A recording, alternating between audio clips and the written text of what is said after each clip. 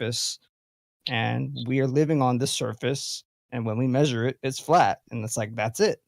But people can speculate further onto what else that means, but that doesn't actually connect. Like it's not baggage, right? Mm-hmm.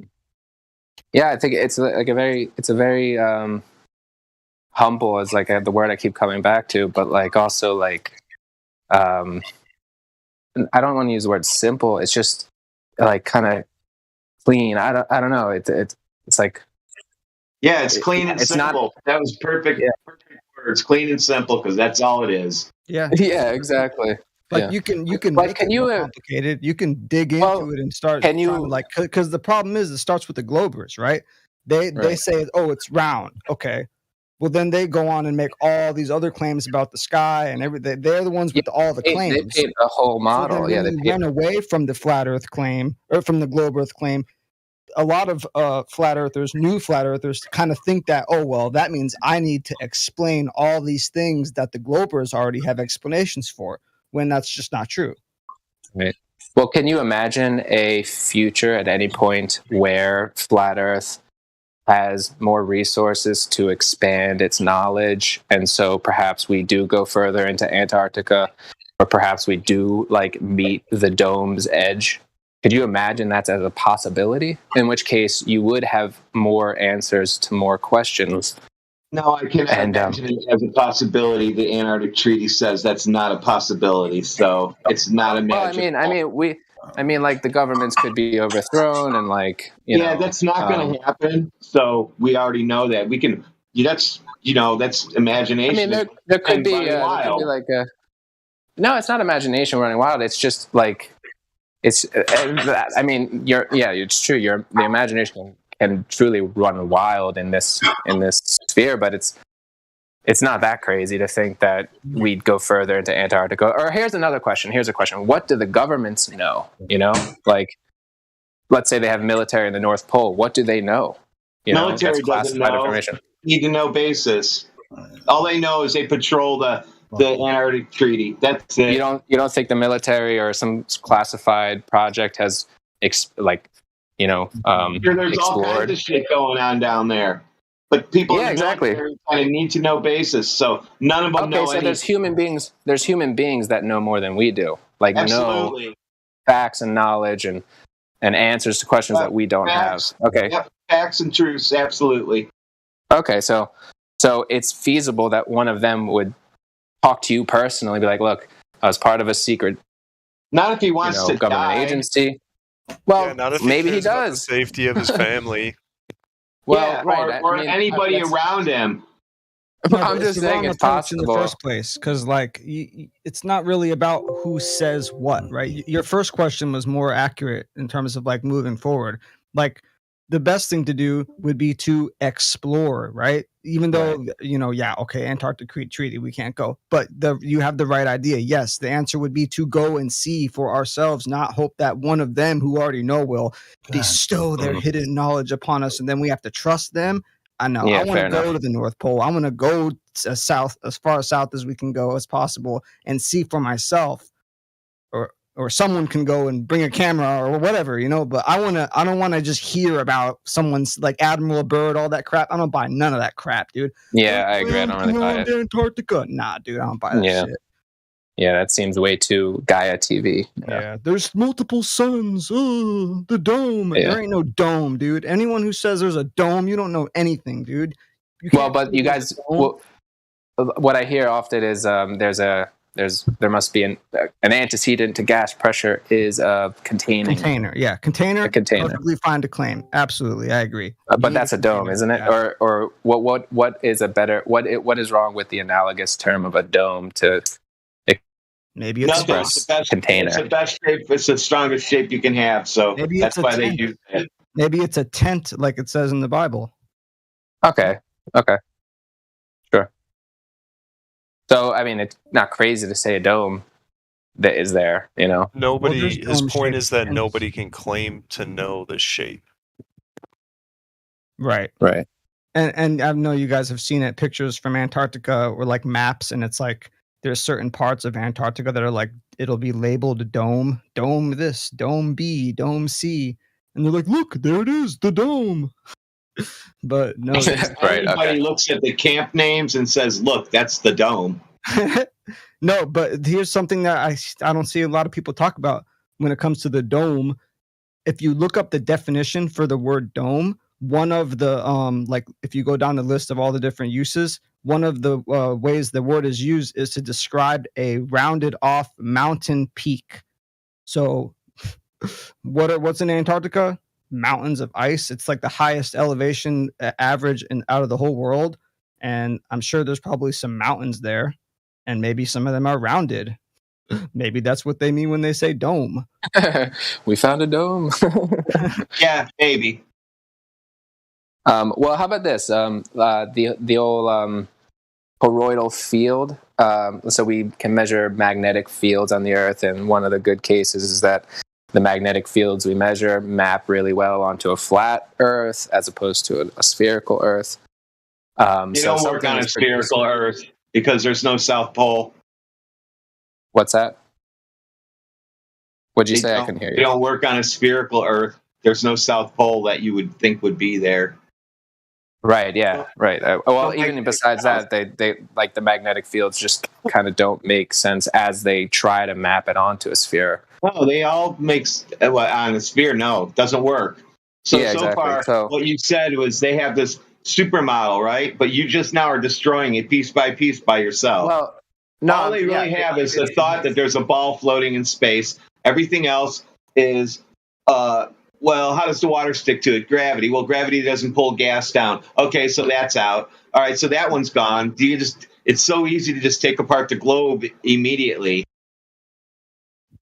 Yeah, I would agree. I think, and I mean, I don't know where it ends up or what point it is to say this, but it's just the supermodel thing it's for the imagination of the masses to just kind of gobble up, and it works insofar as that's what it does. Is it kind of placates the human mind's desire to know, and so it gives it it's like a piece of candy for the reasoning mind to like pretend that it knows. Like, just look, it's all there in a perfect package. It's called a sphere, and you can go around it, circumnavigate it, or whatever. But I was talking about a toroid because I brought up the toroid and the magnetic field because this idea that you can't know the shape of the Earth, and like that's cool. I'm down with that. But you can maybe make suppositions off of the fact that there's a magnetic field. Well, wait. How do you know there's a magnetic field? Well, isn't that something we can measure? Well, magnetism is kind of weird. Like, we have really no way to find it in nature, I guess, unless we like make something like a compass. But like, you can't really find magnets in nature. You have to make them. I think you can. I think there's rocks out there in nature. Yeah, I think like there are too, but there's not. Well, even if there is or isn't, there's still the measure. There's still the measure of the field lines or whatever it is that can detect it. I mean, a compass can detect it, but there might be better apparatuses to maybe measure it a little bit more sophisticated. A magnetic field, its amplitude or like its strength and such. And so you could say, well, we're picking up something. Let's call it a magnetic field. It might have something to do with the rocks in the Earth. It might have something to do with just the toroidal field. It might have something to do with the center of, the pole, North Pole, or, Santa Claus land. I think my speculation in terms of where does magnetic north come from, and I think that it's the North Star. I think magnets and compasses, when they point north, it's not pointing to the ground, it's pointing to the sky. That's just what I think.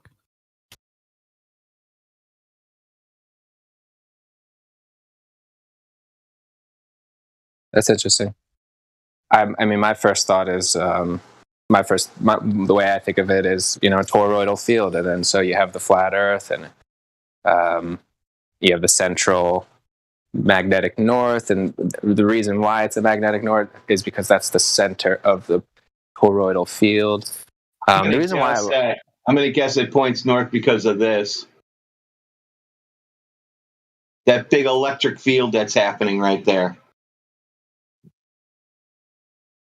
Yeah, like maybe it's the firmament. Maybe how when we point a camera to the North Star and we time lapse it, everything is spinning around the north. So it's like maybe there's some type of like corkscrewing kind of pressure that would be the ultimately the cause of what we detect as the magnetic field. Like maybe that rotation is creating some kind of force that we're picking up, and that's why compasses point north. Yeah, that's what I would say would be the toroidal field, and the center of it is like a vortex that's rotating, and that's what and the stars are kind of following that rotational field, and so just on that, just on the thought of a toroidal field, I like that approach, like the sun, and it doesn't seem like it's. Yeah, everything. Like everything in the sky the sun seems and the moon to are spinning around us and going around us, like just that, like motion. Yeah. Just that. What I don't know what kind of energy you would call that. Not kinetic, right? Maybe there's some type of electrical force that's being created by all that motion in the sky. That I don't know. Yeah. Or maybe that's what I really think. Like it's worthwhile. Or the sky is the result of all the electrical activity that happens on Earth, since everything falls from the sky to ground electrically. Yeah. There's your gravity, right? Oh, why does this fall? Well, the stars are spinning over us. Duh. Gravity. It's the corkscrewing motion of the stars, my guy. Do you guys know the YouTube channel? I think it's Flat Earth Philosophy. I found it on one of the threads in the Discord channel. I think it was the stars thread, but forget the guy's name. But he talks a lot about the toroidal field, and he's kind of modeling a flat Earth, saying that all the action is really in the North Pole, like in that toroidal central vortex area, and just posted a picture of the Northern Lights. That's where all the action's at. Yeah. Northern Lights. That's why it's there. That's why you're seeing it. That's not just clouds lighting up for no reason. Yeah. I know there's a lot to be said about the North and the torus. Like I like the fact that the human body expresses a toroidal field, so it's sort of like macrocosm, microcosm, kind of, and all that. But the whole thing is such a psyop. So like where did like the Santa Claus magic story come from? How far back does that go? But it's not that far. And like, so kids are taught at a young age, Santa Claus lives up in the North Pole and he's with his like elves and his magical reindeer. And of course kids love it because he brings them presents, and that's a kid's favorite thing. And so they like build up this magical model in their mind of the North Pole being this like, there is magic. I knew it, and it's there. It's in the North Pole. And not only is it magical, it brings me presents every year. I love this shit. And then, that goes on until they're 7 or 8 or whatever. And then all of society or their parents are like, well, actually, I'm sorry. We were just totally fucking lying to you. And the kids are like, that's horrible. Fuck the North Pole. I fucking hate the North Pole. There's nothing there. Like, because they'll be like, oh, so you mean Santa Claus isn't real? That's right. So wait up. Does that mean like Santa and the reindeer don't really live in the North Pole? That's right. There's nothing magical in the North Pole. It's just ice. And like the kids are like traumatized by what was once their magical like fantasy land, and now it's just ice. And so they don't think twice about the North Pole for the rest of their lives because it's like a trauma area in their psyche.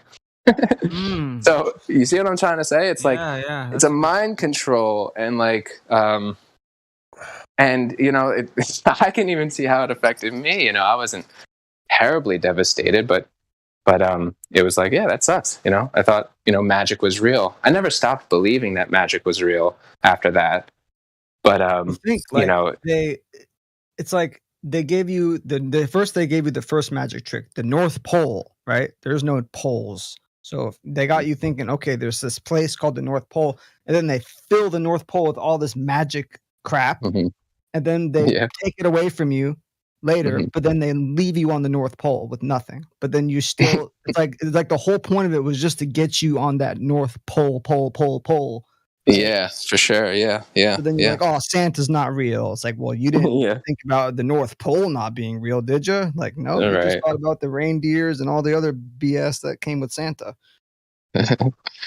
Yeah, one is scientific, the other is a magical invention that we lied to you about, and so that they split in their mind. You know, it's like, okay, so the pole and the globe, that's science and real, so I can trust that. That's not going to be. They're not going to tell me that's. But they told me Santa Claus at the North Pole with his reindeer was a lie.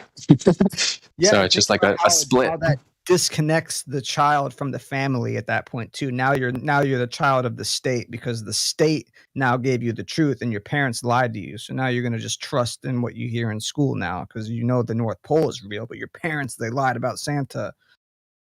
Yeah, that's a good way to look at it too. You know, it's like a way to like, yeah, it really screws. And then, but then it makes you, as a kid, feel like, well, I guess lying is normal and natural, and so even the prospect of NASA lying, or you know, your school, your teachers, just like your parents lied to you, you know, that prospect doesn't really register as wrong because it's something we do for everybody. We all relied to.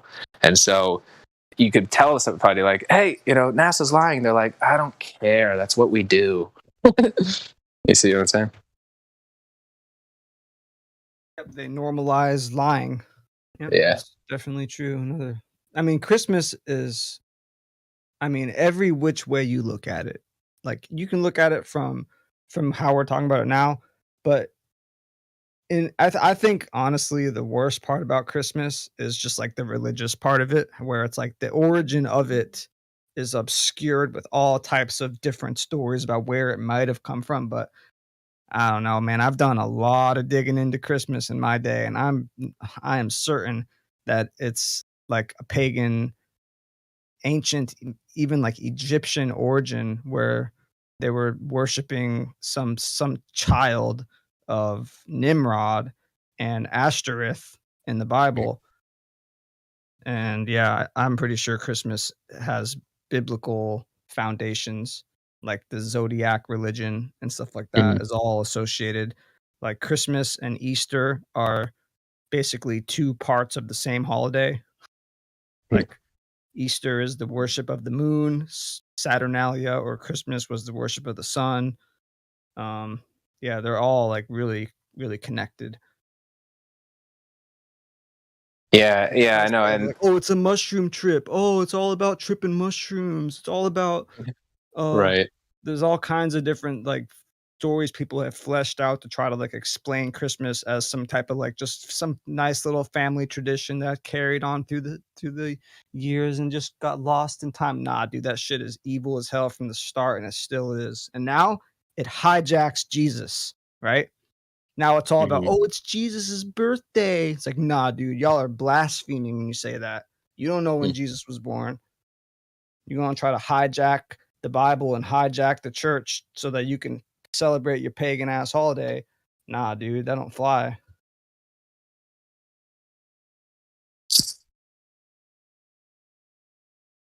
Yeah, religion is a whole nother beast, and like trying to hash out the wheat from the chaff, and that whole I forget the name of the YouTube channel, but I think it's a Mind Unveiled. I could post it, but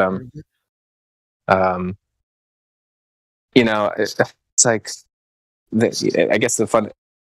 Oh, it goes into Tartaria, and it goes into old world civilization. The structures that they'd said were built at this time period were really built way older, and just kind of like all that kind of stuff. We've read about it. Atlantis, Lemuria, all these kinds of references to pre-Diluvian, and then even potentially other cataclysms that came in more recent years that they never told us about. And But like, and then what is religion? Maybe it does source back to an old kind of worldwide kind of culture that's spanned the globe, as we used to say, and so after a lot was lost, only fragments kind of made it forward.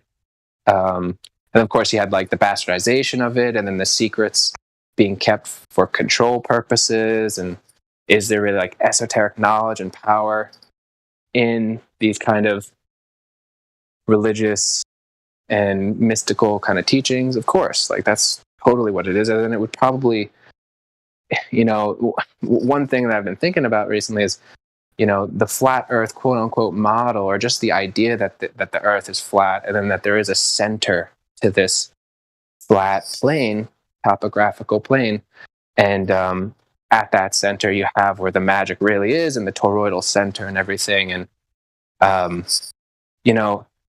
whatever the ancients knew, and if there was power in like the mind over matter, and like consciousness, how much does that depend on a clear apprehension of where you live and understanding, I don't want to use the word mechanics, but the reality in which you live. And I go back to this toroidal field, like the reality of the toroidal field that you live in, and orienting yourself to the center of that field, and all this kind of thinking, God, it's like we're like we were told the Enlightenment was back in 1600s or whatever. It did not happen. We did not have an enlightenment. We are on the precipice of an enlightenment, and we've been in the dark ages. That's becoming more and more clear as time goes on. It's history was not anything but, well, not all of history, but just the past 500 years was kind of the capstone of a dark age kind of movement. We'll look back on it as like, oh yeah, that's when the globe model was invented, and practically all inhabitants of Earth kind of believed in a globe, and that will actually be, in my opinion, the central kind of symbol of a time period of darkness was the globe. Just so that like that NASA blue dot picture, that will be like, yep, that was a dark time in human history. And but the exciting thing is like there has to be an awakening.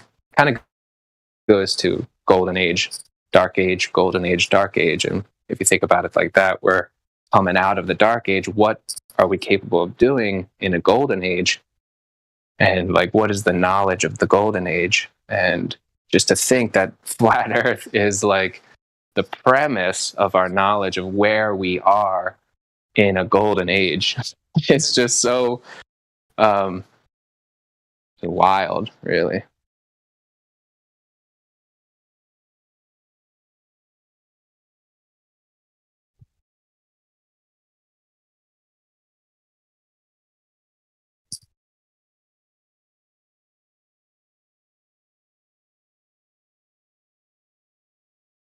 Yeah, dude. I think it's pretty simple.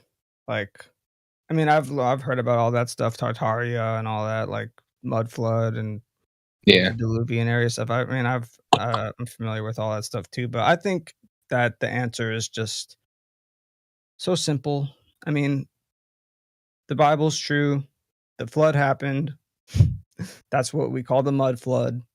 It was just the flood, the great flood, and everything got destroyed. Some buildings survived, and the people who managed to get control over those free masonry buildings that were already built and free for the taking ended up becoming some people with a very similar name that we know of today. And they are the ones who hide this crap, and they're the ones who came up with the globe and Catholicism and Christmas and all this other bullshit that has been keeping us, away from the truth for so long. And the real truth of the matter is that they hate God, they hate the Bible, and they want to keep that from us. And like, yeah, it gets super complicated, but that's just, to me, that's just the end of it right there. It's like all these lies have one thing in common: hide God.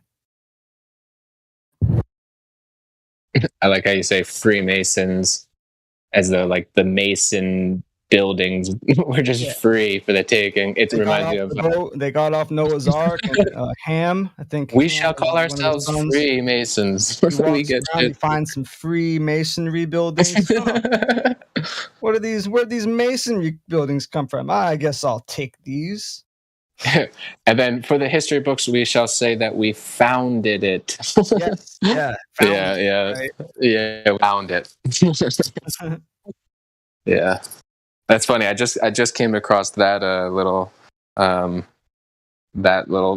because I do think they use language like it right in our faces for some reason. They like they use language to kind of like cast spells, but like the spell works insofar as it's true. So it's like they tell us the truth to make the spell casting work, you know. And so like you can look at like you get it to like a check, like a banker's check. The line where you sign your name is a bunch of tiny letters spelling the words authorized signature. And why would they have to do that? Well, it's so that you are signing your authorized signature, so that you are like agreeing in sort of this weird unconscious way to this system. And that's what allows the system to work. You don't like, why would they need to put that? They could just put a regular line and just carry on business as usual. No, they have to put authorized signature there so that you as a soul, you know, being are like giving, what do you call it? Permission or something on some kind of spiritual level, even though you don't know it. And so like they'll use language to kind of, I don't know, bypass some kind of metaphysical rules. And That's kind of like a backdoor for them, right? Like they lie, but then they kind of justify it to themselves in a way by saying, "Well, I lied, but you know, like I told you the truth too. I'm trying to tell you." It's like a little parachute, you know. Once they get kicked out of the plane, like, "Well, wait a minute, I didn't really lie." It's like, yeah, bro, whatever. Like, that don't fly. Nah. Yeah, like I learned pretty recently that how they put not for educational purposes underneath on the South Pole of every globe in, you know, educational classes and stuff, like those, like, you know, classic globe models, spinning globe models. They'll be not for educational purposes on the bottom of it in small letters. It's like, what's the purpose of that? Like when somebody said, well, I think it's because they're saying that it's not a perfect, accurate representation to the Earth globe or whatever. But no model is a perfect, accurate representation to anything that it's representing. So they say it's not for educational purposes because it's sort of this sort of like sly language magic. They're telling you this isn't true. This isn't a true thing. We're not teaching you anything real. This is fake. And we're telling you we're telling every teacher that buys this freaking globe that right off the face of it. Yeah, we tuck it underneath the Antarctical pole so you don't really see it or read it. But if you do ever read it, it's just trickery. It's the word gabblers, grabblers.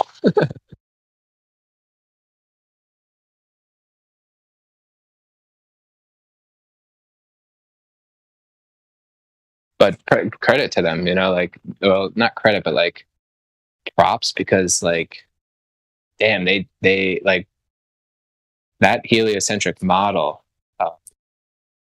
You know, it's pretty powerful. I mean, it got everybody pretty much.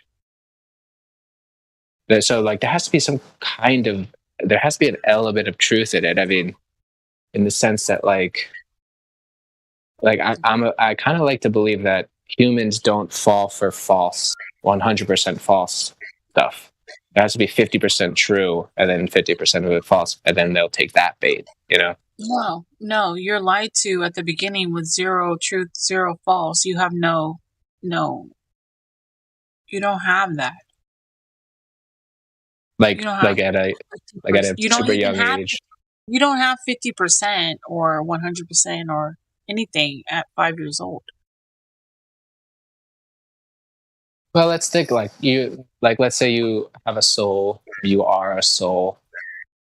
Regardless of how old you are, you know, you kind of know truth in sort of like a No, you don't. fundamental No, sense. you don't. No, you don't. No, you don't. At 5 years old, you trust the people that are around you 100%.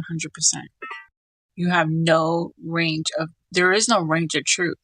You're coming from an adult perspective when you say that. Go back to when you were 5. Well, yeah, I mean, that's actually one thing I was saying is I remember learning the globe model when I was 5 and feeling dizzy So and didn't feeling a have- little off put. you didn't have the capability to say, no, that's not true, or why, or how come. Well, no, I would say my intuition said that can't be true, right? Well, My intuition said that, and then, but you know, obviously, I would have to fight against my parents, and then deeper down, I'm recognizing I'm fighting against the whole world if I were to tell them that I don't feel that this is true. At You kind of 5. have, you could, yeah, At 5. yeah, at 5, at a young age, like really young age. Oh. I would agree with you at the age of like 1 or maybe 6 months or 1 before you can even kind of 1 or like 6 months, you're not even eating fucking food yet. yeah, but you're interacting with people. Do you understand how it works? Do you have no 1 or 6 months? You don't even. What do you mean? 1 or 6 months doesn't even exist in thought. A 1 month. I mean, a 1 year old. A 1 year old looks at a person, looks at their eyes, and knows what they are looking at. No, they don't. Yes, they do. But no, they don't. But a 3-month-old may not. They just know it's comfort. That's it. They don't know. Yeah, that's one way to describe it. They know it's comfortable. It doesn't mean they know it's their mother or that's their dad. That doesn't come till later. I don't know. At 6 months, at 6 months, it's a comfort. It's a knowing. That's it. Stop. Do you have kids? Stop. You don't have kids. Do you? No, you don't. No, you don't. Oh, no, I don't have any personally, but no, you don't. You know. No, you don't. I could tell you don't because you don't I was asking you. that. I was asking you. No, it's just basic level. I've dealt with kids and I worked at a school for over like 5 years, and so I understand that's not how it works. You don't just look at somebody and know that that's who they are. No, it's not. No. Well, okay, so let's then ask, when do they form the concept of that's a human and that human is my mother and that's a chair? It's not till about 2.5, 3 years old. No, it's earlier than that. No, it's not. I bet you could go into psychological research and they don't even find a better answer than 2.5 years. It's 2.5 years old, and at that point, no, they're talking. They're talking by 2, and some are talking. But they don't even remember. How about this?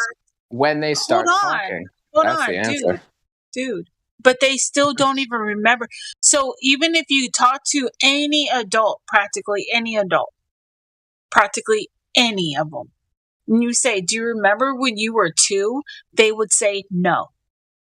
Well, memory is a kind of different thing, isn't it? So no. So my point is, so if you once you realize that that's your mom or your dad, that becomes a point in your life. That becomes right. And the question is when does that happen? Okay. And what I'm saying is, if you ask most adults, almost a lot, like 90%, they do not remember when they were 2. So how would they remember 6 months or a year? Okay, but then how about that? Okay, I'll agree with you. The majority of adults don't have a memory of when they were 2, but how about the people? And there's many of them. Like, I agree with that. But what about people who have memories of like being in the womb? You know, is that just off the shoulder impossible? I believe that's very possible.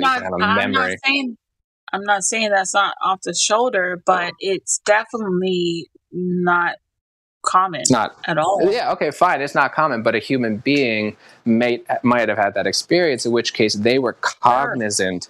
They were cognizant of a reality prior to being born. You know.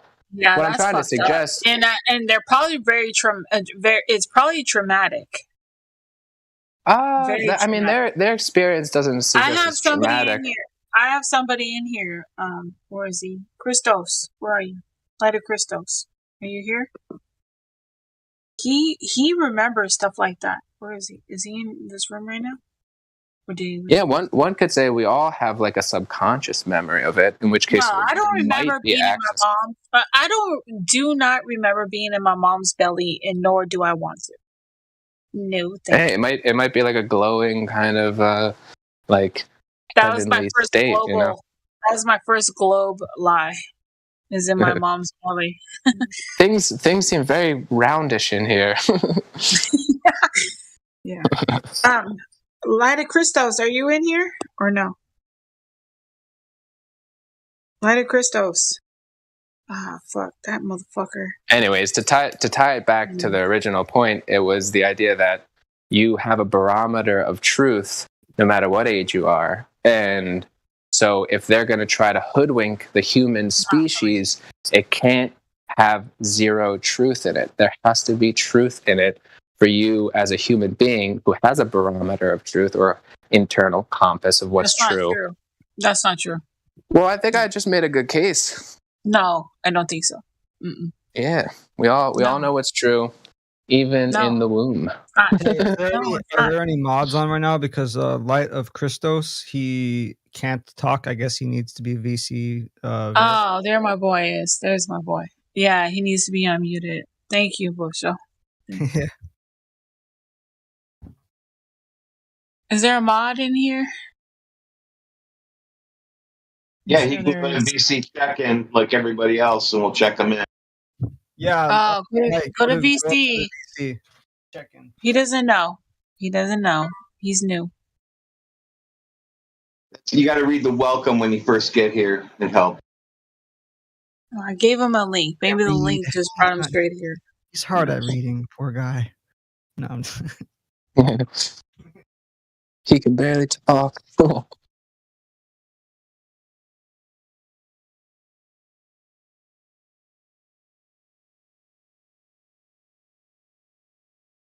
Anyways, I think I had a purpose to the train of thought even before all of that, which is perhaps the sun in some mystical way is at the center of It's our not. flat Earth.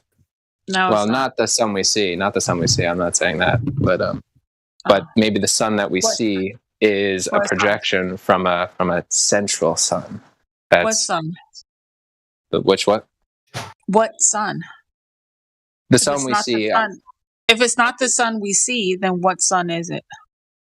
It's the one that is the cause of the sun that we see. Okay, what's that? The one that's in the center of the flat Earth, the magnetic What's that? north. What do you call that? The real sun. What's the name of Maybe. that? sun that causes the sun. Yeah. What is that? What's the name?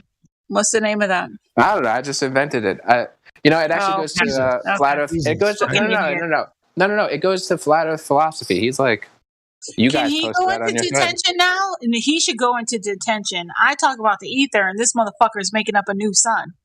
Really? What the fuck? Damn. Well, it wasn't me. Get the fuck There outta is here, actually son. some flat Earth theories that Get is the fuck evolving outta here. around these kind of things, but there is more like where there is an underside, where there is also a mechanism that is projecting the moon and sun up on the dome, and that shines back and gives us the sun and the moon. What? Yeah, the that's Shut the fuck up. That's bullshit. you Shut have to up. speculate. That You sounds- have to yeah, speculate. That sounds like Freemason. This isn't Speculation Sunday. Is it Sunday today? Yep. Okay, now well it then is. show me to the thread that is Well- speculation land, and I'll happily go there. That's speculation as fuck. You don't know even what the sun is. And for you to pretend and I secure agree. that you do, you're lying. Okay, so you're Well, speculating. okay, give me right the there. benefit of the This doubt. is not Speculation Sunday. No. Hey, I thought I'd knew what the sun was literally 2 months ago, and then I had to No, go you down this don't. rabbit hole for whatever reason. And now I Nobody realize I does. don't know what the sun is. Yeah, exactly. Nobody knows what the sun is. Nobody. Are you And like? don't even Are you say like? lying Are if you you like? think Are you like flexing your globe debate muscles right now? I'm not a glober. No, I know your debate muscles for when you do debate a glober. No, I'm No. not. I'm just telling you, you He's- don't know what you're he's talking not. about. No, I'm not. saying I know what the sun is. I'm not saying that the central But you were sun is just a real sitting observed here thing. just a second ago, and you're acting. And also want to clarify, I didn't say that this was a thing. I said there is flat Earth theories out there that is saying things like this.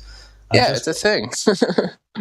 I mean, it's not a real thing that has been measured and then can be, qualified as like as real as the flatness of the Earth.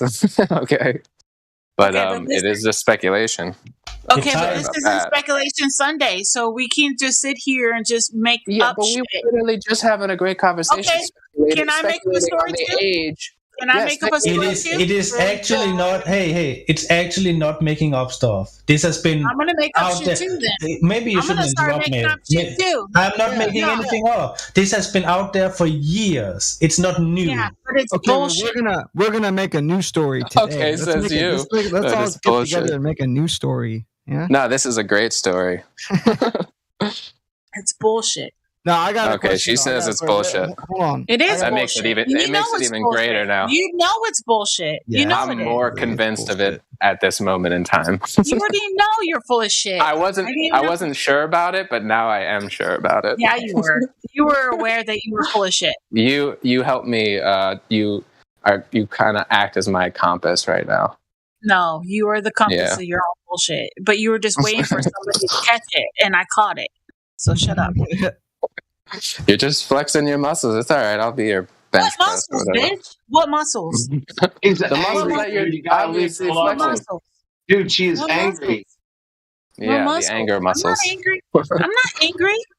I'm not even. You're right. I wouldn't even say smiling you're while I'm angry. talking. I'm smiling. Yeah, I know. I think you're having fun. Yeah, I would agree. You're I having am. fun. because you're an idiot, and I'm going to point it out. Okay. Okay. But with a smile. With a smile.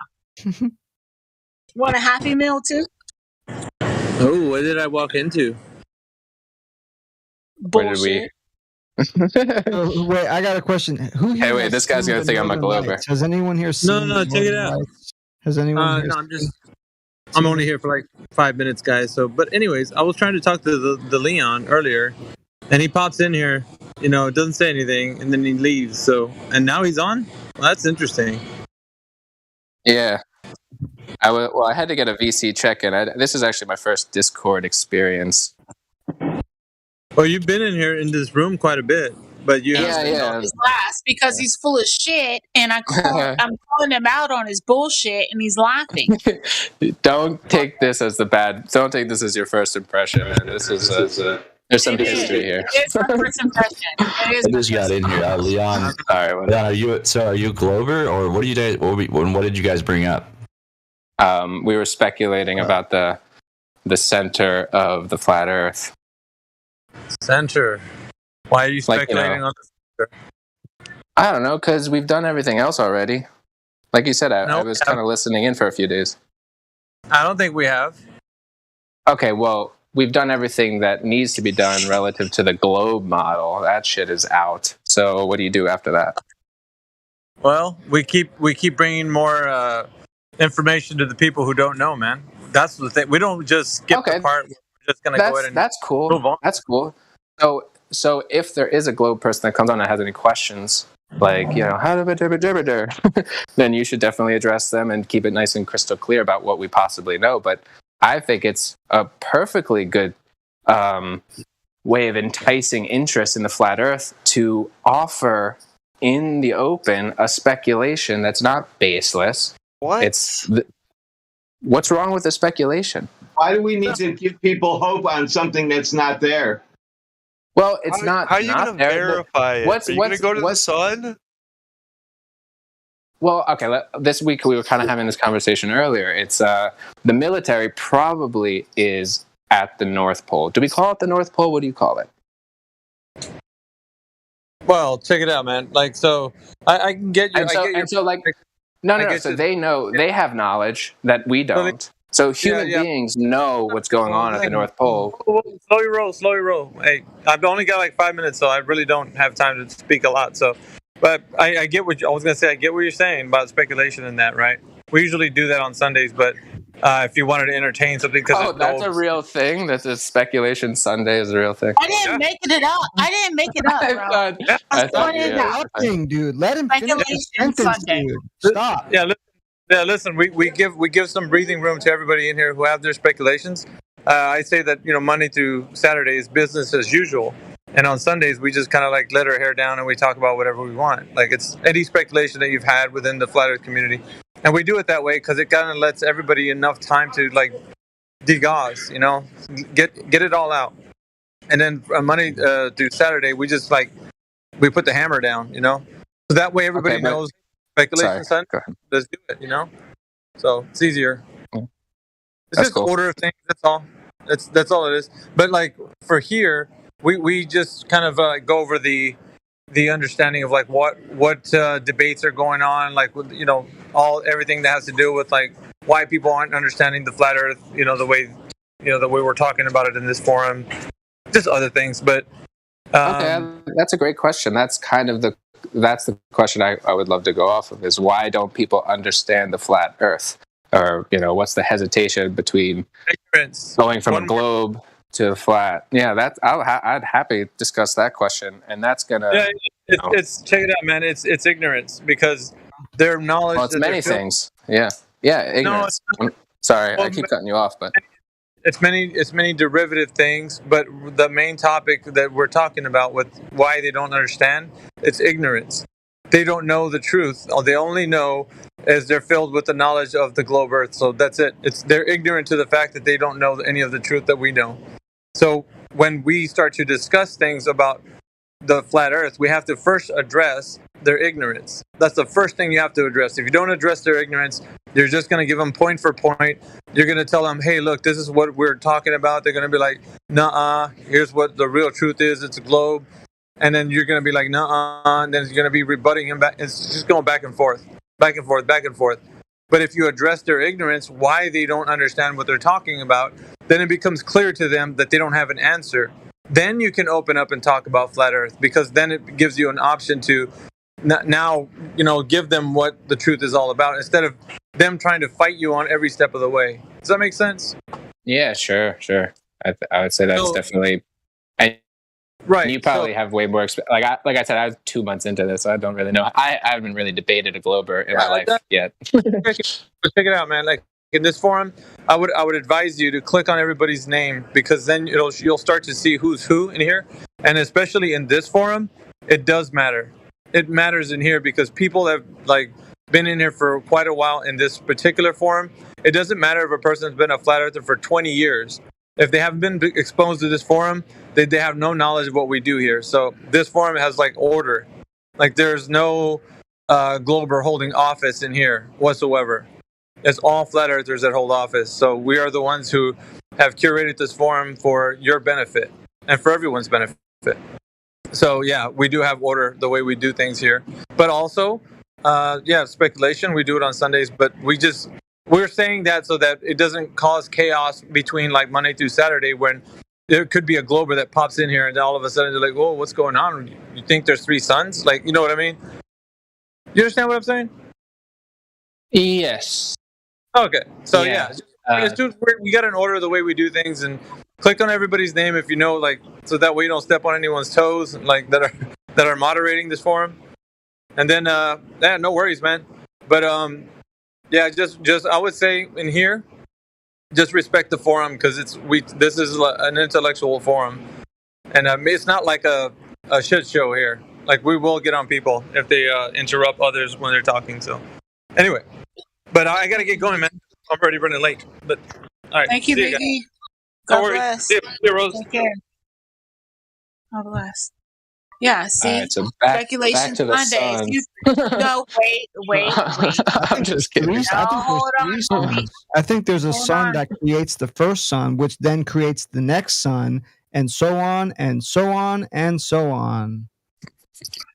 So basically, we need to have a standard and not just go fuck off, Like, we need to stay to what we can know as Right. Okay. So like that's why I don't think I'm crazy, because I'm saying we do know a magnetic field exists. No, we don't. And then, How? Prove it. well, the compass, a compass in your hand, Yeah, and what's that? What makes that happen?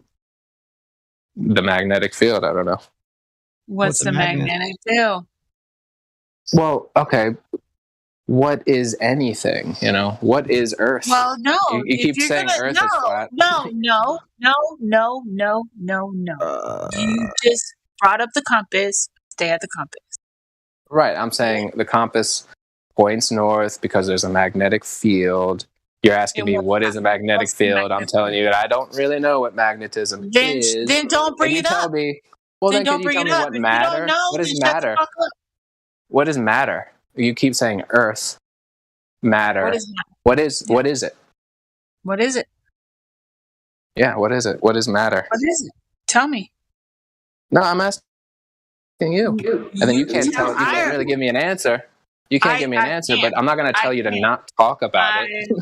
I can definitely give you an answer, but you're the one that brought it up, so therefore you need to explain. No, you're starting to sound like a Glober, man. How is that a globe? I'm just. You do sound like a Glober. I'm pushing I'm pushing back. Man. No, I'm pushing back. You guys are going way too hard on this topic. I'm not your enemy, so I don't know what you're doing. Where are you? So wait, just to get this straight, I can't claim that there's a magnetic field. You can. You can claim anything you fucking want. But what? No, but I mean, is that speculation? Because what is magnetic field? What is that? Well, explain what is it?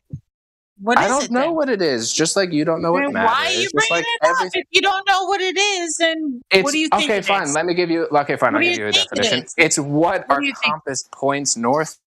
It's a compass. To. I mean, it's what causes the compass to move. What's a compass? Well, you can make one. And it's it's like iron floating on like a on water is one way to. Iron makes it point north. Well, the magnetic field apparently would make the iron point north. Yeah. No, the iron has to be charged first. Iron doesn't. Okay, charged iron. Yeah, the charged iron. You don't know that? Why do you have to be told that? What does that matter? Because you brought it up and you don't even know what you're talking about. Okay, yeah, I have limits of my knowledge. Fine, Look, if I'm not then to learn about it, then say that. Say that. I told you I don't know what the magnetic field is. When you bring up a topic, if you bring up a topic, I want to know that either you're versed in the topic or you're not. And if you're not, then say, "Look, I'm looking into this. I'm not sure. What do you think?" He's made it clear. He's just asking. He's just trying to figure it out. Yeah, he's not trying to win a debate right now. I don't know what you guys are doing. Let's pretend. I wasn't aware of that at the beginning. Let's pretend I am, like you said, just an idiot. I need to go back to, what'd you say, of Happy Meal land. Okay, let's just assume that. I'm happy for okay, I need Happy Meals, okay? But I'm saying, hey, I've heard of this thing called a magnetic field. Okay? Yeah, all right. Okay, so, and then so the only reason why I'm bringing that up is because then it points to a magnetic field. A magnetic field points to a torus. Torus points to a center. That could be what's going on at the North Pole is the center of a toroidal field. And so my focus is on the center of the toroidal field. That's my interest. Somebody's trying to talk? Okay, so what's going on there? Toroidal field. That seems to be like your favorite thing to talk about, dude. Like, well, yeah. Where is this toroidal field, dude? Where is it? I don't see any toroidal fields. I feel like that's just like a story time kind of thing. Like, why don't you just talk about like Santa Claus? Like, oh, maybe it's the Santa Claus field. Yeah. Oh, Merry Christmas. Every magnet that like a ring magnet that you can buy has a limited field because it's a small little magnet. Every Christmas tree can get presents under it. Well, Yeah. So what you got? Well, no, it's more like I don't know how to kind of go off of that analogy there. Well, I mean, it's simple, dude. Santa Claus iron uses magic filings, elves, and they make the toys, and then they fly around the world, the globe, and they drop the presents off. It's simple. No. This is silly. I'm describing a phenomenon that you can experience, which is iron filings from in a magnetic field from a ring magnet will form into a. That's I didn't say it was natural, but it is a phenomenon. It's a filings. You said natural. Where do I find iron filings in nature? You said it's natural. Don't say that. Say in a controlled Iron is natural. Yeah, in a controlled laboratory. This is all philosophy. Hold on. In a controlled laboratory, if you had the shavings from the iron and then you get a magnet, then fine. But it's not natural. Don't use that word natural. Iron shavings happen all the time. Where? I've seen iron stuff gets rubbed into stuff. Yeah, how about like iron particles, you know? Where? Iron stuff dust wears out. Yeah. Stuff wears out. So what? Where's this stuff? Dust. Where? And how is it wearing out? Maybe in your cereal. If I don't know, like I've seen like some people have cornflakes, and they take a magnet to the cornflakes, and but that wouldn't be natural, right? Have you ever seen a car wrack? No, it's not. Have you That's ever what I'm seen a car saying. It's wreck? not natural. I said it's not natural. Yeah, what is natural? That's why I'm saying this is just philosophy, you know. You know why it's called magnetism? You said natural, right? though. You know why they end magnetism with an ism, right? ISM, yeah, because it's a belief. All right, fine. Got me. To believe, huh? They don't call it electricism, do they? They call it electricity because we know it's legit and we know it's real. But magneticity? No. Magnetism. Yeah. No. What are you on about? I'm racking my brain to find another example that would make you just kind of sit on there. Magnets don't exist in nature. You cannot find a magnet. You'll never walk in the forest and find a magnet sticking to another magnet or a rock that will stick to another rock. You have to find minerals that have the, quote, magnetic capacity to charge them, and then they can stick to stuff. But you're never just going to walk down the edge of a cliff or a mountain or whatever. Oh, look, there they are. There's the magnets. Nope, never happens. Magnets are man-made. Yeah, but so is like pressure treated wood or like how they work is called magnetism because that's how we believe they work. Okay, just like anything else in existence, you have to assume how it works and then it's a belief, you know. No, that's actually all wrong. That's an improper scientific method. The scientific method starts with a belief rather than emptying your mind. So right, but when does it cease being a belief? You know, it's like how do we? A true science is to suspend yourself and to test it first, and then so basically it's like a void. You create a void within yourself, and whatever comes into that void, then you latch onto that, and that's the first step you take. Like for example, let me ask you. Give me an example. Yeah. I was gonna ask. What's your favorite thing that you know how it works, and then which you can say you don't have to believe anymore how it works. You fucking know how it works down to the last infinitesimal detail. Every question you'll be able to answer, and there's no open-ended anything. Bruh, heat. What's your example? What was that, Bushel? That would be nothing. So basically, I was just going to give you an example. It may not be one that's that, so I'll give you an example. I was my apartment complex installed a system to call our phones, but I didn't know how it worked.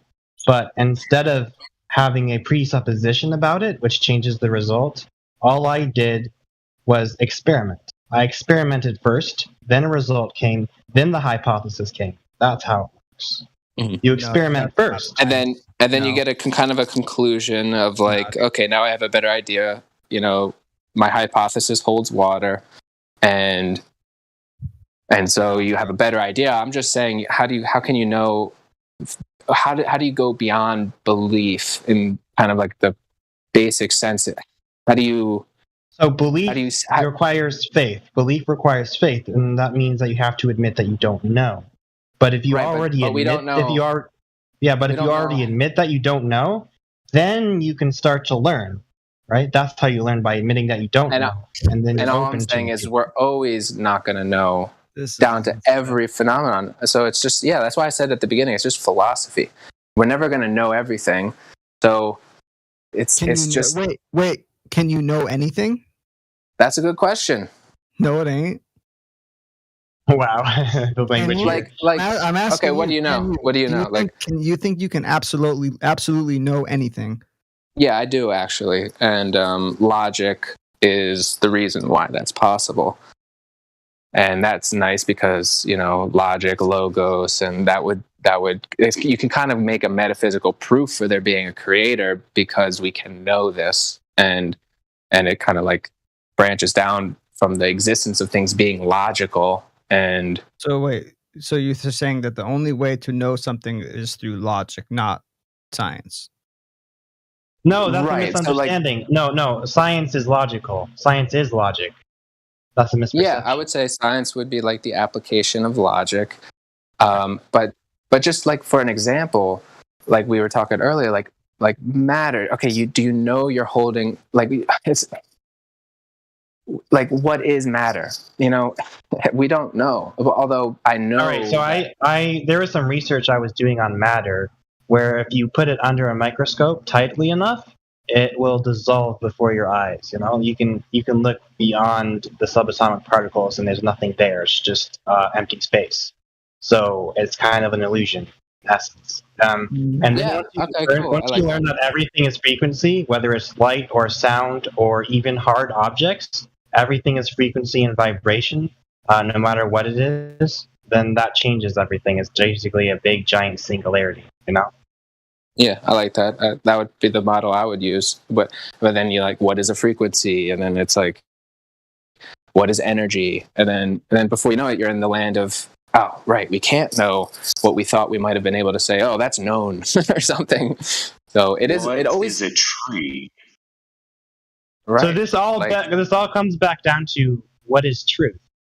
I am. That's it. That's right. And that's like a huge philosophical question. And so that's why it's kind of always science, philosophy, religion. They're kind of just. They all go together. It all goes together. That's right. Did you just ask what is the truth? Yeah. Isn't that what was in the Bible? What is truth? I got you, boy. I got you, homie. I am the way and the truth and the life. Bingo. See, in my life, if you don't mind me talking for a minute, I have been a truther since I was a child. I have researched everything about everything. And in my life, I said, okay, I don't know anything. That's the conclusion I came to after all my years of research. I don't know anything. And then the words came into my head, I am the way and the truth and the life. And I'm just like, well, that makes perfect sense. I don't know anything. God knows everything. So he is truth. And it's that simple. And that's why his word of God is truth. So, yeah. Yeah, has anybody here heard of the cognitive theoretic model of the universe? It's a long shot, but yeah, let's if we haven't heard it, let's hear it now. That was a kind of just a question, just to see if anybody knew it. The universe. I don't know, the perceivable world, reality. So, like my bathroom? Yeah. All right. Oh, I gotta go use the universe. I'll be right back.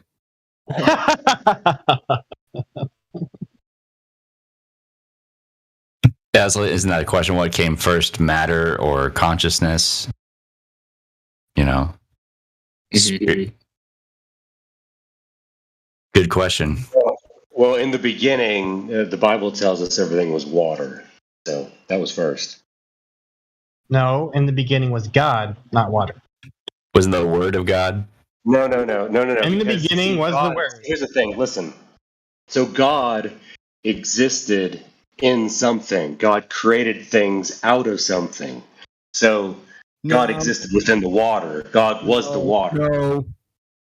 No. Yes. Okay, God is. You can't. He is. I mean, how do I explain God? That's a difficult concept to explain. See, really, so God is everything. But God was doesn't. before everything. Okay, go ahead. He was before everything. He's before and after. He's the beginning and the end, the Alpha and the Omega. right. Before him, there was no God formed. He's the uncreated. means God is He's everything. the uncreated. Yeah, Hold he's on. everyone and Let everything. me debunk Waterworld real quick, all right? Because I know where this is going. Waterworld is debunked, all right? In the first 2 verses of the Bible. Yeah? You ready? In the beginning, God created the heaven and the earth. And the earth was without form and void, and darkness was upon the face of the deep. And the Spirit of God moved upon the face of the waters. So God made the water when he made the earth. So the spirit was first. Spirit is first, then the physical. Right? That's how it And works. the water Spirit is comes. a part of the earth. When he says the earth, he's talking about the waters too. So don't get that messed up. The waters weren't there before God. Waterworld bullshit. So basically, what was there? Are you saying there was nothing? Without form and void. God was there in the beginning. Yeah. Okay, but what is God? God is. Listen. Is God? Okay, listen. Hold on. Is God a thing that exists? If you take the ether and replace it with God, it is nothing before it becomes consciousness. The consciousness is us. We create what we see. But before that, there is nothing. God is the creator, and we are the creation from God. And then we create. So we decide what is reality and what is not reality based on perception. Right. So the ether is actually God. Which is everything. Yeah. I would say, is God material and spiritual, or just spiritual? Spiritual. It's God everything. is the spirit. There's no material. The only material you see is based on your perception. You decide that is a material. But when you break it down, it's only creation. You guys ever listen? That I love that actually a lot, and it reminds me of something I'm reading called Christian Science. Have you ever heard of this? It's like I don't know, it's back in the 1800s, but kind of an offshoot. There is. But yeah, no, that's what they're kind of talking about there. I read the book Science and Health. There's no. Yeah, that's it. That ain't Christian. You know, science.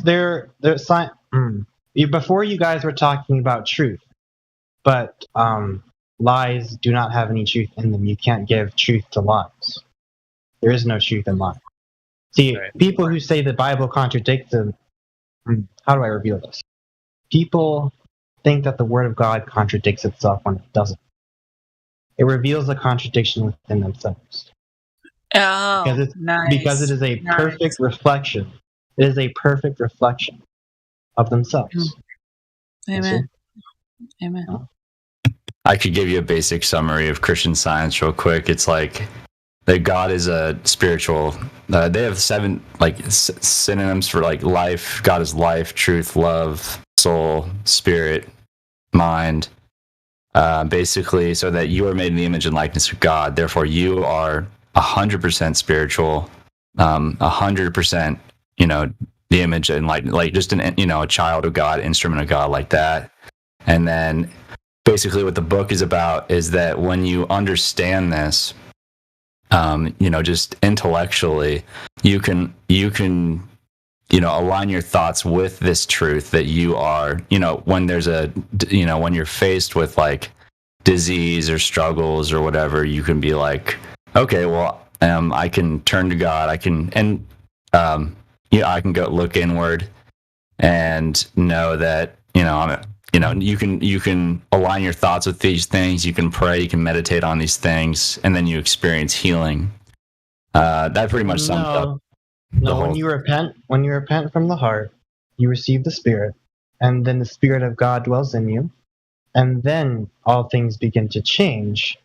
But until you repent, I was describing the religion, Christian Science. Right, but there's a difference between religion. That was cool, by the way. I appreciate that. And biblical spiritual principles, right? So you have religion, which is man-made, and then you have the Bible, which religion doesn't follow. It's just a demonic pagan religion thing. Because in Rome, they decided to paganize Christianity. That's what Alexander. Not Alexander. What's his face? I don't remember the name, but that's what the person in charge did. Is they paganized Christianity and made it the state religion, and then true Christianity fell away. Well, and, no, wait. You have to. To a certain extent. No, Right. Joshua, you're absolutely on point.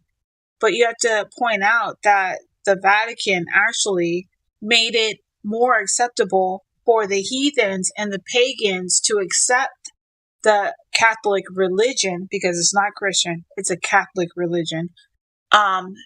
So they made it more so something that they were already relating to. So then therefore you have the Trinity.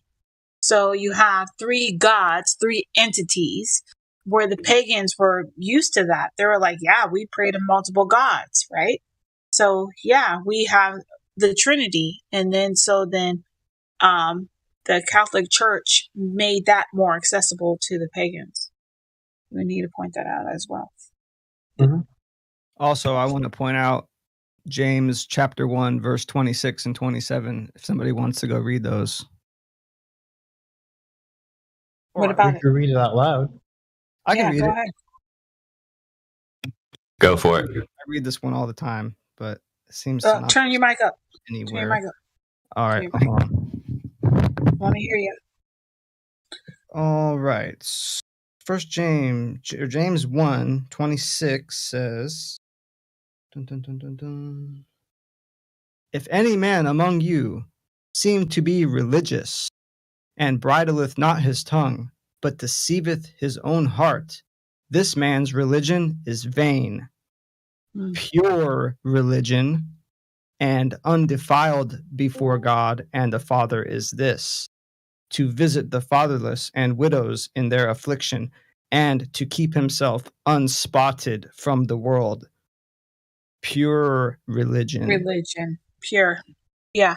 So it's not about having a Catholic religion, a Protestant, a Mormon, Presbyterian. It's not about that. It's about pure religion.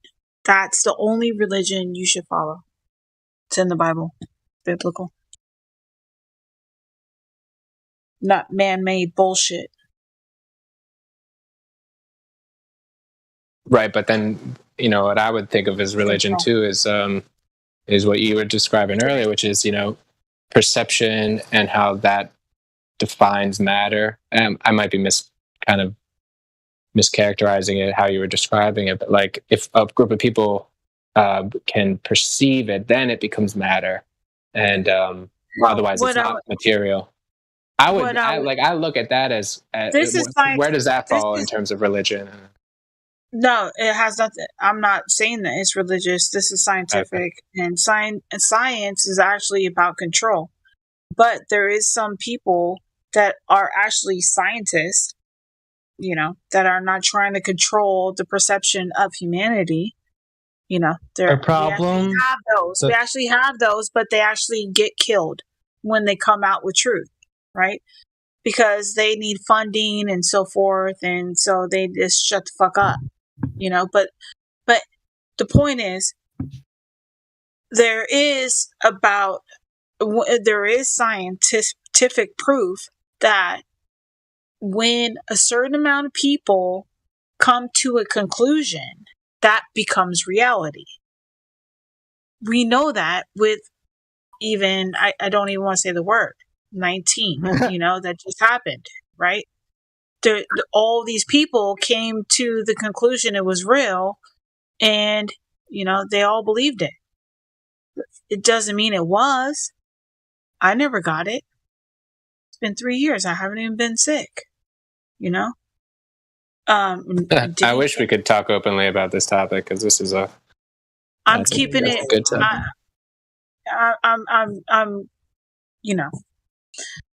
I'm not saying. Does anybody know who Alex Zek Let me put it to you this way. The only thing that the enemy can do is lie. The thing is, though, is that the reason the enemy is so evil is that they trick the truly created people into creating the lies they have. They are non-creative people. They are basically dead in artificial intelligence. They have no ability to create. So what they do is they create movies and everything else. They can't create. Hold on. Just be patient. They don't create movies. Hold on. Don't say that. They hire us to create the movies that they want. They don't do that. They're not. They have no creativeness. Hold on. I know. Just be aware of what you're saying. You're saying they create movies. They don't create movies. No, they don't create movies. But if you allow me to, we do. I know. I know we do. But I'm trying to explain something. Okay, but you said it wrong. Okay, I apologize. So how do I word this correctly? So we are the creators. That they create movies, but they don't. Let them speak. Okay. It's gone. The moment is past. No, I'm just kidding. Let me speak, damn it. Yes, Joshua. Go ahead, Joshua. I'm sorry, Joshua. I love you. I'm sorry. Go ahead. I'm just so excited I haven't heard from you in like months, and I love you. I know. I'm excited to talk. So, so basically, okay, I'll shut the fuck up. Okay. I love you. Anyway, so basically, we create things, but then they use that to their advantage, right? So I know that there are creative people in the world, but the enemy comes to kill, steal, and destroy. So what they do is they take credit for everything that God's people does. And then they say that it's their work when it's not. Basically, that's basically what it is. Hey, wait, can they create a lie? Or what, no, they can't. They can't create lies. If you believe the lie, then it becomes true. But right. That's the deception. So like a lie is not a creative act. Like a lie isn't a creative action of life. They can't create. There's nothing. It's just twisting the truth. They can't even create a lie. We decide whether we believe it or not. We make it a lie or not. There is nothing that they do is any creative at all.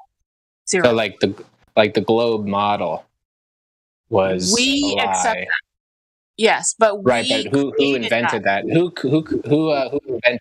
I think it's a flat earther. A flat earther was like created a awesome like book or something speculating that the stars were other planets, and that's probably where But everybody knew. But everybody knew that the Earth was flat back in the day. And that whenever anybody came into town trying to preach the globe Earth, they were ran out of town and they were going to hang them or kill them. And they considered it witchcraft. They were like, "You're not bringing this in here. Shut the fuck up. Like, we will kill you." And that was just as recently as the 1900s. No, I'm not even kidding. Like as recently it doesn't look good though. Recently as the 1900s. This was a known fact that anybody who came into town trying to preach that the world was round was a witch. Just there's the news articles out there. I looked it up. When somebody told me that the earth was flat and I was disproving it, I was trying to disprove it. And when I did, I found that everybody believed that it was flat. Why didn't I know that? Why didn't I know that? I have a kind of tangent question to like the witch stuff. Is there like I've always wondered this, like regarding the Bible, do you think any part of the Bible is like hijacked or not one word? Okay. No. I definitely do. No. Yeah. No, because if you say it there that it is, then you might as well just throw the whole damn book out. Amen. You can't be a Christian if you say that it's been tampered. Never, If it's been I tampered, mean, you can't be then like a literalist Christian. How can you choose and decide what part of it has been tampered and has not been tampered if you say that? Well, there's a lot of different there's a lot of different ways to look at it. I mean, for me, there's one. You just have to throw the whole book out then. No. Bullshit. No. I'm sorry, but no, you cannot. But you can look, you can read the Bible, and you can, when the stuff that really resonates with you, you can meditate on it, and you can try to understand it better. No, you can that's bullshit. Cherry pick the Bible. That's bullshit. Okay, wait. So Rose, instead of no, how about no? Okay, so here's the thing. Here's the thing. So with the Bible, nothing's been changed about the Bible. It's the understanding about what the Bible says that's been changed. How can you say nothing has been changed when translations happen? Translations, that's different. That's different. Now, translations. Try translating even today. That's your fault if you want to read a Disneyland Bible. That's on you. Well, every translation requires translational. Then that's on you. Discretion. Then that's on you. Then that's on you. What Bible you choose to read? You're reading do you read? I don't read a Disney Bible. I don't. You read an English Bible, right? You read an English one? I don't read a Disney. I don't read a Disney Bible. All right. New version. What was the Bible originally written? English. Whoa! I got you. Well, you have Greek in the New Testament and Hebrew in the Old Testament. I got you. John 1:1. John 1:1. Anyone?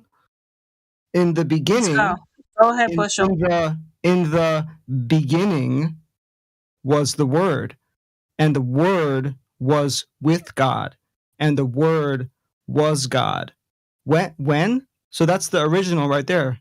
So when was that? Oh, in the beginning. So before Hebrew, right? Before the Hebrew people, before all people.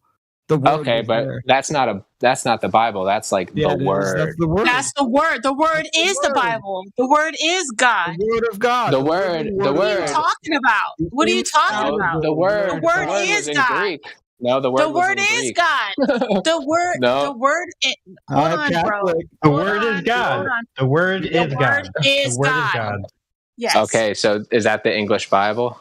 It doesn't matter. The word of the Bible is God. It doesn't matter. Which Bible, the Greek one or the English one? It doesn't matter. The word of well, of course, it definitely matters. What if it does not matter? It does not what matter. If I translated? What if I translated the Bible from Greek to English? Doesn't matter. What if I translated the Bible? The original, the word of God is the word of God. It doesn't matter. It's going to stand firm no matter what. But even if I translate it. Even if I translate it, me personally, from Greek, you're just watering it down. But the original, what the original word is, the word is. Doesn't matter. What do you think is wrong with the Bible? What is your problem with the Bible? Like, there's nothing wrong with the Bible is actually wrong. Like, that's what I'm asking. It's just I have to, There's nothing. There's nothing wrong. What do you feel? What do you feel that is wrong with the Bible? It's everyone's understanding of the Bible. So what do you think? Right. He's right. It's the understanding of the Bible. Don't worry about everybody's understanding. What's your understanding? You say everybody's understanding. What's your understanding? Let me ask. What is your problem that with the Bible that is wrong? That thing. What is that one thing, or the two things, or the three things that are bothering you about the Bible? What are those? Can we put our finger on those exact? Let's be precise here. What exactly bothers you about the Bible that could have been changed? Do you think? Well, I mean, like scripturally, I don't have anything. But Then shut the fuck up. Shut the fuck up. Hey, lady, can you be nice? Be nice. Be nice. I would say an actual thing. I want to put a finger only on because I don't read it that much. Go away, then. Shut up. I don't know Why are you anything talking about then? I want an actual thing that you actually. Can we put our finger on something that you're actually talking about? I was going to get to it because yeah. Well, I was just thinking it's written, it was printed, there was translators, and I don't trust humans. No. All right, let me put it to you this way. Hold on. Okay. So basically, there are many translations of the Bible that are directly from the original Hebrew and Greek texts. They are not translated over and over again, and things get lost. Okay, but why is the original Hebrew and Greek text more special? But tell me, let's be specific. What exactly is it that bothers you? Because we have to actually work with real things. You're just talking I'm so suspicious. general. It might elevate a certain group of people. It's too general. Yeah. Okay. No. Question. All right. It elevates a certain group of people above other people. That's what. I want to know exactly what is the actual verse that bothers you in the Bible. What is the actual thing that bothers you? I want to know the exact point. Just give me one point, because so far it's too general. You're talking like, you know how many words are in the Bible and how many principles? The whole Bible, if you don't understand how to read the Bible, you're not going to understand it anyway. Because first of all, it's not even understand by a human mind. You have to have interpretation from God. So you're not going to even have a clue. It's a mystery. It's like a Pandora's box but how can you even like talk about something but you're not actually talking about anything specific? We need something. Let's talk about something specific. What do you feel in the Bible? Is it that some people are above other people? Is that the point? That basically you feel that some people are elevated above others and some people are lower than others, and there's like a issue of unfairness, that God's unfair? Is that what you're saying? Good point. I just have a quick question. Real quick. Hold on. Let him answer. You guys haven't let him answer at all. Do we have to believe in the Bible to question? No, let him answer the heliocentric model? No one's even talking to you. No one's even talking to you yet. We'll get to you. Hold on. Give him a little chance. One person at a time. Give him a little chance there. He wants to say something. I was just going to say it's just maybe it wasn't God that said everything, and maybe humans said some stuff and put it in the Bible, and in which case that would be a catastrophe, in my opinion. Yeah, but it wouldn't add up then. But tell me what exactly is the thing that God didn't say. I don't know. I don't know how to determine between. I could tell you exactly what I find wrong with it. I want to know exactly what you feel is wrong with it. Yeah. Mm-hmm. Oh, I know what it is. I'll defer. You watched the Zeitgeist. So my problem is you start in the Old Testament, right? And you have like animal sacrifices, and you have like a perspective of God that's like this very judgmental, wrathful God.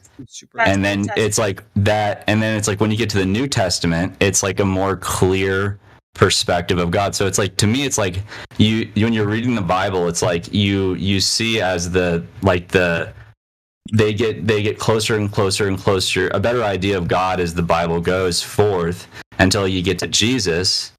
And so like that's one example. It's like they're doing a lot of shit in the Old Testament that's just like barbaric paganism, superstition nonsense.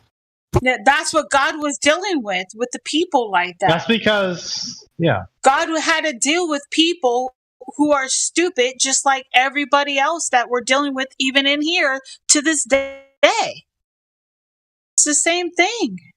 Yeah, but like that's the point. It's like happening till right now. You know, the people who are writing down God's word in the Old Testament had a very poor idea of what God is.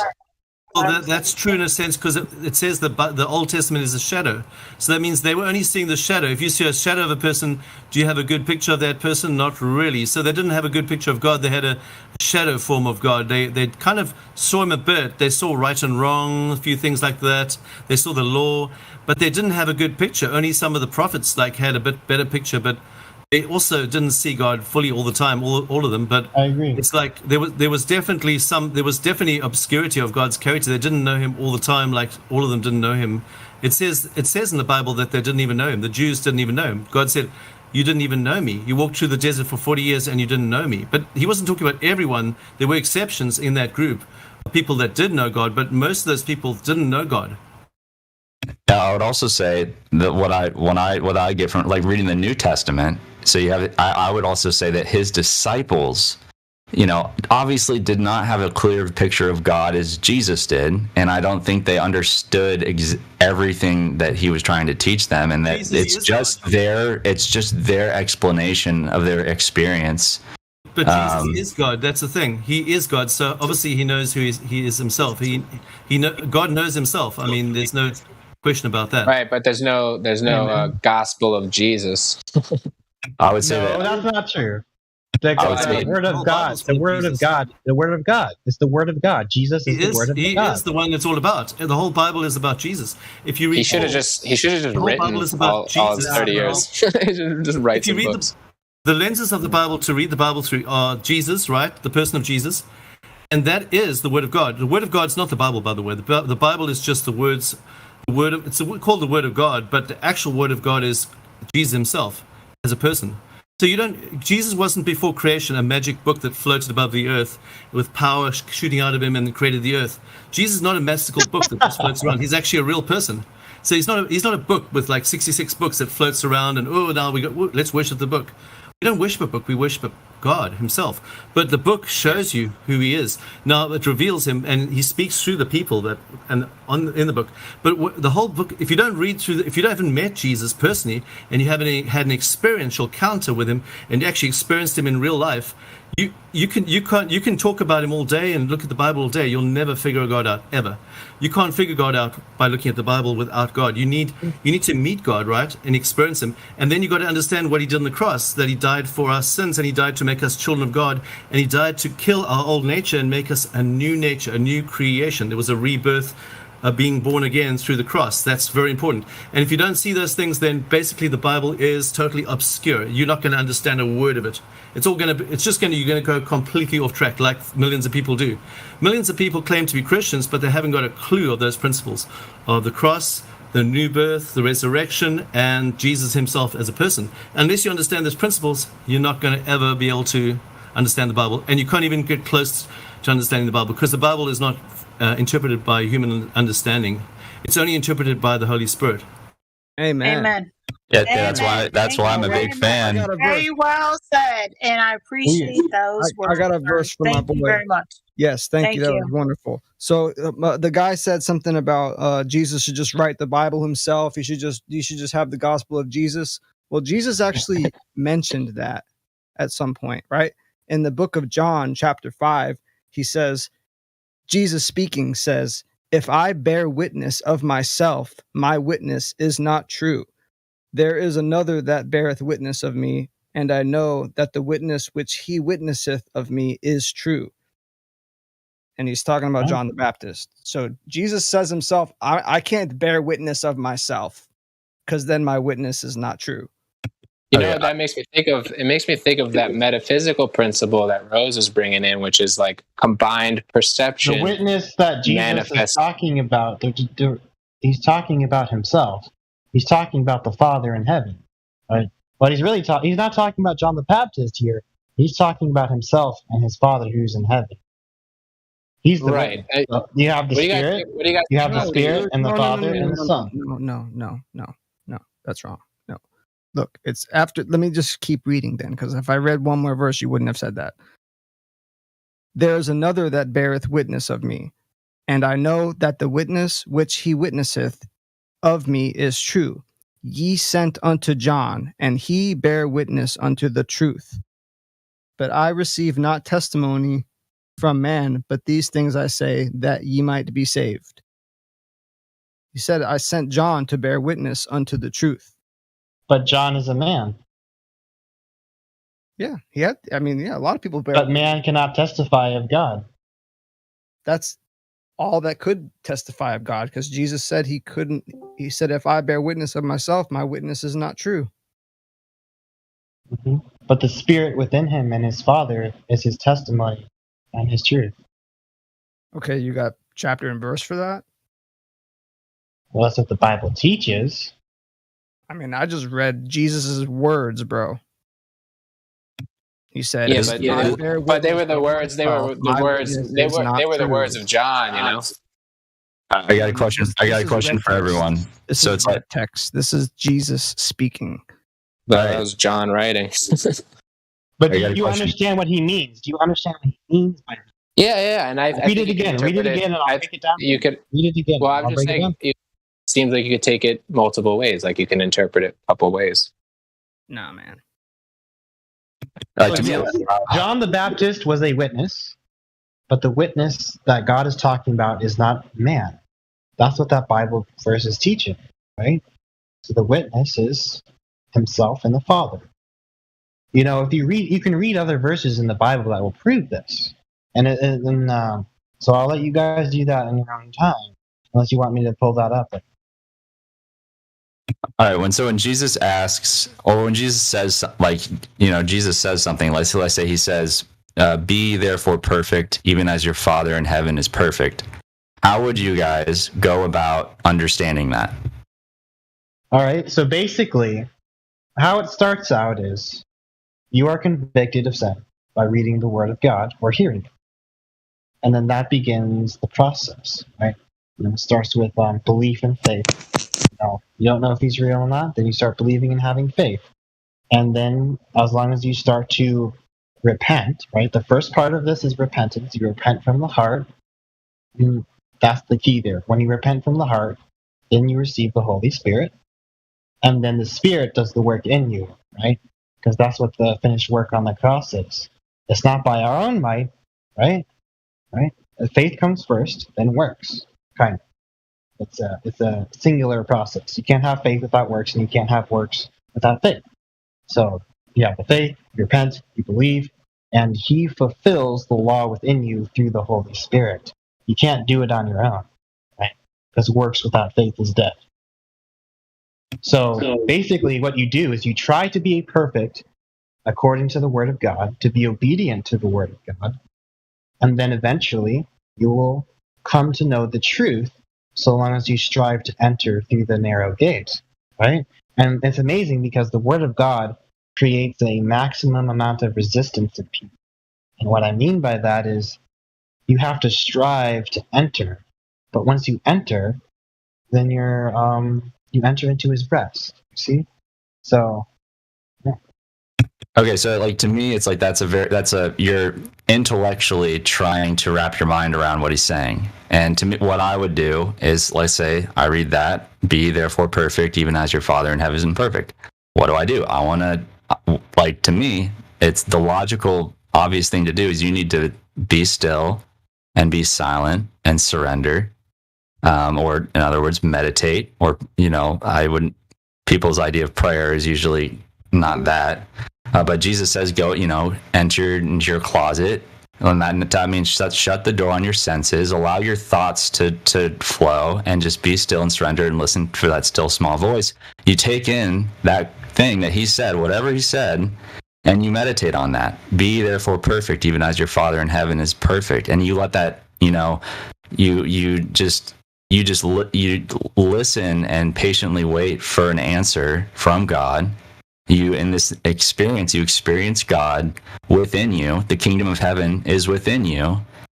And that's how you get wisdom. That's how you develop a relationship with God. You look inward. You don't look outward. You don't use your brain to try to wrap your mind around it. That's a belief system. That's a religion. And you're not going to have any understanding of what God is until you do this. Like, what is God? Be still, surrender, listen for that still small voice. Like, that's what you need to do. I don't need to do that. I know who I am, and I know God. All right?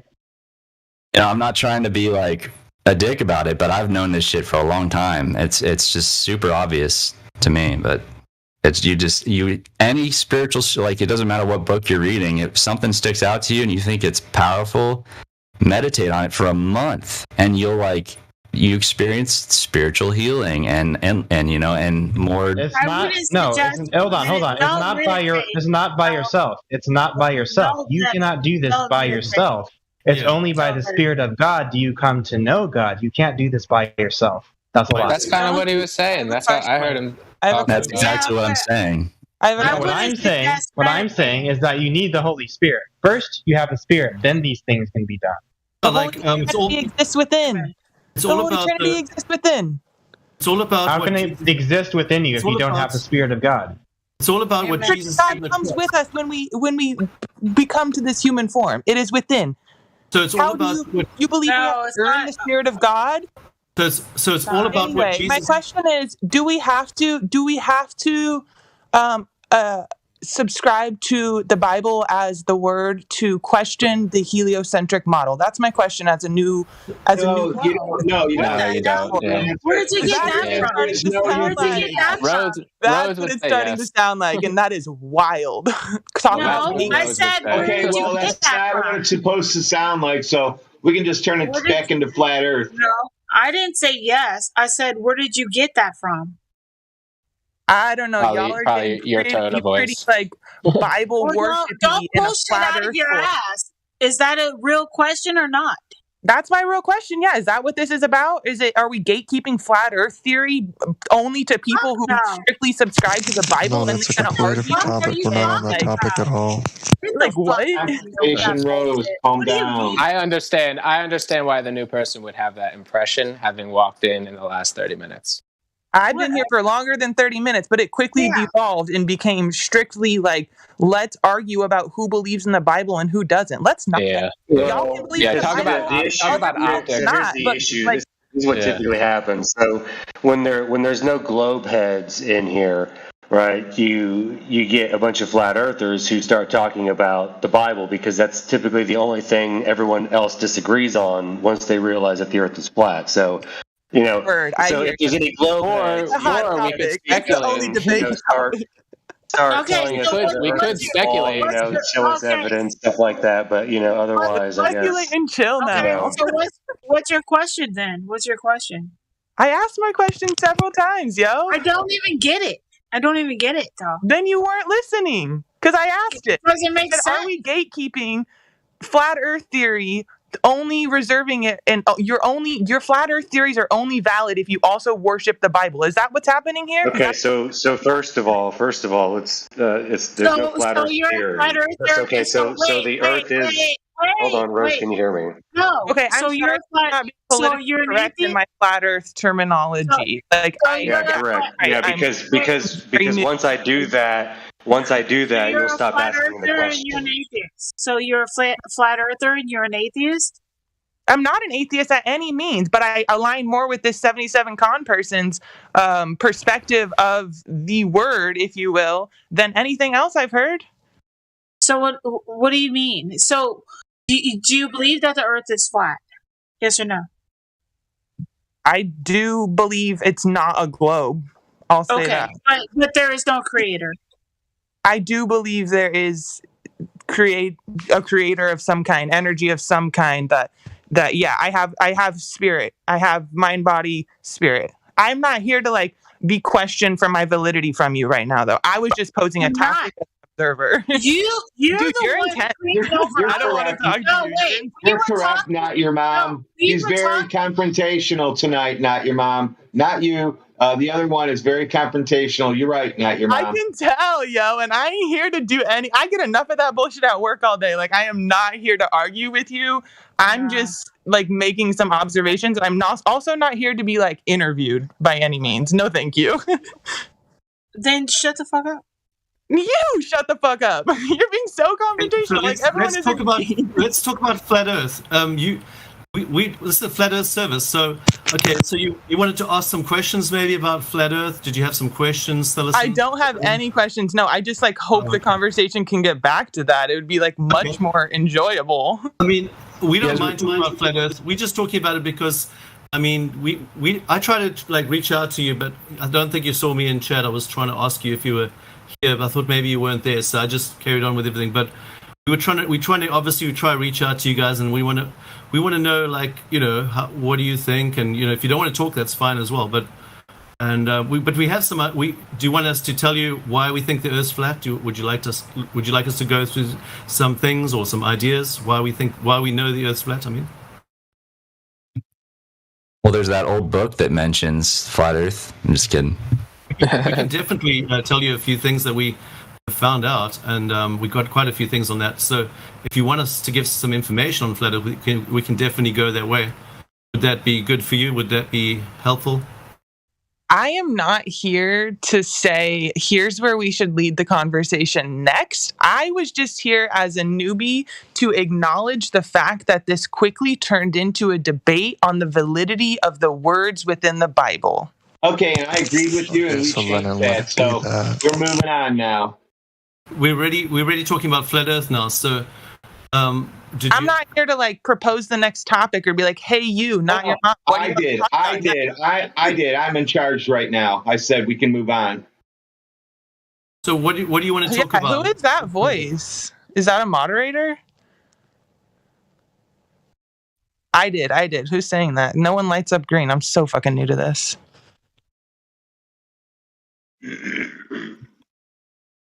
Word. Okay. Yeah, I don't think anyone really cares to bring up flat Earth right now is the problem. And if you want to talk about flat Earth, we can definitely answer some questions. Do you have any? You got any? Well, if you don't have, you said you don't have any, so that's fine. Well, she said she believes it's not a globe, so she's not sure if it's flat or not. That's all.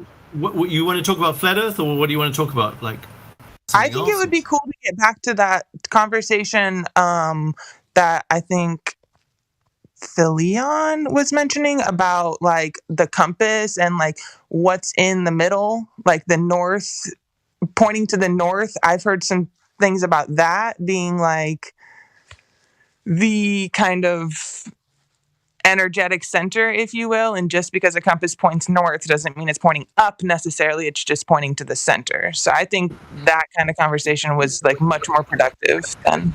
But do you think that we have any evidence on those things, or do you have any like solid evidence that we can actually prove? Like I said, it sounds like y'all have a lot more research into this. I'm not your mom, but I am a mom, and I'm just like dabbling here and there as I can. Well, that was actually how it devolved into the Bible conversation. Was you said, do you have any evidence to prove that there's a magnetic field? And then that quickly devolved into, how do you know anything is true? And then it went to the Bible, and then went into more Bible, and then Bible. But yeah, that's my fault for letting you guys get that far. I'm also in the lobby trying to moderate at the same time. Speculation Sunday. Yeah, but I would suggest it's better to speculate on a day like today than it would be to argue over the Bible. Only one more hour to Speculation Sunday, so. What's 1:44 a.m. here? 1:44 a.m. right now. All right, let it begin. There you go, bud. In fact, I got criticized when it was Sunday. It was actually Sunday then, wasn't it? That's there you go. Somewhere it's Sunday. I mean, I'm 9 hours into Sunday already. How do I petition for Sunday and Thursday? Because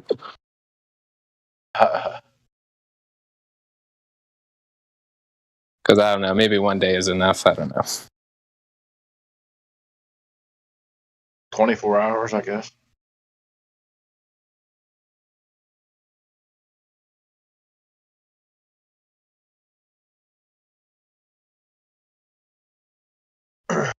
So when Sunday does come around for everybody, and these conversations do happen on speculation, what direction does it usually go? I mean, do you guys really let loose and just start to speculate, or is that kind of too difficult to do? You kind of have to watch your language a little bit. Yeah, you gotta watch it. You just have to watch it on the COVID stuff. Right. Oh, okay. Right. Okay. Yeah, and just don't talk about it at all. Yeah, that's history, anyways. Virus isn't real. It's all good.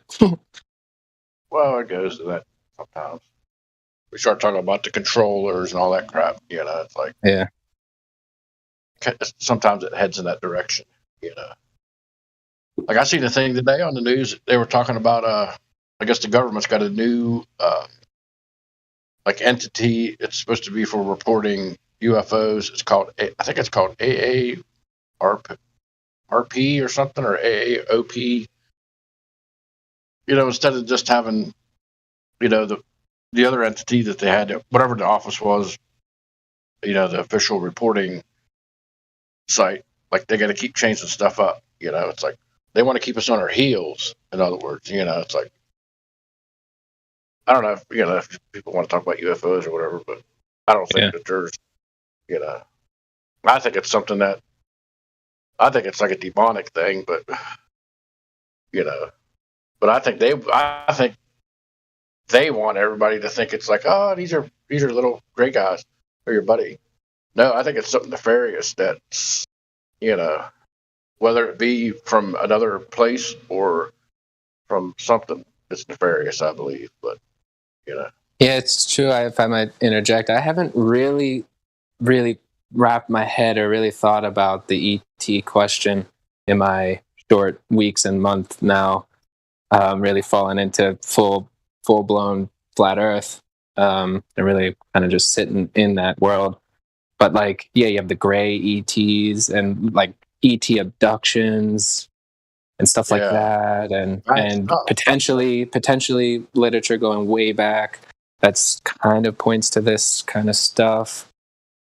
And what is that? It could be just kind of like astral plane projections of like your own mind and stuff. And probably I think fundamentally we're gonna have to figure out where we are if we're gonna get clear answers on anything. I feel like it's just going to be such a helpful piece of the puzzle when we can go to the North Pole or when we can go to Antarctica and freely kind of learn.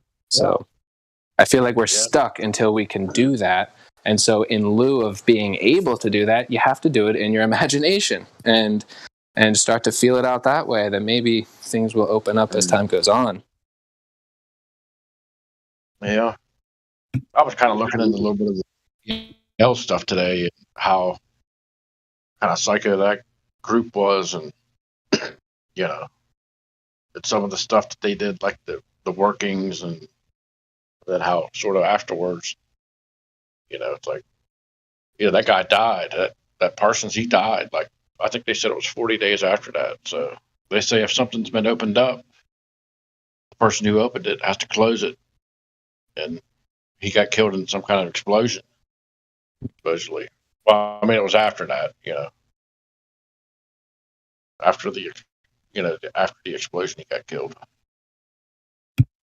Yeah, it's hard. It's like when you stumble into flat Earth, there's so many freaking other doors that open. You're like, holy shit, that's like the whole fossilized tree sap, giant trees, and did it for me. That shit was so gnarly. Did you guys watch? Have you seen the thing that introduced me to flat Earth? Was like the super long series by someone named Eeyore Anand.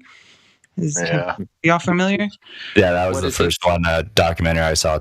Like, what does he? What does he talk about? Dude, about giant trees, giants, all that stuff. Oh, the history, and then he has the lost history of flat Earth, which is another really popular one too. Series, and then like a 14 part and like a 9 part. Yeah, both of those were like, if you said you've been looking at this for like a month, those were what fucked me up. Yeah, actually, it was a Wits It Gets It debate that kind of got me. I was like, damn it, I can't turn back now. Who showed me this video? Damn it. He's really fucking good at making Globers look retarded. Damn, what is that? Wits It Gets It. You can look his YouTube channel up. He's just a very good debater, really smart, has a crazy good memory. He's a good talker. Yeah, he went around the country and did a whole year on flat smacking people. Yeah, whole year. Debate is so freaking essential in any controversial topic. It's why the universities are just utter failures, because that's what a university is supposed to do, is hold a debate between controversial topics, and then you can assess with such clarity when you see a debate. Whether it's like, even if it's like an online written debate is so helpful, but an in-person, more like theatrical debate, which is always more fun to watch, like on stage or over, internet now. God, you get so much context in the mannerisms, the tone of voice, the elevated voices, and just like, and the logical fallacies, the use of logical fallacies on either side. And it's just so important to hash out the truth. And you don't find debates in the world today on any controversial topic. You know, the one you're not allowed to talk about, the other one you're not allowed to talk about, and now flat Earth. And so it's just, so whenever I do find an actual debate, props to both sides for coming on and doing it, you know, and risking everything to present your side through debate analysis, which, you know, you can get gypped in a debate. So I understand why people are hesitant, because you can like be made to look a fool when I'm not that foolish, damn it, but whatever. But you have to trust the audience. You have to trust the audience that they see your humanity. Even if you fuck up, they see that, okay, you represent something that's not fake and fucked and just totally, you know, just warped. But that's for us to determine. And when you look at these debates of flat Earth and globe Earth, I do not see like purity in the eyes of the fucking globe debaters. I see just rigid dogma, and then on top of all the logical fallacies, it's just so clarifying. It's what got me over the edge, because otherwise I have to kind of debate in my own mind, and you know, you're kind of left to your own self-witnessing or whatever you were talking about. And it's like don't lie to win, you know. Yeah, but that's what I mean. An audience can see that, and oh my God, you know, that's why it's so valuable. So they don't win in the eyes of somebody, and if they win in somebody's eyes, then that person that was watching the debate and couldn't see those lies for what they were and all the logical fallacies, and they're not gives a shit. They're just not ready, and there could be good reasons. You know, there might be good reasons why people aren't ready, but other people are. We have to weed out humanity in a certain way on a certain psyche level. And, some people are just super anti. You know, like there's super antis out there, you know, and then there's just regular like people who need to learn, in my opinion. Yeah. Go ahead, Aaron. Sorry. Watching a debate though comes back to like being the mind, body, spirit. Like spirit to me is like intuition. So being able to look at a debate or listen to something and be able to discern between what is someone trying to win, which is like an egotistical endeavor, versus someone spreading truth. And that's what that Iwa Anon series did to me. I was like, holy shit, like this is like connecting so many dots, and not just someone trying to like convince humanity of some crazy thing. Like it makes the global theory feel like such fuckery. It's been controlled. All the information's controlled, you know. The easy information anyway has been controlled. What's wild though, y'all, is coming to these realizations or learning this shit and having young kids who like, I can't just be like, yo kids, it's not a globe, we're gonna burn that thing. It is hard with the family. Yeah. Like I'll talk to people at work all day about flat Earth, but when it's like with my family, I'm like, "Have you ever looked into the moon landings?" You know, like real slow. They say they landed on the moon, but have you been to the moon? Well, are you referring to like your own kids or like siblings of yourself and others in your family? Because like I am their mother, I am their source of truth. So I'm not here to like, I don't want to like alter their trust, and I don't know, I want to make them question, but also feel safe enough that this reality is not, I don't know, you know what I mean? Like I totally know what you mean. And you know, I have this idea, I call it the social nervous system. And what it is it's that overwhelming sense that you get when you go against the herd. It doesn't feel comfortable, it feels kind of shitty, and it kind of controls you on a subconscious level to just kind of like think certain ways. And to break free from the social nervous system is an uncomfortable feeling. And then you have to ask the question, well, because it feels uncomfortable, is it safe and right to have my children breaking free from that comfort, which comes by following the synaptic connections of the social nervous system? But you have to think of it this way, or you don't have to, but if we are a collective nervous system and we've been stuck in some juts and some patterns of thinking collectively, and the way to break out of a pattern is you need new neurons to break free of the old patterns. And it's those neurons that have the intuition or the will or the courage, actually, to break free from those old patterns, those old like grooves in the brain that actually allow the system to wake up, you know? So it feels uncomfortable. It's always going to feel uncomfortable. But then the question is, isn't it necessary? And then you kind of just have to do it. And then, but yeah, I have the same problem. Like, I have nieces and nephews, and I have, you know, family, and I need, like, you don't want to impose on them. You know, they have their lives, and they don't, is it too much for them to hold onto their shoulders this, you know, new conception of the world? And are you doing them harm by, like, putting this heavy weight on them? Like, you can bear the burden because you're a special kind of person. And you can go against the grain, and it's kind of within your makeup to do that. But to place it on another, yeah, it's such an interesting thing. And I do that, you know, with my family, and then I wonder after the conversation leads to like me winning the conversation with a beloved family member, right? It could even get a little heated, but then I'll win the conversation. I have to look back. I say, was that worth it? Or like, was that the right thing? And I have to confirm to myself, yes, of course it was the right thing. It was painful, but it's the necessary pain that we have to experience as a species, one person at a time. And what that pain is, it's the pain of breaking away from the social nervous system to light up new neuronic connections as a species. So yeah, it's a necessary pain. It's the pain of breaking free of a heroin addiction or any addiction. So sucks that it has to be painful, but I can't see another way beyond that. So, but at the same time, you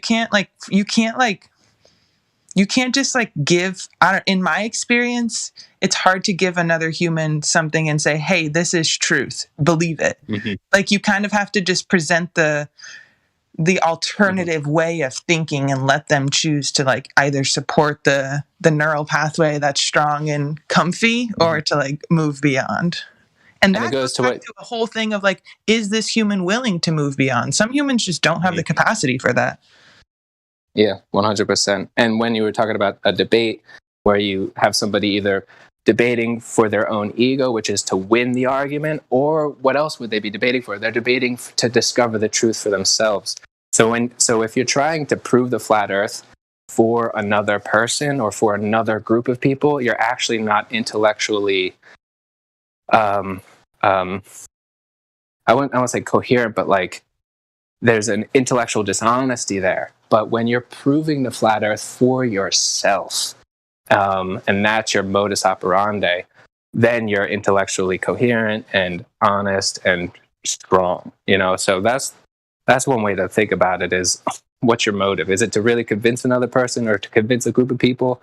In which case there's a lack of intellectual like coherence there, or honesty, or like structure. I don't know how to put it, but you should be. It comes down to convincing. It depicts a sense of uncertainty or insecurity within oneself. When you need to convince someone of something, you're not certain of it yourself. You're projecting that uncertainty onto the other as this like thing that you're insecure about yourself. When you can just speak and just like be unbothered by someone else's response or like agreement, that's when it's like truth. Yeah, 100%. And then that's what actually gets people attracted to you.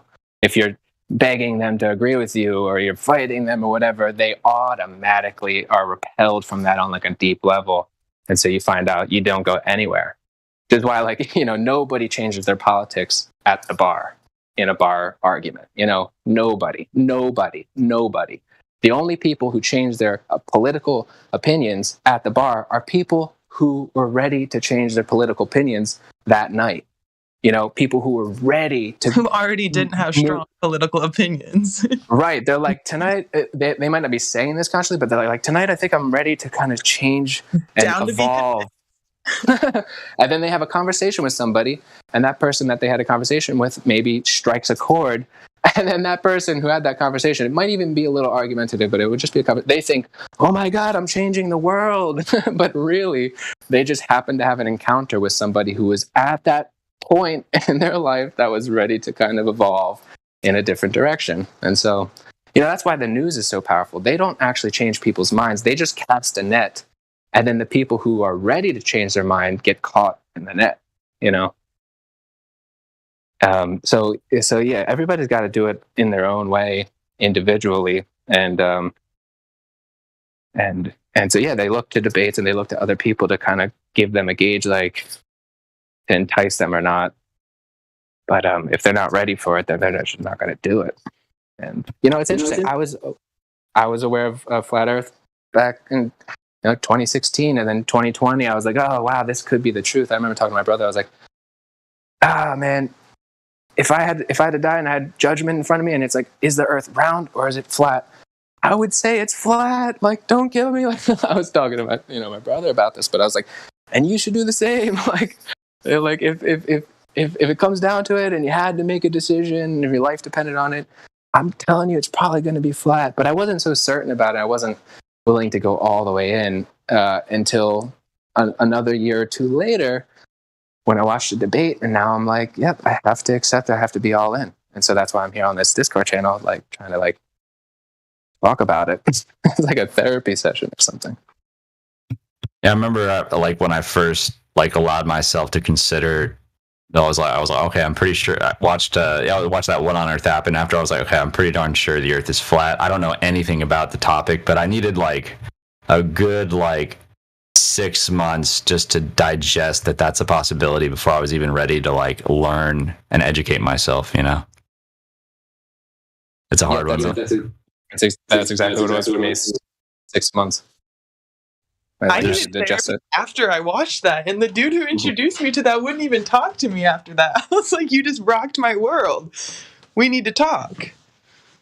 No, we're done here. But it's like, yeah, there's my job is done. There's it's so much to learn. Like, it's so like if you want to like talk to people about it, you have to like know all the basics because they're gonna ask you like a bunch of questions, and yeah, like you got to be comfortable in the basics. Like that's what I like where I'm at. I'm comfortable in the basics, but when it gets to the more technical, advanced stuff, I'm like, oh shit, I got a lot of work to do. But yeah, there's so much to learn. I will say, personally, there's contentious issues, but flat Earth as a contentious issue is a strange one. It's almost less contentious and more goofy, funny, and like light-spirited. I know that's definitely not the experience of everybody, and I don't actually have that much experience kind of like debating flat Earth with people, but when I do talk to people, or even when I just like on forums talking about it, I'm never like angry. I don't find myself to get like pissed at the other group. I find it too big. Like there's like, I'll say vaccines is a very controversial one, and then there's a couple other very controversial ones about history and stuff. And when you talk about that, it can get very tense, and I feel that tension. But when it comes to flat Earth, because it's referring to our place in the world, where we are, and it's so big, it's our habitat, it's our universe, for lack of a better word. It's just such a big shift that I don't find it to be something that gets me angry when I'm contested over it. It's like, it's giddy. I don't know how to describe it, but it's just it makes me think it's like, it's at the center of the Enlightenment. It's this freaking flat Earth thing. And it's like it's the litmus test of litmus tests, but because it's so big, it's such a major one. I can't think of a bigger, more major topic. Because there's the controversial ones before us. Mm-hmm. The difference when you talk about vaccines and stuff like that, it affects the people right away. It's a matter of human life. In flat Earth, you believe in the globe, you believe in flat Earth. Yeah, okay, nothing changes. That's what I was about to say. It's the macro. It's so macro that it doesn't get, in terms of its effect on the micro, on the individual, on the personal level. It's just what you believe to be out there, but none of us are able to just like shoot up in the sky and like get a view and like say for fact anything. It's less personal, and that's why I feel like it doesn't have to be an angry thing, but folks who trust in the globe will get angry real quick. Yeah. But the vaccines, things like that, just have like such a quick and like immediate effect on the person. Yeah. Especially if you knew people that were actually got hurt from. Mm-hmm. Exactly. That's what. And is that a thing? If it is, like, I'm ignorant to it and I down to be educated on it, but I don't know that. What is the current like repercussions of believing in flat Earth in modern society? You know, that's something to speculate, you know, and that's why I like when this will be like the 100th time I've used the word, but like the social ostracization, of course. Well, yeah, there's that. That's direct. That's not even speculation. That's the social nervous system, and you have to go against that, and you have to get the anger of the Globers. But when I keep bringing up the toroidal field, you know, and this idea of a center of the Earth, and if you can orient your mind to that, and that's an accurate representation, which it is. At least it's accurate enough to say that it's flat. When you orient your mind to the truth of where you are, the repercussion of that, you know, that's where you have to speculate. But I think there's tremendous repercussion on like a deep level of how you're now going to navigate through your life, you know. Whereas when you're on a spinning ball, positive, exactly, positive repercussion. Exactly. Yeah, that's right. Yeah, and it's like if people don't want that, that's on them in a way. You can leave water. I can't understand how truth isn't the highest value of every person I come across. No, like, never felt more seen. Right? Why is there discord or discord over anything when truth is the value, and that's just de facto what difference. Like, that's why I don't care about getting proved wrong, because it's not my value to be right, it's my value to find the truth, you know. So it might hurt a little bit to be proved wrong, but the hurt doesn't necessarily have to come from like a status or perception thing. It comes from the fact that, oh shit, I've now spent several years not guiding my body, mind, spirit on the truth, or with the truth guiding me. You know, that hurts because those are years lost or something. But it's just crazy how. What's to be gained with the global model? Like, why? You know, it probably it's like huge disconnect for the entire species of humanity, right? Mm-hmm. Yeah, I guess they believe it's the truth, so they might also have a very high value of truth. They're just like, you think that? Yeah, I don't know. The way like all NASA's images are just like CGI, like it. Well, they don't think about it like that. They haven't thought to question that. You know, it's interesting. In the last 2 years, lots of people who haven't thought to question vaccines and the government stance on that and the quote-unquote science of virology and all that have just totally gone down this path. And you know, because it's became all pressing or whatever. So it's kind of happening in other fields where they have to now start to question, well, shit, NASA is one of those government things. I was just completely fooled by the government on this issue, so maybe that's why I said earlier, like, how many years until 50% of the population is flat Earth? Because the avalanche has started, in my opinion. It probably started it. What's that? And it's all connected. 100%, yeah, 100% connected.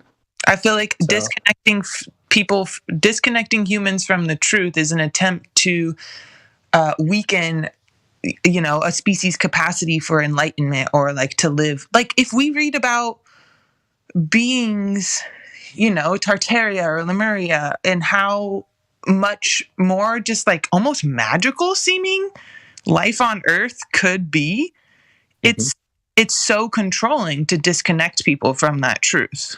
So all of that vaccine, like all of that, which is like intentionally designed in a way to control humanity. But like, is it really just for profit? There has to be like deeper than that, right? Yeah, it's hatred. It's probably hatred for God, you know, the creation. That's true. That comes back to like the demonic, devilish. Yeah. Yeah. I just shared a link to the Cosmology Tartaria. That's like where Witsit and hangs out a lot now. But it's just like because you're talking about like the toroidal field and electrostatics. If you like want to talk about that, I like to hop in back between those two channels because you get you can talk about different things and. Nice. So this is just a different Discord channel altogether. I like to switch. Yeah, this one's like a little better for like learning and asking questions, and that one's more to just like listen and try to keep up because they're kind of similar, but yeah, it's nice to be able to hop between two. I click on that link and it says I don't have access to the link. Is that just something on my end I have to figure out? It tells me the same thing. Told me the same thing. So I don't understand Discord that well. What's the Discord channel called? Is this link to server channel you don't have access to? It's called something to do with Tartaria? Or? Cosmology Tartaria. If you just like Google it or something, you should be able to like join the Discord there if that link doesn't work. But yeah, I just happened to join that one too. Earlier. No. That's kind of what I thought I was coming here for. I didn't know you're going to just be chatting. Anyone else can chat at any point, but I was just trying to listen to folks, but not the Bible. Yeah, I don't like to, there's just so many ways to,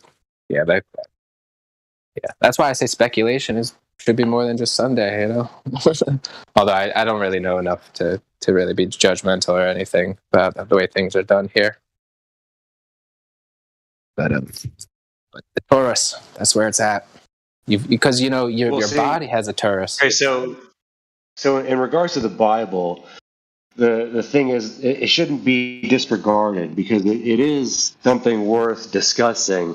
The problem is that most people talk about the Bible. When they talk about the Bible, they talk about their beliefs, what they believe the Bible is telling them. So true, man. But it is something worth having a conversation over. Exactly. That's what I'm like, not here to say the Bible is straight bullshit by any means. But I also believe in like compassion and you can't force truth down someone's throat, whether that's your truth or not. Like you have to be able to discuss things and not just quickly get angry because people disagree. Exactly. And like we were just saying, what does that actually say? The anger, right? And it's like, it means you're holding on to something really tight without, because there's lack. Rooted in fear. I once read something that every choice, everything in this is just something I read, take it as you will, but everything you do is either rooted in love or fear. That's all there is. It's that simple. It's either in love or it's fear. It's like God or the devil, it's that simple. I feel like anger is a fear-based emotion. It's like defensiveness in general is rooted in fear, not knowing your truth. So I enjoy I can confidently say that. I enjoy questioning flat earthers' beliefs on the Bible and religion, and just like I would questioning, someone on the globe model. To me, it's just it's it's like when you recognize a belief system. I don't know. I always I can't help but be like, well, have you ever thought about this? Yeah. So you actually, I appreciate the way you did that too, because you actually clearly read the Bible or at least familiar with it. I grew up sans religion, so I didn't ever get indoctrinated in that way. So I can't speak to it. All I know is I don't want it to be shoved down my throat as you're wrong if you don't take this as the word of God. Yeah. Yeah, I think. Yeah, go ahead. Spirituality is just it's a huge topic. I think it's more than just metaphysics and more than just meditation. So I think there's a lot to it, and there's a lot of, but yeah, it ties in with, it's what is the truth of all things? And I think when you are willing to question absolutely everything, then you can get a pretty clear vision of it. Yeah, the saving grace, or I would say the biggest sell for me. So because I'm sort of like you, not your mom. that I love being raised kind of sounds religious, although kind of like esoteric, or like a belief in something spiritual within the religions, I guess you could say. But there's an element for sure in our culture of the Bible and hick Southern racism, and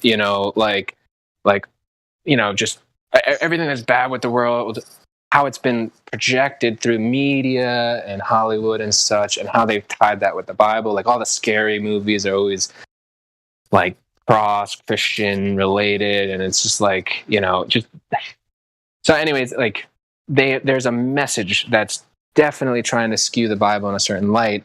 I don't know to what extent it's a psyop. I don't know to what extent it's supposed to make me think a certain way about the Bible, or supposed to make me like the Bible or not like the Bible or whatever.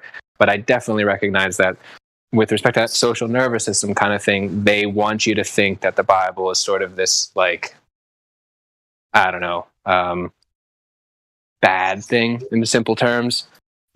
Like, bro, that's just evil religion. But and then, right, and then history, and you have the church, which is a completely different thing, and in my opinion, and like the power of human animals and church structure and power over the land and politics and everything like that, and that's now tied to the Bible and Christianity, and so it's just a mess. It's very messy, all about it. And so when you have a conversation about a Bible and somebody's jamming it down your throat or vice versa, and you're defending, there's so much attached to the Bible.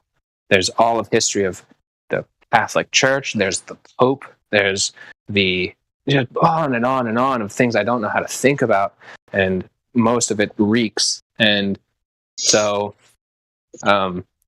it's just a messy kind of thing that there's no clarity there. Maybe it's supposed to be like that. Everybody on the earth has to have a charge relative to the Bible. You can't be uncharged about it.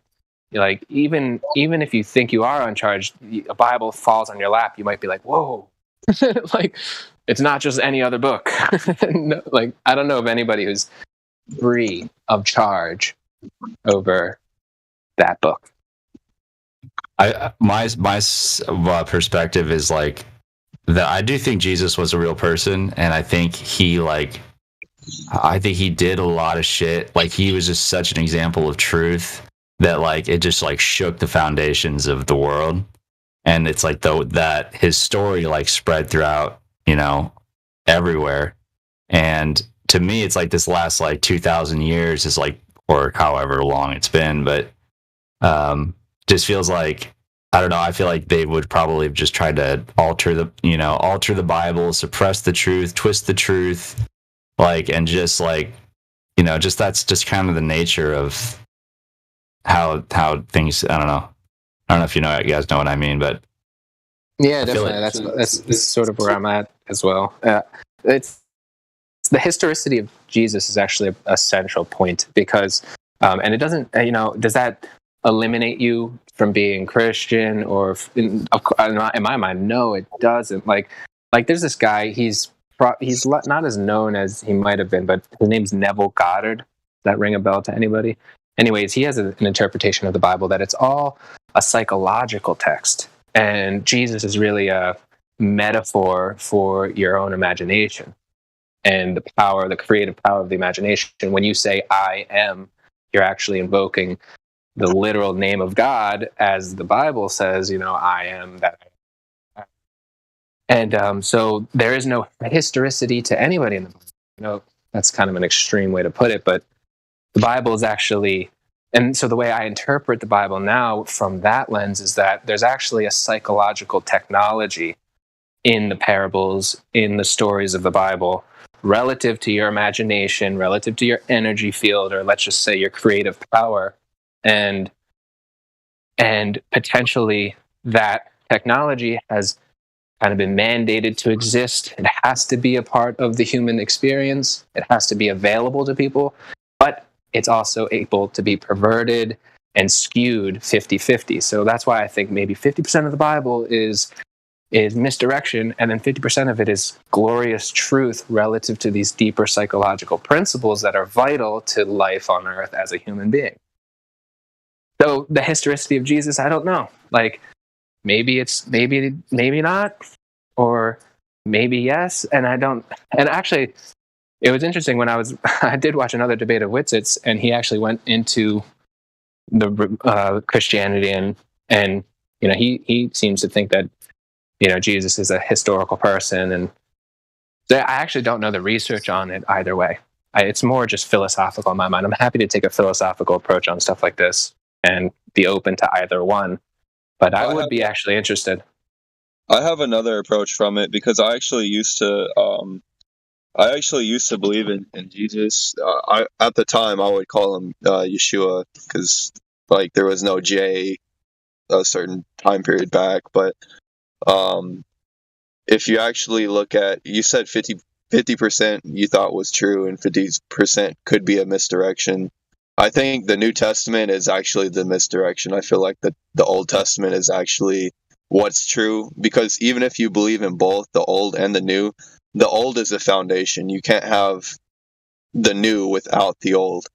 And those are just like titles people give to the Tanakh or the Torah, and the New Testament, which is just later writings or whatever. But if you look at it through the Torah, like the base, the foundation, I found that there's certain things, like, for instance, you're not supposed to add or take away from the Torah.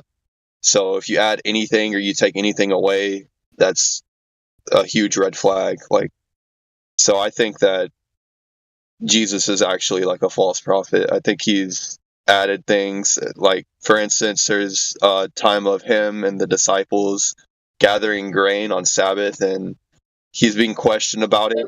And it's like, he pretty much says, I'm the Lord of Sabbath. Pretty much says, like, I can do what I want. To me, that's what it sounds like.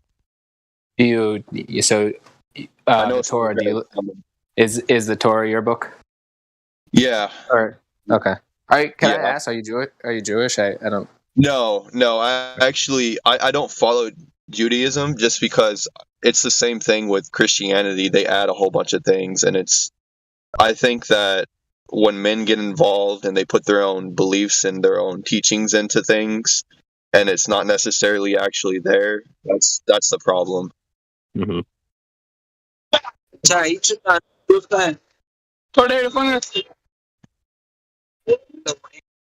It's not a very common view. Yeah, that's an interesting view. Most people have it the exact reverse. It's like, oh, the Old Testament was an evil God that's not loving, and then the New Testament is the best because the God is loving. You're right. I actually kind of appreciate your point of view because it's more interesting, because I've just heard the other one so many times now. Yeah. I think the way I see it is more of just from the foundations. Like, you can't claim to follow the foundations of both if one contradicts. Like, you can't claim to follow Yah. I would that's what I would call the creator, Yah, if a later writing sways you to do something else. Like, it's just a foundational thing. It's just, I think that's just the problem. But I know, like I said, I know it's not a very popular like belief or mindset. I know a lot of people in here probably actually think that the New Testament and everything and Jesus and all that is like they accept it pretty much. As someone who is neutral to both, I'm glad to hear an alternative perspective. Yeah, I'm not completely neutral though, because I still follow, like, I still think the Torah is correct and whatnot. But no, I'm saying I don't think you were here earlier where I just like didn't have any religious indoctrination, so I don't have any old, new. I'm ignorant. Yeah. I actually no, go for it. I was going to ask you, sir, my man, with the Torah, and then there's the Talmud. So I don't know the difference really between those two. And do you? Yes, like The Talmud is a whole bunch of. It's pretty much the equivalent of doctrine. It's pretty much teachings from the rabbis over the centuries, and there's certain things that they add, like the Torah doesn't, or not the Torah, but the Talmud doesn't permit hunting. Like you can't go out and hunt a deer.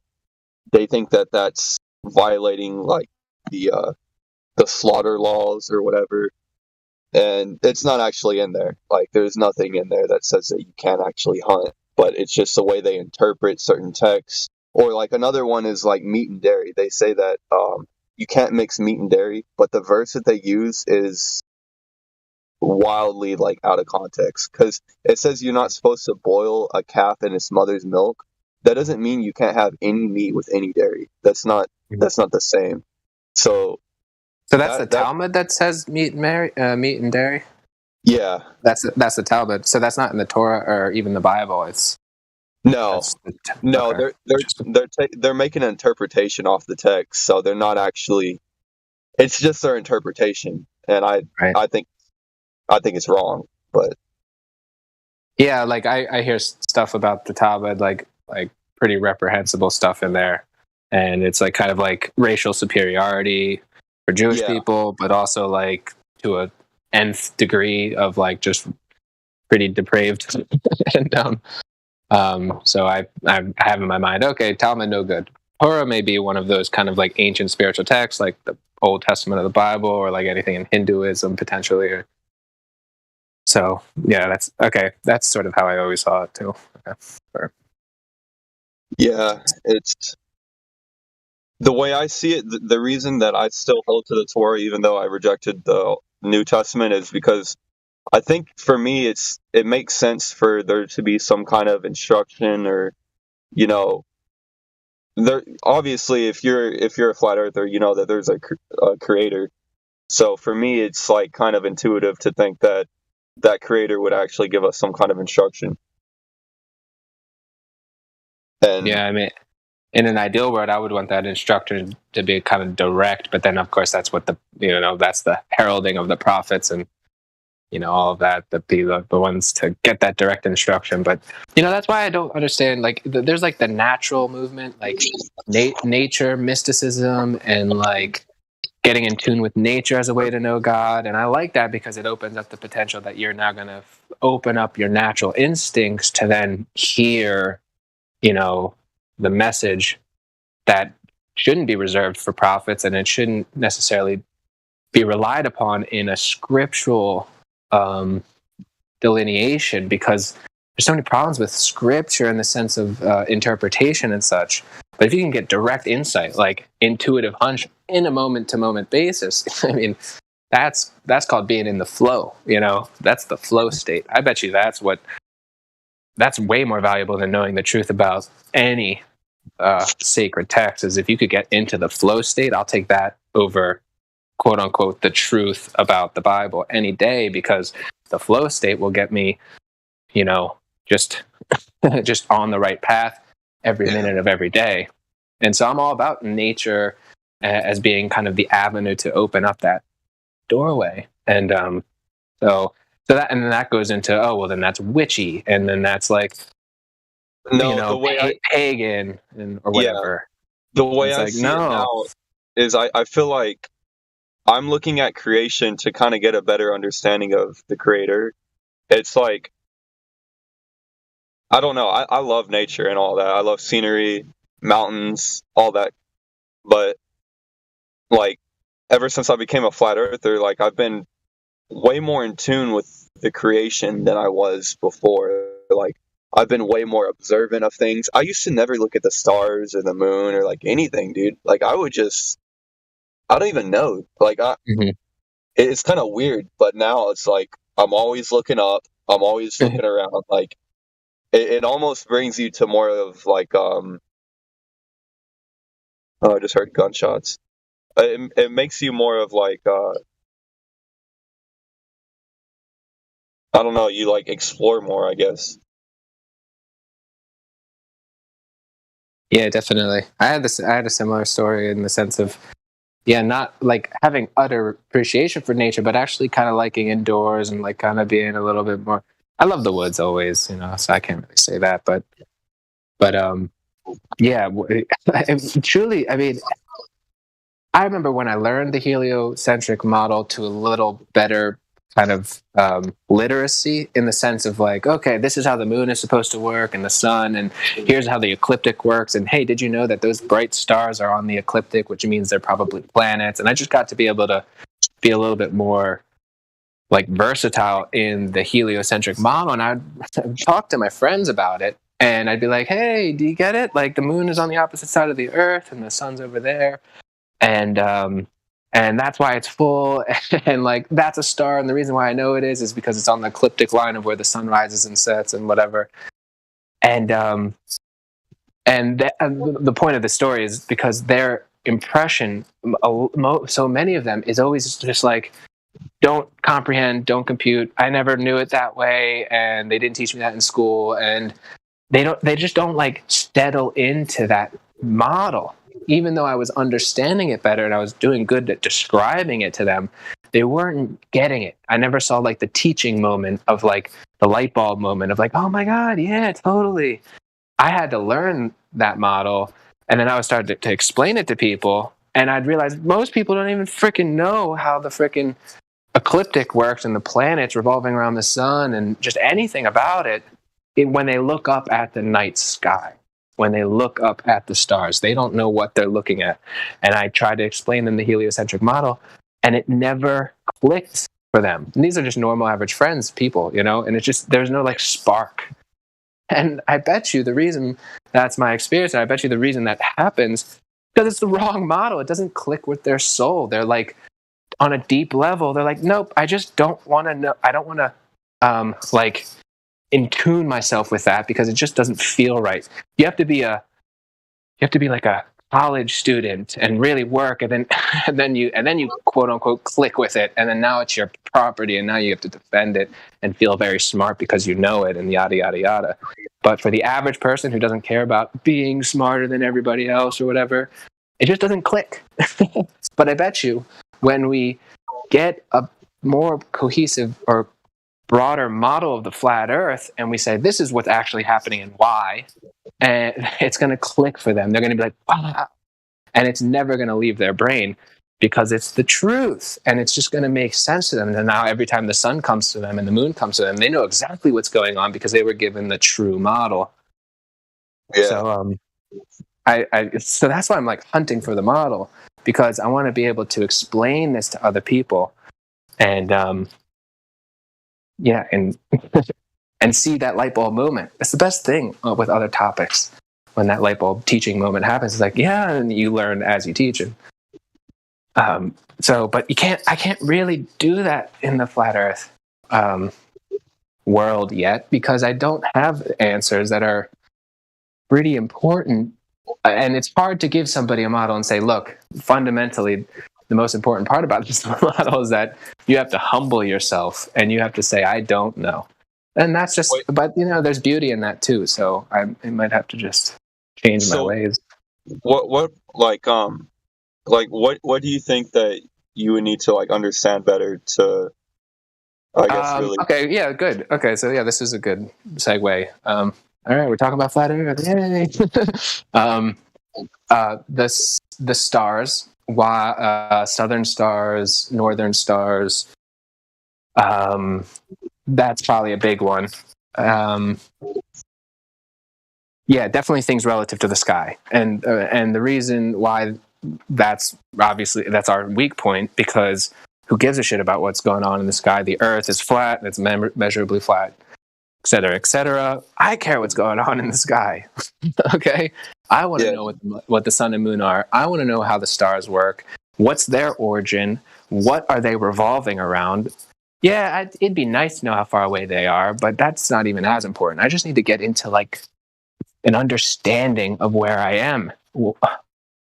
Under what am I? Have you seen the videos of like stars, like unedited, just raw? Oh yeah, definitely. So 100% are wild, and I actually that's how I started to look at the stars and think about it. It didn't make sense, because there's this one star I forget what's the name of it, but it'll change like all different types of colors.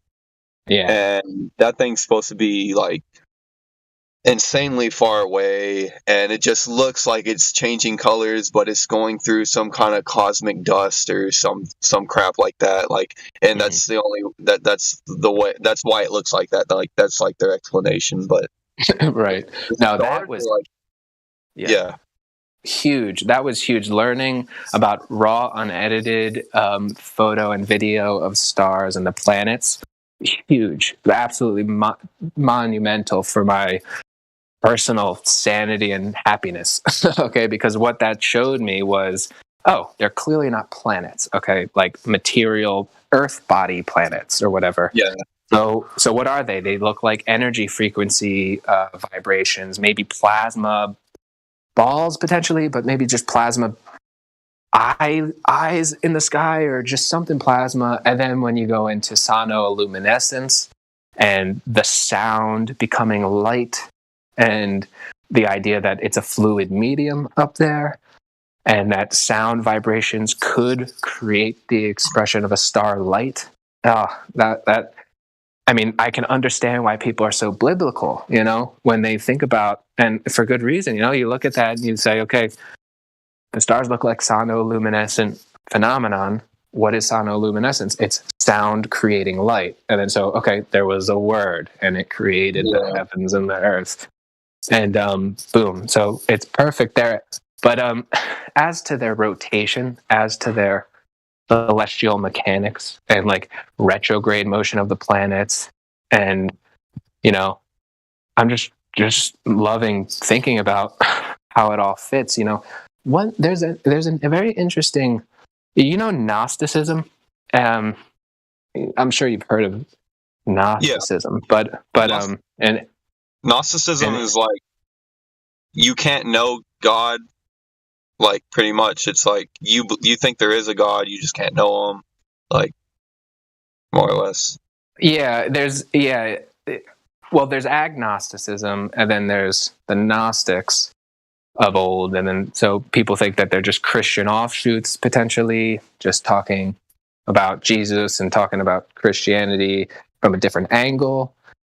And then there's other people who say, no, the Gnostics were the mystery schools, and that came before Christianity, or I should say before, I don't know, Rome even. And but then of course the mystery schools are like, oh, is that just a occult evil, or is it good? And people say, oh, it's occult evil. And I'm like, no, it's not occult evil. It's the mystery schools. It's talking about the mysteries. They probably had a much better understanding of the cosmology that we actually live in and everything. And they're kind of like enlightened, just mystery schools, you know, of the old world. And and so what you have to build a picture of what the Gnostics believed and thought about are the Nag Hammadi texts.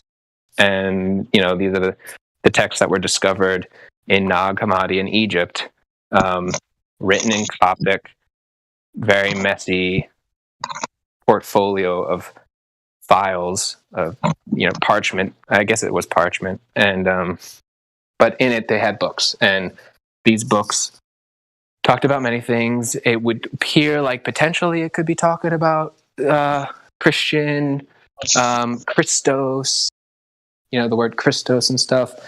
But, you know, it's just like theological conversations. But they're also the ones where you find the word archon. So that's where the word archon comes from, is the Gnostic like Nag Hammadi. Well, archons. Yeah.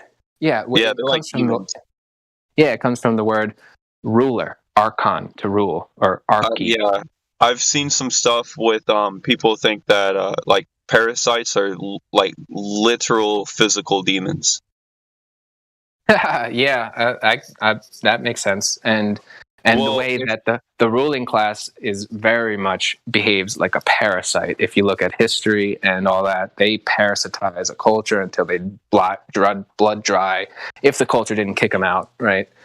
And so they parasite. That's cool. But you were going to say something else. Oh, I was just going to say that like parasites have the power to actually influence you. Like anyone who's ever had parasites, like sugar cravings, if you're craving a whole bunch of sugars at night and whatnot, parasites actually live off of sugar and like starches and stuff like that. So it's like, and there's other parasites that literally have like crazy kind of mind control, like with insects and stuff like that. But yeah, I know that I'm not necessarily against the idea. I actually kind of lean towards it. Like there's probably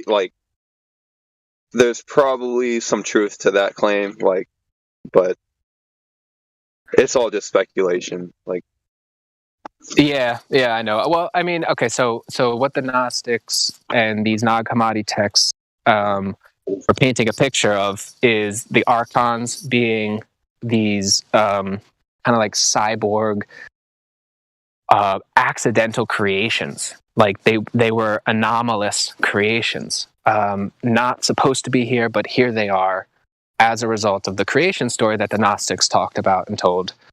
And actually, I'll just, like, if anybody's listening and is interested in this, I just refer to the this guy called John Lamb Lash. He has like a website, but he talks about the Sophianic cosmology of the Gnostics. But anyways, these Nag Hammadi library, this is the Nag Hammadi library, the Nag Hammadi writings, where we get the word archons from. And according to the Gnostic cosmology, the archons were spawned into creation accidentally, and what the way they describe it is they're very much related to the planets: Mercury, Mars, Venus, Jupiter, Saturn, especially Uranus, right? Neptune. That they kind of became the wandering stars in that cosmology. And so that's kind of how I look at the planets now in the wandering stars. They are they're archons. Okay, not to say that they're just pure evil, but to say that they're kind of out of harmony potentially with the cosmology of reality. You know, they're wandering. Yeah, because they don't move like the rest of the stars. That's why they're exactly. Yeah, so I agree with that. Yeah, they kind of break out of the celestial harmony and kind of create their own music, I guess you could say. Yeah. So they're kind of the source of evil on the earth, and they're kind of the source of error, and if you want to use the word sin, but they infect us mentally. Like they have it there. It's a psychic intrusion on the human species. Are these archons? And you have in the Gnostic library the Lord Archon, Yaldabaoth is what they call them.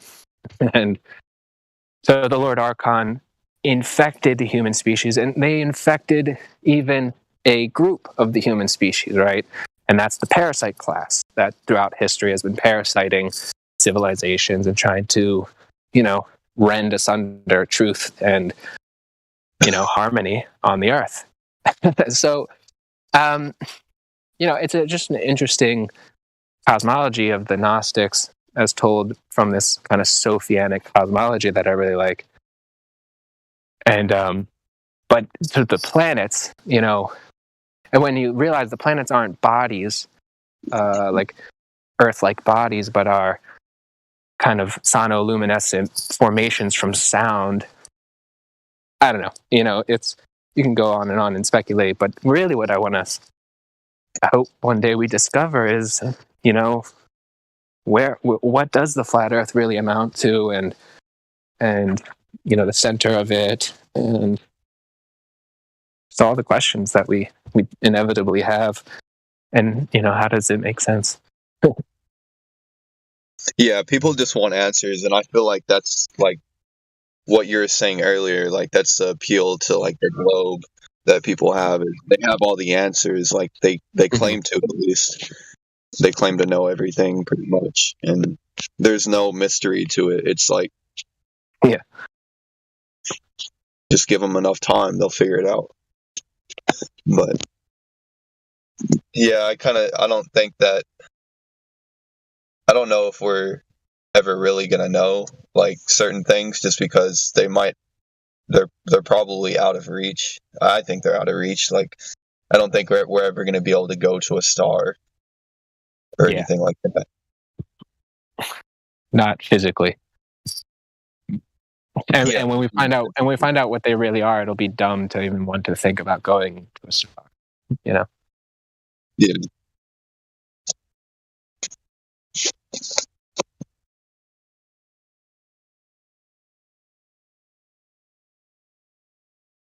But yeah, also interestingly enough, parasites are supposed to be more active on a full moon.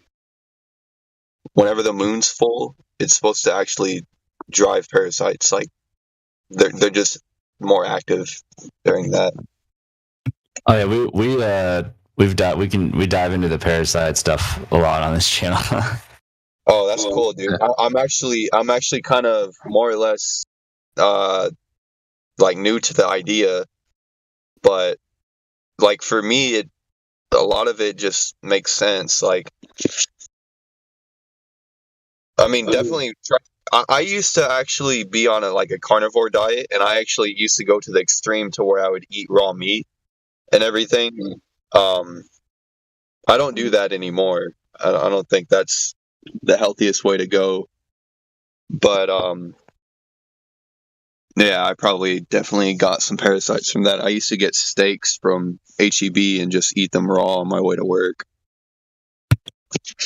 There's a lot of things for that. I think that, you know, people can be like literally backed up, like their colons, and they can have like waste matter like stuck inside them and shit, and it creates a very acidic environment, and that's when parasites and like, I think when people are sick like that and they're backed up just eating the crap that we eat, then that attracts, you know, parasites to come hang out and live in you. And there's also ideas that parasites might actually be the cause of cancer. That when they're in your body, they're pooping in you, for one, and that's definitely, they're pooping all kinds of nasty stuff, and that could be a problem. But they could be just damaging you so badly inside that your body is not able to keep up. And that might actually be, because there is one cancer, I don't know off the top of my head, that apparently parasites do cause, and I think the explanation is from their poop. It's just so toxic that it. I'll interject here and say I figured out the cause of cancer when I learned about German medicine, and I have not needed to look anywhere else for not even just the cause of cancer, but the cause of disease. So if you want to talk about like a different model for the virus model, you know, like that's an important thing as well, because people are so harping on a model to explain why do people get sick, especially people in a given geographical area. But the question is, why do people get sick, you know? And when you start to debunk their beloved, you know, models about how to explain disease, they get just as angry at you as they do when you debunk their globe. But you need to replace, you don't need to, but when you have a way to replace one model with another, you offer them a relief to be able to be like, okay, so if it's not this model, it could be this other model. And for a lot of people, the other model is terrain, which really goes back to toxins.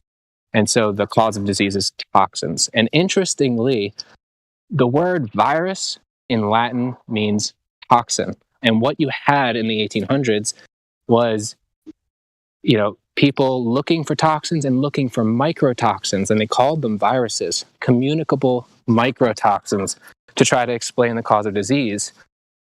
And that failed. The search for microtoxins failed. And virology was almost a dead science until the discovery, or quote unquote discovery, of DNA.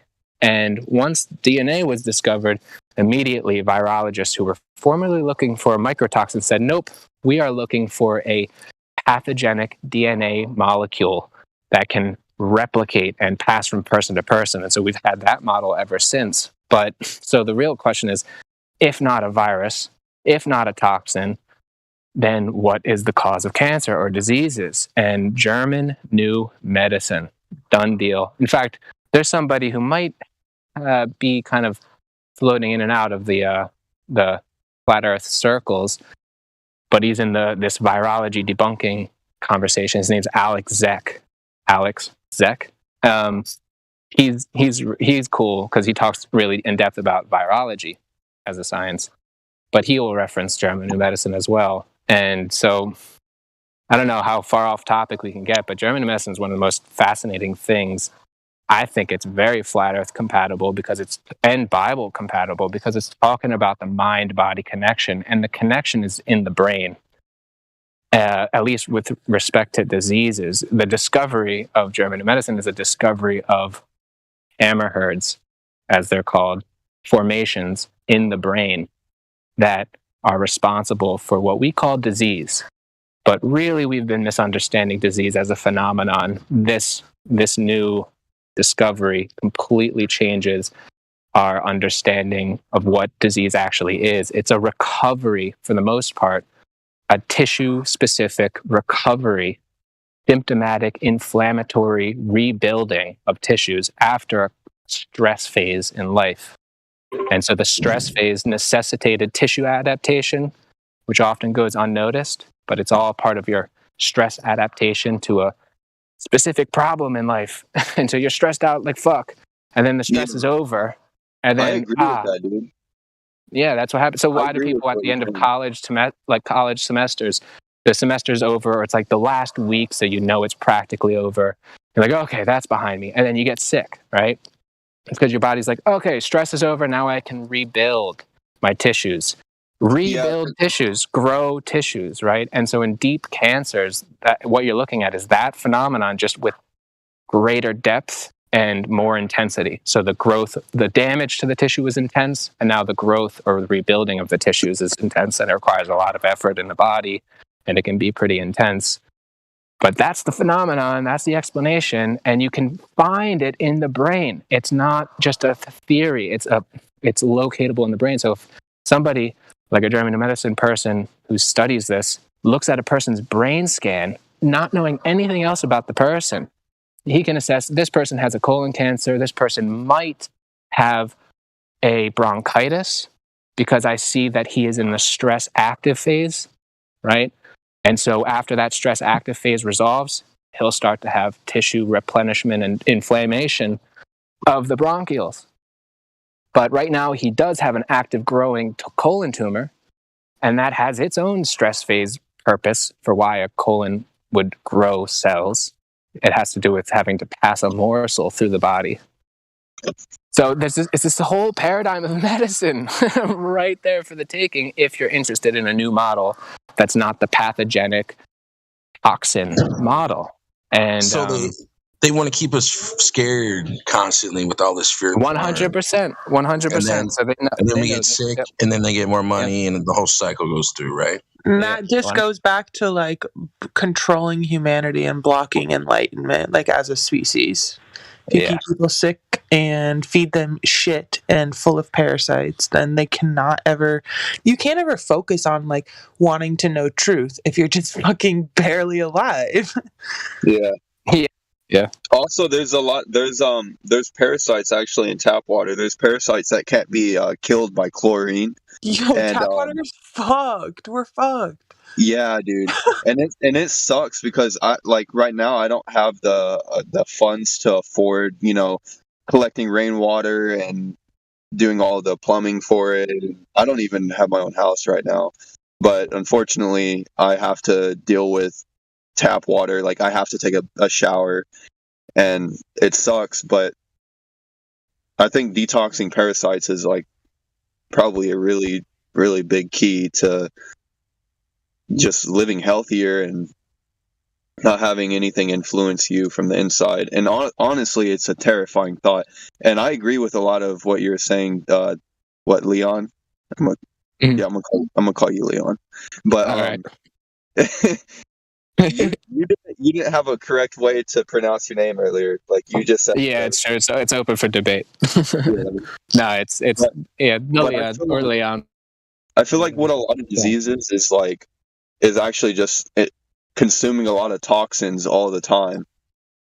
So it's like, well, yeah, that's what I thought before I learned about the discovery of the brain hammerhead and this whole biological process that's occurring behind the scenes in disease manifestation. So I used to think it was toxins, but then the question is which toxin and in what quantity causes colon cancer, right? And then which toxin, which accumulation of toxins and in what quantity causes a fucking sinus infection or sinus inflammation, if you want to be more precise, and then a sore throat or heart disease or a sore low back, right? All of these have very, very, very distinct, very rational, logical explanations from the German New Medicine.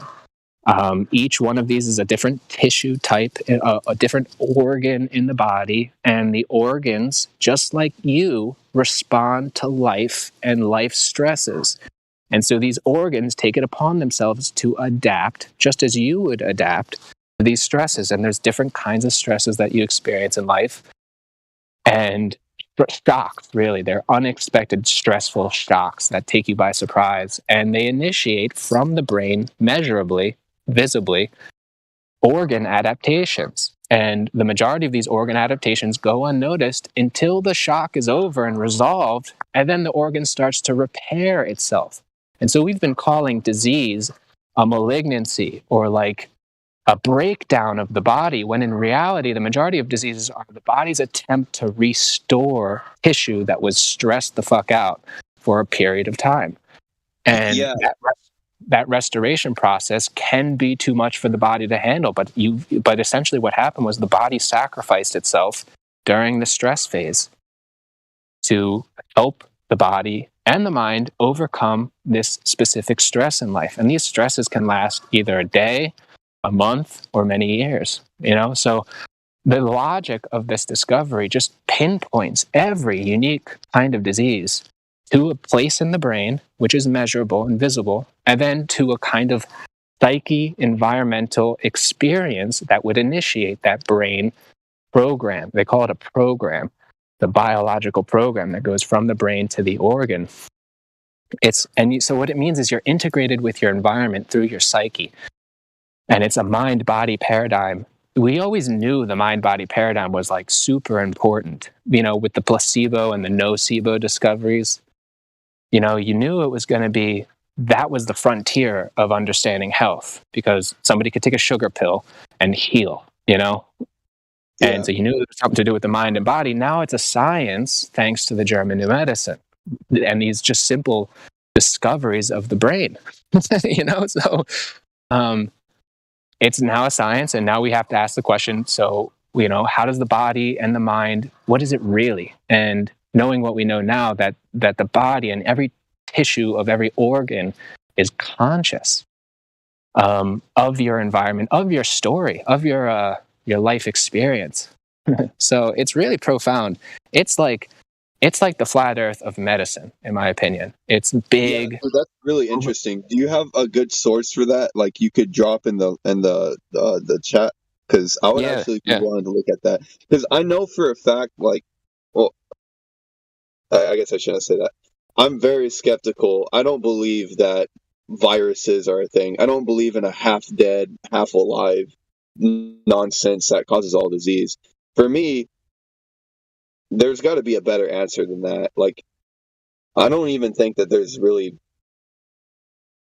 hard proof of viruses. But up until now, like, the way I've thought it is pretty much the way you're explaining how you used to think of it up until you saw the, you've looked into German New Medicine, but I just thought it was toxins. Like, I know we're responsible for something. Like, I don't want to blame, some random guy may have been sick and I just passed by him and now I'm sick. I think there's something more than that. Yeah. Sorry, go ahead. No, I was just going to comment in on like the whole goal of a human, of an ecosystem, of a universe is to maintain homeostasis, right? To maintain a balanced state where we are in flow.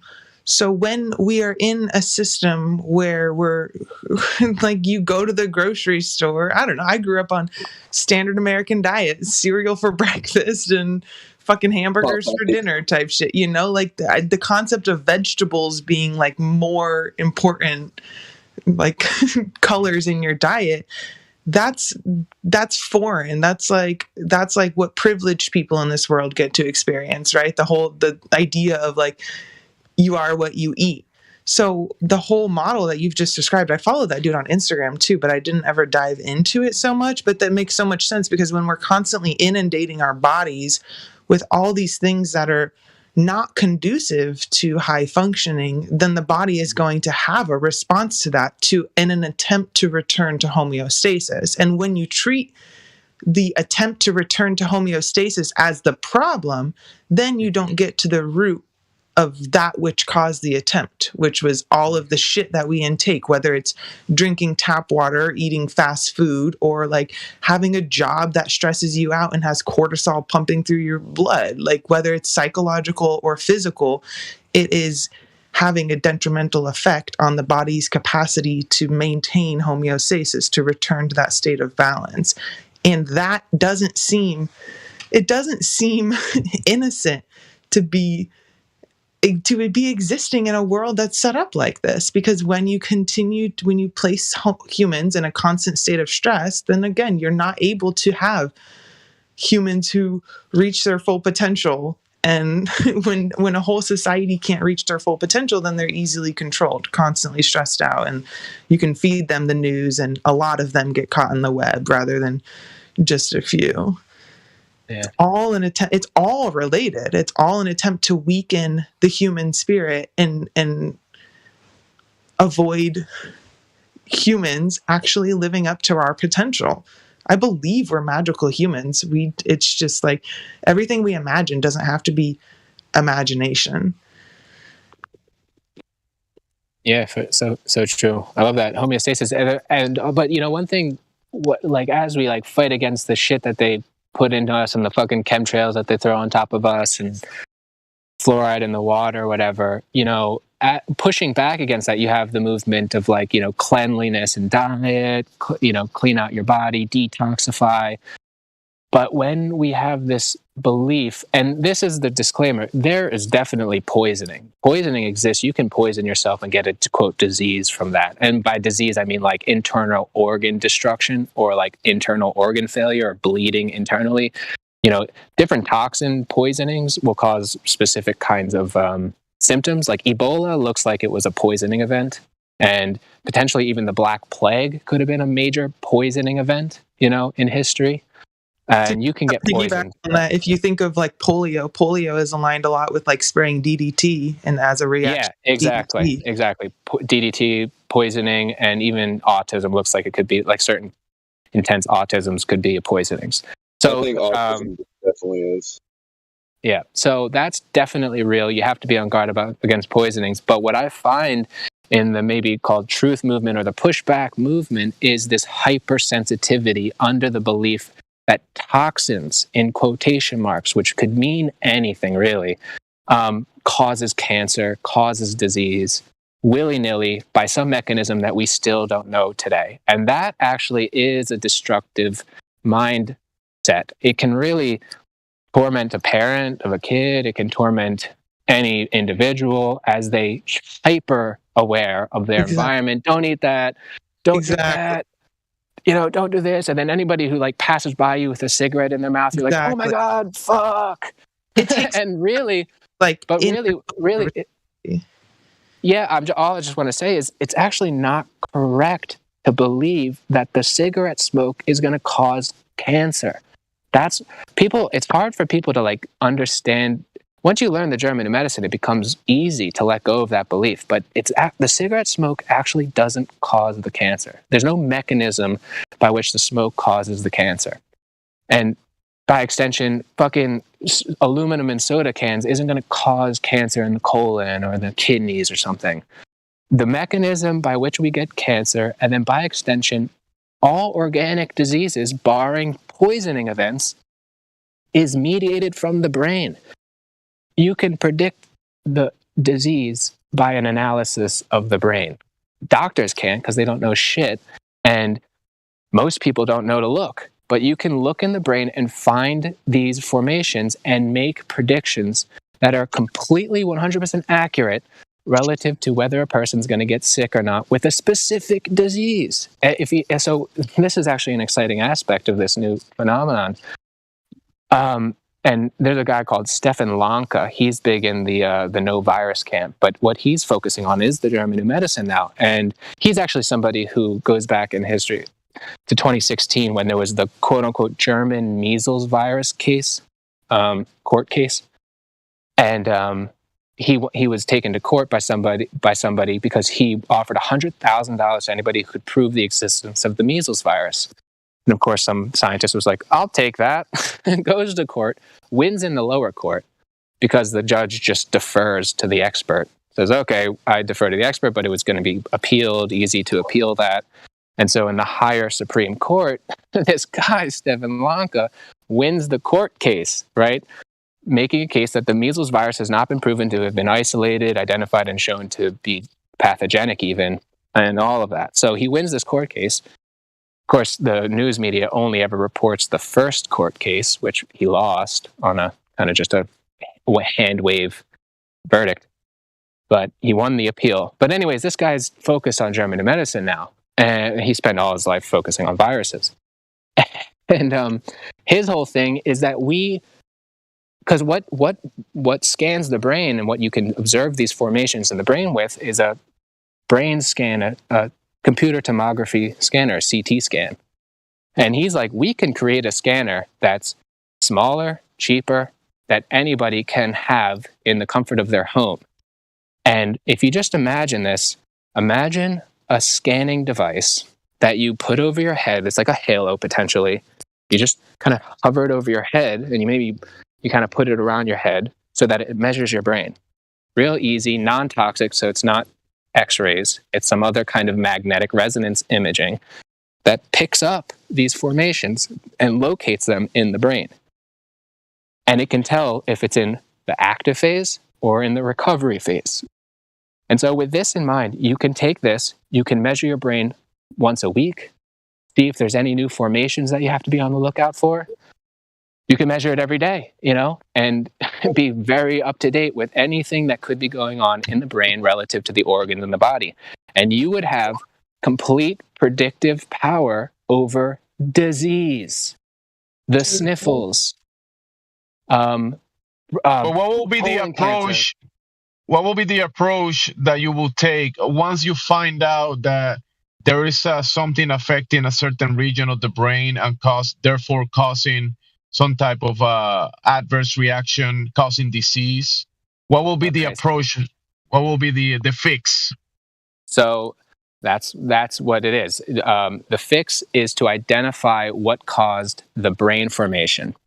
And what has been discovered is that those brain formations, they arise in the brain only upon specific types of emotional conflict shocks, unexpected, distressing shocks to your psyche, to your mind. It's really your body mind. And each disease, each organ will only respond to a specific category or kind of conflict shock. So for instance, the skin, the outer skin, will respond to a separation conflict, a conflict relative to your need or your desire to separate from something, or your desire not to be separated from something. So you can kind of catch the flavor of a kind of emotional conflict shock that could take you by surprise that relates to this theme of separation. It's common in children. It's common in children who are separated from their mother, okay? Whether they are separated and the shock to them is they have to go to school. And it depends on the person's psyche. You know what's very common between children and parents and adults that have a lot of diseases? You know what's very common? Parasitic infections. Sure, yeah. I believe everybody has a parasite in them to one degree or another. And the question is... You know what was very common in the past? People used to clean themselves of parasite. It was a very common thing.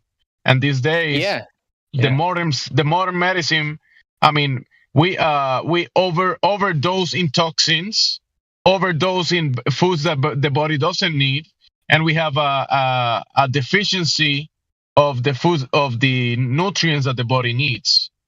So we're overloading the body with toxic material, toxic environment, like you're saying, also emotional stress that has a spectrum of itself, and then introducing bioweapons to newborns and children that causes parasitic infections in many organs and in the head, like you say, in the brain. And this is you know how they put these chemicals that opens the blood-brain barrier and allows things to pass through that barrier towards the brain, causing infections and inflammation in the brain. These days you have children with migraines, children with headaches, and you have adults that they're always with headaches because there is stuff going towards the brain that is not supposed to be there and causing these infections and stress, therefore causing diseases, like you're saying. But I think you have to, what you're saying, and I agree 100% with you, but I think you're missing the actual foreign entities that are in the body that are not supposed to be there, and the missing part that is, in my opinion, a natural flora or natural biome that is supposed to be naturally growing with us as a symbiosis, but it's been in a way attacked, removed, or flushed out of the body with these toxins, chemicals, and then replaced by bioweapons and other bad stuff that is not supposed to be in the body. And that creates an environment where disease thrives. Yeah, it's all like if nobody else wants to comment or anything, it's all connected. I would agree with that. I would just, so like the state of your health. What is health? And then like your state of health and the food you eat, whether you're injected with parasites that just start to eat away at you. Parasites are a class of their own, but like the food you eat. Parasites are actually a root cause of a spectrum of diseases, infections, and they can take over the host and manipulate the host to behave a certain way and to crave certain foods like sugars and bad stuff. And it could play mind games and hormonal games with the host. Yeah, I would definitely. Yeah, parasites. They deserve like almost special study because they're interesting, for sure, and they definitely affect the human in many ways. And there might be symbiotic effects with parasites, and there's definitely detrimental effects of some parasites for sure in the body. All I'll say relative to the thing that the paradigm shift that I was talking about is. That there's really only one thing that's been shown to cause these brain formations, which are governing these organ adaptations in the various organs in the body. And no toxin has been shown to cause these brain formations. The formations form as a result of a psyche shock, a shock to your psyche. So we've all experienced that before. Something takes us by surprise. It's a very meaningful event, and it's like, fuck. And it could be very intense or it could be kind of light, but we get surprised and we get scared and we get freaked out in many different ways. And the body will respond in many different ways with its many different organs relative to the many different kinds of shocks that happen to us. And that's the only thing that we know of that causes these visible brain imprints in the brain that help us predict or allow us to predict the manifestation of diseases in the body. Now, the state of health. It is a combination. I agree with you, but the chain of events, the mental status or the mental imprint, or the mental state has a chain of events that make the person make it to that state, which is malnutrition, excess of toxins. And parasitic infections and the environment as well. And okay, but I will say that's fine and that's a valid way to look at it. But I will say that's a materialistic way to look at it, and I'm not discounting it at all. I'm just saying that's the materialistic way will affect the mental status, the energy Right. status of the body. So Right, if but the then body is there's under the all of well, I agree with you. I'm not disagreeing with you, but no, the no, no. chain of events take you to the place that you're talking about. Right, right. Yeah, then that's a good case to make, and it fits in my mind as well. Like the state of your physical health will affect how robust your mind is at receiving shock. 100%. Right, and then but then I've been thinking about this. I'm thinking, well, that's yeah. What's the opposite, or what's the other way of looking at it? The other way of looking at it is more like that the physical body is really actually almost like a mirage or an illusion, a creation of the mind. And there's orders of mind, mental order or levels. And at the top you have God mind, and so that's kind of how it fits with biblical. It's a shift from a mechanistic to a vitalistic mind perception that the mind almost creates physical reality, including toxins and such. So it kind of makes mind primary. And from that model, that's the paradigm shift. That's like, well, where do we go from there? I mean, what's the practical means by which we heal the body if that's the model? Yeah. Yeah. So So like I totally understand what you're saying, and I totally 100% agree about like the power of the mind and aligning, the metaphysical. It's like the mind is first and primary. But I also think like there's aspects that can't be ignored. Some like more basic shit where I think you could, philosophically you could say it's like, or spiritually or whatever, you could say it's like kind of tempting God in a way. Like, if you have like a pet, you have a pet dog and you only feed the dog Snickers, and candy, and then you wonder, and then you're like, I don't understand why my dog isn't healthy, because I've been like super, clear about it spiritually, and knowing the truth that my dog is this perfect image and likeness of God, and like, so what like people do.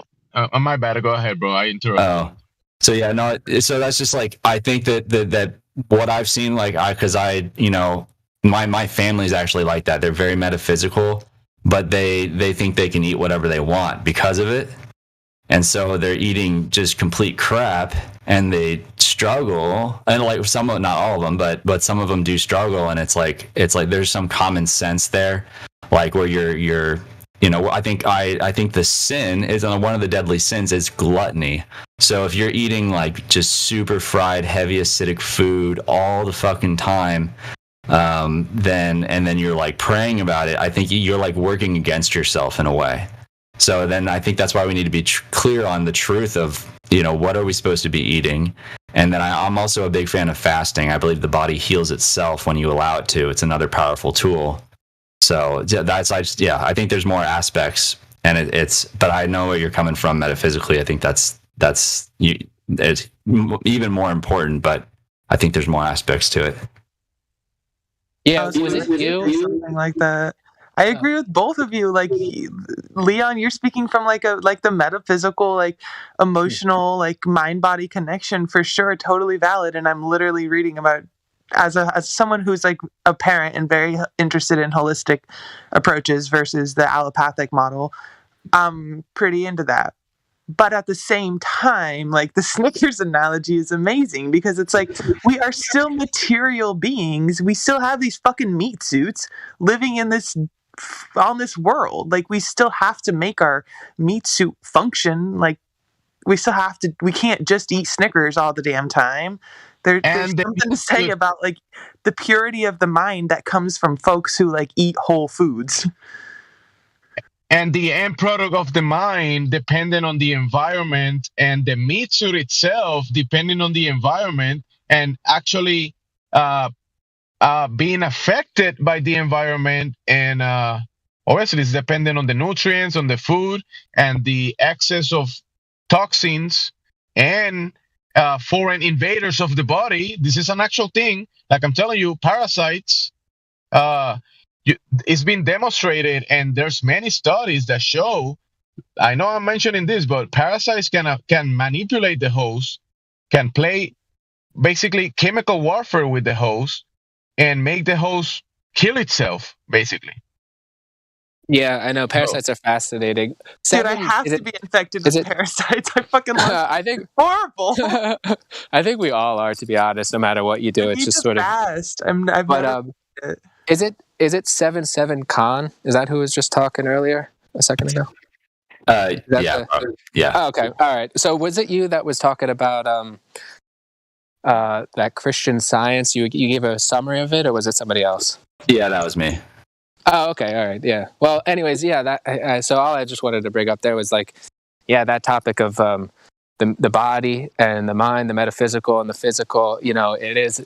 Yeah, I mean, it's a great conversation. Everybody's adding some really key points. Possessions of your body, parasites, cancer, possession. The viruses, the smallest of parasites, type 1 diabetes, a systematic infection of the organs, parasites, what do you call Lyme disease, parasites, malaria, one of the biggest killers of people, parasites, just one after the other one. Yeah, parasites can definitely fucking do some problems, but they're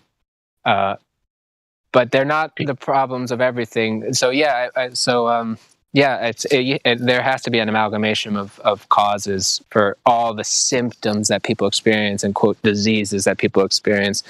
But one of the most interesting things about the German medicine is it just changes a whole class of diseases, well-known diseases that you might otherwise attribute to parasites or toxins. It reclassifies them.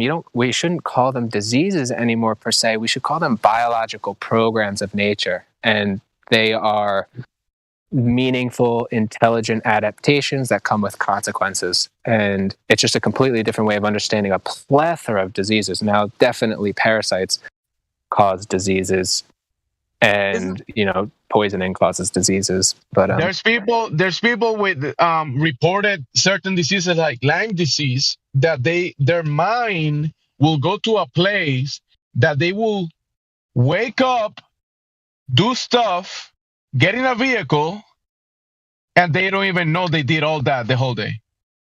They just did it like almost in a flight state.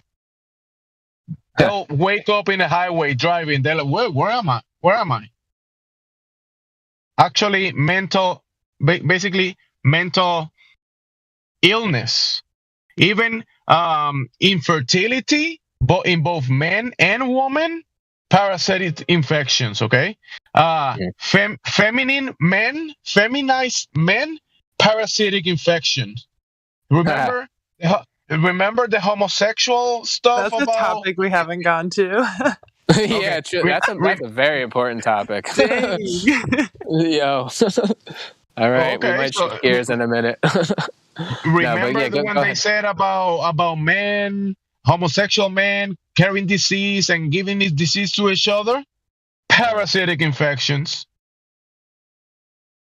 And then the doctors will come and give you drugs that will make the thing worse and basically kill people, make them even sicker. Instead of addressing the root cause, just like diabetes, you have high glucose levels.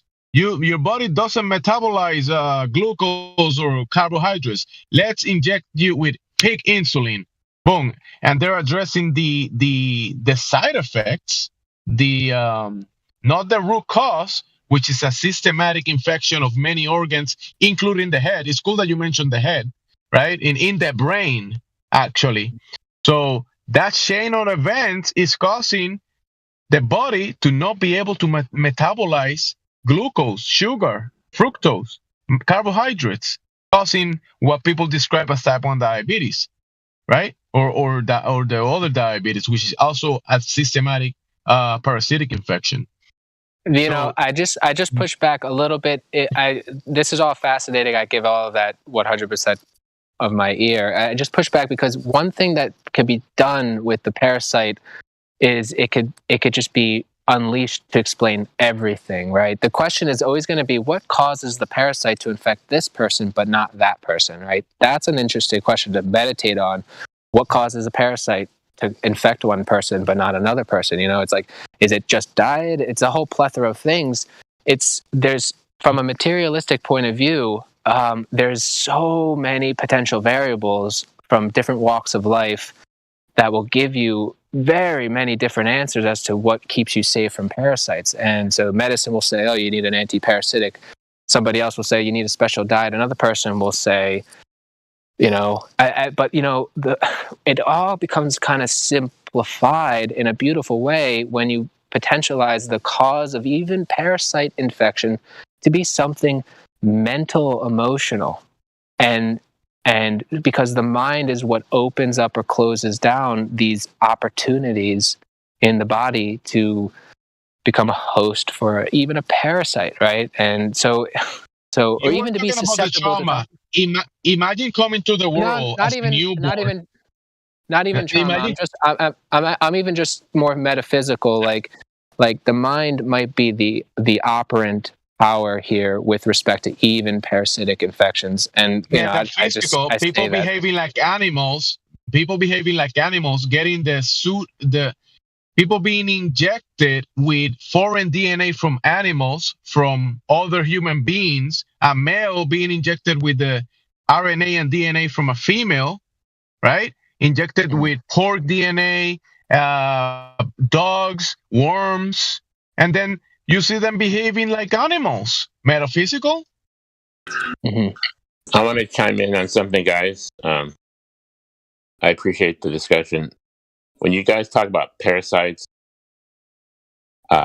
infections in the body temple, that you don't want to think of them as negative. You don't want to make them the enemy, because then they become more powerful. Yeah, cool. They're efficient at what they do, and we know how to. We were intelligent, right? So how to control them. We know how to not get them. We also know how to get them. So don't think of them as negative or bad, because then they become the enemy, and then they become more powerful, and then they're going to give them a grip on yourself. Well, you have people right now that worms are growing inside their bodies, and then their hearts and digestive system stops, and they die. Yeah, no, that's definitely the case in a lot of people in third world countries and everything. I'll always have the question. In the United States, a third nation. True. Everywhere in the world. It's not just third world countries. So if you think of this as a worldwide problem, I'll always still ask the question, what's the cause of this susceptibility? And a combination of things. It's not just one thing, it's a combination. It could be a combination of literally an infinite number of factors, or it could be something as simple as one thing, but we don't really know how the mind body works as well as we should. But that's what's coming, you know. That's what I'm all passionate about, this paradigm shift to the mind on the wings of the German New Medicine, which says the psyche imprints the brain, and so we have to start to understand the psyche. The placebo told us we should have to start to focus on the psyche. The nocebo effect told us we should have to start to focus on the psyche. So we will start focusing on the psyche. And then what became an infinite variable problem now becomes a psyche problem, which is something much simpler, but also daunting, because it's a frontier we've never really approached. Whereas for thousands of years, we've been dealing with the physical toxin. You know, the medicine man would come and say, take this substance and do this. You know, so we have a good foundation for the physical approach, but the mental approach is sort of still in this spooky land of, I don't know how to do it, and it kind of is daunting, but it is the frontier, in my opinion, that will, once we go past that horizon, it'll simplify a lot of things, and to the great benefit of not only just cancers, but diseases, and then I'm suggesting even parasites. And well, let me tell you, it's not a coincidence that they're injecting people with bioweapons. Basically, when you open the vials of many of these injections, you will find organisms that have been weaponized, right? And including in that package, I don't know about that. Yeah, I know about that. It's been demonstrated. There's been many scientific groups that actually have opened many of these vials, and they actually have found parasitic organisms inside of these things. But it's not just that, because your body, since the first day you're born, once you pass by your mother's birth canal, that's when you start getting, you're supposed to be getting your mother's, there's a natural flora, a natural way of growing that is an include army that you get naturally, that you're supposed to get from the environment, from the soil, from food, and from your surroundings. You'll get a lot of this stuff included in the air and your environment, and you're supposed to grow with it. But there is an actual other side of that that is disease causing parasitic infections in the body. And in these vials, that when a baby is born, the baby, this baby is good, but it's injection deficient, right? And they start putting injections in the body. In these things, they include a bunch of chemicals. And you're talking about the mental, metaphysical, right? Think about aborted babies being injected into newborn babies. And then look at a boy that when he's born, completely fine, they say, hey, we gotta cut a piece of your little Twinkie. And some babies pass out of the pain when they do that to them. Tell them they did not just handle that with no tears. No, they literally went into fucking shock. Yeah, exactly. So imagine a newborn receiving an injection, and today they want to cut the baby's foot open, drop blood from the newborn out of his foot because they want to test for future diseases. Okay. Yeah. No, it's so very. Imagine the mental trauma that this is causing in a newborn. Yeah, exactly. Yep. Priming the newborn to be in a lower vibration state that is more susceptible to trauma as well. I just want to say that bioengineered organisms, weaponized organisms. I don't know if I give them that, but I'll give them everything else he just said. Well, the thing is that there is a term. I gotta look it up, but it starts with zoo. You know, like when you go to the zoo to see the animals, there is a pattern of diseases that naturally happen on a spectrum of other animals, and that has been taken, put into a package, and being injected into people. And diseases, you see, there's a spectrum of diseases that people have these days. There's like a new disease coming out almost every day. There's people. You think we came to this? I'm pretty sure you don't think this, but people actually believe that they're sick because they were born that way. They were born sick. Well, that's okay. But if they were on the traditional vaccine cycle, then they probably were fucking not born that way, but quickly made that way. They were hacked that way. They were hacked immediately. Exactly. Yeah.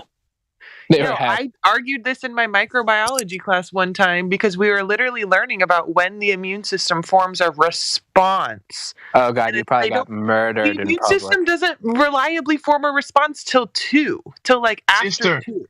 There is an elephant in the room, and I'm telling you, people are being injected these organisms that are. I literally asked her, then why are we vaccinating newborns? And she didn't have an answer. Let's try not using the term because it's being live streamed in YouTube. Let's try my bad. Why are we giving Why are we injecting substances? But listen, our bodies as hosts can host good bacteria, good organisms that grow with the body and are basically a defense system for your body, okay? But there's also, like I said, another spectrum of organisms that are not supposed to be in your body. They cause disease. But the thing is that these, you know, dengue, right? Malaria. When there's a percentage of mosquitoes that when they sting the person, they insert like a larvae. And that larvae causes a lot of death, right? And it is a parasite. So imagine instead of a mosquito, it's an actual medical device that has a bigger thing than the mosquito and is being given into the bloodstream. Straight into the bloodstream, straight into the muscle. And it's packaged with chemicals that dissolve the flora that you naturally had and make you flush it. That's why you start like, and also open the certain layers from the body, like the blood-brain barrier, and allow. You see these children with their heads inflamed, that as an adverse reaction they have like eye problems. They can't see pretty well because their heads are inflamed, because they're constantly fighting an infection that is inside the body, and it's always the inflammation is always there. It's constant because their bodies are actually being taken over by parasites. I feel like that's where both of y'all like kind of converge, is that there can be a physical element of the stress induced like response to try to return to homeostasis. Like it doesn't have to only be psychological. Like the gut brain connection, goes both ways. It's being put together to cause. It's being put together to cause this, because in no natural environment there be no place in the world that your body's gonna find this cocktail of problems that is gonna be injected into your bloodstream. Or there's no one in the world that's gonna happen too. Yeah, all at the same time. Basically, turning your body into fire from the inside out. And since the body is a very powerful thing, the body will start to mitigate certain things. But since there is also a deficiency of nutrition, bad environment around you, then the body is gonna have to pick up from what it can, right? So it's gonna start picking stuff up and building from there diseases as an adverse reaction. Yeah, it's crazy. It's like get like stung, like newborns get like stung by a scorpion just like right out of the womb. I was lucky enough to never be stung by any of that. That's what I was wondering. You said your whole family's like esoterical and shit. Dude, you lucky fuck. Yeah, you're so lucky, bro. Yeah. Dang, man. I would just say I was borderline raped for this shit, dude. Yeah, no, I was actually interested because because my family is actually Christian Science. I definitely don't. I mean, I do subscribe to the main idea of it, but there's a lot of stuff in it that's not right. But I'm very new to the Christian Science. I don't think I'm going to be going too deep into it, but I was just kind of reviewing it, like just a little bit, and I found some ideas interesting. But I can see that being a kind of a I don't know, dead end perhaps is one way to look at it. Could you all explain it in a simple, like, quick way? Mind over matter. Yeah, mind over matter. No way, I did not know that. Aligning your thought with truth, with life, with love, meditating, praying on it. So there's a lot of good stuff. A lot of good stuff in it for sure. And it's this basic idea that you're 100% spiritual. Everything is the manifestation of mind, the one mind, God. And there's a lot of good truth in it. But the problem is, what I see is like, you'll have these people that are super metaphysically, spiritually, like really grounded people, but they use it as an excuse to consume whatever they want. Yeah. Well, there's also verses that say that it goes like, if you're living in sin, even your prayers are an abomination to Yah. So it's like, you can't really say that, because I was actually going to bring that up earlier, but the conversation was gone.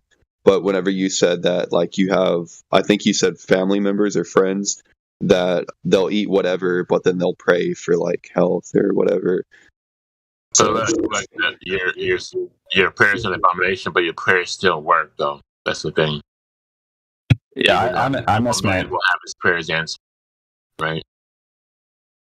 Yeah, I mean, I just read it as more or less what it said. Like, if you're living in sin, then when you pray, it's not going to be heard.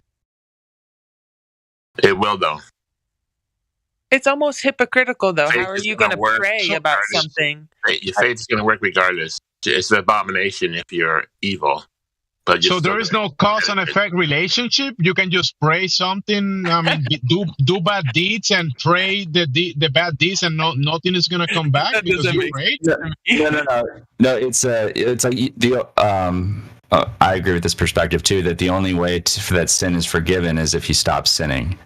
Yeah, it's hypocritical. Otherwise, you can't just pray about it. The problem is, it's like, well, in the Bible and in this book that I read, it doesn't say that I'm not allowed to do this. They use the book as an excuse to indulge in certain sins, mainly based off ignorance of what they're doing. I would say that's how you interpret what you're reading, because you can interpret things to mean whatever you want, pretty much. Especially if you cherry pick stuff. It's really easy to justify certain things, but it's also, I mean, I think that we've been lied to about what we're supposed to consume, just to the same level extent of where we live and the nature of reality and all that. I think it's pretty upside down. Because I've talked about this before, but basically my experience is like I had like a chronic headache that was fucking me up, and I was really messed up because I did a lot of stupid shit in my young 20s. And then, so basically I did a 39-day juice fast, and so I just watched, like, to me, and I've done a lot of fasting since then, and to me, fasting is the most powerful tool that, like, not the most, well, the mind is the most powerful, but second to that is fasting. I think it's a very spiritual experience, and you can watch, like, my feet were all puffed up. I had a chronic headache. I had to watch like everything I consumed and all that, and it's like all of that went away. All of it went away, and I was just backed up, full of all the probably the toxins. I think it was all the drugs that I did in my young 20s. And all the shit that I ate. My colon was backed up. Well, what happens is when you do it, is you keep on having fucking solid bowel movements, and you realize that you're literally full of shit. And that's a wake up call that people, that you can only really wrap your mind around it until you do an extended fast, and this stuff keeps on coming out. I've seen people go like 100 days until they stop having large bowel movements, and then a lot of crazy shit comes out. Parasites come out, like dead fucking parasites and shit, and like mucoid plaque, and yeah, it's crazy. So there's a lot of, I think there's a lot to fasting, a lot to cleaning up your diet and becoming like the best, the cleanest vessel that you can possibly be is part of doing the work to be a instrument of God. That's what I believe. I agree with you. And one of the terms that they use about cleansing your body is purging the parasites, and that means purification or cleansing, right? The problem is that these days there is an overload of abuse to the body, so the body is always trying to fix, always trying to cleanse, and there is since they're doing it to children, they're also abusing the I think it's the lymphatic system, and there's another term for the mucus system. The mucus that the body's producing is trying to clean the body and cache the stuff in the mucus and throw the stuff out of the body. And a lot of people underestimate puking,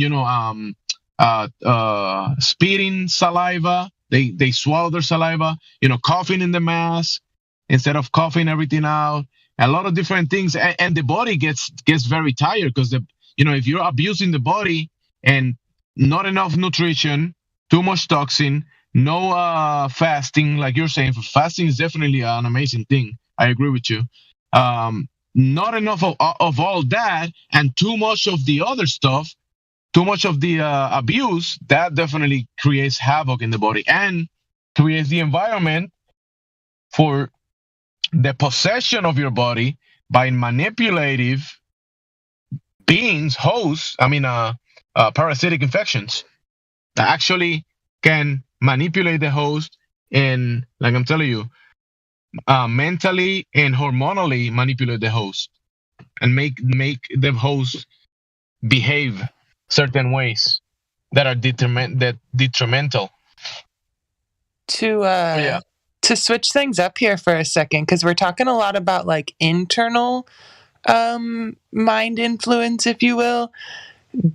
What about like external? What about being like controlled by something beyond that which is in our body? Like, do y'all give any thought to that or have any Well, thought? there is actual studies that demonstrate. You see, we live under this environment that is a lot of artificial frequencies that are away from the frequencies of, nature, the world, sounds of animals, birds, and even the ground itself, and the frequency of the heavens being inputted into the system. These frequencies that are artificial, the radio frequencies, the cell phone towers, that stuff, there is studies that show that certain frequency can destroy the parasitic infections or make it more aggressive inside the host. So they can make these organisms more aggressive inside of the host. So the natural environment will degrade these infections, and the unnatural environment, these unnatural frequencies that we probably are being bombarded for long periods of time, if not 24 hours, that can cause the parasites to be more aggressive. So yeah, that kind of like the Rife machine. It's supposed to. Yep. Yeah. Go ahead. That's one of them. A lot of the people that talk about this, I think that's one of the most powerful things that they mention that there is against these whatever entities inside of your body or parasites, because the Rife machine that frequency can just basically dissolve them, destroy them inside of your body just with frequency. But then many of us are living in the cities next to these towers, radio towers, TV towers, 5G towers, and Wi-Fi, Bluetooth, everything you can put together. And now we wonder why disease is so prevalent, because there's a combination. Yeah, I think I completely agree. I think we're supposed to be striving to be a sovereign beings, and that we're supposed to have a relationship with nature. Not that we're supposed to bow down to it, but we're supposed to coexist with it. My ideal situation would just be like having a shit ton of fruit trees and a garden and just fucking chilling, eating shit fresh off the tree, fresh off the vine. That to me is the freshest, cleanest form of food that we can eat. And but it's very hard to make that switch when we're brought up eating milkshakes and cheeseburgers and Burger King and super addicting crap that makes us feel good. And then the only time that we can even tell that it's an addiction is if we take a break from consuming food, which is very difficult to do for a lot of people.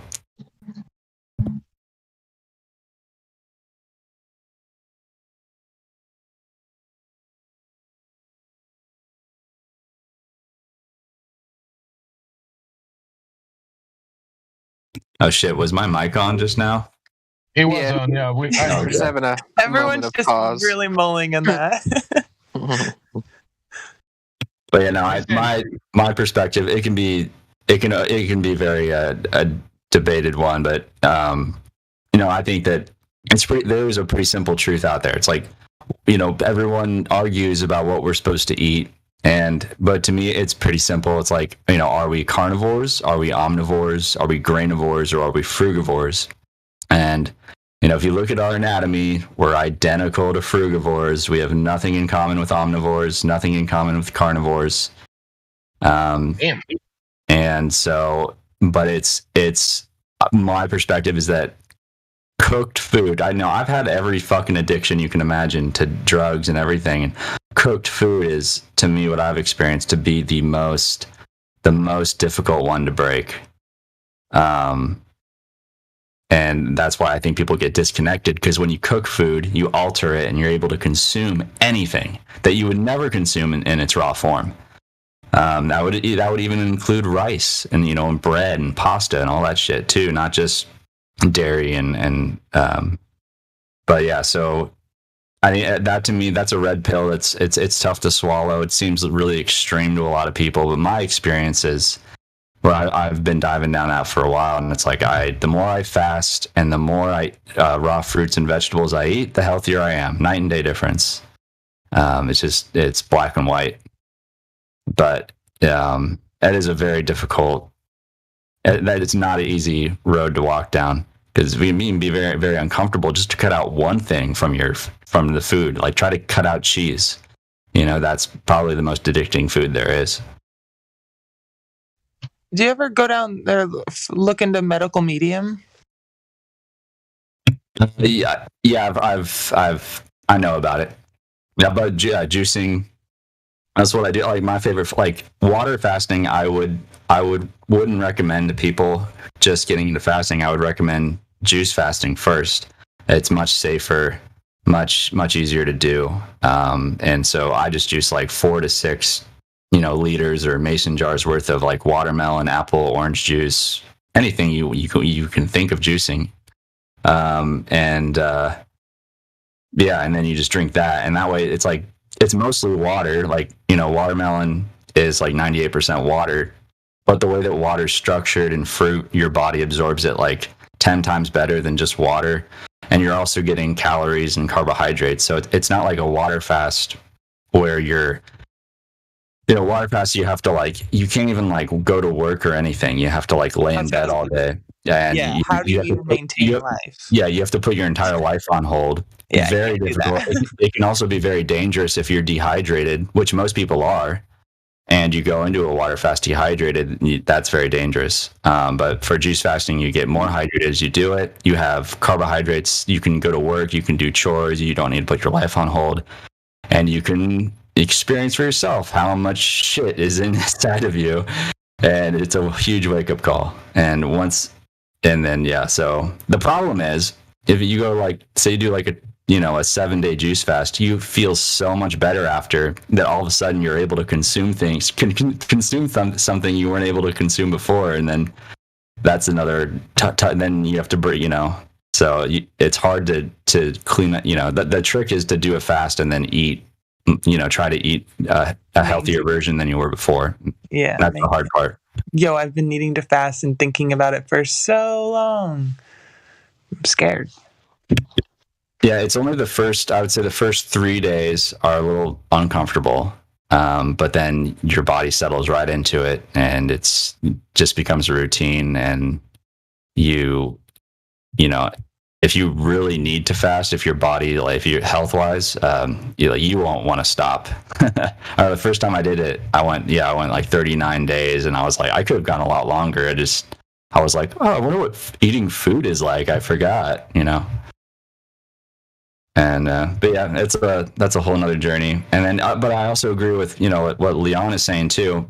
What I think another problem is when people go down that rabbit hole, it's easy to get too caught up in the material, and if you forget, and you can forget the metaphysical, forget the spiritual, forget how powerful your mind is. And so that's why they both, I think they go together. Yeah, it's funny you guys were talking about the food and stuff, and I was making a T-bone steak and eggs. Oh, we had some jalapeno cheese. Sounds delicious. Hell yeah. That goes back to what Jordan was saying about being like, oh, I have to shower in my tap water. And it's just it's all about no extremism is the way, I mean, if we lived in utopia, yeah, maybe we all exist on fruit and we don't have to fuck with this tap water, but it is what it is right now. So we have to just do the best with what we have, and also not forget the power of the mind and the spirit. And then the malnutrition thing, it's like your body, you can get so clogged up that your body can't absorb nutrients anymore. And then people think that's why you need animal fats, because a lot of the nutrients are fat soluble only. Indeed. I know a pretty good argument against eating meat is that meat will rot in your intestines, and that's that to me is mainly due to not having raw enzymes being introduced into your diet to help you actually break those things down. But I think that's bad science or whatever, because that's not whatever study that was. That probably has never been done to like actually look into how people have been living on carnivore diets for like 14, 15 years. No, I don't think that's the case. I think that whatever that is propaganda. Yeah. It does not follow. And there's ample number of people who have switched over to animal fats and actually they thrive. It's what would be considered people that are going to be able to have nutrient dense foods like eggs. You know, I mean, you have all the vitamins and minerals in them. I mean, you get iodine and eggs such. are so good for you. They have all your essential amino acids, and they're considered like a perfect protein. Perfect. Yeah. Yeah. It's literally like because they used to be demonized because of cholesterol. They still are. Yeah, people think that cholesterol is bad because they say it's because what's the word for it? It's pretty much plaque that builds up in your plaque. Yeah. They think that's what's causing the plaque, but no. There's another like theory that it's actually the thing that's attacking the plaque and trying to get rid of it versus it causing it. Yeah. And listen, the original meal, the original Happy Meal, which is your mother's milk, the first milk, the colostrum is super high in cholesterol. As fact that it's almost fully cholesterol. It's so saturated with it. So if you don't have cholesterol in your body, you won't be able to metabolize the vitamin D that you get from the sun. That you get from the sun, and a lot of nutrients you won't be able to produce if you don't have cholesterol in the system. Your body produces cholesterol all on its own. Well, I'd say that like it's just like the baby. But why is the baby getting it from the mother's first milk? Well, mother's milk is important. A baby needs mother's milk, but the baby's supposed, for development and growth. But the baby's supposed to wean off of mother's milk, and then we're not supposed to replace that with another animal's milk. Listen to this. You can feed a mammal that is malnourished and is needs to a mammal that is feeding. How do you say breastfeeding? And like dogs or cats or even cows, you can actually dogs, cats that are breastfeeding their babies, you can feed them colostrum to have better development during better production of milk, of nutritional milk for their baby. Yeah, I mean, babies need milk. The adult mommy can benefit from the high nutritious milk to be able to give better milk to their babies. Yeah, I mean, I know it can get a pretty heated topic, but I do disagree with you, but it's cool. I would almost say that if a lactating mammal needs milk added to their diet, then maybe they're already in a state of malnutrition and not in a state of like, homeostasis, balance, where we're functioning at optimum functionality. I know nothing about the fucking research on cholesterol, though. I will say that.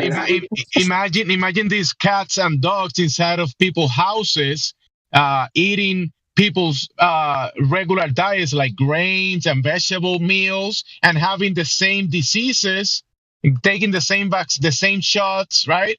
Because people go to the doctor and take the drugs. They take their dogs and cats to the doctor, given the same drugs. They go to the supermarket, buy the same food, which is very high in grains, very high in vegetables, right? And then they share the same diseases. You have dogs with cancer, diabetes, arthritis, malnutrition. Like they're really bad, malnourished, And a good fix for that is mother's milk.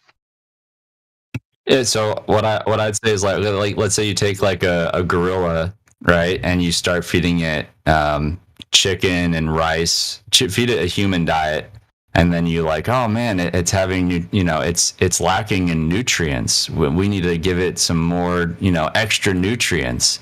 It's like, no, you're not feeding it the right food for its like specific. You're not addressing its specific needs. You're feeding it food that it can eat it.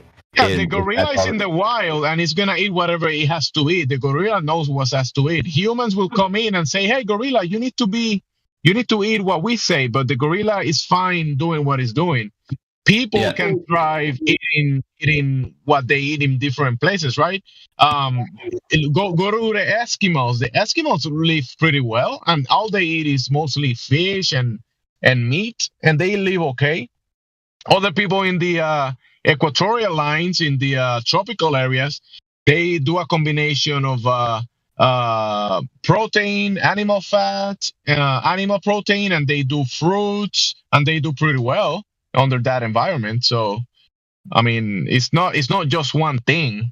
All right, you can always look at like some people that are. My point was that you're saying that I don't know if you meant this, but you're saying that the milk is not nutritious for an adult, but it actually is. Yeah, raw milk is like incredibly good for you. Raw especially, like high quality raw milk is so good for you. Yeah. Yeah. It has. It's not just raw milk. There is another milk which is called the first meal, the colostrum. That is just look what colostrum is, and you'll do the research about colostrum. And I don't get how anybody can say that colostrum doesn't benefit an adult mammal, cat, dog, or human. I don't know where you can get that idea from. Honestly. Here's the thing. Personally, I'm not saying it wouldn't be of benefit. Personally, what I'm saying is that when is colostrum produced? It's the first milk a mother produces after giving birth. What is the intent of that then? It's for the newborn. While yes, it is liquid gold, as it's so coined, it is. Gold. It's amazing. It is an essence of the mother to start off the baby. But it should not, in a utopia, it should not be necessary for an adult mammal. It is nutritious. Hell yeah, it's fucking liquid gold. But it shouldn't be necessary if humans came to this earth and our meat suits were given what our meat suits actually need to function at their highest capacity. Exactly. If we were doing the right thing and probably, not having this over infestation environment, over abusive environment, toxicity, malnutrition, the body should be doing just fine, should be thriving normally, right?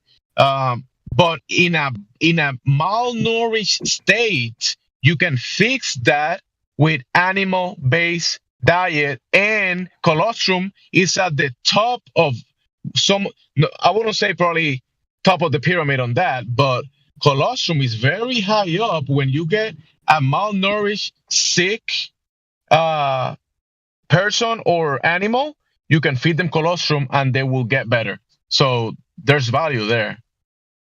Definitely value, but it seems like a short-term Band-Aid fix to something that, needs to be addressed in the long term as well. And at the same time, how accessible are fresh fruits and vegetables to the vast majority of the global population, the fucking earthly population? They're only accessible though.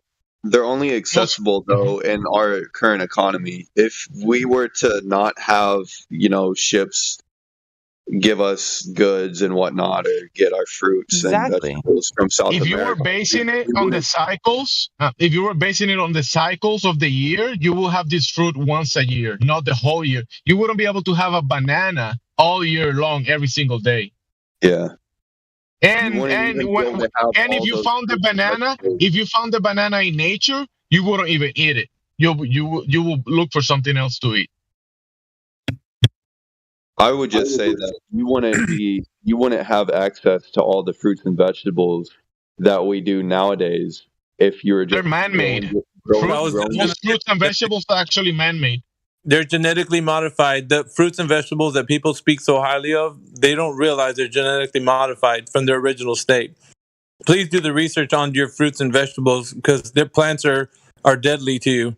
The ones that you think that you guys are praising right now, they're actually genetically modified. You're eating a very genetically modified version of what you think is the actual fruit that should be consumed.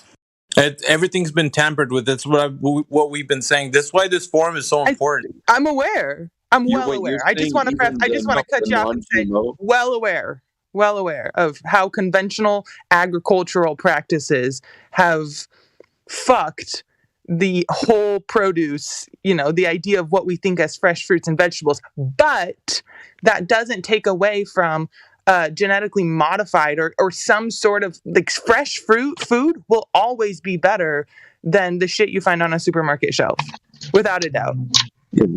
Yeah, but people don't know that though. I mean, you got your average Joe who's working a 9 to 5 who just wants to go to the store, pick up something to eat. And they're looking at a food pyramid, which, I mean, fruits and vegetables are there, but they're not thinking that stuff they're eating has been altered. They're thinking that, hey, this thing is healthy, and it's not. So they're not getting the same kind of like stance that maybe you do because you have the research. They don't have that. So they're eating the shit thinking it's good for them. You know what I mean? I will agree with you that the working class and everyday human is probably not as averse to the fuckery of our modern agricultural means of production. But yet, the point remains that grabbing an apple is better than grabbing a frozen pizza. Yeah, and you'll get that apple. You'll get that apple once a year in season, and eat. You can eat many apples during the season, but not when it's winter. That there is no apple trees giving apples. You have to eat animal fats, animal protein, and build enough mass in the body that you have enough of that protein and enough of those fatty fat that you need to process. There's nutrients that we need that are only fat soluble, and when we talk about fat, it's animal fats, not this corn oil, canola oil, or whatever other oils that they have to. What process you have to make to get corn oil, and people call it fat. You have to build a freaking machine to be able to get a drop of corn oil, canola oil. That stuff is so toxic. Beyond belief. I would say that. Here's what's funny too. So, if you actually eat the apple, you'll just get more hungry. I would say that fruit grow. I mean, it depends on where you live. If you live near the equator, fruit almost grows all year round, and there's some fruit. Arian, what's up, bro? Hey, I've been meaning to catch up with you. I'm sorry, guys. Sorry, Con. Hey, bro. Yeah, man. I switched diets. I'm kind of like you now. I'm not a lion diet like you, but yeah, I'm all on my way to carnivore. So. Yeah, I hear you making steak and eggs, right? Bro, I went completely. Like I'm switched over to animal fats. I'm with Gem Z. Like we're, me, Gem Z, Julius. Like we're all on the same. And I'm telling you, man, I've never felt better in my whole life. I'm 45 and I feel like I'm like 30. You cut out grains. You cut out grains and dairy. Everything. Like I'm not dairy, but I've cut out everything but animal fats and no canola oil, no outside processed sugars, nothing like that. So I would tell. My perspective would be the reason you're feeling so much better is because you cut out grains. Well, that was a huge thing, though. Huge. Oh, yeah. But he's still adding nutrition into the body. That's why he's also thriving and feeling well. Because if he wasn't providing the nutrition that the body needs, he'll be on a downhill. But he's on an uphill. Hey, Jimsy. Do you and Miggy, do y'all eat organ meats and stuff like that too? Because I eat liver. I eat raw liver almost every week. I eat raw eggs almost every day. I eat meat every day, and That's yeah. wait, what is it? Andres Wonder Planets or something like that type thing? Because No, I got into that. Dr. Ken Berry. I'm looking at a few. There's a few people that I actually follow, but the science is really behind everything that we're the studies, everything. And then there's a lot of things that we don't know, like from like people that would make these like supposed pseudo studies about like how things are, like this typical American diet and so forth. There's a lot of things that people don't have understanding on. Like Gemsy is very knowledgeable in this particular topic. So, and I am getting that way as well. But I'm like, more or less like I would say about 6 or 7 months in. But the information that we know now has been hidden so much from like the idea that you're so scared to eat red meat. You're so scared to eat like, because they're like, well, that's gonna kill you. It causes cancer and stuff. Like, there's so much like propaganda against this. Like, I can't even tell you. Like you're so scared of eating animal fats like these days because you think you're gonna have a heart attack if you do, and it's completely like it's all just a facade. It's just I'll eat like 9 eggs. I'll have some days where I'll eat like literally almost nothing but eggs. I'll eat like 9 or 10 eggs, and I'll go to work, and then I'll drink like bone broth at work, and that'll pretty much be it. Mm-hmm. And dude, oh my goodness, you'll have so much energy by doing that. Like I felt like my testosterone was going through the roof, bro. Like, well, I'm just saying, like, for the guys, right? Like this, if you're like a freaking caveman in heat, dude. Like when if you follow what Jordan, is this Jordan? Yeah, if you follow what Jordan's saying, it's. I'm serious. Your testosterone is like in overdrive. Dude, I make my own bone broth too, and that stuff is amazing. If you make your own bone broth, it is completely different. Dude, oh my goodness, dude. I'm sorry, guys. I have to hijack this chat for just a second. Jordan, can you please give me that? I was looking for that today. Just like a original recipe, like simple ingredients. And if you can just DM it to me, bro, I'd be so thankful to that. Because I was actually trying to pasture raised, right? All your red meat and eggs are pasture raised. Yes. Well, the ones I actually, that's the only way. I go to the farm and get dog eggs. I get dog eggs, which are bigger than the chicken eggs and really yummy. Those things are huge, dude. Like, yeah. You're gonna get on me about genetically modified produce. Your fucking meat better be the top notch. Well, I buy buffalo meat, which they are always in the pasture, like actual bison. Bison, yeah, it's pretty good meat. There's a couple of farms that I deal with. You can go online. There's one called Circle C. It's wonderful. I got some chicken skins that were super cheap and pasture raised. I mean, it's everything. That's top notch stuff. I mean, if you're gonna do this, you gotta go with the because like everything's altered, man. Like I'm saying, everything. I'm not even saying that even the carnivore, like everything has been altered. So you have to you have to really do your research on what you're putting in your body, like everything. So that's why it's best to go to a farm who's actually meet the person that's gonna give you your meat.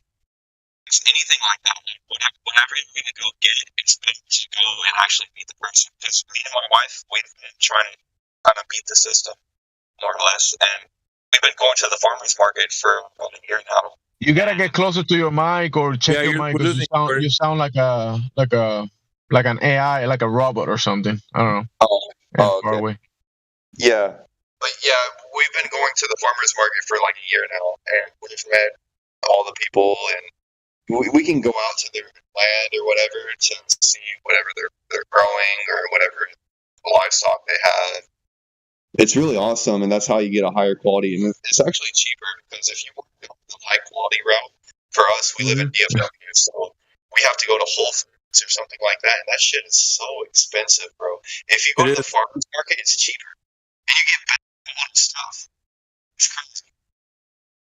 I think we lost Jordan. Jordan, he's still there, but his mic is having issues, so I think he has to reconnect or something. Bro, send me that bone broth recipe, bro. I need it badly. I will definitely recommend everybody, eat what you gotta eat and stay happy with your food. Eat as clean as possible. Definitely introduce some animal fats. But I will say, do a purge, a parasite purge of your body. Most definitely, everybody should do it.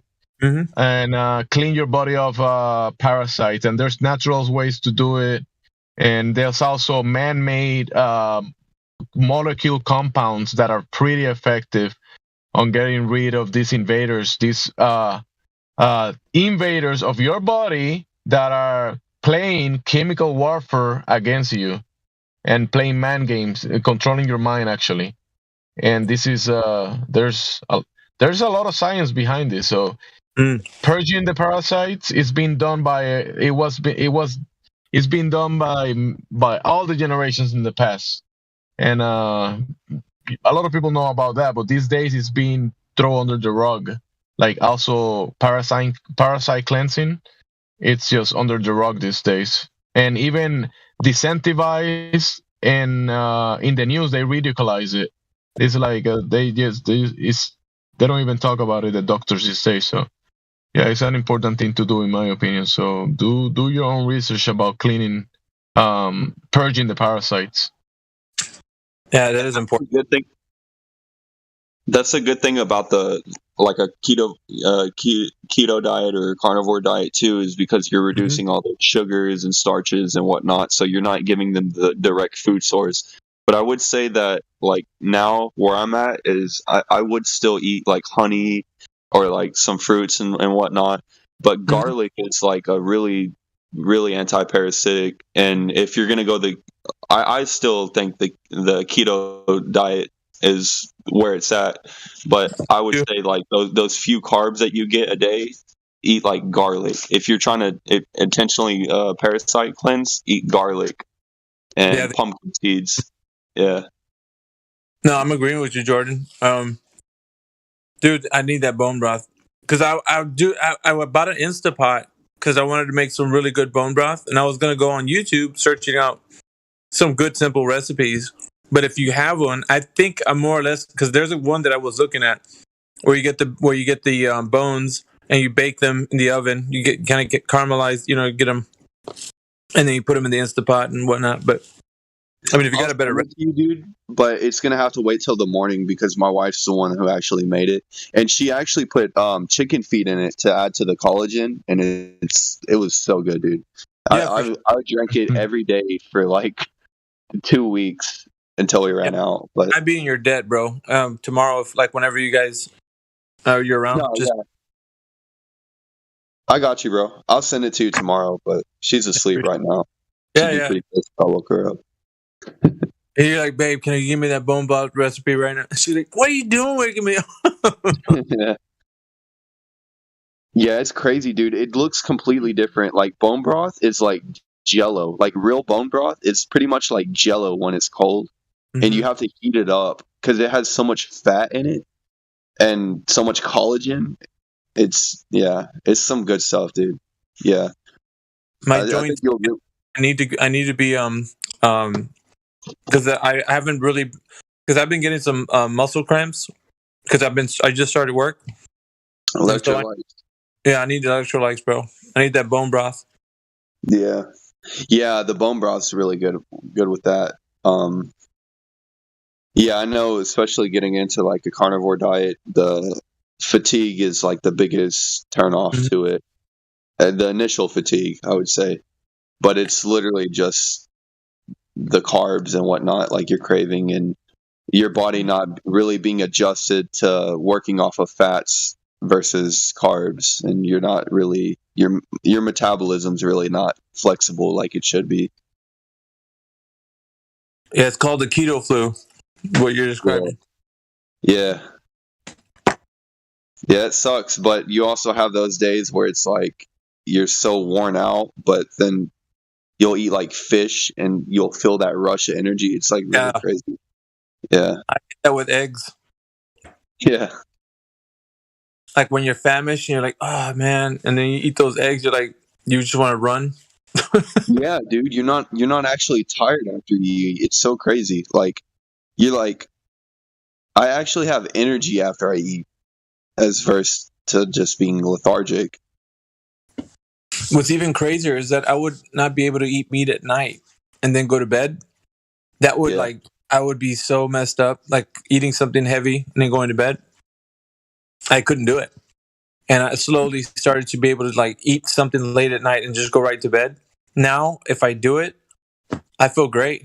Like, I don't know. I can't explain it. It's like I've always wanted to do it in a way where it wouldn't affect me. And it's just like now that I'm transitioning over, it's I just eat something and I go to bed, and it's like there's no, I check my fasting glucose in the morning and it's superb, dude. I'm in like the 85s or whatnot. Because I was pre-diabetic at the beginning because insulin sensitive. Yeah. And this kind of like, it just jump-started me into the right path, and I feel like my mind, I don't have any brain fog anymore. My thoughts are like sharper. It's just crazy. Like, I don't know. I mean, if I was to tell you, just... But no, I know 100% what you're talking about. Yeah, it is awesome, dude. Like, and also like one of my problems is before I'm biased now. Don't get me wrong. Like, I think eating meat is definitely good for you, but before, when I was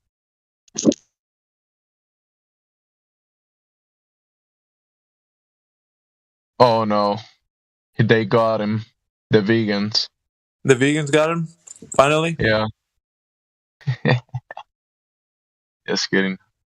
It's only a matter of time, right? I'm just kidding. I do like my fruits somewhere sometimes, but I'm doing okay with a little bit of fruit sometimes. Some berries. I don't. Stuff that is too sweet. Mangoes. I love mangoes. Sometimes pineapple, but it's so acidic, the pineapple. It is. But still, I just do it sometimes, and I still, my body agrees with the fruits. Some of the fruits, especially berries. Berries are alright for me, I think. Right, you're eating blueberries, right? Blueberries. But sometimes, actually, it's not too often. Maybe like once a week, I eat berries or something. Yeah. But I do eat the rice sometimes because the family cook rice all the time, but it's kind of rare. I mostly my thing is mostly eggs and ribeye. Bro, I bought some thin ribeyes because they had the thinner ones, and they were cheaper too. Because I was like, damn, because they used to sell them in the bigger, like thicker ones. And I think just I don't know for what reason they had like the thin sliced ribeyes.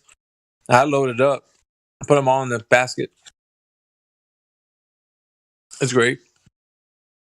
Yeah, ribs are good. And I found some T-bone. Yeah. I mean, I had to do a change because I was definitely trying kind of like the vegan or vegetarian stuff in the past, and that definitely took me. Miguel, I'm since I was 9 years old, I was diagnosed with type 1 diabetes, and I've been taking insulin for a long time, and it's been a rough ride. Maybe in a I basically grew up in hospitals, and after I woke up, right, I started listening to these vegetarian and vegan ideas when I moved to the US, and listening to people just eat grains, raw this, raw that, and that took me to a deathbed. Actually, I was dying. Actually, like my tooth, I felt my mouth was rotten. My body smelled like my sugar levels were out of control. Like, yeah, I have to eat more vegetables. I have a vegetable deficiency. I was always hungry, thinking about food. What's gonna be the next food? Oh, I had food, but I'm hungry again. Like, always eating. My day was about eating food.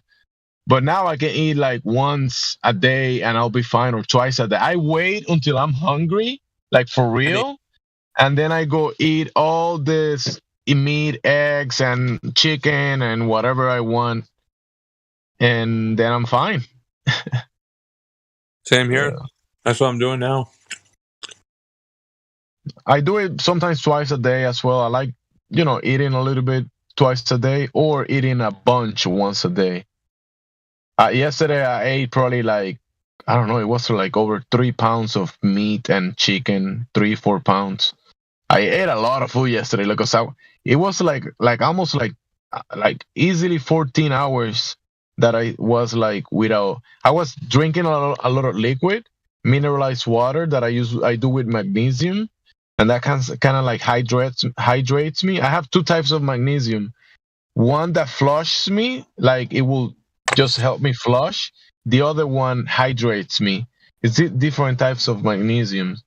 And since I take insulin sometimes during the day, that the insulin has an adverse reaction that makes the body demineralizes the body from certain minerals like potassium, magnesium, and stuff. So I supplement a little bit with that, but that was causing havoc in my body. I was having a lot of issues like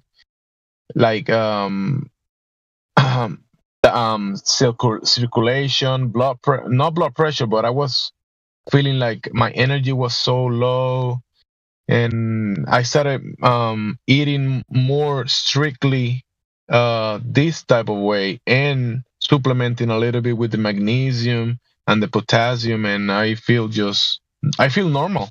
I feel fine. Yeah. No problems. I just feel normal. That's it. I feel good. Yeah.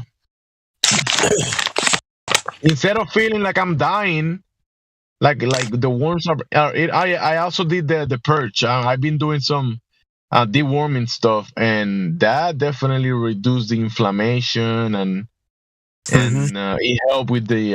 It also, I mean, eating more animal food and doing the deworming, it helped with very little things like body odor and body rashes and inflammation and skin pimples and that kind of stuff. It helped with all that. So yeah. Yeah, I was having inflammation, like severe inflammation. I had my lower back. I had problems with the doctor said it was a inflammation of a disc on my lower back. I had it since I was 14 years old, like so I was young. And he said every time that it gets cold or something, you're going to feel it in your back because it's going to feel, like this is going to get inflamed. Yeah. And I was like, I live with this problem forever, and every time like I could be doing something or lifting things and my back will start hurting, and I couldn't do things because it would get so irritated and inflamed. And I didn't know that there are certain foods that I was eating was attributing to the inflammation. I didn't know that. And that's the thing about it. You don't know the things that are causing the inflammation that you think that are not supposed to, like the healthy foods. But that stuff, man, that grains and all that, like that stuff is bad for you. So I agree, bro. Listen to this. Definitely, I probably could send you a few links out there, but definitely look into parasite cleansing, bro, because that will 100% help you with the inflammatory issues and not be able to kind of like, how some foods definitely affect your skin, bro. Children, have you seen these children that have like skin rashes and all kind of stuff?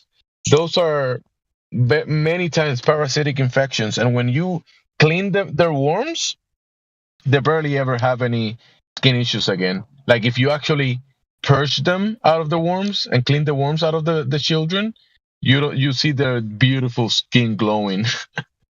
Jamesy, send me that info if you can in a DM. Yeah, I have a bunch of stuff. Y'all know pork is really bad with parasites.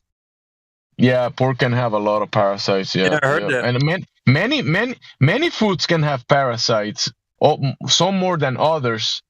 Yeah, well, pork is especially bad just because they eat just about anything. I've seen actually everything. I've seen actually a pig eat like shit out of another pig, like literally coming out. It was falling. Yeah. He was eating it. Yeah, they're disgusting. Yeah. Well, I was just gonna say, I think Miggy, I think you believe in the Bible, right? Like, yeah, I do. Sure. Okay. So like in the Old Testament or the Torah, it says that you're not actually supposed to eat pork. Yeah, it's one of the animals that were unclean. Yeah. I preached a little bit, man, for a number of years. So I know a lot about the understanding of his people that he spoke to. That he gave the oracles to were a group of people which were separated from everyone else on earth.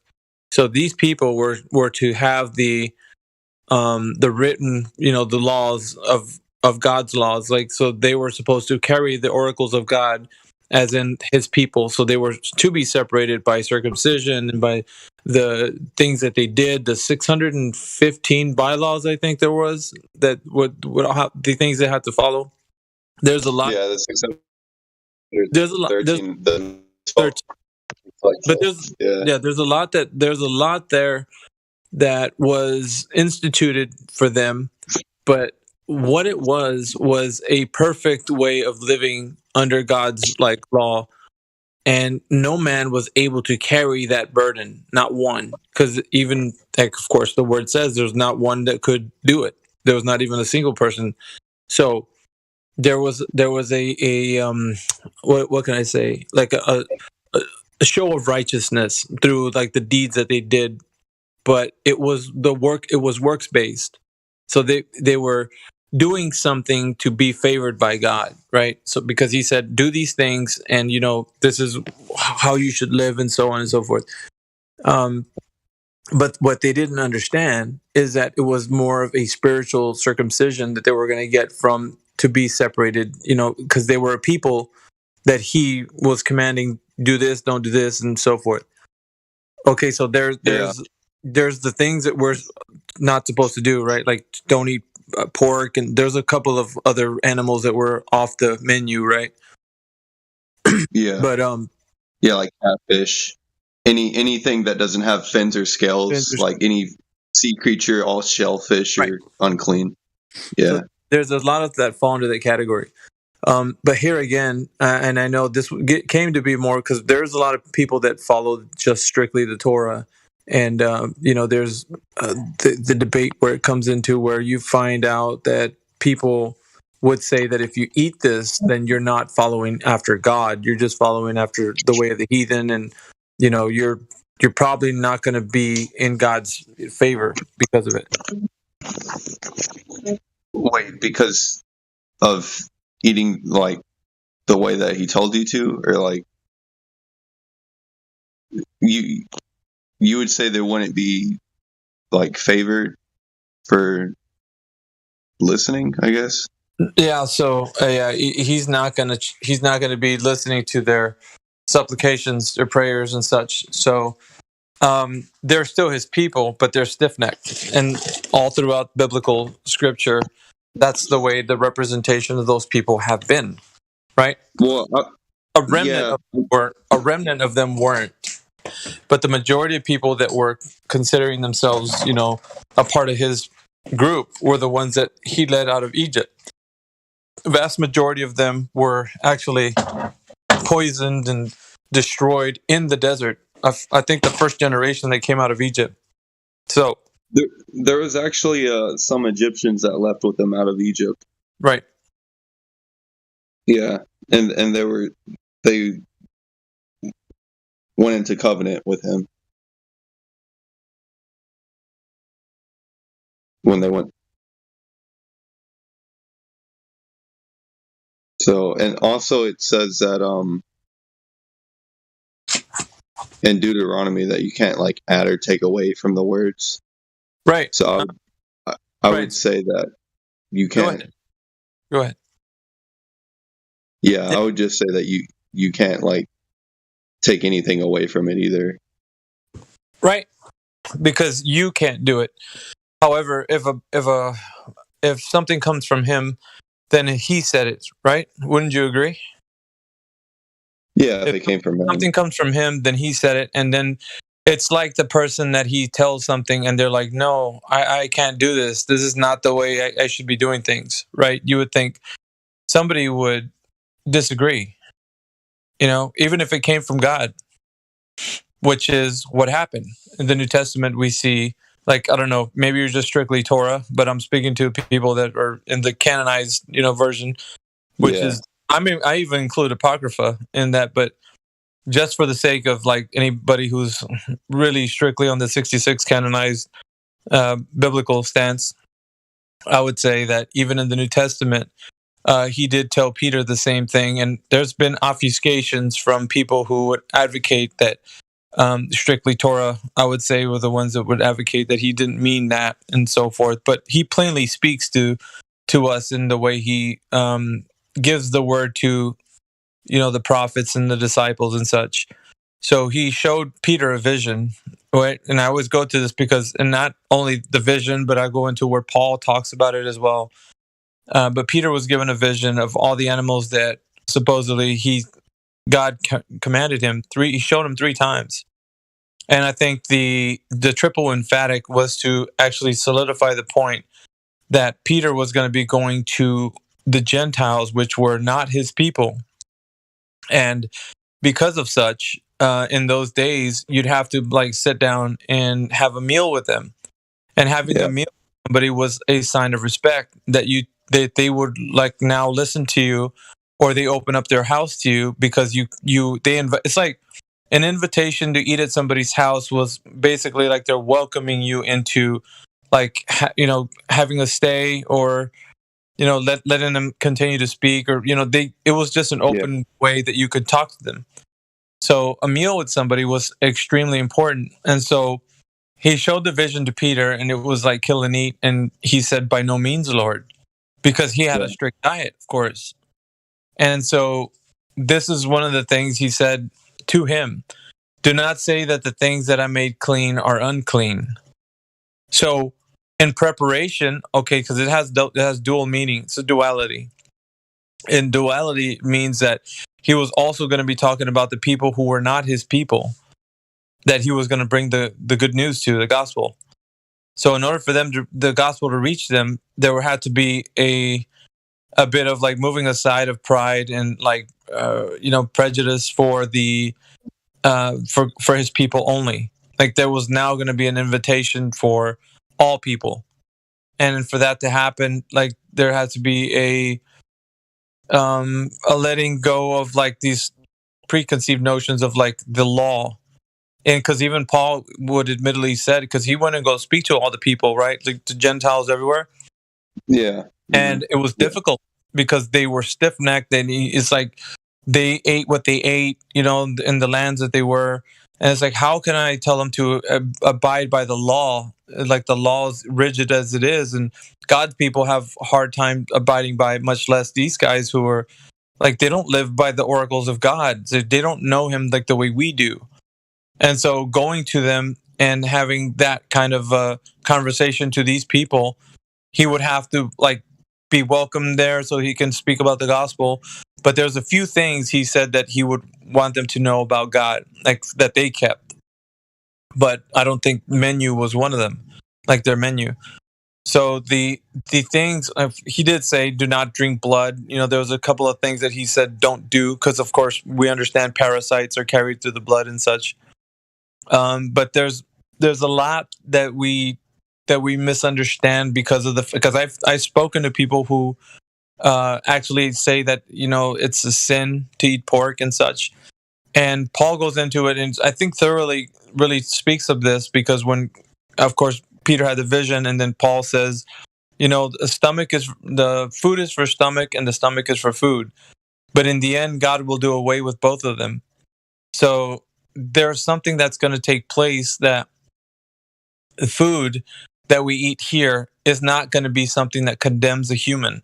What it is a better way to live. So just as you said, pigs are filthy, they parasitic, and that is true. We can't deny that pigs eat stuff like that. So is it healthy for us to stay away from it? Absolutely. Let's focus more on the things that are good. Is it going to condemn you to like hell in that, like hellfire because you ate pork? That's not what it was like. I mean, of course, like I said, God wanted his people, and everything that they did, these bylaws, I don't think people really understand what they were there for. The bylaws and everything taught man how to be living under God. Like, of course, they had the hand washing ceremony, they had the foot washing ceremony, they had the dishwashing ceremony. That all these things that they had was, now that we know in modern times, like cleanliness is next to godliness, right? So we keep away from bacteria, we keep away from like things that would make you sick by doing these things, like parasites on your feet, like walking and stuff. That's why you wash your feet, that's why you wash your hands, that's why.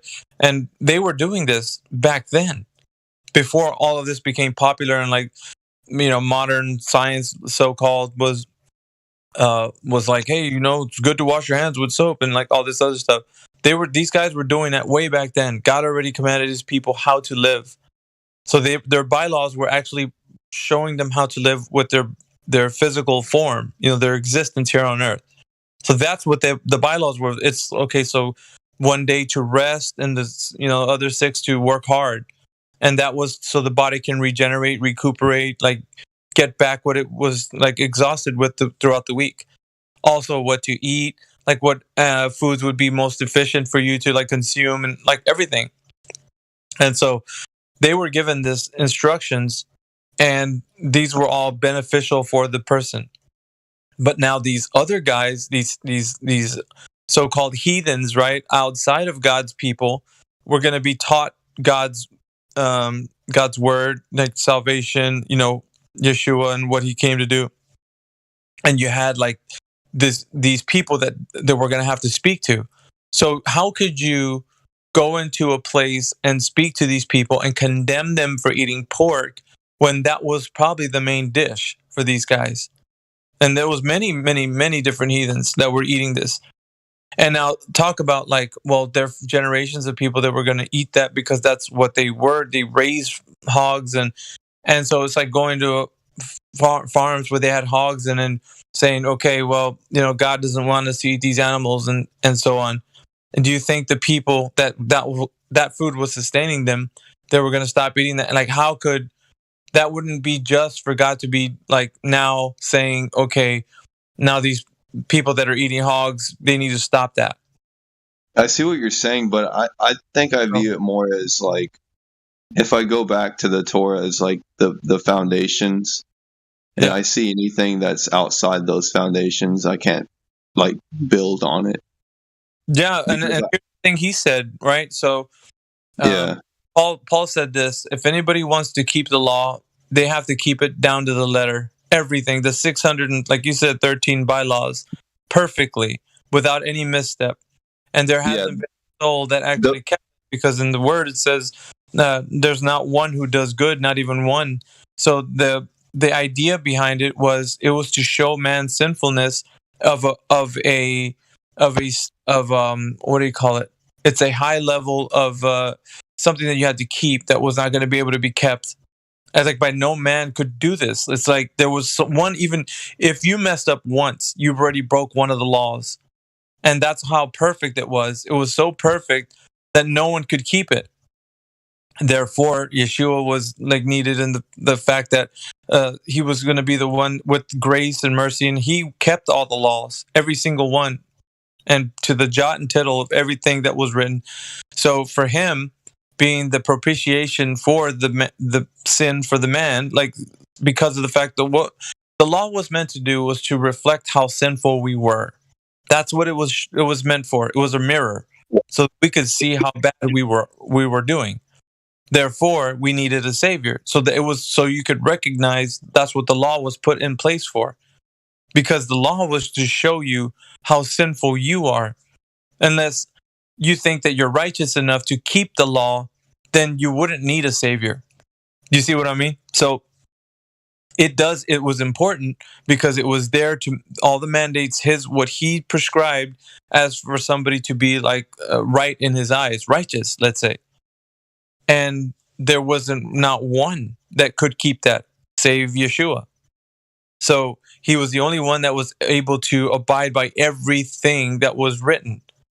Yet the person who was trying to listen to the, even took it to the rich young ruler. There was many examples and parables and such, but the rich young ruler was one example of a person who couldn't keep the law. And what was interesting about that guy, the story goes, he asked Yeshua, of course, when he came to him, he already understood that he was a prophet. So he said, Lord, what must I do to be saved? And he's like, well, honor the father and your mother. And, and there's other, he's like, I've done that ever since my youth. I followed all the law and that. And he says, okay. And now, leave everything behind and come and follow me. But see, Yeshua, when he asked him that, he was already, think about it, he knew he wasn't like, he didn't have a home or a palace or anything. He was just wandering. Yeshua was just wandering. So the rich young ruler who had many things was going to have to sacrifice all the things that he had, his earthly possessions, even though he followed the law to the letter according to him, right? The one thing he couldn't do was this wasn't written in any laws anywhere. There wasn't any bylaw that was saying that you have to leave all your possessions and follow Yeshua. There wasn't that. But I would just keep it a little bit more simple because so the 613 mitzvot, that's like from Talmudic Judaism, so I wouldn't really hold to that. Like, well, it's I know, but like, here's the thing though, people want to, I don't want to say pick and choose is a bad word, but like they want out of the thing that they're seeing. So like, if you're looking at it in a perspective, you're like, I like this, I'm just going to stick to this. But that's not the thing. The thing is, it was way too rigid for anyone to follow, and it was meant to be that way. So you could see how much you couldn't keep up with it, because in that instance that like, man, I can't do. If I'm able to save myself, pull myself up from my own bootstraps, then it means that when I stand in front of him, I can say I made it on my own. God, I followed you. I did everything. I didn't eat pork. I did this. I did that. Now I'm standing in front of you because I made it. And see, grace wasn't needed there. All was needed was a person to say, hey, man, I made it. I did it. I didn't eat that. I did this. I walked that way. I didn't do that. I rested on the Sabbath.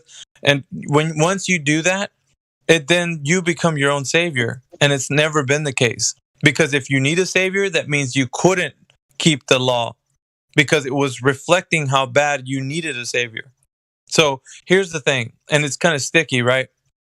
If you think that is the way to go, then that law couldn't be broken from the time that you started to adhere to it up until the point you meet Yeshua.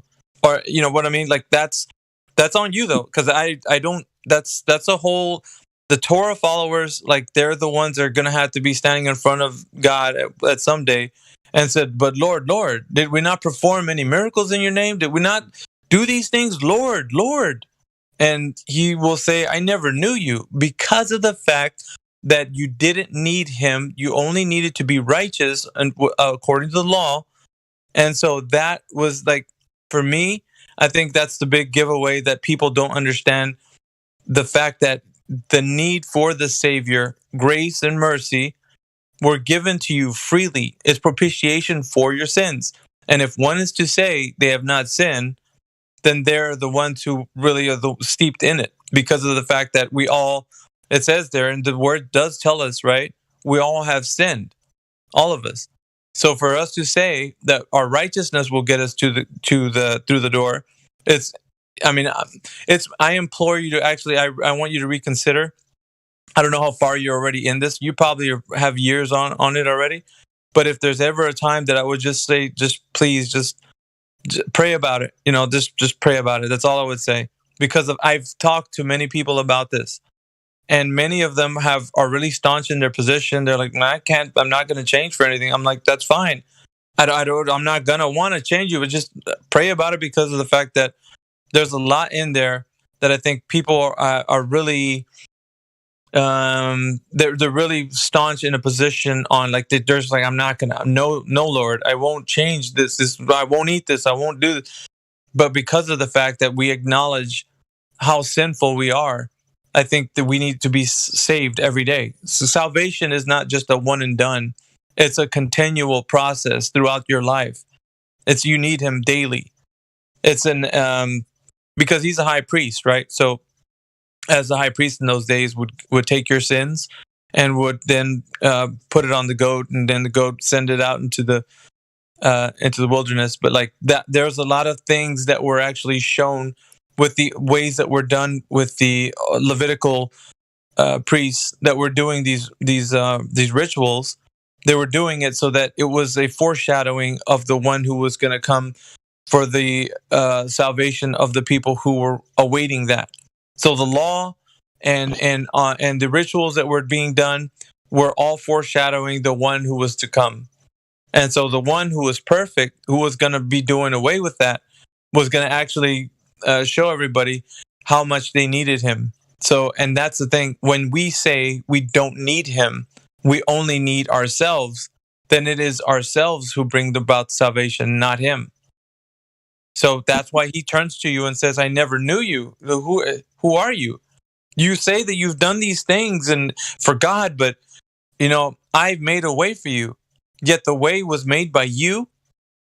How are you, sinful man, one to make the way? And so it's just like there's a lot in there, but I can say things about like the New Testament where Paul was going to like talk to people, like the Sermon on Mars Hill. Like there's many different things that I think I would point to, but more than that, I just like I can't get with the whole like, okay, these guys are I can't talk to these guys because they're eating pork. It's like, my good sir, like these guys have been eating this for this whole, and they probably will continue, but yet their hearts have been transformed.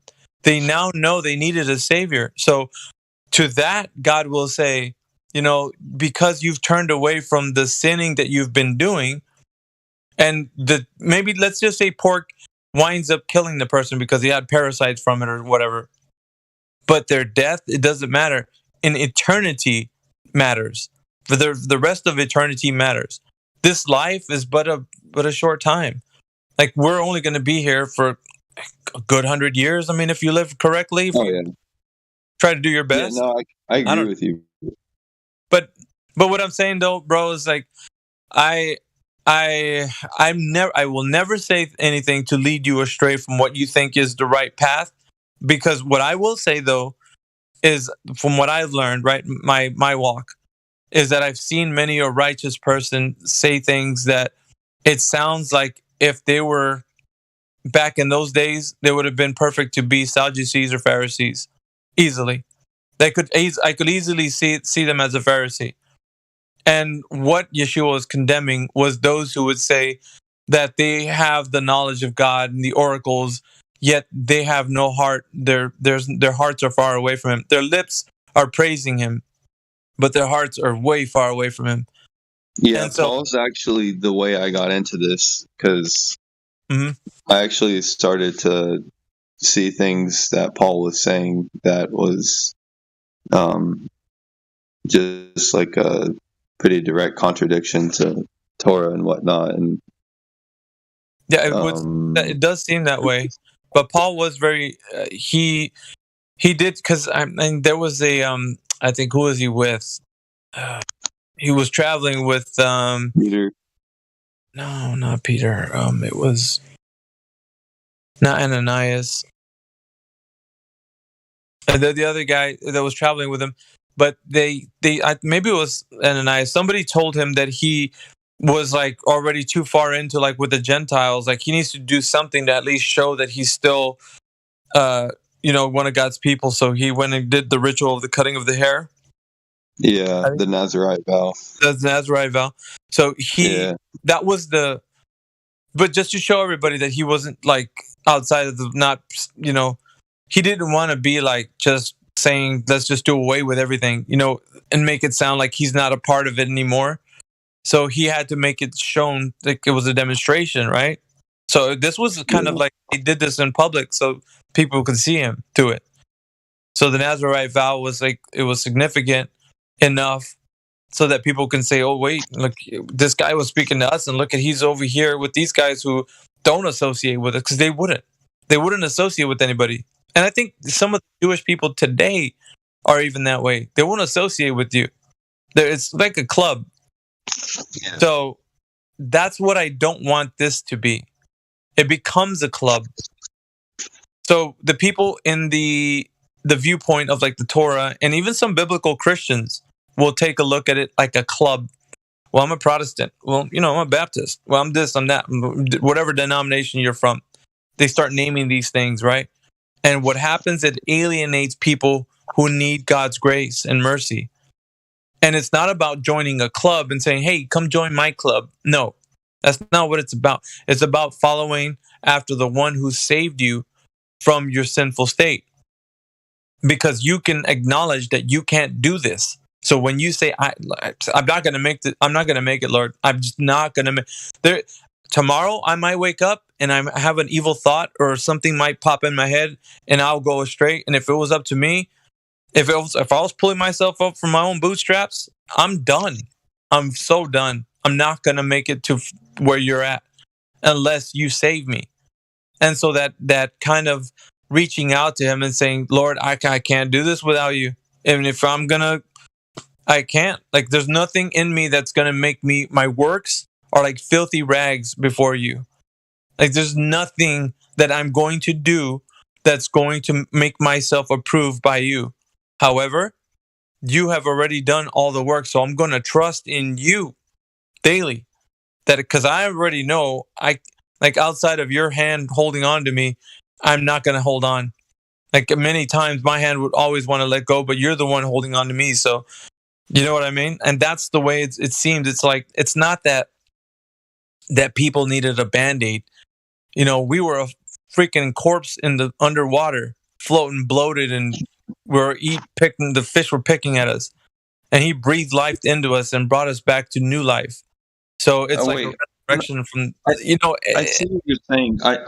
My question is, like, what part of the law would you have, like, a question about? Like, what part of the law is, like, outside of reach, I guess?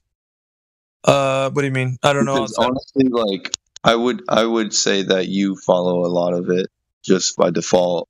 Okay, so at the perfection of the law was even like we thought the law was a high standard, and there wasn't a higher standard than that. The law was the top of where you can't even get any higher. So if a man was to commit adultery, or excuse me, if a woman was to commit adultery, she was to be stoned, right? I mean, that was like the penalty for that was like, it's horrendous. So don't do it. But then you got God, Yeshua speaking. He's like, you thought that was something to be said. Now think about this. If you look at a woman with lust in your eyes, you've already committed adultery. So that was like it wasn't works based. It was actually thought based. I would say that's like, how can that's sinful. Okay, sinful. I would say that's part of the problem, though, him saying that, because like I was saying earlier, it's like if you're trying to build on the foundations, and the foundation says you can't add or take away. So if what you just said was him adding something, no, it wasn't. Actually, it was.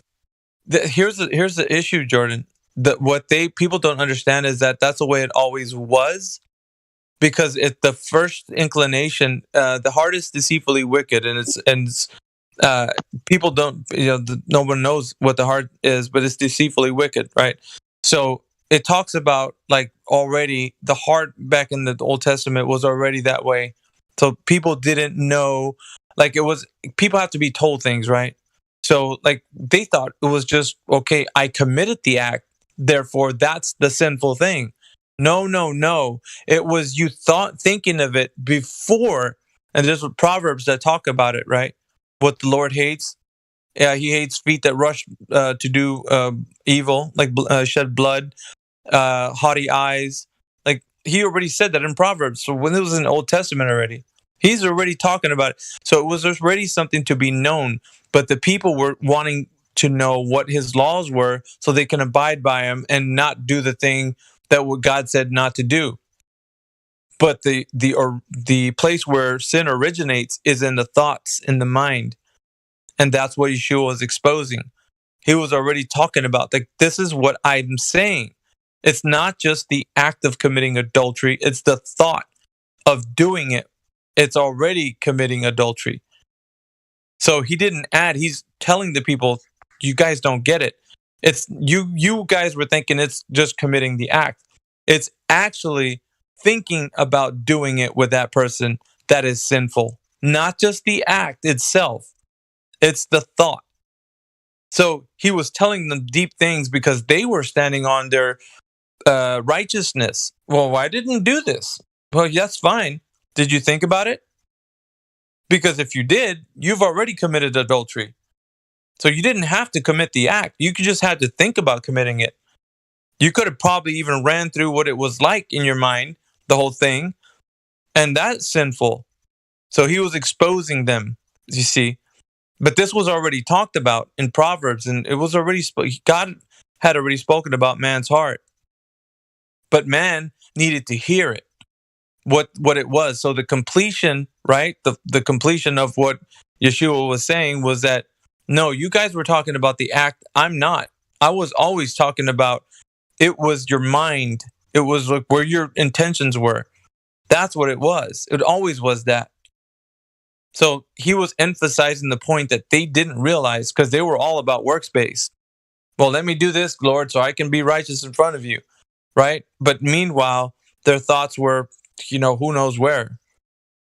And their hearts were not right. So, but in the Torah too, loving Yah is a part of Torah. So you can't be following Torah and not loving Yah.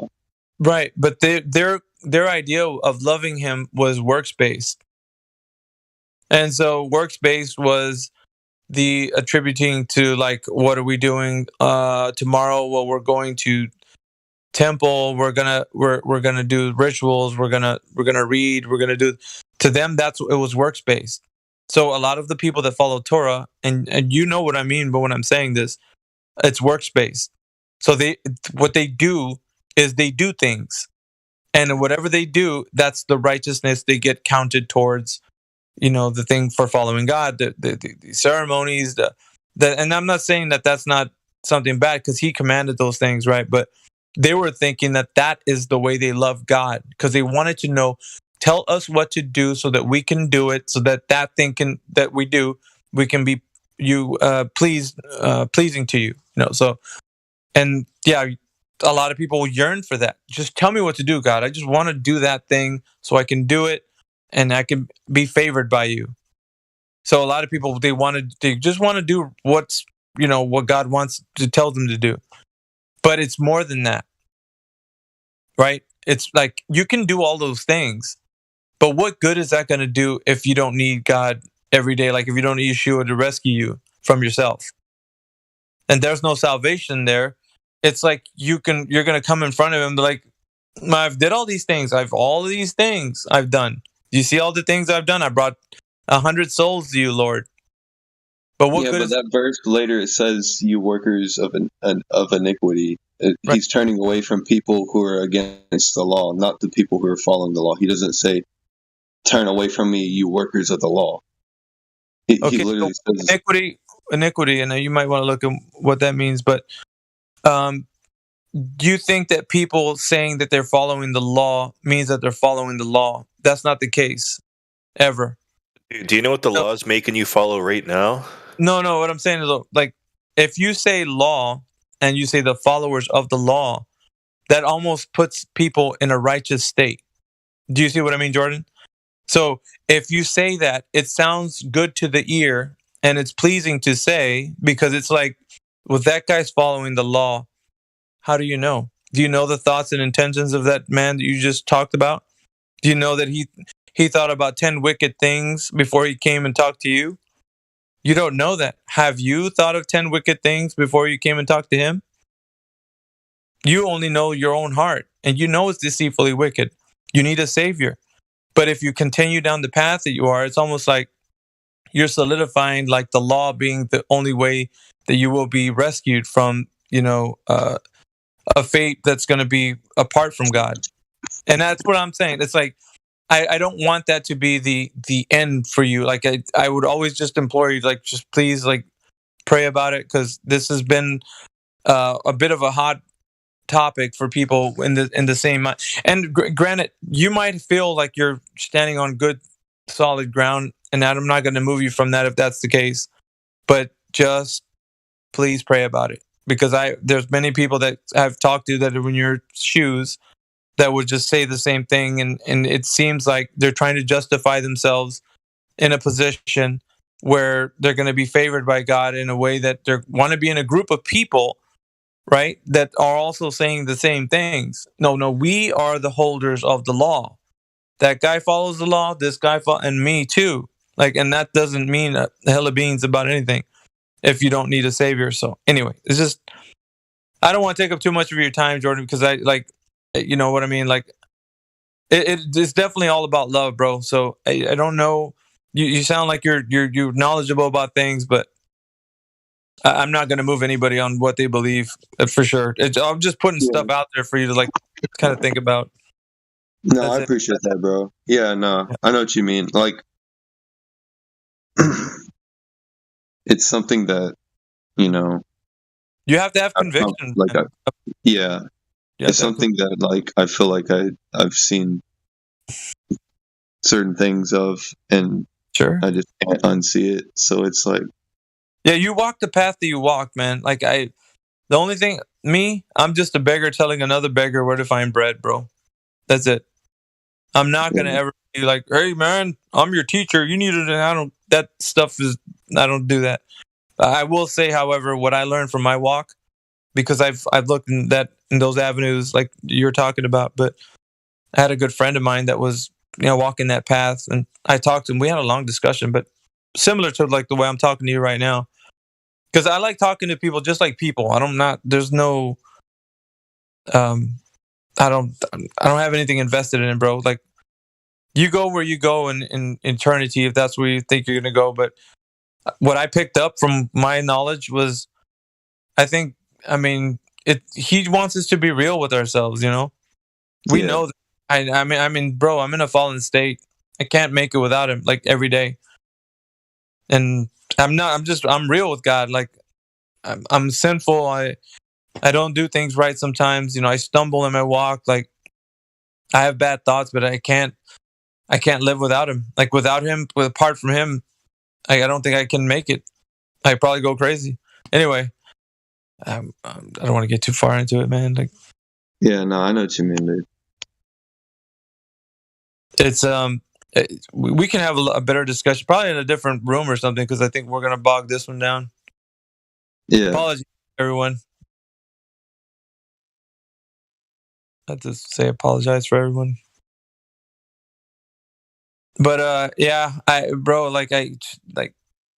we when I said things about like the pork and that, like, I think Witsit was in here. He had a pretty harsh stance because he was also a Torah follower, and so there were him and who else was in here?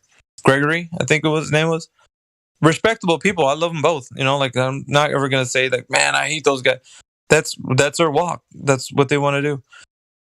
Hello, me personally, that's my walk. Yeah, I got you. But I'm not one to say, okay, man, let's have a debate about it. No, I just said, look, let me just say my part, and if you disregard whatever I say, just go ahead. Just think that it's nothing and just move on. But if you think you're on something, then that's good for you. However, I will put this out so that you can hear, just for your consideration. And if it doesn't mean anything, toss it aside. But I think when I said those things and it started to become like a debate, I didn't. And then when it comes to these things, I'm not like, okay, let's go to scripture, this and that. And it doesn't bother me. You guys can get all riled up and excited, and I'm just not invested. I'm like, I will say what I say, and that's it. I don't have to, like, for me on this point, there's really no like arguing. You're not going to argue somebody into a religious like position. You're just going to really. No, I know. I was just wondering like of the connection between, like, for me it's kind of like it fits like a glove, you know, for pork to have like high levels of like parasites and stuff. So well, it does. I agree with you. And like the science is like, we can't say that that's not the case, right? Then we're both be lying. That is the case. It's been known, like that's, you know. But you know, will somebody be condemned forever because of it? Well, then we're just going to have to put everybody under the microscope, shall we? It's just that means that let's look at everybody's thoughts and intentions and desires and food and whatever. Like put everything, because it's all of life that matters. So if that's the case, then who are we? You know? So Paul really just emphasizes the fact that we all come from different walks, but everyone can turn to God and repent. So there is a way for everybody. Like you could talk to the most person that you think is way far out, you know, somebody who's a Satanist or whatever, you know, you can, there's hope for everyone, but there's no hope when the person rejects. You know what I mean? That's the part there's no hope for them. And until they realize, you know what, hey man, you know, what are you guys talking about? Like who is this Yeshua? Who is this Jesus? You mean, what is this Torah you're talking like? And until somebody actually starts looking for that, then it's an open door. But you know, it's what everybody has their own ideas, I guess. You know, like in life, some people think that there isn't any heaven or hell. There's, you know, just nothingness or whatever. I don't believe there's a hell in the way of like eternal suffering and burning forever. Because how can you be dying forever? Well, you know, maybe it's not. It's called a second death, but it's because of the fact that what is death, anyways? Because like, what happens in death, right? Well, let's say when a human dies, there's a transitioning, right? Suppose what we know, Jordan.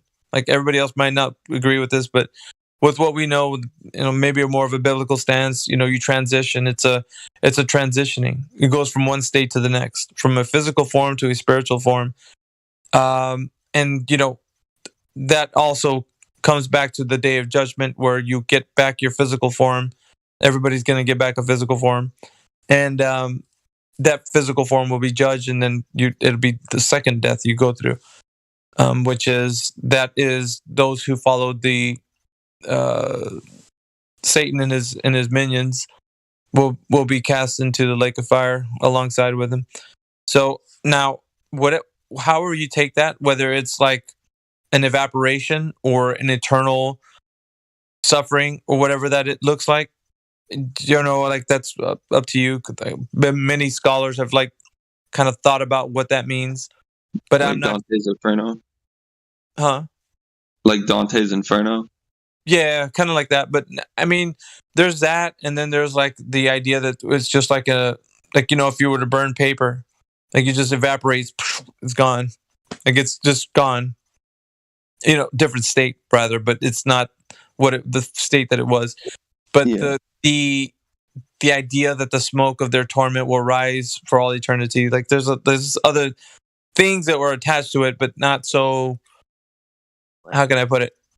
I'm not gonna make a definitive stance because nobody knows that information. Like we see things in the Word, what it says, but there's a lot of other scholars that would say things about it, but I wouldn't like put a stance on it and say this is what it's going to be like exactly. I can only say what it says in the Word, but that's it. I think people are, you know, they're just allowed to like think whatever they want about what we say. It doesn't really matter. Nothing bugs me. Somebody says you guys are just following like nonsense or whatever. Okay, man, that's how you feel. Yeah, I would just say though, like eternal, like burning torment would be like the worst thing ever. Like anybody who were to be like, how would 95% of humanity or whatever percentage, how would so many people have to go through that like forever, especially if they're like ignorant or like. I don't know if it's there was that question of, what about the innocent person in the in a village somewhere, like, that didn't know. But then the word doesn't excuse that either, because it says so in Romans 1. Their hearts were darkened. Even every culture in this world, even though they haven't heard of the word of Yeshua, in a biblical text, they have it in their heart to know that there is something greater than themselves. They worship gods. There's idols in like almost every place that you can see, like, people are disconnected from society, So they know that there's something greater than themselves, but they're just their hearts and their minds are darkened about it, and they worship like the beast. I just mean for like eternal torment. Like, I don't feel like that would fit the bill for judgment, because if you're perfect in judgment and mercy.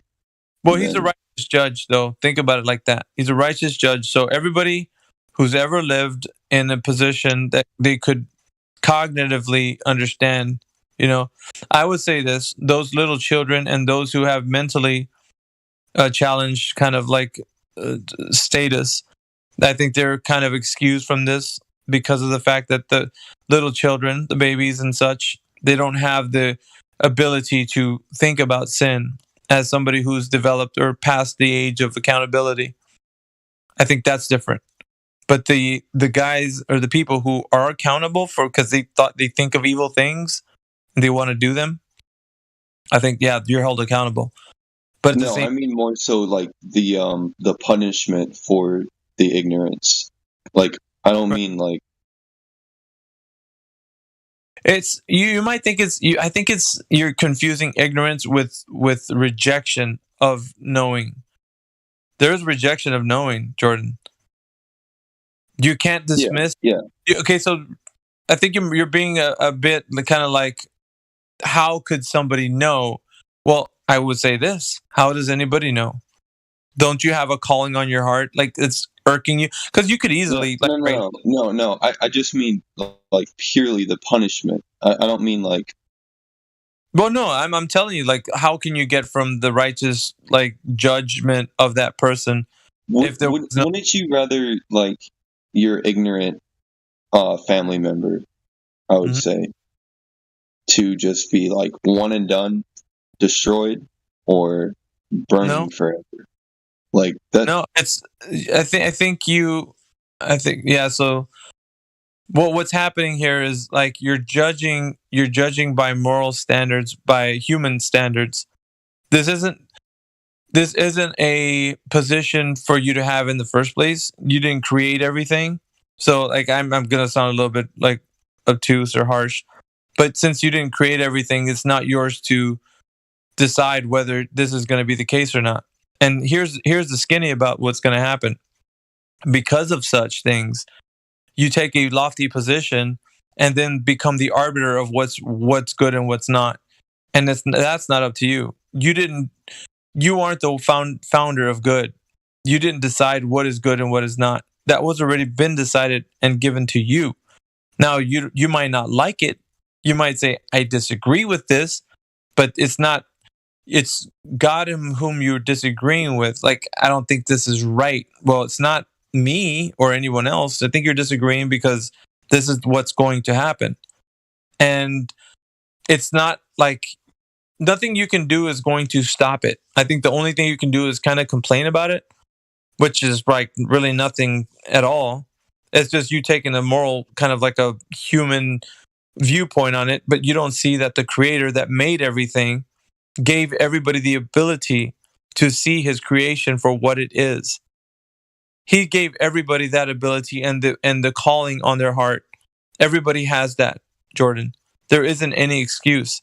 Now you're trying to excuse someone and they're not excused. That's the issue. They're not excused eternally. But the thing is you're trying to find the lawyer excuse for like why the person can't be held accountable, and it's not going to work ever, because everyone right? We have this calling. We all hear, we all know, we might have heard, somewhere, somehow, but even so, the calling was always there. Even if we didn't. I would just say that, in like John 3:16, where it says that Yeshua was given so we wouldn't perish. When it says we wouldn't perish, it's intuitive. Like it's what it means. It's not anything else. Like, I would say, my perspective, hell is just when anyone gets stuck in a perpetual loop of sin, and they can't stop that perpetual loop of sin, and that creates suffering, and you become disconnected from God. Yeah, there's hell on earth for sure. I'm not even going to discredit that much. But the hell that actually, here's the thing. I think there's a lot of disconnection from the idea of what hell is referred to, and Sheol is like the idea. First of all, that's the hell that people are referring to, which is Gehenna, which is like the idea that they would burn things outside of the city, and so there was roaring fire that was consuming everything, was considered like the place where the souls would go, the people that perished and so forth, that didn't follow after God. But so Sheol, or the idea of what hell is what is in the earth underneath us. So underneath us, that's Sheol. And I'm talking about the Book of Enoch and Apocrypha, and so there's a little bit of like that going on right now. But the hell is separated from the second death, which is the lake of fire. That is not hell. Hell is the Sheol part where the souls that await judgment are at right now, and that's even it's like a holding cell awaiting judgment. So they're there waiting for the judgment. After the judgment, then it would be the consuming, the second death. And so that's when the lake of fire has happened. But Satan and his minions will go there, and all who follow him. And that's what the word says. Satan and all his followers.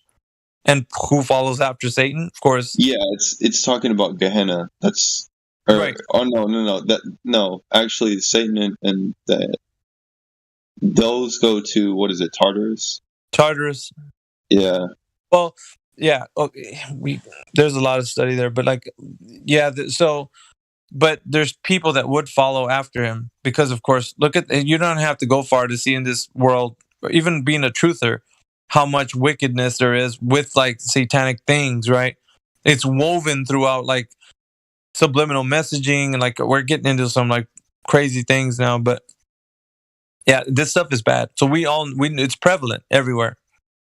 So we know that stuff is out there, and it's like that's what anybody who follows after that stuff and wants that.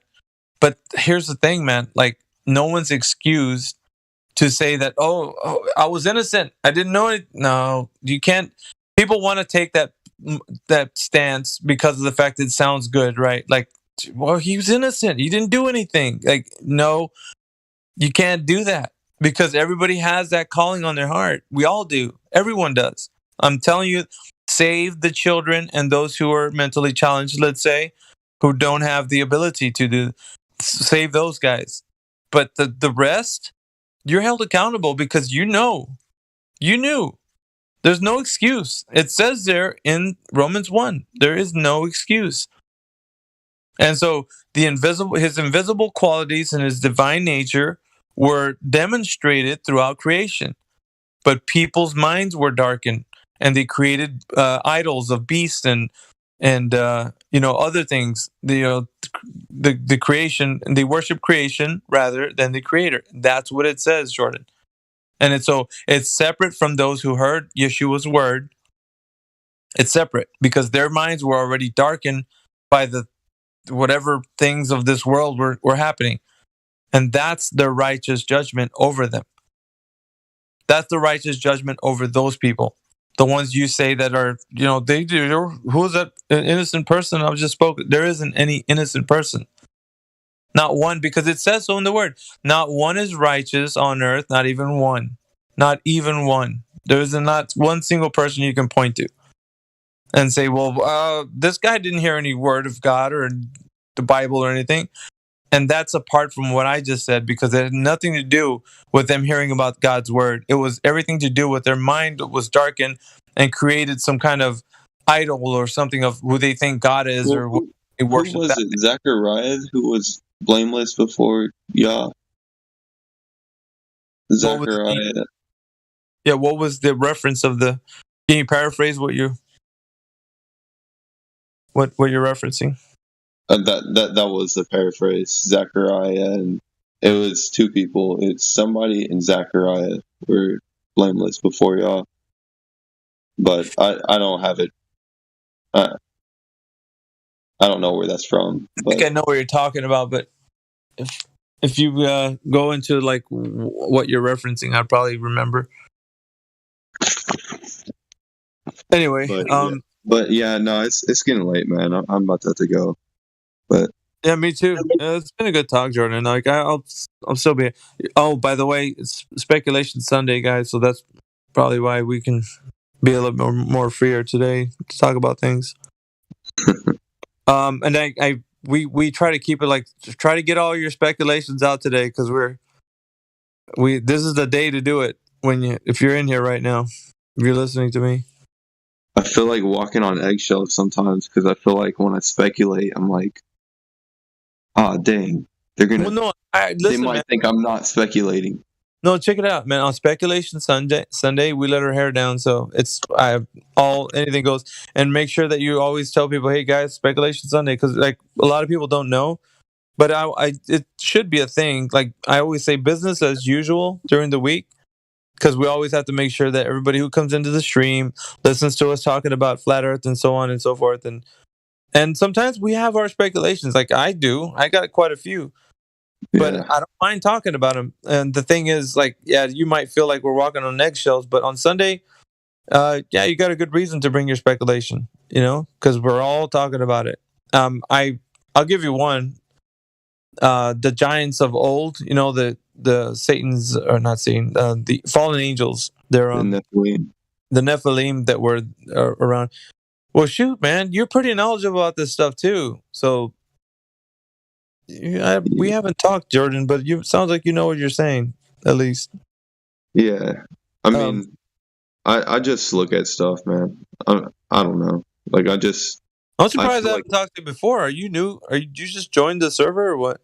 I've been here like 2 weeks. Yeah, something like that. Yeah, but no, we've talked. Like sometimes I'll just hop on while I'm at work. That's during the mornings, right? Yeah, in the mornings. Yeah, okay. Yeah. All right. Yeah, I have talked. I get a lot of seat time, but every now and then I have to like go talk to people. But yeah, it's good to it's good to hear from you, man. Like,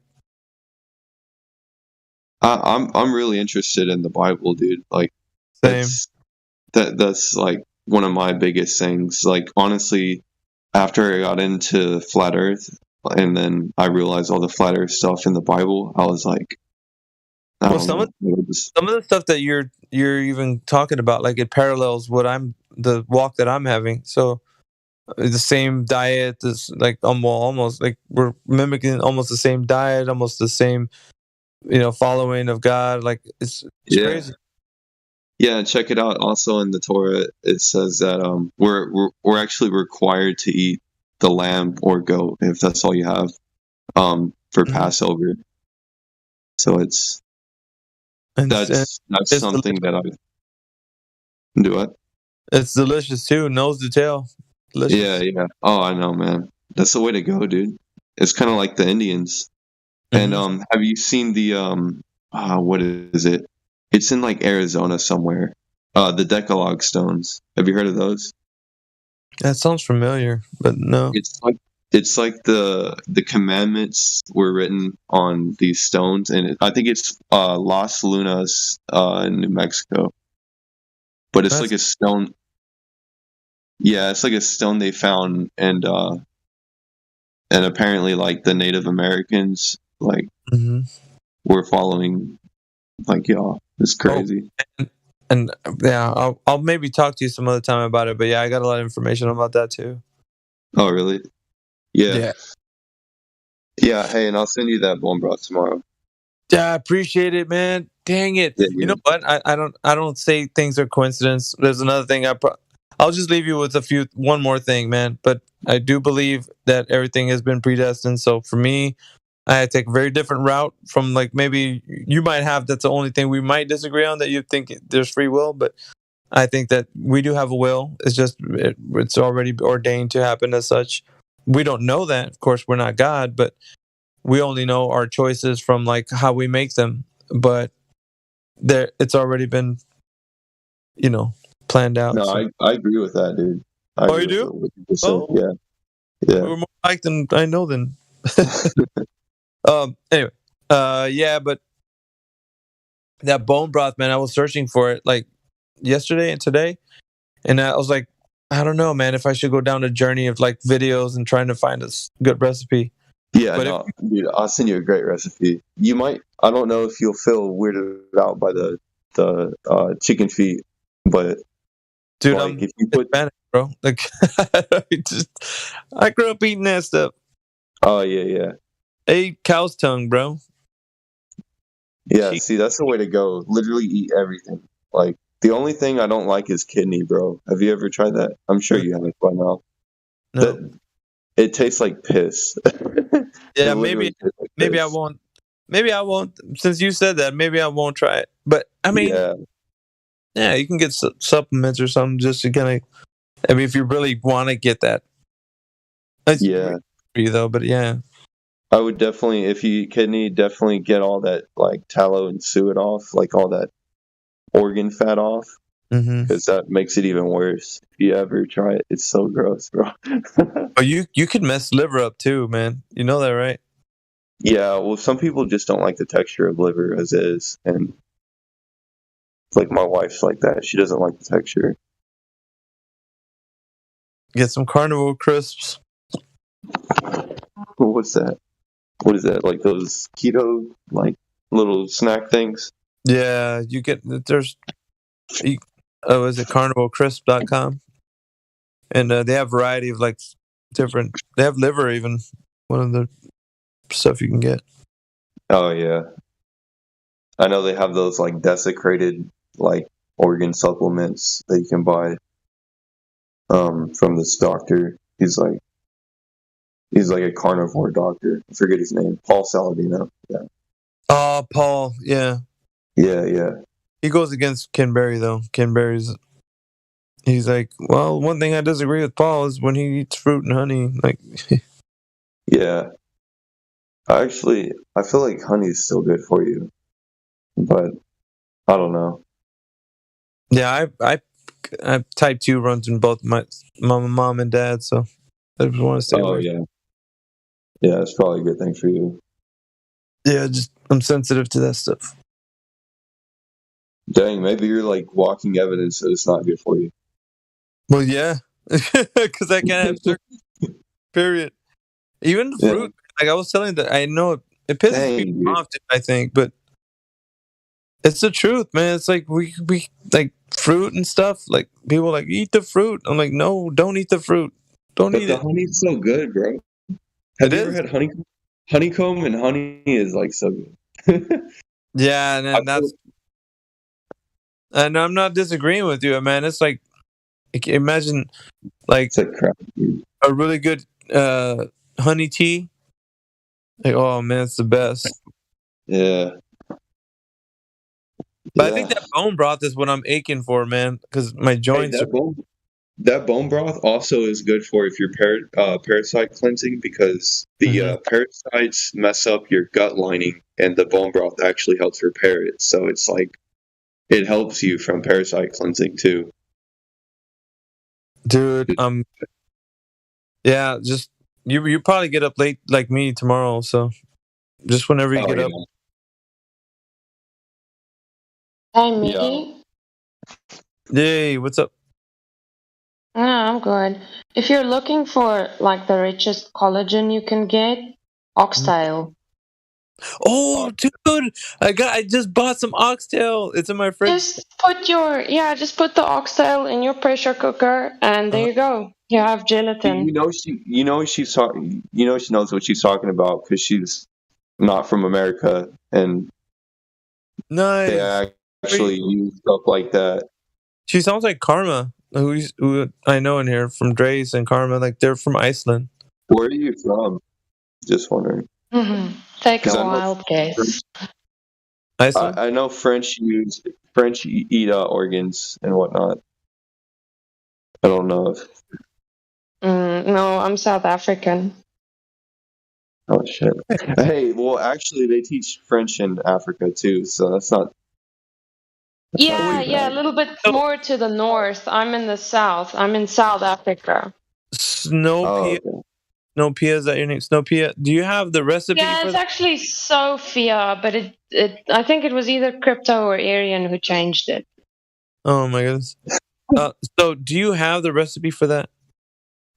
Well, I don't have a recipe. I just stick the oxtail in the pressure cooker for like half an hour on high, and I just add lots of water. And if you want, you can add a little bit of salt. We don't eat salt, so we don't. But they also say if you add like just a tablespoon of apple cider vinegar, it just helps to break down the bones and to get the collagen out. But I don't. You don't need it. I just add the oxtail, just water, pressure cook it, and there you go. 30 minutes? Very easy. I just bought an Instapot today. I just bought an 30 Instapot. minutes on high. 30 minutes on high. Well, the setting is like stew or broth or something like on the because it's. Well, if you're going on presets, usually they have a broth setting, but you can just punch it in manually. So you just choose. Okay. Well, my pressure cooker, you can choose low pressure, medium pressure, or high pressure, and you can set the time. So it depends on what kind of cooker you have. But usually most of them have a preset, like a broth or a soup or something like that. Yeah, So you can just use the broth function. I bought the Instapot because it has like the big one, the huge one. Because like I got that a package of oxtails is like 2, 4, 6. There's like 6 oxtails in there. And then I think of what I'm gonna do. Okay, because like that bone broth thing that I want, that Jordan's gonna give me the recipe, but that oxtail, you said I can make a bone broth out of it. Is that right? No, hey, Miggy, just do exactly what she said. I feel so dumb, dude. That's how you make all bone broth. You literally just put some water with it, and we add salt, and you just kind of a little bit of salt. I mean, just I won't go. Yeah, it's very easy. You just take any bones. Like I used to collect my T-bones because I ate like a T-bone every day, so I would keep the bones, and then when I have enough, I just put them in the pot with water and salt. Freaking threw mine away. I threw my bone away. Bones in the pot. She puts the bones on her skin, or else she gets the bones again. Ha Yeah, hey Miggy, never throw your bones away, bro. If you have like high quality like meat, never throw those bones away. Store them, put them in the freezer. Hey, I'm about to go buy all the ingredients you just said with my EBT card right now. What you know about that? Flatter. Yeah, it's really easy. It's not. You don't need a recipe. You just stick bones in the pressure cooker, add water, salt if you want to, and put it on, and there you go. It's very easy. Just drink it like that, huh? Just drink it like that? It's delicious. Yeah, you can. I like it when it's cold, so I let it cool, and then you'll see especially if you use oxtail, it's thick gelatin, so you can just eat that. Slurp it, man. I think it tastes better warm, to be honest. Like, drink it kind of like coffee. Like, if you drink coffee, you could kind of mix it. Or, like, if you want something hot in the morning, like, you just kind of warm it up and make it kind of like a drink. I think I really like doing it that way, especially when it gets colder. But, man, I think the Jello, that's fantastic. That's a hardcore way to take it. Because you know what? Number 1, it's cold outside. And number 2, I just bought a pot. So when it's cold outside. No, I really thank you, Yeah. Sophia. You can also use marrow bones too if you want. Just be very careful. If you put the bones in with the marrow, it'll make your broth so fatty you won't be able to eat it. Well, I honestly, I just want the ox because I want to chew on the meat because oxtails are real meaty. Yeah, then oxtail is the way to go. Yeah, but Is that also like DuckTales? don't forget to give me that recipe too because I'm already over the moon about like a good bone broth. How much does a pound of oxtails cost? Biggie, there's not really a recipe, bro. Just add, do what she's saying, but add chicken feet too. It's really good. Okay, so yeah. Yeah, almost sounded like I said, that's what she said. Like, everybody's saying. Yeah, no, it's just, yeah. It's just that's what she said. It's just water and bone. I'm going to be like Forrest Gump and run with it because, yeah, I'm excited now. I can't wait to get up in the morning. No, I thought it'd take more than 30 minutes, but. What you could also do, you could, if you have like a slow cooker, you can put the bones on at night and let it slow cook during the night for 6 or 8 hours, and then when you wake up, it's done. I have a question about that because I was looking at a YouTube video, and the guy was saying that histamines build up during the slow cooking process, and that causes the reaction for, any kind of allergies or something. So it's better just do it like the way you said the first way. According to what they said, quick cook it and fast and pressure cook it and just have it done and then they also said use turmeric. I don't know if you guys know about that, but use turmeric, and turmeric helps bring out the rest of the turmeric. Yeah, turmeric's bomb, bro. That yellow powder. Yeah, Anyway, you can buy that with EBT too. Just for anybody who's listening out there who uses EBT, don't knock it till you try. Oxtails cost. What did I pay for that stuff? Man, it must have been you gotta make me go down to the fridge, Godric. I want to say $8, but I know I'm gonna lie to you if I say that. I was gonna say $8. You're probably right, bro. Is that right? Miggy, you don't use the EBT card, do you? That's right, bro. No. Well, if we ever bump into each other, dude, it's my treat on my EBT card, whatever you want at the grocery store. I feel like we can have some oxtail soup, me and you, Flatter. Hell yeah, dog. You know what I mean? Barefoot, peep the halo over the head, you know what I mean? Afterwards, we could eat oxtail soup while playing pin the tail on the donkey Eeyore. You know what I mean? That might be fun. I don't know. Yeah. Everything I do is fun, bro. You know what I mean? Yeah. I make getting electrocuted in the electric chair look fun. Do you know what I mean? Seriously. You know what I mean? Oh, I'm disconnected. Mickey, did you hear the thing about the slow cooker? Yeah, he said 14 hours or 12 hours. Yeah, it doesn't matter. If you put it on low, you can also just extend the time, at least 6 to 8, I would say. Okay. So if you want to put it in at night, then you switch it on, and when you wake up, it's done. I'm more like instant gratification, so I might go the old pressure cooker way. The first way you told me. Either way, you'll get the same result. Yeah, well, question, do you guys frown on onions? I don't know, what are your thoughts about it? Onions are so gross. I only like them if they're blended up and I can't crunch it. Dude, I eat onions raw like apples, bro. I'm not even kidding. I love the taste of them. Seriously. Imagine talking to somebody after you ate that platter. Oh, yeah. Dude, I can't help but talk to people, bro. Dude, no, I have a video where I'm walking around Target eating an onion, and then I go up to the girl at the counter, and she steps a foot back. She has her mask on, dude. She steps back, And I'm just like munching on the onion. And then the store manager's like, you need a mask on and you need shoes. I'm like, well, flip a coin. A flat coin. The Earth's flat. Start flat smacking them right there. Right. Well, I mean, if the Earth is flat, how come? Show me the measurements of flat then. Show me the measurements. Oh my God. So weird. Anyway, I got to get going because way past my bedtime.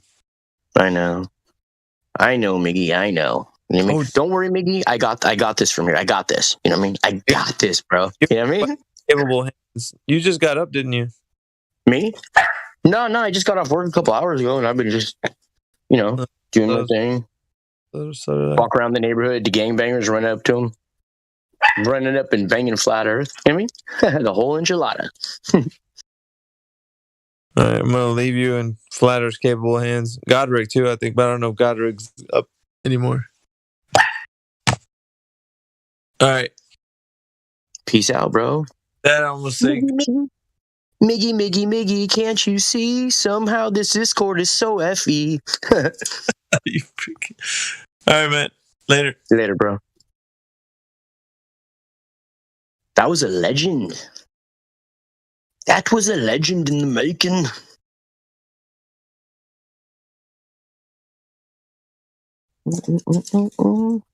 So if anybody needs any questions answered, like what was the creation of man? Why is the sky blue? How do you have gas pressure without a solid container barrier? Water droplets turning into spheres. I got this. You know what I mean?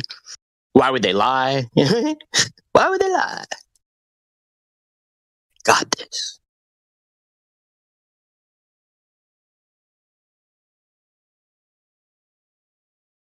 And if you act now for a limited time, batteries not included, voided or prohibited, each sold separately, participating stores may vary. Avoid prolonged use if your doctor says flat nasty could be cancerous. So when I diss Globetrotters, you don't want to answer to this. Astronaut coffee sipping on glasses of piss.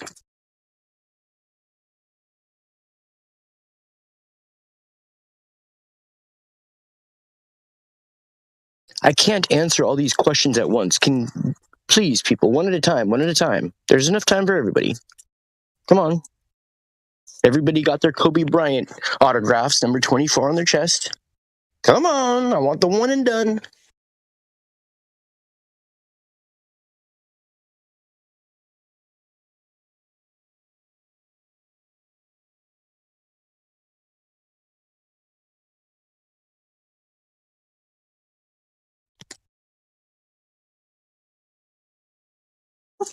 Is that Elbow TV? Are you on there, Elbow? I'm always feeling like Elbow TV is watching me. Elbow.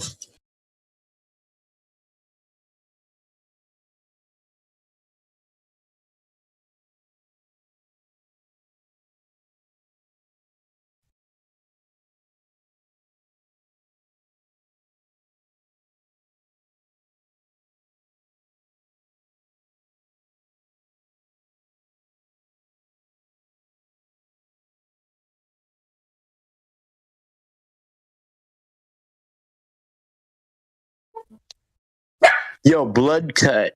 Are you on there? Are you here, Blood Cut? Come on, Cuddy. Cut me some slack, Cuddy.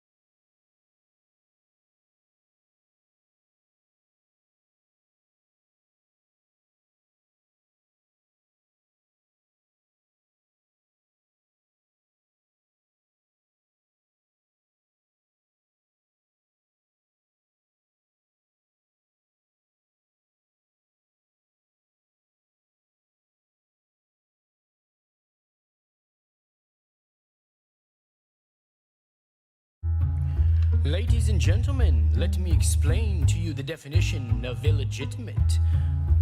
Being against or not in accordance with established rules and standards, incorrectly decided against or breaking the law, born out of wedlock, the bastard, persons born to unmarried parents. That's me, haha. When it comes to this rap, nothing appears between us. Chewing gum when I rap, pure lyrical genius. You come when I ask, thanks to my miracle penis. Always up to the task of severe innovators. You hear what I'm saying? You adhere to my language? Allow me to entertain where your brain is. No need hitting the main vein, don't need no drainage. Bitch, I'm so insane, I need a lyrical chamber. Insane asylums wildin' out with lyrical gangsters. Serial killer, going for that spherical strangle. I adhere for no man, I got some serious anger. Making jokes till the day they place them blankets over my face so I can face my maker. I can almost taste death, do a taste test later. Mandela effect, man, that ain't Darth Vader. Skeleton collections, collecting our data. I'm illegitimate, ain't nobody iller than me. I'm indiscriminate, still living in these streets. I'm not a feminist, that's FEMA and NIST. It's subliminal, showing what the eyes can't see. And if you ate the stem cell, then you estimate. And if you estimate well, then your guess is great. And I'm guessing that you suggest I take the time to make this song the best today. I'm illegitimate, ain't nobody iller than me. Lit up a cigarette and went on a killing spree. These freaking idiots, yo, I'ma start spilling the beans. It's ridiculous how much shit you're willing to eat. And willingly think that NASA is legit. 60 million a day, how much is actually spent? How much of what they say is actually scripted? Probably 99.9% kid. My mind is hell-bent on exposing the tricks. More bubbles in space, yo, floating again. When they open up the hatch, yo, it blows in the wind. Congrats on every time you foiled a kid. Mightier than the sword I destroyed with a pen. It's one big game and we're all just toys to them. In sync on the block and Backstreet Boys to men. Paris Agreement, going green, soiling again. I'm illegitimate, ain't nobody iller than me. I'm indiscriminate, still living in these streets. I'm not a feminist, that's FEMA and NIST. It's subliminal, showing what the eyes can't see. And if you ate the stem cell, then you estimate. And if you estimate well, then your guess is great. And I'm guessing that you suggest I take the time to make this song the best today. I'm illegitimate, ain't nobody iller than me. You're such an idiot, but still, yo, I'm killing the beat. Please stand up, and no one better be still in the seat except Steven. Leave him alone, he's chilling the seat. How far am I willing to go? Are you willing to see? Chilling at the Goodwill, yo, when will I leave? When I'm good and ready, bitch, so kiss my feet. I'm illiterate, I don't mean that literally. I'm just a figment, shit you wasn't meant to see. Look at my pigment, this is what I'm meant to be. Branch Davidian, I'm in it, and we in too deep. I'm a degenerate, even more than Ellen DeGeneres. Hotter than ice, and fire ain't chiller than me. Got a lot of advice, well, I'm still on my feet. You got a lot of advice, well, you're still on your feet. So many come and go, but I'm still in this seat. Ain't nobody iller than me. Still living in these streets. I'm not a feminist, that's FEMA and NIST. It's subliminal, showing what the eyes can't see. Stem cell, then you estimate. And if you estimate well, then your guess is great. And I'm guessing that you suggest I take the time to make this song the best today. Yo, so when they're still being discriminate and calling you illegitimate, just don't forget this shit. Remember, Flatter Day was something that you witnessed, kid. Haha, you just got done witnessing this. Latter Day Saints, aka Flat. Peace.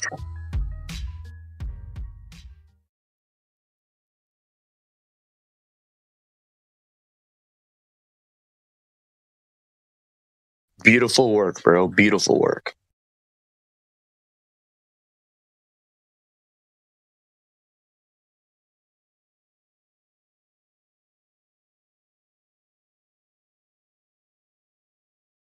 Flat Earth makes the world not go round. Dun dun dun dun dun dun dun dun. Derek Rodriguez. I swear the Earth is flat. Or should I say Earth? You think the earth is round, cause that's what they told ya. From elementary school, you're trained to be a glober. Have you ever been out of space to see the curve? Or you just rely on NASA's every spoken word? Regurgitated theories, they be so absurd. All you globetards is just some creepy nerds. By any means, globe theories must die. We breaking down lies one at a time. Shout out to the marble spirit level guy. Planes do not dip their nose when they fly. I see the boat again, it came back in sight. Used a pair of binoculars, brought it back to life. The sun is not 93 million miles. No, parallel sun rays through the clouds. Straight down, the Most High showeth his handiwork. When he made the firmament and earth is flat. Where's the curve? Earth is flat. Where's the curve? Tell him. Earth is flat. Where's the curve? Earth is flat. Where's the curve? Man, I'm telling you, Earth is flat.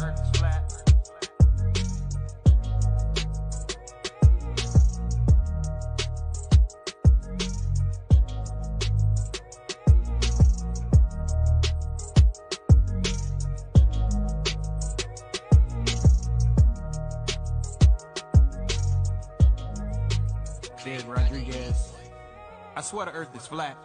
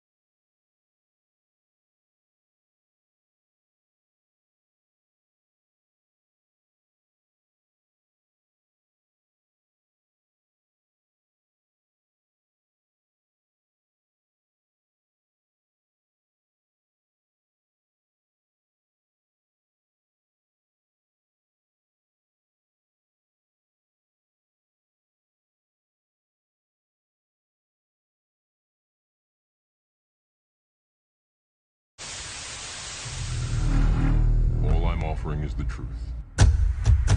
Nothing more. This is in some of y'all church. That's right.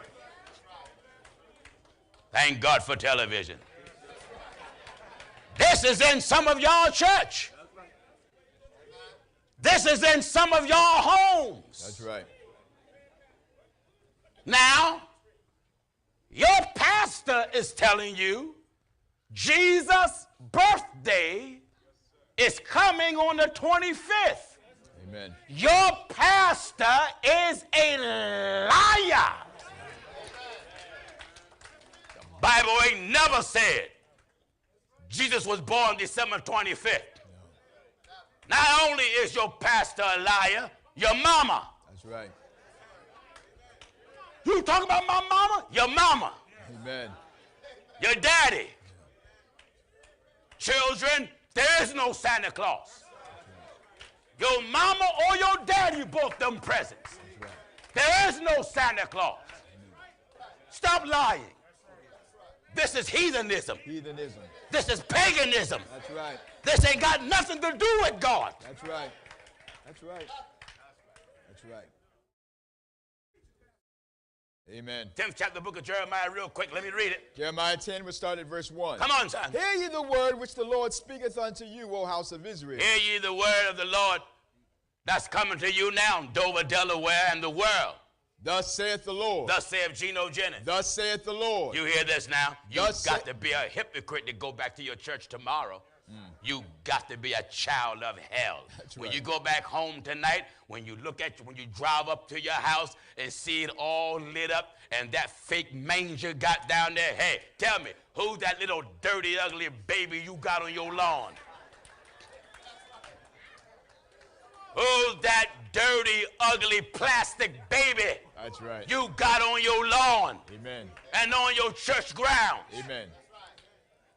Now, you may be ignorant, but do you know when you got a baby and you claim it's Jesus, you blasphemed? That's right. Because Jesus Christ is God, and God said, make no image of me. Who told you?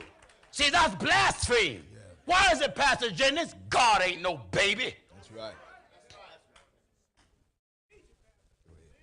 When Jesus walked this earth, he ain't still no baby. No. Who told you he had blonde hair, blue eyes, and white skin? Yeah. Who told you he was light skinned or brown skinned with dreadlocks? Yeah. You ain't never met him. That's right. He ain't walking the streets of Delaware. Who told you he had curly locks? Who told you he had plaits in his hair?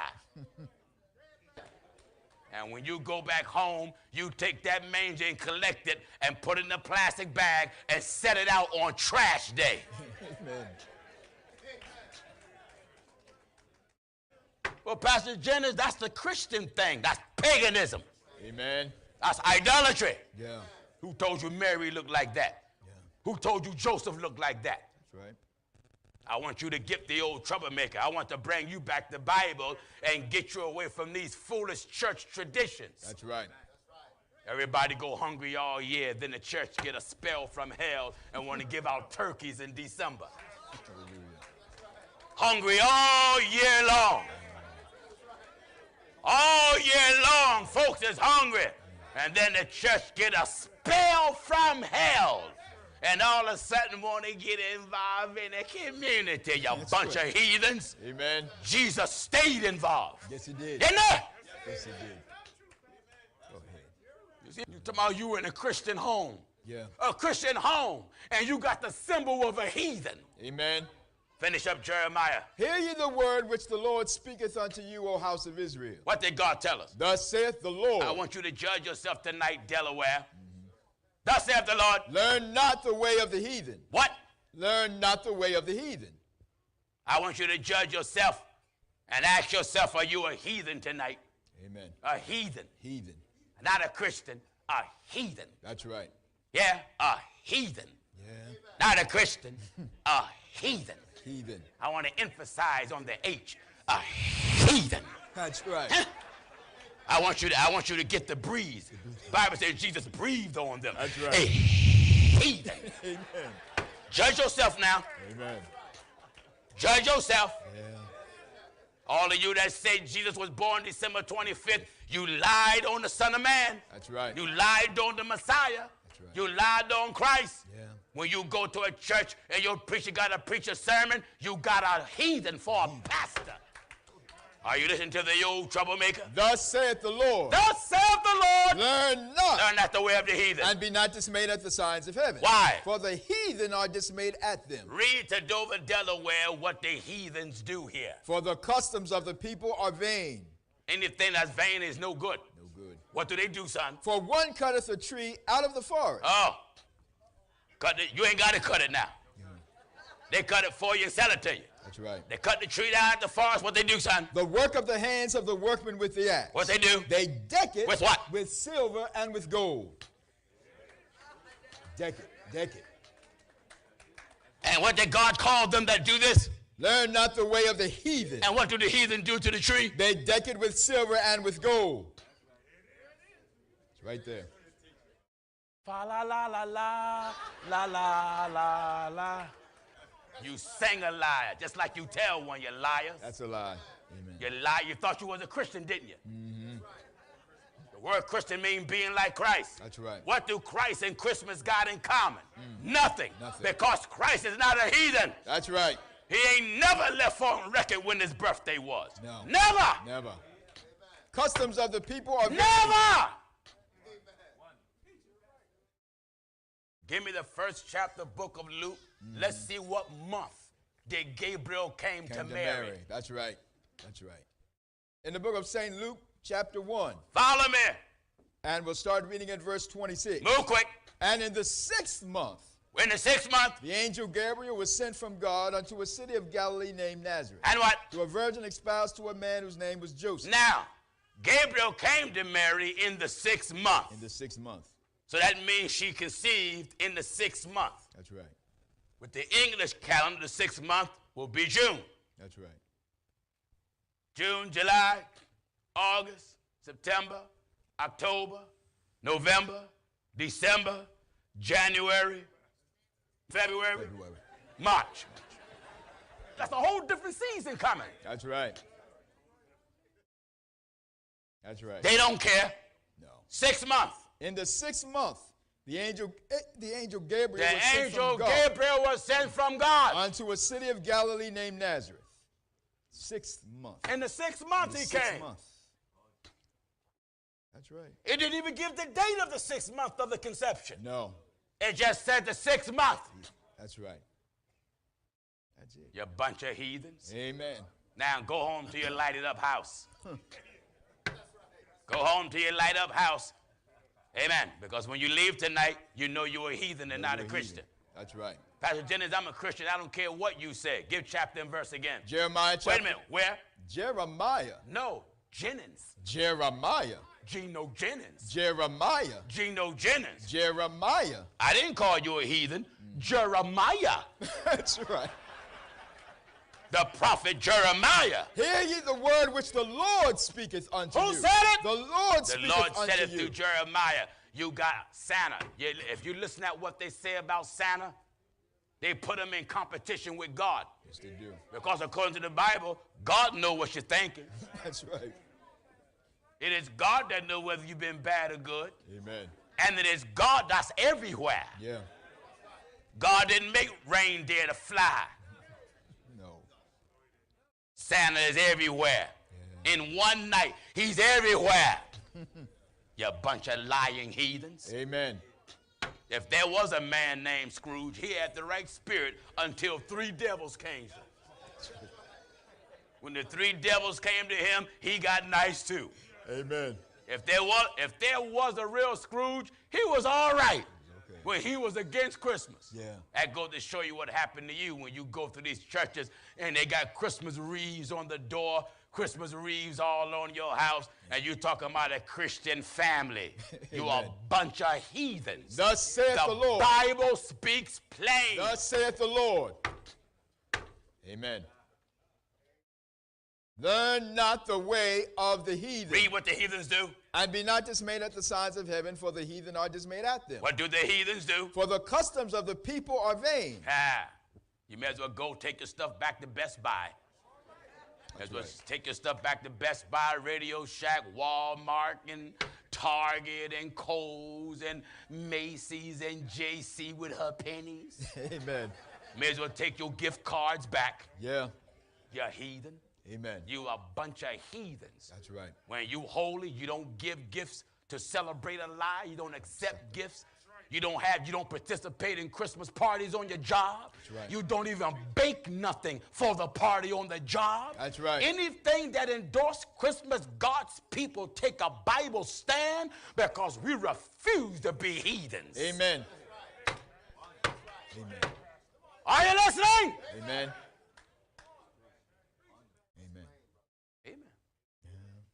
But you look at Joel Osteen and T.D. Jakes, they have all the choirs on television singing Christmas carols. Oh, yeah.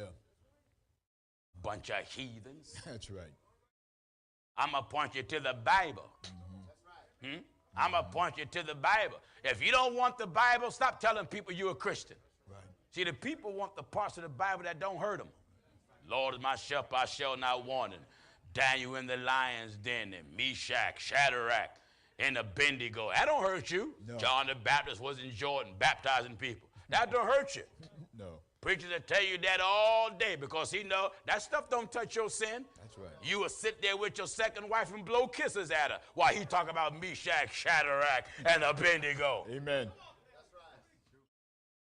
Learn not the way of the heathen. For the customs of the people are vain. What you done was vain. I come here to ruin your Christmas. Humbug. Amen. We're going to ruin it. Ruin it. You stop. You come out, you love your children. If you love your children, tell them the truth. Why would you take them down to a mall to sit on the lap of a pervert? That's right. You got your daughter standing between the legs of a man you don't even know? Yeah. You got your son sitting on the lap of some old pervert? That's right. What's the matter with you? That's right. You're supposed to be a protector for your children. Go ahead. Go ahead. Go ahead. Are you listening to the old troublemaker? For the customs of the people are vain. Vain! For one cutteth a tree out of the forest. Look at that tree and think of what's in your house. Amen. You left your house, all them lights still blinking. You heathen. That's right. You're thinking about it while we're preaching, you heathen. Amen. What he said? For the customs of the people are vain. You thought you did something. Some of these fool people go try to compete with each other in the neighborhood. Yes, they will. Got lights on the doorknob, lights all on the roof. That's right. Lights trimming the shape of the windows, lights trimming the shape of the house. Yeah. Like a bunch of trash all on the house. Yeah. All lit up. And then want everybody to pray that God would give them a miracle blessing to pay the light bill. That's right. You heathen. Heathen. Huh? Amen. Amen. This is a soul-stirring message. I want to call you back to Bible. That's right. Because the church got away from the Bible, and God made me deal with things to pull you back to the Bible. Amen. No need to shouting, no need jumping, no need falling out. Come on back to Bible so you can be sure that you're on the right journey to the kingdom of God. That's right. It ain't no such thing you going to heaven anyway. Nobody going to heaven anyway. No. It ain't nobody going to step a foot in the kingdom unless you come on the Bible order that God left here. That's right. All I'm offering is the truth. Nothing more.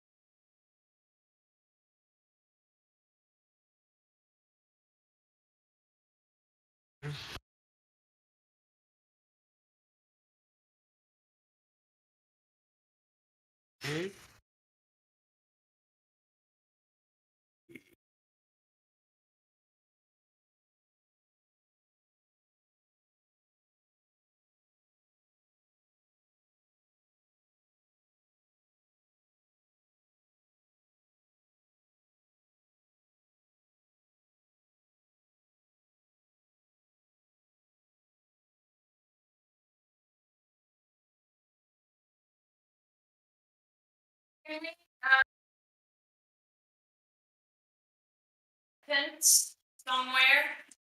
Where? Well, because I wanted to keep all the coloring stuff. Something we can put them in. Like a plastic bag or something. Yeah, or these. Not really. It'd be better just to put them in a plastic bag. Yeah, it'd be better just to put them in a plastic bag. So I'll do that whenever we get home.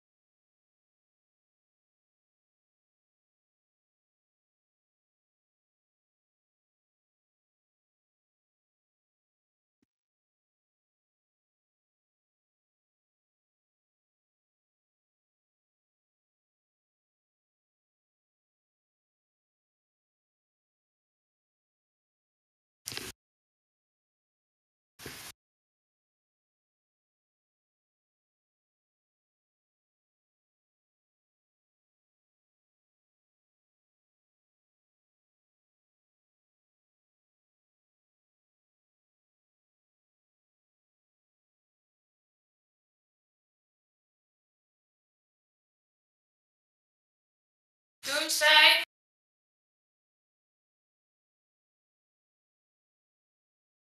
Or did she go out? Doomsday, what are you doing? Hmm?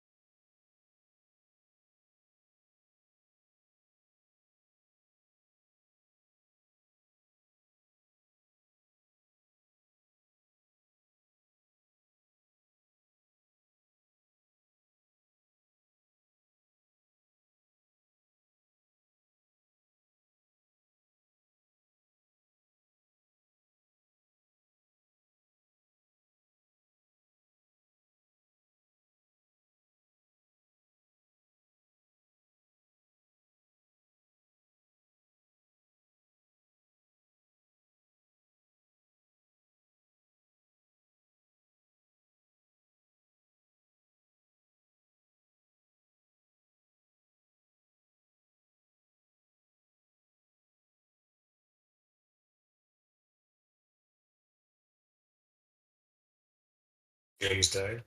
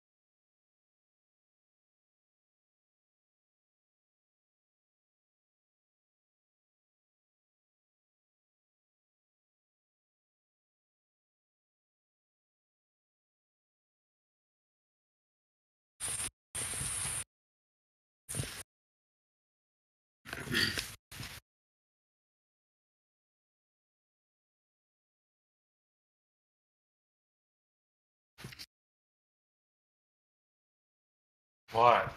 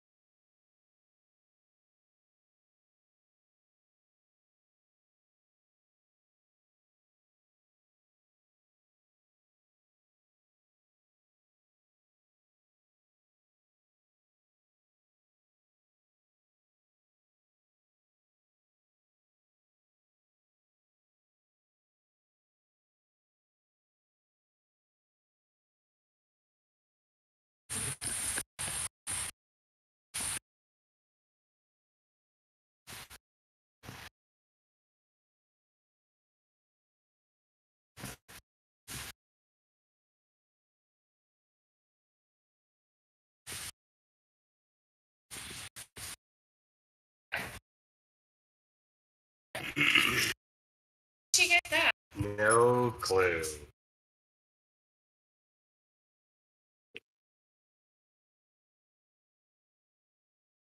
Doomsday, where'd you get the carrot from? Hmm?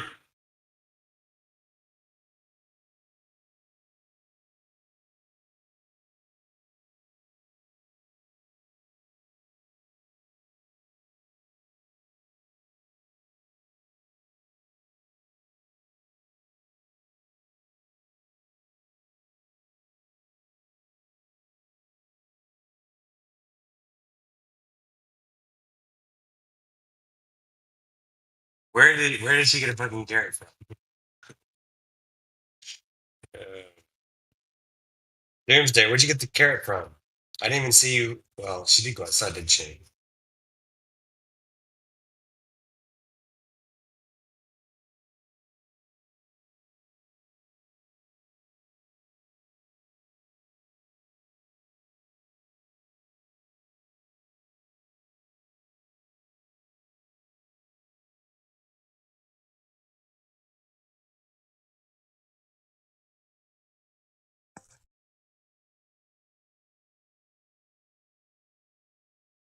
Hello, anybody on there?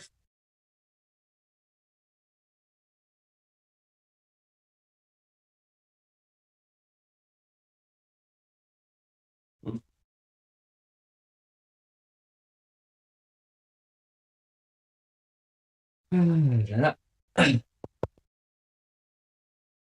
Your release?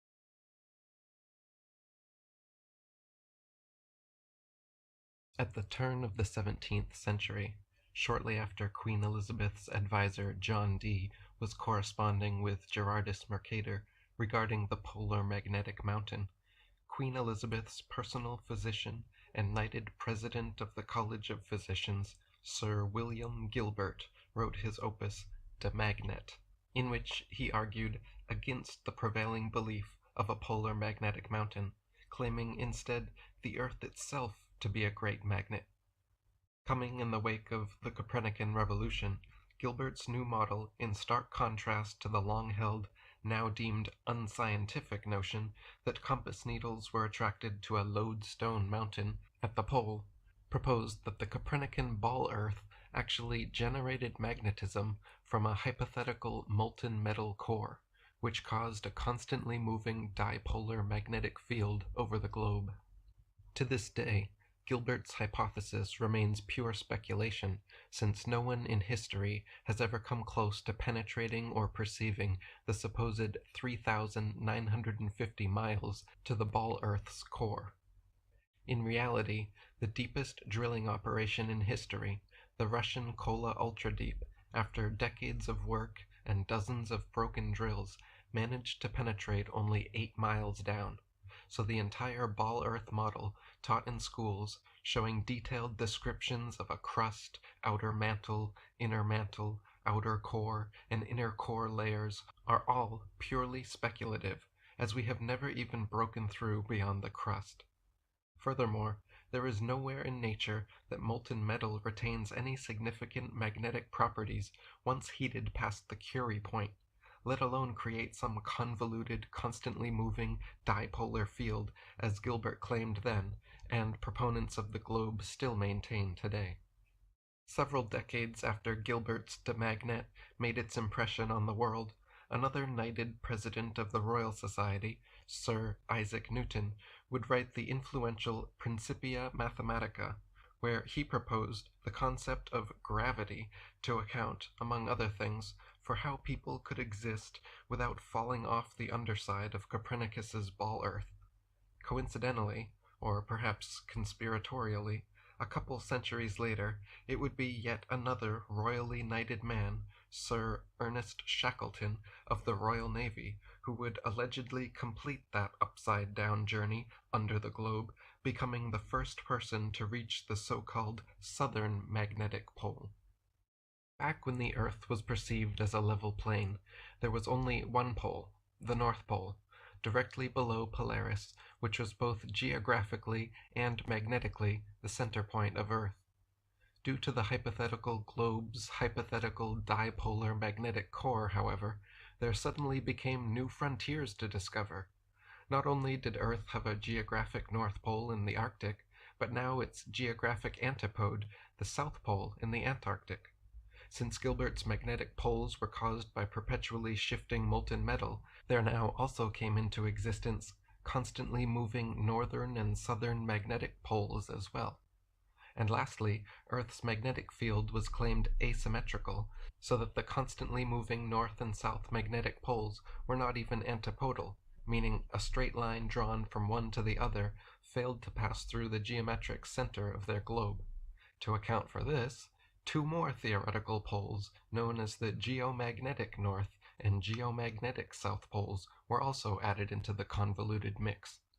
With this, after centuries of failed expeditions to the pole, the first decade of the 20th century would suddenly claim the discoveries of the northern magnetic pole, the southern magnetic pole, and shortly thereafter both the geographic and geomagnetic north and south poles as well. This turn of the century rush to the poles was not without its problems, however, and many explorers' supposed polar achievements during this era are now regarded, even by mainstream historians, as being riddled with fraud and falsehoods. Before the alleged 20th century successes, many attempts were made to reach the North Pole during the 19th century, all of which failed. In 1827, knighted British Royal Navy Rear Admiral Sir William Parry reached a record 82 degrees 45 minutes north latitude before being forced to turn back due to impassable thick ice. In 1845, Another knighted British Royal Navy officer, Sir John Franklin, and his ill-fated two-ship 129-man crew all died during their attempt at the pole after becoming stuck in the ice, and everyone subsequently succumbing to starvation, hypothermia, tuberculosis, lead poisoning, zinc deficiency, and/or scurvy.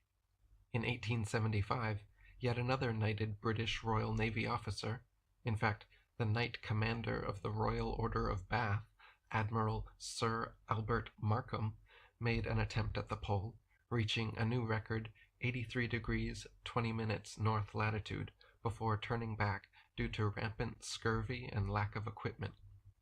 In 1895, Norwegian explorers Fridtjof Nansen and Hjalmar Johansen made a record-breaking 86 degrees 14 minutes north attempt before turning back because of lack of food and supplies. Then in 1899, Duke of the Abruzzi, member of the Royal House of Savoy, and Italian Navy Admiral Prince Luigi Amedeo set another record, just barely beating out the Norwegians, reaching 86 degrees 34 minutes north latitude before becoming stuck in the ice and losing 2 fingers to frostbite.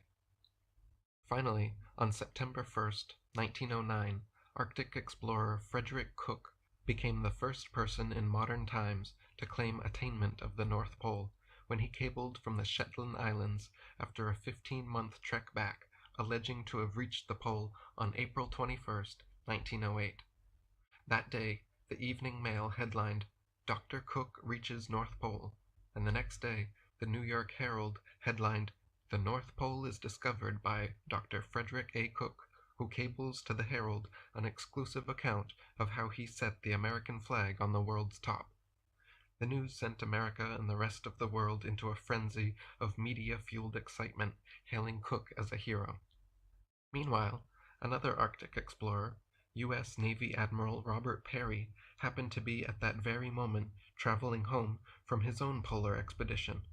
Just 5 days after Cook's cable, on September 6, 1909, Peary cabled from Labrador that he too had recently, quote, "nailed the American flag to the pole" on April 6, 1909, a year after Cook's claim. When informed of Cook's news, Peary cabled that Cook's claim, quote, "should not be taken seriously, as he just stood atop the pole and found no trace of Cook or anyone else having been there." On September 7th, the New York Herald headlined, "Robert E. Peary, after 23-year siege, reaches North Pole." But to Peary's utter disappointment, his claim to be first to the pole was not widely accepted. Peary immediately sprang into action, obtaining and cabling confessions from Cook's Eskimo guides, making the Evening Telegram headline for September 8, 1909. Peary quotes Eskimos as saying Cook was not out of sight of land, and with this began a heated rivalry between two former friends and Arctic travel companions that would eventually end with both men and their polar attainment claims being completely discredited. Paul Simpson Housley wrote, "The claimed attainment of the North Pole generated enormous controversy and acrimony. Both Cook and Peary boasted that they were the first to reach the pole. Cook's North Polar Expedition, which dates from July 3, 1907 to September 21, 1909, began from Gloucester, Massachusetts, and was sponsored by John Bradley. Cook visited Etah in northwest Greenland and then proceeded north to Anoratoc. Here, he became convinced that he could reach the North Pole. Subsequently, he returned to Etah in order to prepare for the journey and solicited assistance from Inuit. They advanced again to Anoratoc and on February 19, 1908, set out for the North Pole. Cook's route took him and his men via Smith Sound to Cape Sabine, to Flagler Bay, and then across Ellesmere Island to Bay Fjord. From there, they proceeded to Eureka Sound and established a camp at Cape Stalworthy, located at the northern extremity of Axel Heiberg Island, where most of his party remained. Cook himself set out for the pole with 2 Inuit, Awela and Etukashuk, 2 sledges and 26 dogs. He insisted that he reached the North Pole on April 21, 1908. Peary's polar venture occurred between July 6, 1908 and September 21, 1909. It was sponsored by the Peary Arctic Club, and the party strived to reach the North Pole from Ellesmere Island. Peary's ships, the Roosevelt and Eric, collected 22 Inuit men and 17 Inuit women, in addition to 246 dogs in northwest Greenland. Winter quarters were at Cape Sheridan in northeast Ellesmere Island. After arriving there on September 5, 1908, Peary transferred stores to Cape Columbia, located on the north of the island, and the selected place from which the assault on the pole was to be made. Peary's polar advance commenced in February 1909. Support parties led by Bartlett, Borup, Marvin, Macmillan, and Godsell had the task of carrying provisions, establishing a trail, and providing igloos for Peary and Henson, who were to lead the assault on the pole. The support parties turned back. The last to do so was led by Bartlett, who retreated on April 1, 1909, from latitude 87.47 north. Peary, Henson, and 4 Inuit continued their approach to the pole, which they claimed to reach on April 6, 1909. A Cook-Peary controversy resulted. On September 2, 1909, Cook published his claim to have reached the pole. Peary's rival claim was submitted 4 days subsequently. So after centuries of unsuccessful, ill-fated attempts at the pole, within the space of just 4 days, 2 American explorers claimed to be the first successes. Cook's journal description of his heroic arrival at the pole reads more like a piece of poetic fiction than an actual experience, however, which has raised questions from skeptics. He wrote, "Constantly and carefully I watched my instruments in recording this final reach. Nearer and nearer they recorded our approach. Step by step my heart filled with a strange rapture of conquest. At last we step over colored fields of sparkle, climbing walls of purple and gold. Finally, under skies of crystal blue, with flaming clouds, we touch the mark. The soul awakens to a definite triumph. There is sunrise within us, and all the world of night-darkened trouble fades. We are at the top of the world. The flag is flung to the frigid breezes of the North Pole. The first realization of actual victory, of reaching my lifetime's goal, set my heart throbbing violently and my brain aglow. I felt the glory which the prophet feels in his vision, with which the poet thrills in his dream. I saw silver and crystal palaces, such as were never built by man, with turrets flaunting pinions glorious golden. The shifting mirages seemed like the ghosts of dead armies, magnified and transfigured, huge and spectral, moving along the horizon and bearing the wind-tossed phantoms of golden blood-stained banners. I was at a spot which was as near as possible, by usual methods of determination, 520 miles from Svartavoag, a spot towards which men had striven for more than 3 centuries, a spot known as the North Pole, and where I stood first of white men. Peary's journal description of his arrival at the pole sounded more down-to-earth and believable, but doubt would soon be cast over his claims as well. He wrote, "The pole at last, the prize of 3 centuries, my dream and goal for 20 years, mine at last. I cannot bring myself to realize it. It seems all so simple and commonplace. While we traveled, the sky cleared, and at the end of the journey, I was able to get a satisfactory series of observations at Columbia Meridian midnight. These observations indicated that our position was then beyond the pole. In a march of only a few hours, I had passed from the western to the eastern hemisphere and had verified my position at the summit of the world. It was hard to realize that on the first miles of this brief march, we had been traveling due north, while on the last few miles of the same march, we had been traveling south, although we had all the time been traveling precisely in the same direction. In traveling the ice in these various directions, as I had done, I had allowed approximately 10 miles for possible errors in my observations, and at some moment during these marches and countermarches, I had passed over or very near the point where the north and south and east and west blend into one. Thus, starting in September 1909, A huge public debate, fueled by the newspapers, raged over who was truly first to the North Pole, with the New York Times showing unwavering support for Peary and the New York Herald doing the same for Cook. The demand of proof in the form of navigational records was issued and subsequently avoided by both sides. Cook never produced any detailed original navigation records to substantiate his polar claim, and on December 21st, 1909, after examining what little evidence Cook did submit, a commission at the University of Copenhagen ruled there was no proof he had reached the pole. Cook's Inuit guides would also testify in handwritten documents that during their final push for the pole, they actually traveled south, not north, and never once did they travel out of sight of land. Meanwhile, Peary outright refused to submit his records for the Copenhagen Commission, forcing them to also conclude a lack of proof for his claim.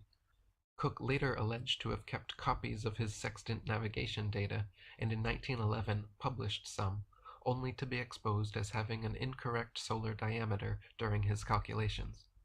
The National Geographic Society held Peary's papers for decades, refusing researchers any access to them, and when finally independently examined, were also shown to be lacking. The released documentation listed only 3 solar observations without giving the date, no mention of which limb of the sun Peary observed, and claimed the star Betelgeuse was present when it could not have been detected by a sextant during that time of year.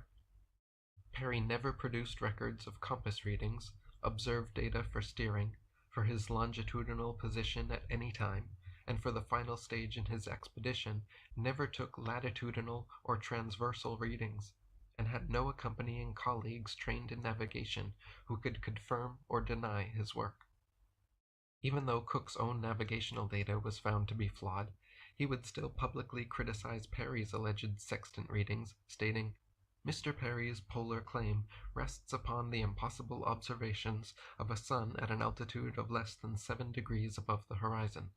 The 3 armchair geographers, seldom out of reach of dusty bookshelves, passed upon these worthless observations.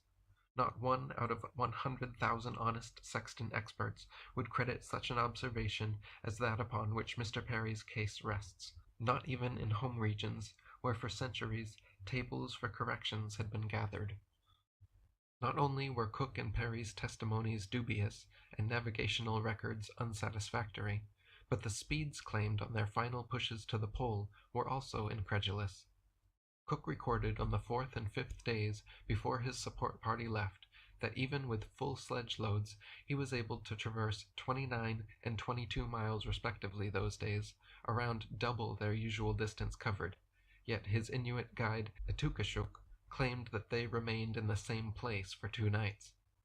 Polar researcher and author Randall Oskzewski, in his book Frederick Cook and the Forgotten Pole, wrote that Cook had needed to invent additional mileage to make up the distance he said he had covered in reaching the pole, and to bring him back to land on a reasonable date.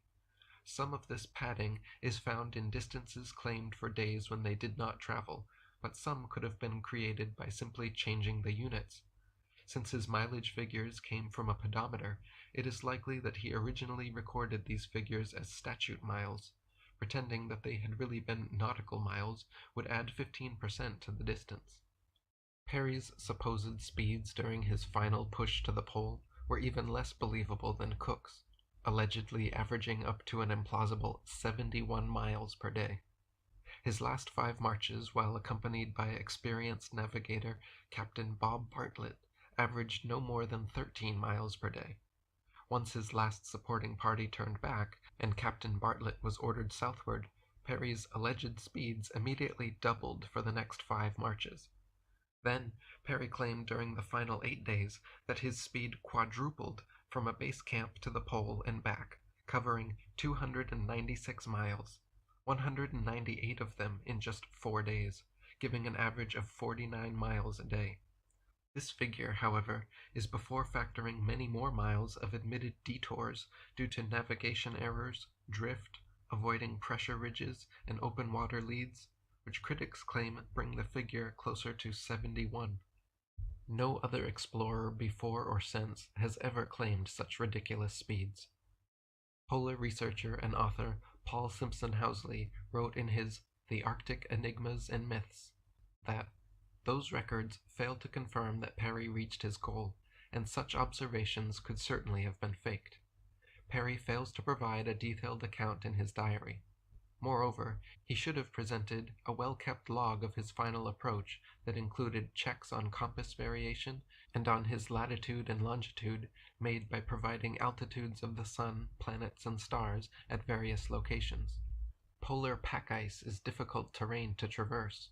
The ice drift deviates from wind direction to the right by 28 degrees to 30 degrees in the northern hemisphere at a speed of 1/50th of the wind forcing it. Perry provided no wind speeds in either his diary or published reports. It is highly likely that he would be propelled to the left of his 70-degree meridian. His desire to reach the pole was certainly in excess of his intent to produce records. In addition, Perry's chronometer displayed an error of 10 minutes, and this would have influenced his heading. More doubt would eventually be cast on both Cook and Perry through public scrutiny. In 1906, Cook had previously claimed himself the first man to reach the summit of the tallest mountain in North America, Mount McKinley, only to be dethroned upon further investigation. It turned out the picture Cook provided as proof of his summit attainment was actually taken on a small outcrop on a ridge beside the Ruth Glacier, 19 miles away, and at only 5,338 feet high, nearly 15,000 feet lower than McKinley's true peak.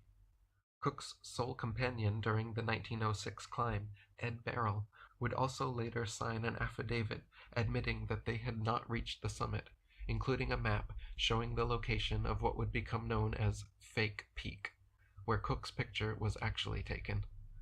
Belmore Brown, an experienced mountaineer who assisted Cook in the weeks before his alleged summit attainment, claimed McKinley too expansive and treacherous to have allowed Cook such quick access in the time frame given. He would later call Cook untrustworthy and state for the record that he, quote, knew that Dr. Cook had not climbed Mount McKinley the same way a New Yorker would know that no man could walk from the Brooklyn Bridge to Grant's Tomb in 10 minutes. Decades later, Cook would also be indicted and eventually charged and found guilty of 14 counts of fraud for startup oil companies he promoted, and was sentenced to 14 years, 9 months in prison.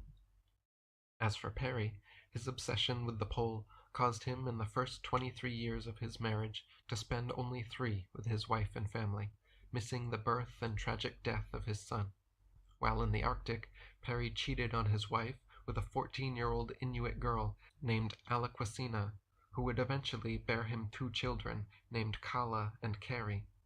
During Perry's 7 long Arctic expeditions made between 1886 and 1909, a black man named Matthew Henson was technically more responsible for their successes than Perry himself.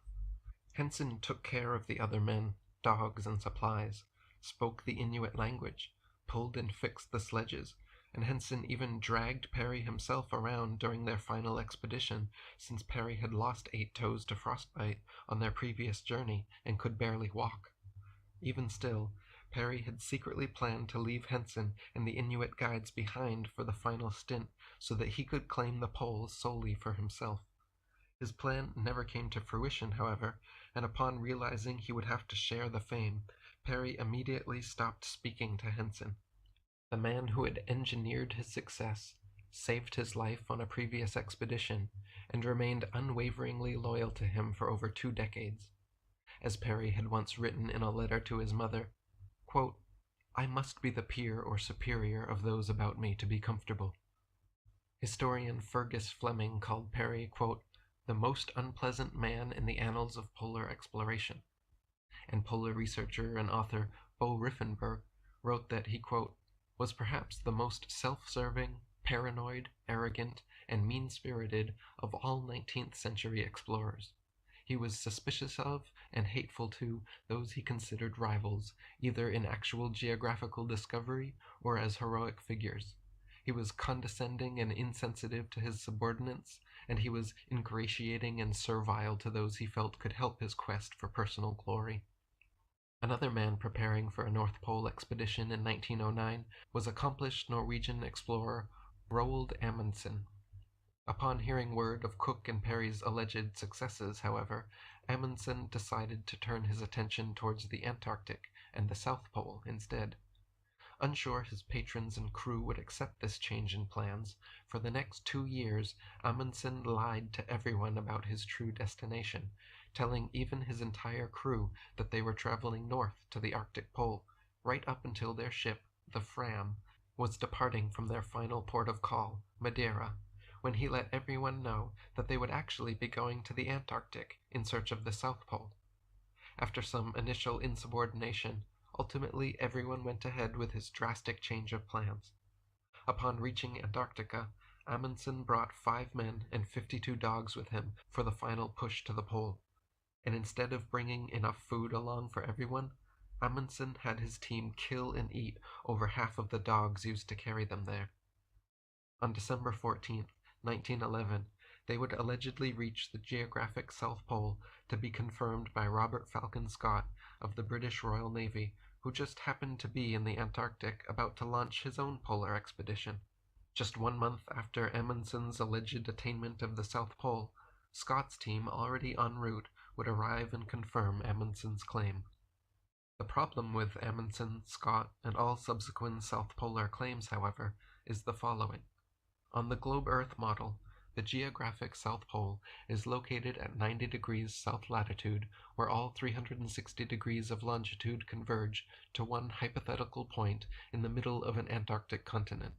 In reality, though, the Antarctic is not a continent, but an encircling icy perimeter of unknown length, and on our planar Earth, lines of longitude only converge upon the North Pole center point and project out straight southwards from there.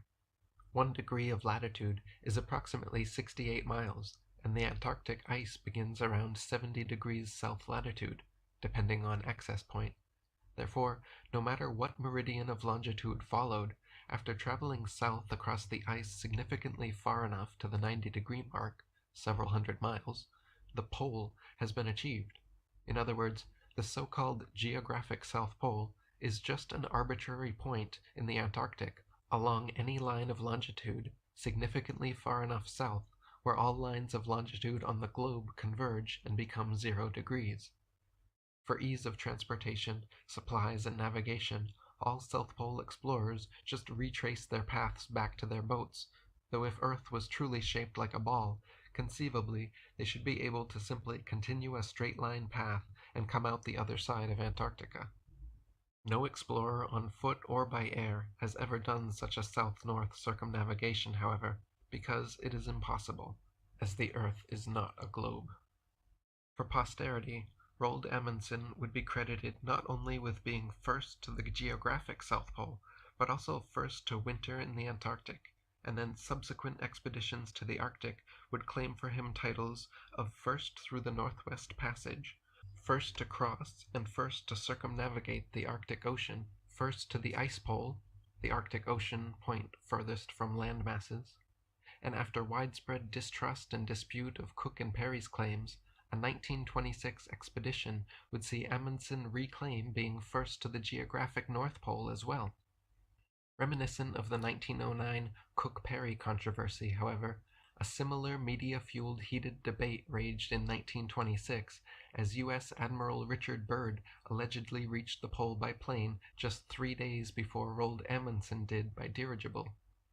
Both Byrd and Amundsen were aware of each other's concurrent expeditions, and due to recent advances in aviation technology, both decided to reach the pole via air rather than land and sea, as previous explorers attempted. Similar to Scott's follow-up confirmation of Amundsen's South Pole claim, the plan was for Admiral Byrd to fly over first and dump a load of hundreds of large American flags directly at the pole, which Amundsen would then find and confirm a few days later during his own polar flight. So on May 9, 1926, Byrd and his co-pilot departed in their Fokker trimotor airplane, the Josephine Ford, from the Norwegian island Spitsbergen, and attempted to fly over the pole.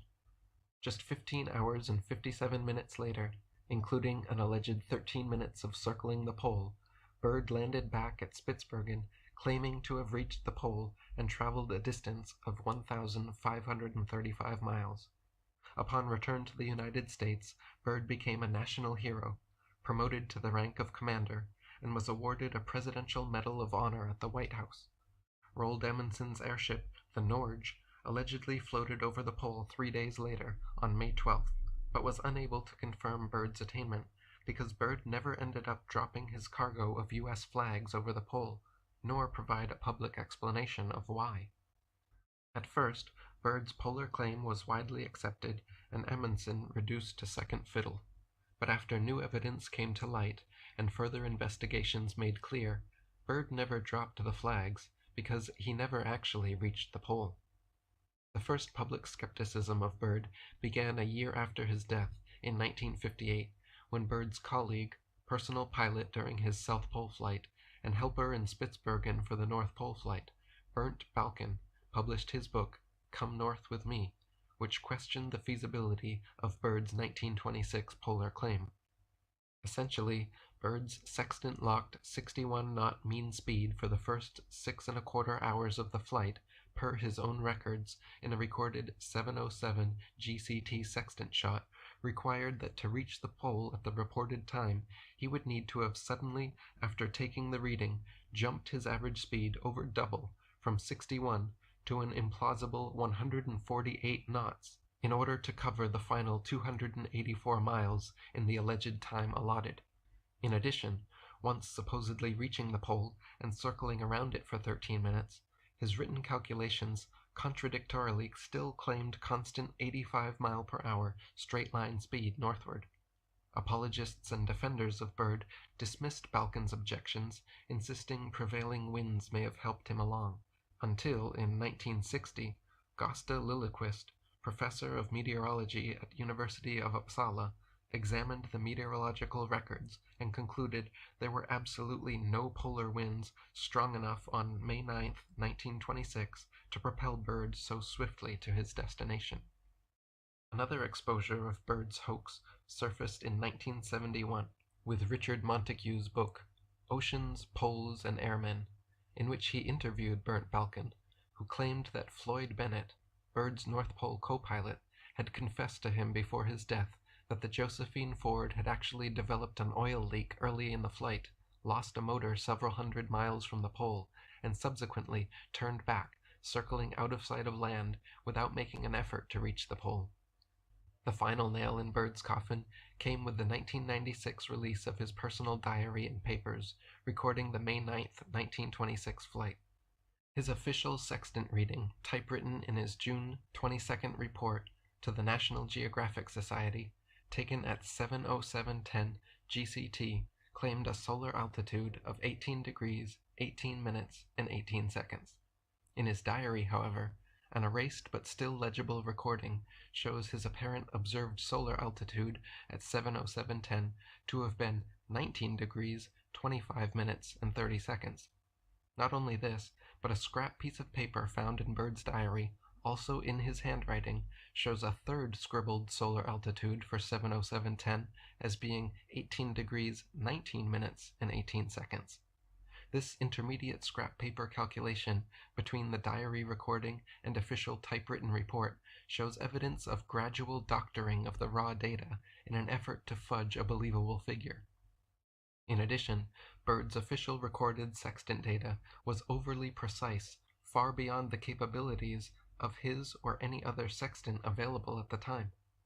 Dead reckoning latitudes were recorded with 1,000 times better precision than physically possible, again pointing towards an attempt to overcompensate the perceived accuracy of his inaccurate fudged data. To summarize, Byrd's 1926 primary record includes several mysterious erasures, back-and-forth diary entries, confirmed fabrications, and contradictions, including 2 takeoff times, 3 pole arrival times, and 7:07 sextant altitudes, and 4 different speeds. In documents including his diary from the time, we see intermediary steps of his forging calculations for the most believable and accurate times, airspeeds, distances, and solar altitudes. He never dropped the cargo of U.S. flags as intended, and could not have attained the pole at the speeds recorded. Dennis Rollins wrote, "In brief, Byrd's diary and his typescript describe two quite different trips. Indeed, there are actually 4 distinct trips, because the diary has 3 separate and contradictory sections. The sextant observations are for a 70-mile-per-hour celestially navigated trip. The radioed distances are for an 80-mile-per-hour direct trip, while the last-minute direct data are for an 85-mile-per-hour trip. But the later neat TypeScript claims that the mean northward speed was over 90 miles per hour. The TypeScript trip does not agree with any of the 3 disparate diary trips. If you are caught keeping 2 sets of fiscal books, you go to jail. Not even the wildest defense lawyer would try alibying the accused by treating the differences between the 2 documents as exculpatory or mysterious, when the whole point of the indictment is the discrepancies. Question: did any other explorer in history leave us manuscript astronomical observations for position which grossly, to his disadvantage, invariably differed from his published observations? Since Cook, Parry, and Bird's North Pole claims have all been found fraudulent, it is now generally accepted that Roald Amundson's dirigible flight of May 12, 1926 did cross the pole, and he is credited with being the first explorer to both the South and North Poles. Even Wikipedia states that, quote, 3 prior expeditions led by Frederick Cook, 1908 land, Robert Parry, 1909 land, and Richard E. Byrd, 1926 aerial, were once also accepted as having reached the pole.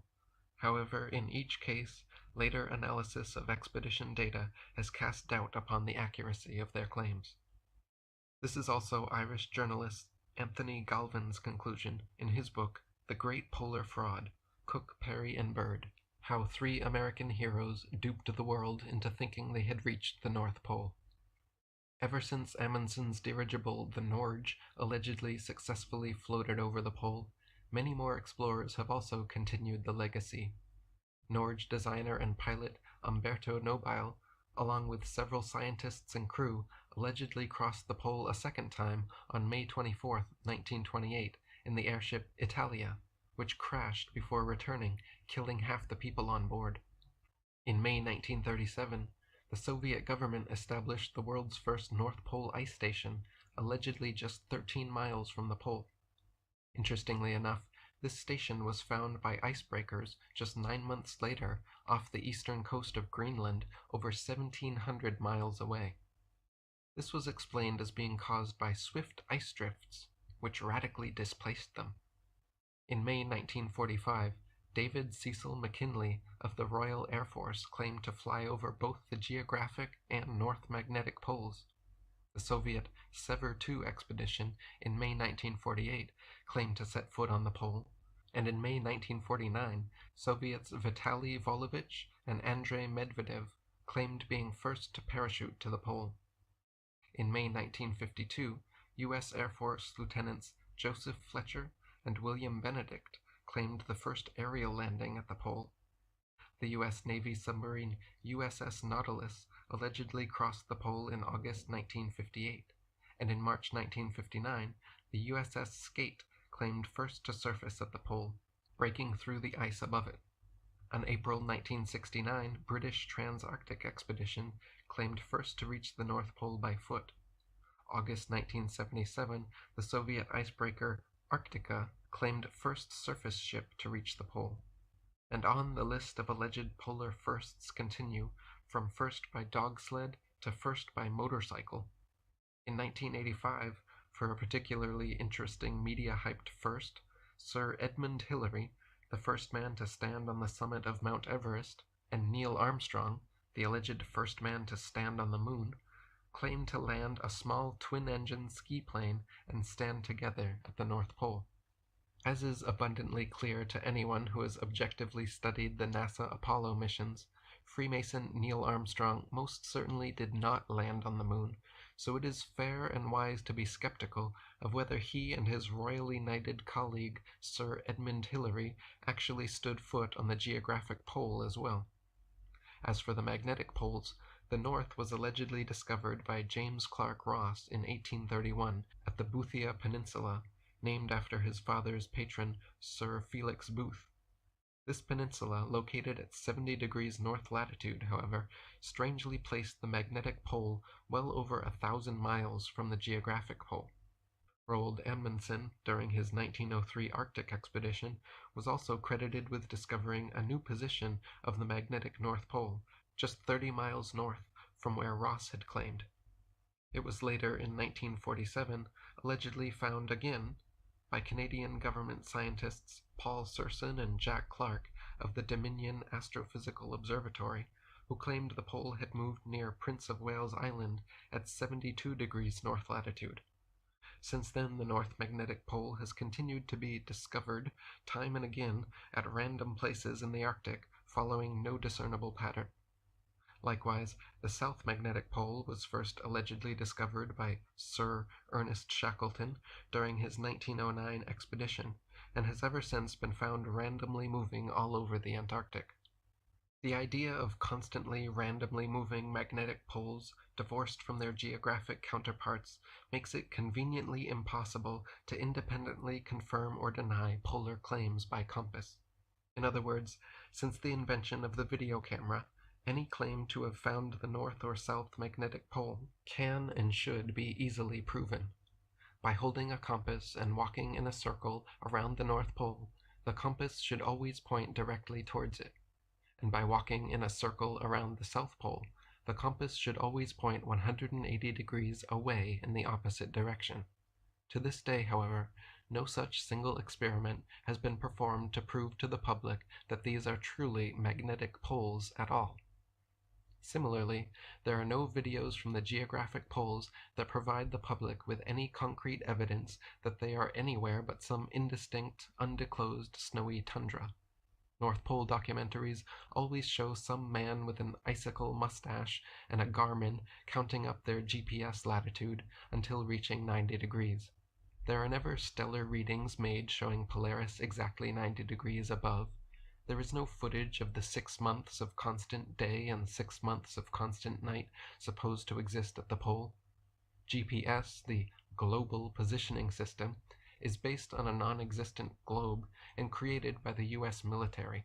So why should we trust that a GPS 90-degree north reading is truly the North Pole? Why are the annals of polar exploration so abundant with frauds and hoaxes? Why should we accept all these more recent polar claims as being legitimate when the original discoveries and discoverers continue being exposed as false and liars? Why is there such an inordinate number of Royal Knights and Freemasons involved in polar exploration? Admiral Byrd himself was a high-ranking Freemason from Federal Lodge No. 1 in Washington, D.C., and financed by none other than fellow 33rd degree Freemason and Illuminati bloodline elite John D. Rockefeller. Roald Amundsen even had Masonic Lodge No. 648 in Sacramento, California, named after him.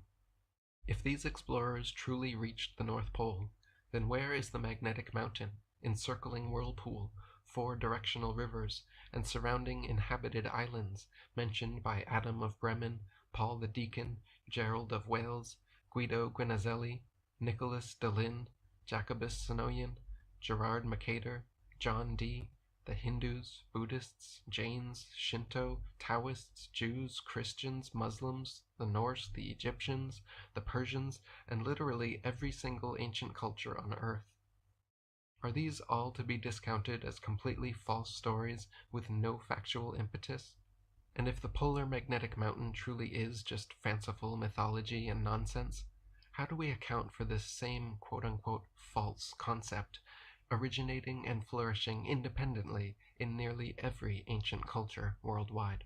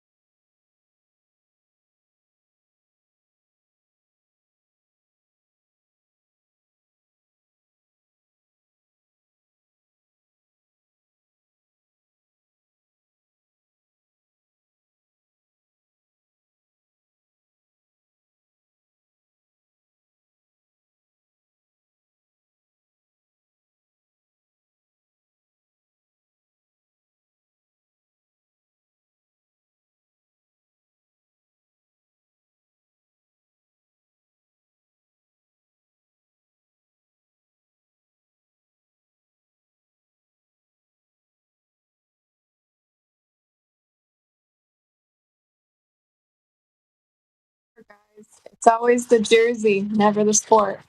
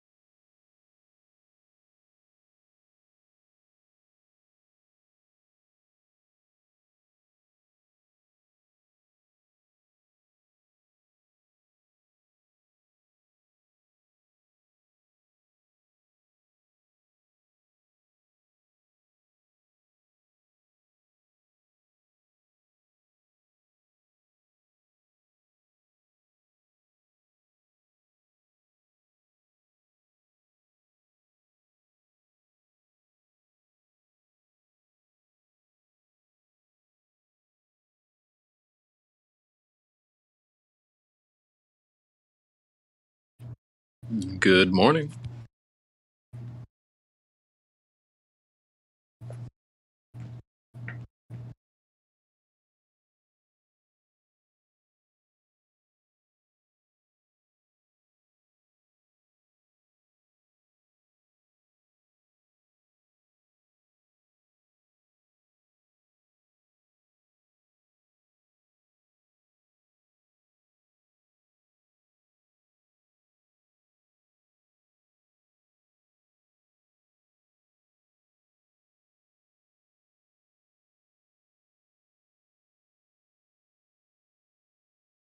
Good morning.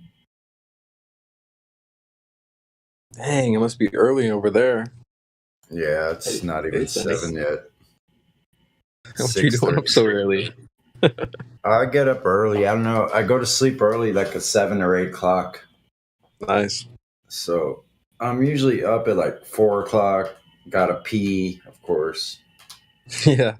Middle of the night. And then a couple times in the morning. So like from 4 o'clock to 7 o'clock, I have to get up and pee a couple times. Well, good morning. Good morning. We got some snow over here. Right on. Woke up and there's snow on the ground. That's pretty good. It's beautiful. That looks cool. Yeah. When I got back from California, I was not happy about the 50-degree weather, but now Yeah. I like the cold weather, kind of. Now it's like only 60 is the high lately here. So it's not much different. Okay. Yeah, I mean, let's see. When I was there, it was just absolute perfection, you know. What month were you here? 21, September of 21. September's a beautiful time of year, actually. Yeah. Well, actually, it was the entire month of August. So, like, in the start of September. So it was just perfect. And then I got back here, and it was like 54, 50s, and it felt so cold. But now it's only like 25 degrees out, and a high of 33 today. Illuminati confirmed. Wow. Illuminati confirmed. Yeah, somebody's in that weather department. But no, I've kind of learned to enjoy the cold. You like turn into a bit of a polar bear once you Put some extra blankets on, the bed. Yeah. Begin the hibernation process. Anyway,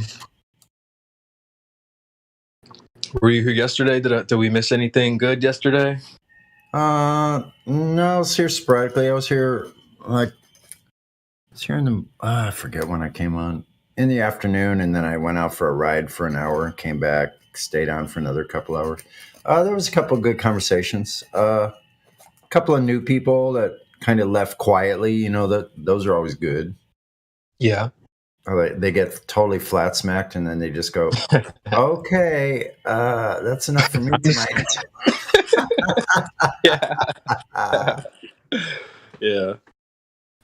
Oh man, it's almost like that moment where you get a little too stoned, and you're with your group of friends. You're like, just gonna head out now.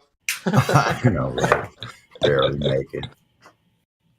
Don't want to let them know that you're like not. You're not. Yeah. Walking. It's only hot. You're going through it right now. Yeah. That's a trip. That's funny. Yeah. So I look out this morning. It was still dark. It's light now, but right up in the south, kind of high up in the sky, sliver moon up there, man. Just still up there. Oh, that's cool. A moon in the morning. Yeah, it's like halfway up. So it's like almost right overhead. Well, not quite overhead, but yeah, probably like halfway point. So it's directly in the south. It's going to set sometime this afternoon. Now that's always interesting, how that. I've never seen the moon and the sun converging, getting close, because every time, I swear I talk about this all the time. Every time it happens, it's cloudy.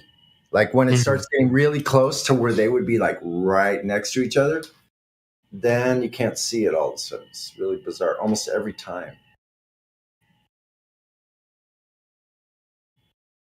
So, yeah. Yeah, that's interesting. We have our housekeeping questions and stuff like that. I've been wanting to. It's not really that big of a question, but it would be funny to ask people, especially new people, like, "Hey, do you think it's possible to see the sun and the moon in the sky at the same time?" I think you would trip up quite a bit of people. I'm sure there's some people like, "Yeah, of course," but I think because I've already ran into some people who are like, "No, that's not possible on a flat Earth, or that's not possible at all."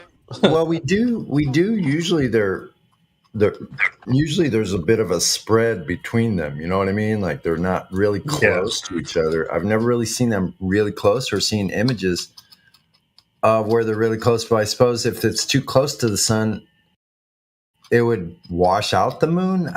I'm not really sure what would happen. Somebody's got to have seen that and photographed it. I should look for pictures.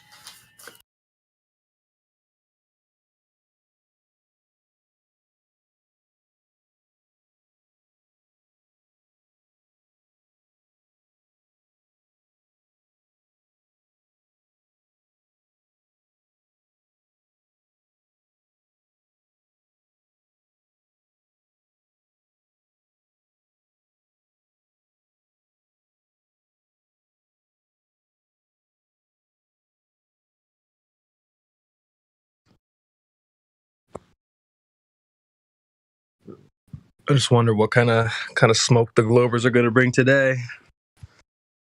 Probably not much.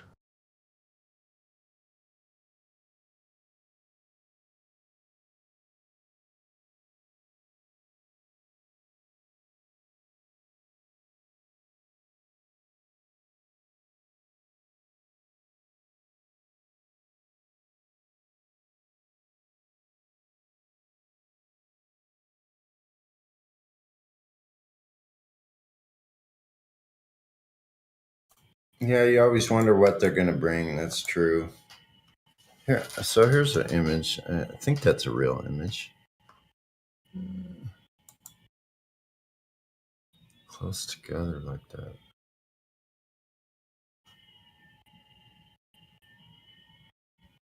I'll see.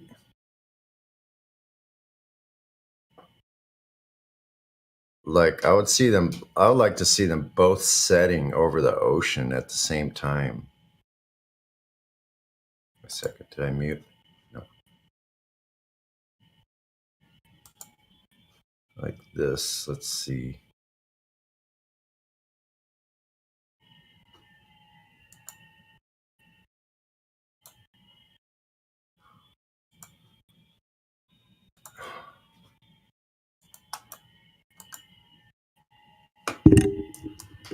I've never seen that, and I don't know.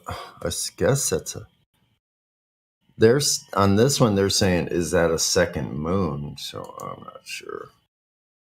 What's this? Copy the link.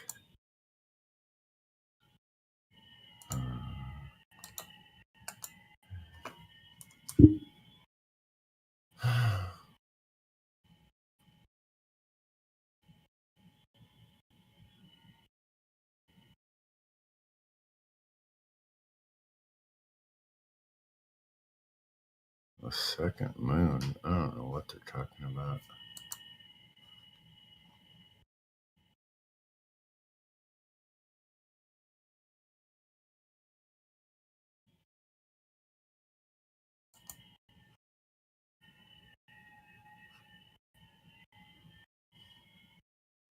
Yeah, it's a quiet day in the chat too. Not much going on there. Yeah, everybody's asleep on the flat Earth. Well, it's funny because you wouldn't be sleeping too well if you were on a spinning ball. You're right. You're traveling many miles each night in Like bed.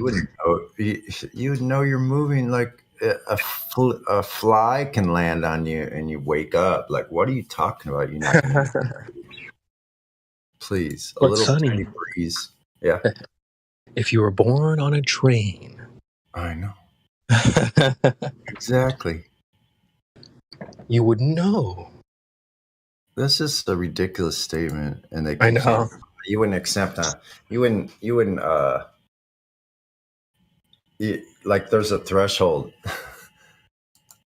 of motion. Really? Well, I notice like when a hair moves, I feel it. So what are you talking about? Right. I just tilt my head. I tilt my head just an ounce, like an inch over. No, but you can't feel speed. It just sounds like hypnosis. That's why I call those guys the globe. What do I call them? Wizard earthers. They're just trying to perform a spell on you. Pretty much, like the one that was put on them. Exactly. Oh, that's good. That we aren't put under a spell. We don't know what's wrong with you, flat earthers, but you got to get under the same spell or something's not right. Well, you see, first you have to imagine you were born on a train. Then the windows would be blacked out, and it's a perfect train, and nothing bumps. It's just like, what are we going to start? You're going to build an impossible made-up scenario and then use that impossible made-up scenario as proof of reality? Why are you doing that? Yeah, that's pretty weird that they would jump to something like that to train when you're talking about Earth. Like, but just imagine you were born on a train. I've probably heard that. I'm sure you guys have heard it a million times, dude. It's like a non sequitur of non sequiturs. Yeah. It's like they just don't understand that it's not a lack of understanding on our part when it comes to that. Some dudes out there in a shorts and a daggone no sleeves. What is going on?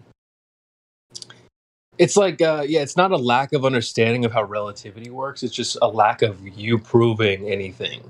So you don't, like, they always come up with these hypnosis stories. Well, first, imagine you're in a car.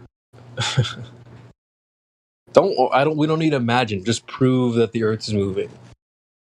We understand how cars work. It's so stupid.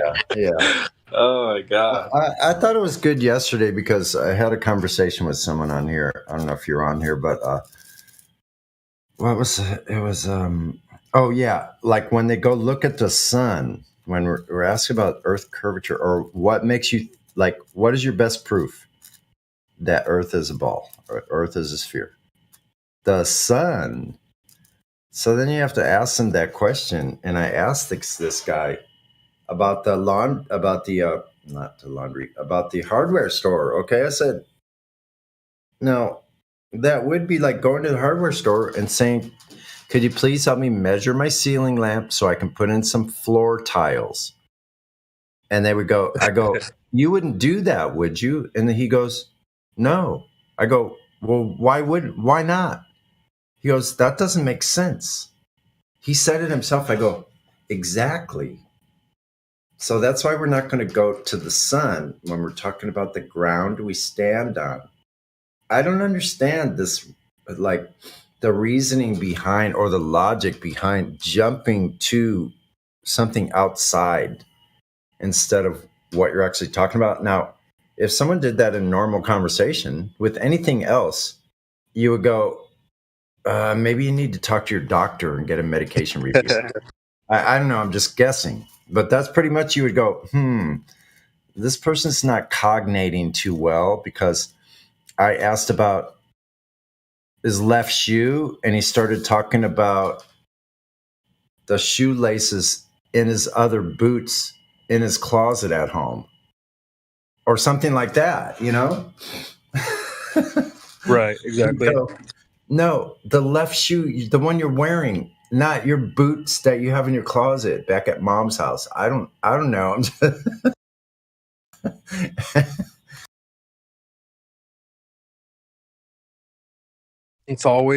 they always have to invoke outer space, don't they? That's what I realized with the pointing outwards at the sun and thing. Well, look, everything around us is a ball, so I'm a ball. So, well, little do you know that outer space isn't even real. So,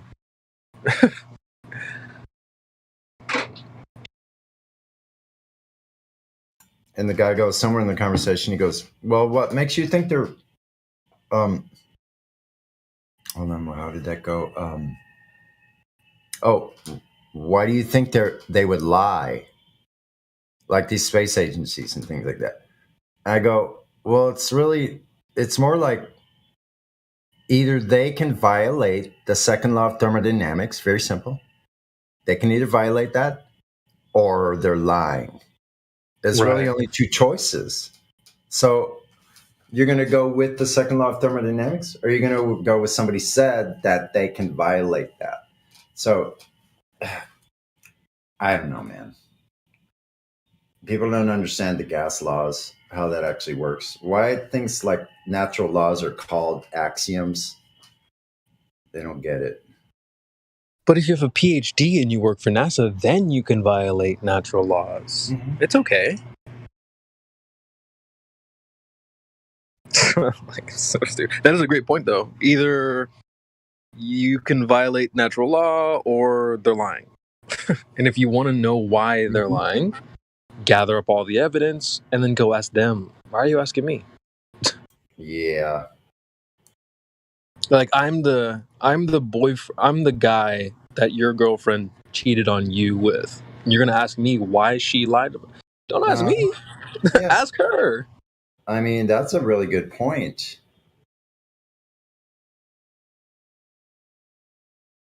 No, but why would she lie? And if you can't tell me, then she didn't lie. It's like, well, Listen, I like this analogy better. I don't like the cheating girlfriend garbage. You guys got to stop talking about that. Stop putting that shit out in the ether.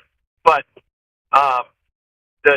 it's like this. It's like when a dog comes up and bites you, right? Ah, fuck! That dog bit me. Why did it bite me? Well, does it matter? It bit you. That's the problem. Go get the tetanus shot, you motherfucker. Who cares why he bit you? Like that's isn't that kind of the point?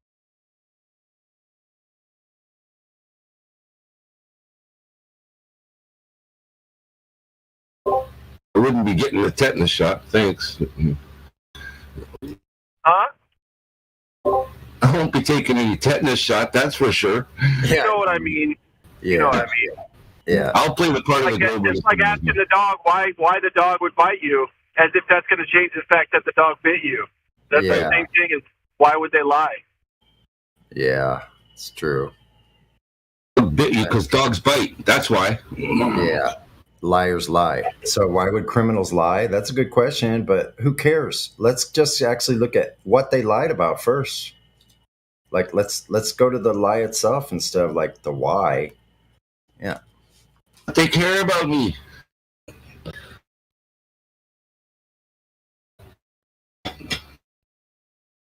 Want to keep me healthy, living a long time, apparently.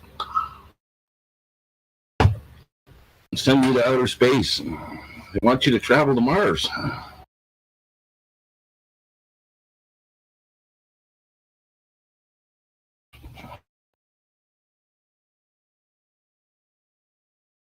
Picture of Mars is round. Image.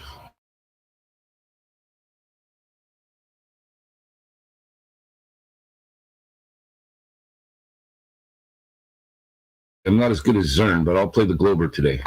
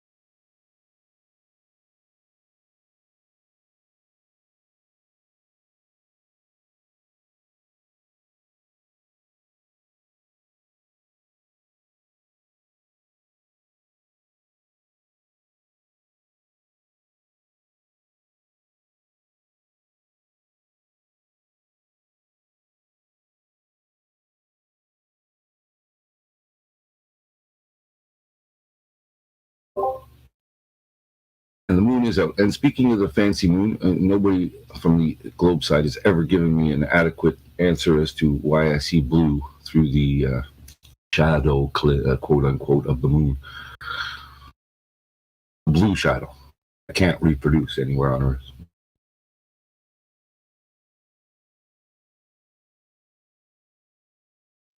Yeah, exactly.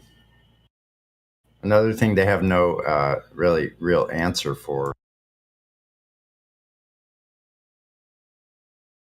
A couple of them. That's definitely one of them, though. And it's just random. It's just the moon and sun are the same size because it's just the way nature worked in the Big Bang. I mean, just impossible probabilities are obviously possible.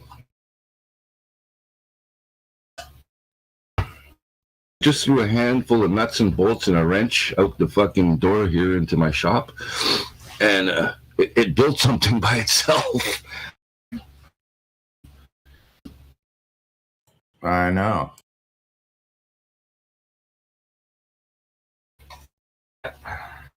Ask the question. Name one other instance in reality where an explosion has created something besides a mess. Yeah. Got a whole bunch of wood here I sliced up this summer too, waiting for it to dry. But since it's stacked together again and I put all the pieces back together, maybe it'll come back to life and become a tree again. I can hope.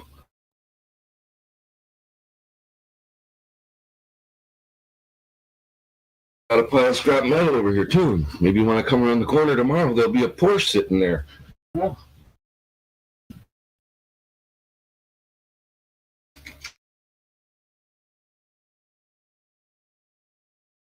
That'd sure be handy. Oh, but it takes a long time. You have to wait millions and billions and zillions of years. Yeah, you gotta wait. You gotta wait for Ferdinand Porsche to be born. If you can't, you can't win with one argument. You just ramp it up and fucking add some more shit to the pile until you win. Apparently so. Just keep shoveling shit in there. I mean, I played the part of the NASA scientists for the first few years while we were dicking around making fun of this whole thing. And I was always that guy making those funny examples as to, when everybody's asking, like, why common sense questions, how is this possible? And I come up with some freaking ridiculous answer for them and everybody would just howl, It was just funny. It was just laughing stock at the beginning. Once you wake up, man, it's like, what the hell?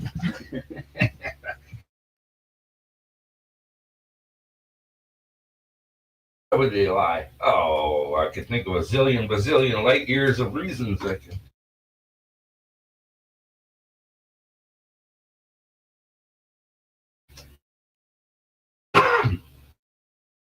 All right, time for a safety meeting. Safety meeting, Sunday safety meeting.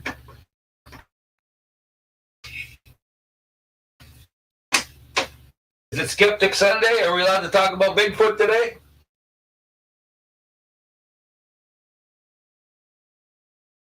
Oh, that's right. Speculation Sunday, isn't it? Mm. Oh, I thought it was Skeptic Sunday. Okay, speculation, even better. Okay, well, I speculate that their distances are incorrect and it's actually 50 trillion light years from here to there. Everybody should just make up their own distances because we're using our imagination. So I bought a bigger chalkboard so I could get all the zeros on it, and looks good now.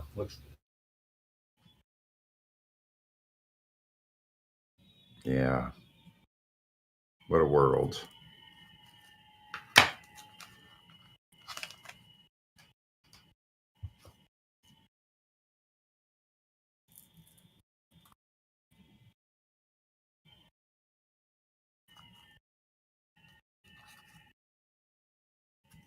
It's all math. Math explains everything impossible. That's all. Yep. That's what Matthew Learn says. It seems impossible. That's probably just math. Yeah. Matthew says things that are physical cannot be proven, but only something can be proven through mathematics and thinking about it. Use logic. How do you put together something illogical that doesn't match reality with logic? Could you possibly build that fence without math?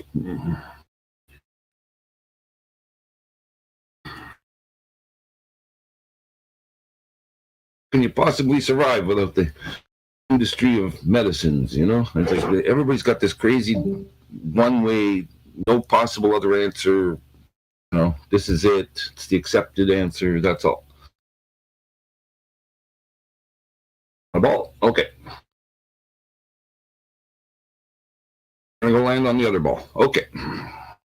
We can't land on the third ball because it's too hot. All right. It's too far.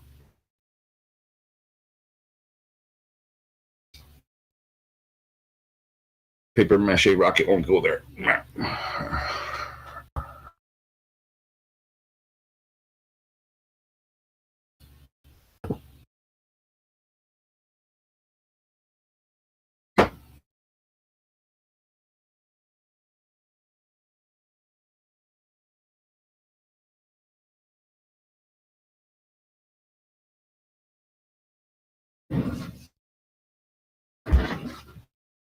Let's see what's going on. Fancy Pantsy Space News. I always take a look at the Fancy Pantsy Space News once in a while just to see what they're lying about. Yeah, you should do a Sunday report on the space news.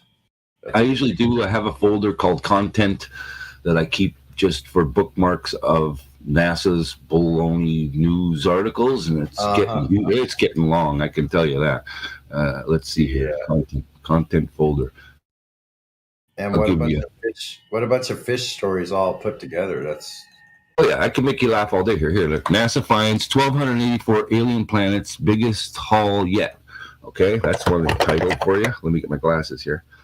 A deep penumbral lunar eclipse. All right, NASA launches mission to metal-rich asteroid worth 8 quadrillion pounds, like British pounds. That's a lot of money. NASA spots corona hole creeping over the center of the universe. Corona hole. I know. This is the one that I posted the other day, the spectacular image of the Earth and the Moon from the Juno thing, right? They took a picture of the Earth. We have a picture of the Earth from space. Everybody says we don't, but we do, according to them. So.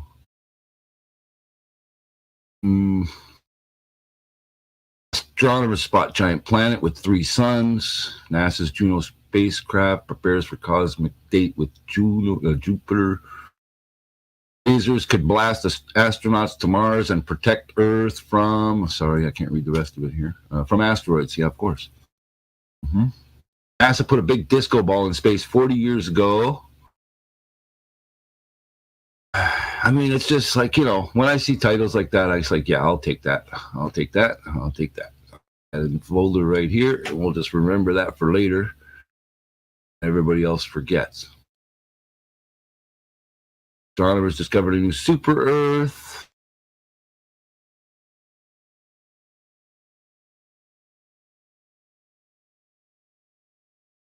New evidence suggests the universe is curved and not flat like previously believed. See, they even had to curve the universe now. Oh, of course they're going to have to go back on that. First they said, we can't understand why the universe seems to have expanded out in a horizontal, flat plane. I'll post this one in the background here in the live stream, whatever they call it. They got to move the goalpost because we kept on using it. Sorry, Gabe. My bad. Fire away, man. I saw, like, I know what you're talking about, though. It's like they're moving the goalposts again because we kept on pointing out, well, you said the universe is flat. And so, oh no, now the flat earthers are using our evidence against us. Look at the picture. Look at the picture I just posted with the little bullshit thing I just gave you. I mean, if you aren't high as a kite this morning, then don't bother. But if you're stoned already, then please go have a look at the picture. And you might believe it a bit. I mean, it's just like I don't even know what to say anymore. Wait a minute. What did you I say? can do better. That's all I can say. I can fake shit better. Just kidding. Definitely do better. Why would they even suggest that it's flat to begin with a Big Bang explosion origin story? Like, duh. Like, how do you make a flat like? And it isn't. They claim it's a flat thing, but their model, their moving model, doesn't show that. So it doesn't. Nothing ever adds up with what they say. That's the funny part. It's hilarious. Let's see what else I got here. I do have. It's funny because so many Globies come in here and they're like, "What's the flat Earth model?" Blah blah blah. You can't even agree, and it's like you guys change your model every day. Yeah, every day. We don't change our narrative. You know, it's mostly level. It's pretty flat. No matter how high you go, it looks about the same, and that's the same story we tell. But then they're changing their model every day. It's like they come in and go, "What are the flat earthers saying?" Like, we're gonna have to change it again. They come in here with a freaking frisbee in their brain, and they're like, "Oh, you guys live on a disc and blah blah blah blah blah," and then we try and tell them the truth, and then they just kind of run away. Bye. I don't want to hear that. NASA dropped new images of our universe that straight up look fake. Okay, I have to remind myself what that was. I gotta open it. I love when they say it looks fake, so that you don't automatically know that it's fake, and then you assume that it must be so real because it looks so fake. And here, NASA may have just discovered another Earth. I mean, come on, that was one of my latest ones I put in there. Let's see what the date is. One time I shined a mirror at the Earth, and I saw another Earth. How big was the mirror? You could just use any mirror, a little hand mirror work. You just kind of look through it, you see like the second Earth. It looks just like this one, but it's backwards. See, anybody can make up a freaking story. It's even better. Okay, this one right here. This is definitely like LSD central here. All right, you'll like this. This one's got even prettier pictures. There you go, kids. Enjoy. Look at that one. Fucking hell. Oh. Look at that. Beauties. Whew. Look at that sundog, too, that KJ shared.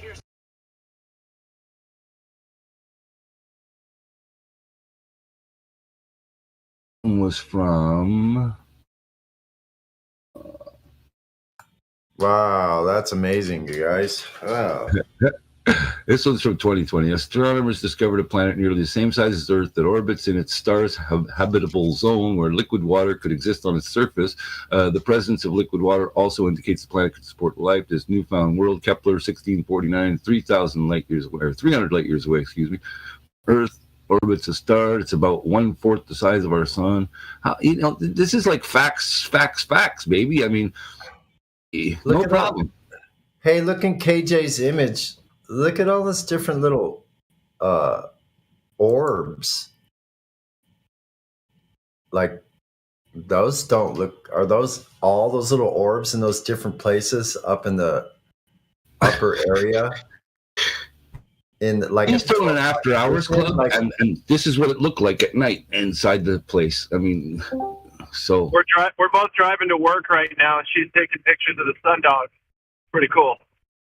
Yeah, but I'm seeing a bunch of orbs around in the upper area too. Like, those don't all look like lens effects. They're in different places. Like, that doesn't have any amazing.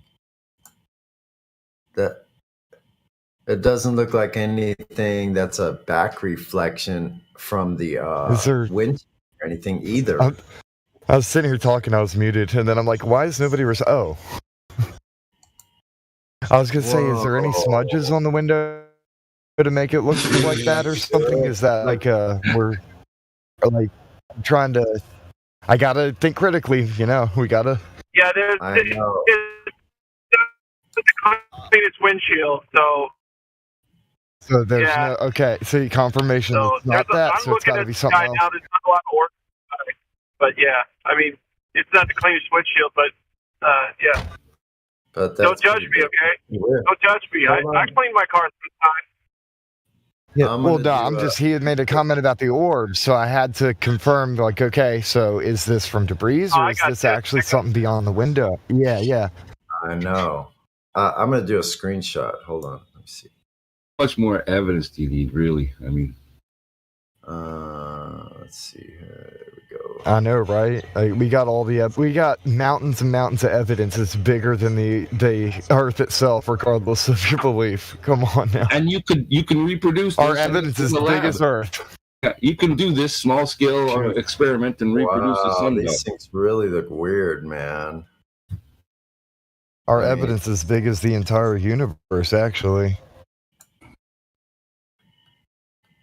Look at these things. Okay, hold on. Let me get the screenshot here. I love the sundog pictures, and then the moondog pictures trip me out too. Okay, let me post this. So that let me one- post this. Let me post this part of her image where I blew it up, where those little things are. You decide yourself. Pretty amazing. 1 second. Get to the right place here. Let's get back to the live stream. Back to. Mhm. Where are you at? Okay. Look at that. See myself. Pretty weird. The longest folder ever. All right. Because they don't look like they're in the same location. Even if they're on the windshield, you'd think they would focus at the same place, not look like they're closer and then further out, more faded the further out, giving a sense of perspective, of distance. Not making sense. Do you know what I mean? Oh man, I can't imagine it. Imagine it, man. I can't imagine it. So, okay, let's just go with this, just specks of dirt on the windshield somehow. Yeah, that's it. It's Turtle Wax's fault. We could go with that. But is that correct?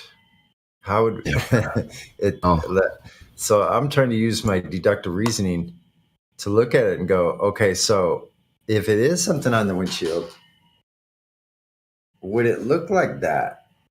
That means everybody else's picture of that is also because of their windshield then. Yeah, So exactly. a lot of people, it's the damn windshield people. And even the ones with no windshield in between them, right? Yeah, well, then there's a windshield in space or something at that point. They'll give you a snail lens in space. It looks like there's a star out there. It looks like it's the edge of the dome. Pretty weird. That's outrageous. A couple of stars, actually. Huh. Yeah, I've seen these. It's weird that one in the center would have a completely visible circumference around the whole thing. A couple of them are all lit up like that. Pretty amazing. Here we got some weight in space here. Astronomers confirm the existence of planets that have the lightness of cotton. Really? That's called a cloud, isn't it? Huh. Oh man, that's so weird. There's these gaseous planets out there. Okay, here we go. Here's the contradictory evidence to the other one. Milky Way is not flat, but warped and Make a twisted. bed out of it since it's like cotton. We got a delay. Go ahead. Oh, they're setting up for the multiverse, man. They're going to set up for the multiverse with this new paradigm. Whoa, look at that. I love these generated images. They're going to have to bend space-time in order to make way for their weird, wonky paradigms of how nothing matters.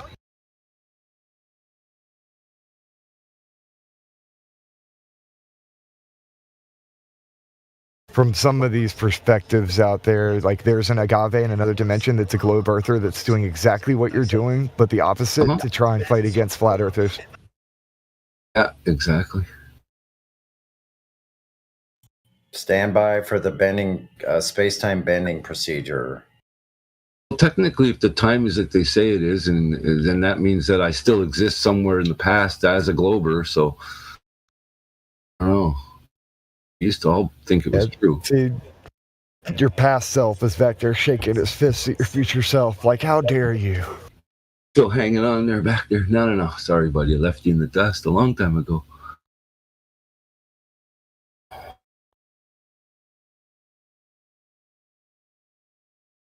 Cosmic jack-o'-lantern. NASA discovers giant pumpkin stars. All right. This is the kind of titles I just can't resist saving. Earth's shadow masks our view of an asteroid as it travels very close to the planet. Okay.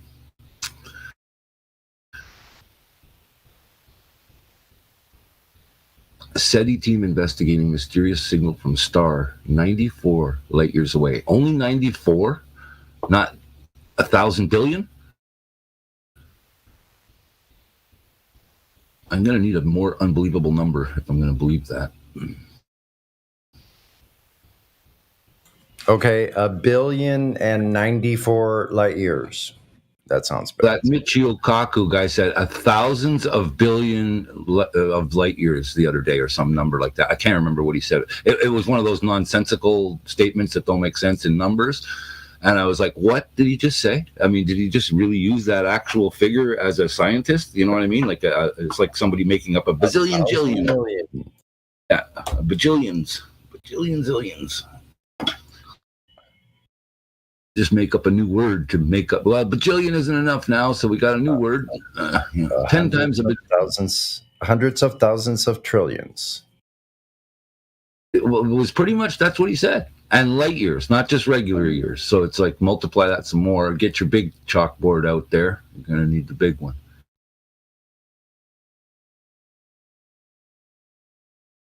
All right, what else we got here?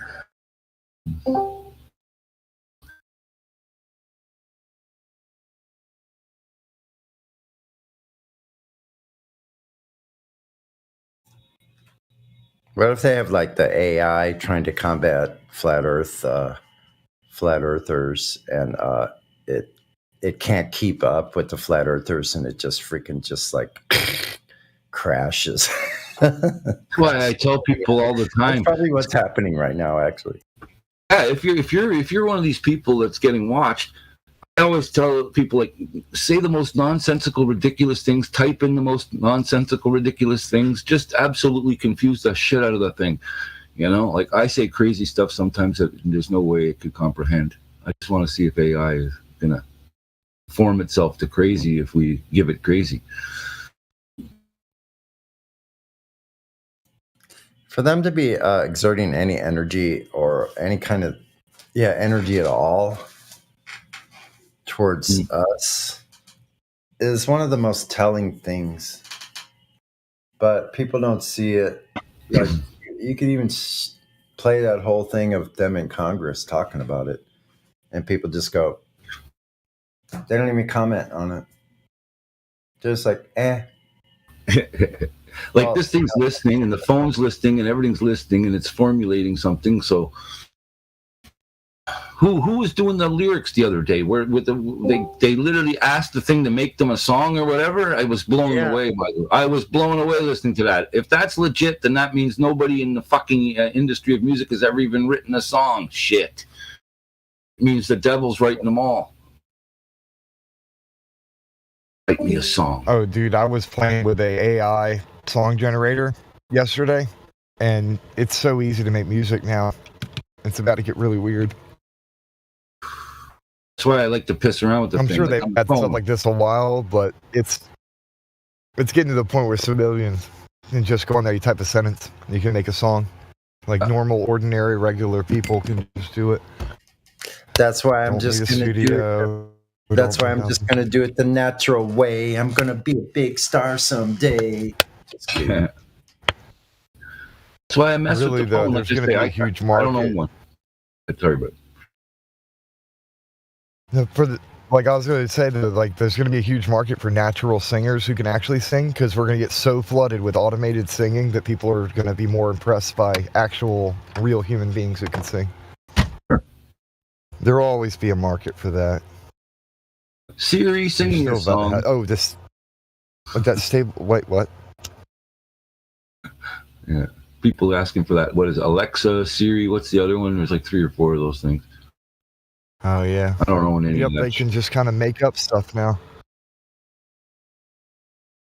AI knows how to do it. The stable diffusion with the pictures, I'm surprised that the memes this year aren't even better. Like, you can just do whatever you want to. You can type in a sentence and make some cool graphics and make a joke. It'll probably pick up around 2024 when the politics start kicking in. There'll be a bunch of Deep Dream memes.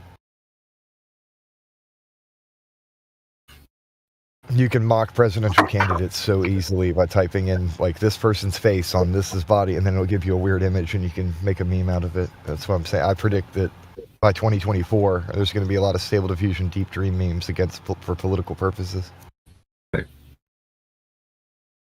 The deep state fake stuff and all that. I mean, the technology, like, anybody that doubts anything at this point is totally a foolish fool, because you just can't discount any amount of high tech at this point. I mean, almost everything. Yeah. And the reason why I know they're going to be using the Stable Diffusion for Deep Dream memes is I've already started. I'm like one of the pioneers doing this. So the minute it came out, I started making like Stable Diffusion memes to kind of make fun of things that are silly to me. So I know for a fact that junk's gonna increase as more and more people do it. Like, I combined President Trump with minions, and there's a whole bunch of little short midget minions that look like Donald Trump, like, and they got weird wonky faces, and it's hilarious. And this is just pissing around, and just I'm just playing. The average Joe to piss around. No, but think about what's available in this world to somebody trying to deceive us. We have access to that crap. Imagine what they're up to. I mean, that's what I'm saying, man. If I can do that, then they've got stuff way better than something I can use on my phone. They got like a supercomputer, punch in a sentence and get whatever they want.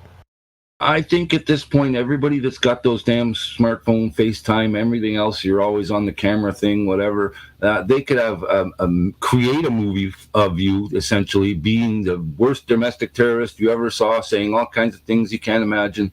It wouldn't be difficult at all, and your own family would watch it and go, "Oh my God," and believe every second of it because they're watching it. Yep, and then with the where they can kind of deep fake and put your face right on a real video. You'd be on video. They get a real video. Yeah, and make it look like you actually killed somebody. And a Hollywood movie. Yeah, we got proof. Just like Arnold Schwarzenegger, remember? What was that fucking movie where he was the helicopter pilot and they changed the narrative and blamed him for killing a bunch of people, and he's telling them that's not real footage. What was that movie there? Arnold Schwarzenegger movie. He was ordered to shoot on the civilian. He was flying a helicopter or something. He was told to shoot on the civilians down on the ground, and he wouldn't. Might be shit. Might be the one. You remember the Will Smith video where he was showing like he did layers and layers of fakeness and kept on taking them like this is fake too and this is fake too. And oh, you think I'm this? Well, that's fake too. And he did that right before all this other stuff started coming out. Like the absolute fakeness of reality is like, I think he's elite, but like one of the Illuminati types. But that doesn't mean that he's not going to tell the truth. Like I'm sure that he was like kind of assigned to in that moment. They blatantly tell us the truth because they know that most people are too dumb to even care. So they'll blatantly tell you it. Everybody laughs. It's a joke. And they go on. People go on with their lives. And then a couple years later, you find out, oh, that wasn't a joke at all. They were quite serious. It was Running Man, if you remember that. Got framed, right? Running Man. Was a cop. He was a cop in real life. Then he got framed and put into the Running Man game as a criminal, remember? Tell me you're a young fella, you didn't see that one yet.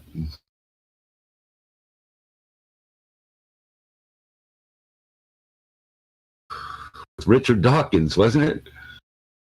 Yeah. Well, sometimes my memory will fail me. I may have seen it, but it's like I'm a movie buff, so I have like so many movies in my head that it's hard to. Okay, wait, hold on. Let me try to figure out which one we're talking about. This is pretty old. I don't remember how old it is, but sometimes I laugh. But I'm like, I tell somebody, "Oh yeah, this movie or whatever." They're like, "That was 30 years ago." I'm like, "Okay, never mind." I'm feeling old.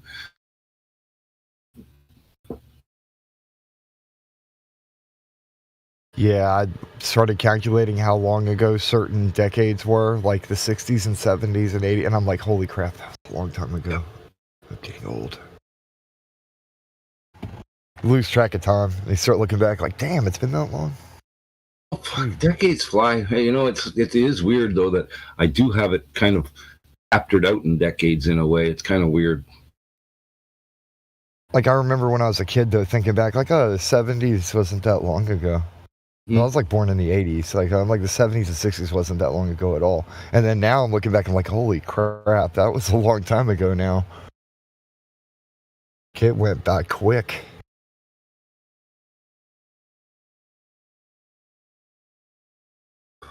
Yeah, that Running Man movie, that might just come to life. That might come true. Oh, I think that RoboCop type stuff's going to end up coming to life. I believe they're going to. Yeah, they're going to create a caste system of people that are designed like to be genetic robots. They're literally engineered clone people who are designed to perform specific tasks, and then utilize cybernetics in order to enhance their abilities. So, I have no doubt in my mind there's going to be cyborg police enforcement. Policy enforcement. Can't even call them policemen. They're just policy enforcers. Oh yeah, they're collectors. And even now there's just seriously brainwashed ones that fall under that same category, even though they're supposed to be using their own peanut, but they're not. Oh, that's the thing though, is they target low IQ people to be cops. There's a lot of like intelligent people who do come through, but most of those become detectives. Because I mean, you're going to use your brain for something. You're going to They'll send you to CSIS or something. Deduce and figure out. But they don't want intelligent cops. They want people who just follow orders, take the law, enforce it, and then go home. I've known a couple here and there, and then the parking enforcement and stuff like that is where they get put, or they fail completely. You know, there's the funniest one ever, though, is I'll give you a funny one, okay? Because I had a business partner that used to teach self-defense to police officers. I would talk to this one guy. This one kid would come. He was a cop. He was just becoming a cop, but he had become a security guard and all kinds of other things beforehand. So they let him into the force finally. But this guy was number one gun happy, trigger happy. Like he just loved guns, wanted to play with guns, wanted to shoot guns. You know what I mean?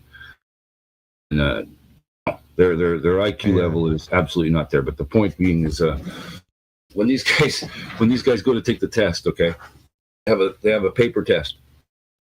Hand them this big thick stack. It's like 30 pages long, and it's face down on the desk. Basically, give them a bunch of instructions like this is how long you have to do the test, this and the next thing or whatever. Okay. Then the guy tells you, "I want you to read every page of this test before you begin filling out the test." So some guys skim right on through there, right? Then they start madly scribbling and filling out the multiple choice questions and doing whatever. There will be one or two people in the room that'll be sitting there doing F all. But they should be. Because again, on the last page of the test, what does it say? It says, do not write on this test. Do not fill out any answers. Do not mark any pen markings. But you know what I mean? Like literally a whole bunch of stuff like this on the last page, essentially. So get literally 85-90% of the class is badly filling out the test, while you'll have a few individuals, like you said, that they're not going to select and send to the detective department.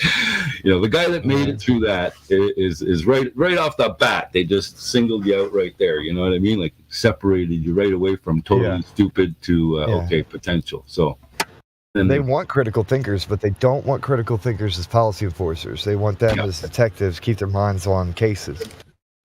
And well, they break the other guys down now because, of course, now that you didn't follow orders and listen to that and you feel like a total retard sitting there, that's where they got you broken right at that first day, essentially. And now from that point on, you follow orders because you realized the first day you screwed up and didn't follow the orders.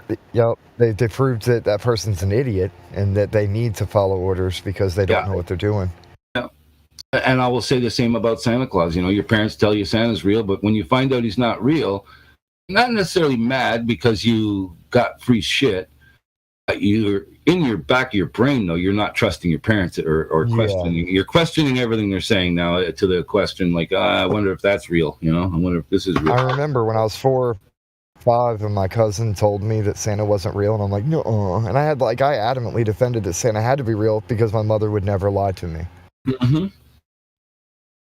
And we didn't have a chimney, and of course, you had to have an answer for that. You know, there's no fireplace. How the hell is he getting in here? Yeah, you watch the Santa Claus, and then you see, okay, the little radiator or whatever else kind of turns into the chimney, and he climbs out. Okay, that makes sense. Whatever. Yeah. They explain it away with the lore. He's got elves or whatever else. Now this elf on the shelf thing, I mean, I've seen a couple people with that, man, and I've seen the esoterics about it. It's like, get that thing out of your fucking house, man. Burn it. Hold 1 second. Oh, boy.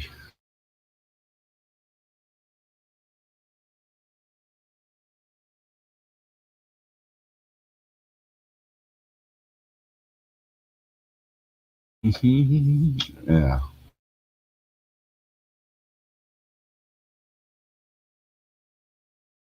You got some quasars in your...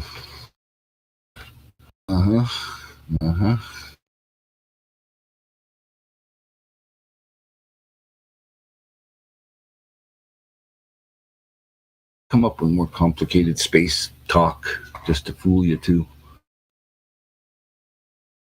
It's so complicated, rocks. This special space measuring tape. London Knights hockey player falls to his death at age 18. Oh yeah, he must have been sick or something. Yeah. Yeah, they just that that happens though, man. Like that's normal. You never heard of that before? Yeah, that's just a regular thing.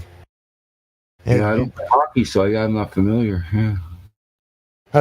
All these boomers, they've never seen it before because they stay home. They don't pay attention much to what's going on. But that's normal. That's normal. It's regular. Good, then I won't be alarmed. They'll try and gaslight us. They will. They're gonna try and act like everything that we say is we're just being ridiculous. Man, they used to have a special space section for news here, and it's gone now. They got a new section called Fantasy Sports, so that's probably the same thing. What's the difference between fantasy sports and regular sports? That's funny, too, because it does say both. Fantasy Sports must mean space now, I guess. I don't know. Oh, God, that reminds me of Final Fantasy X, where, Tidus is playing this kind of weird ball game, but they're in this anti-gravity sphere where they can, swim around, and it's fantasy sports. Anti-gravity sphere. I love it. Get me one of those. Now I gotta share the link.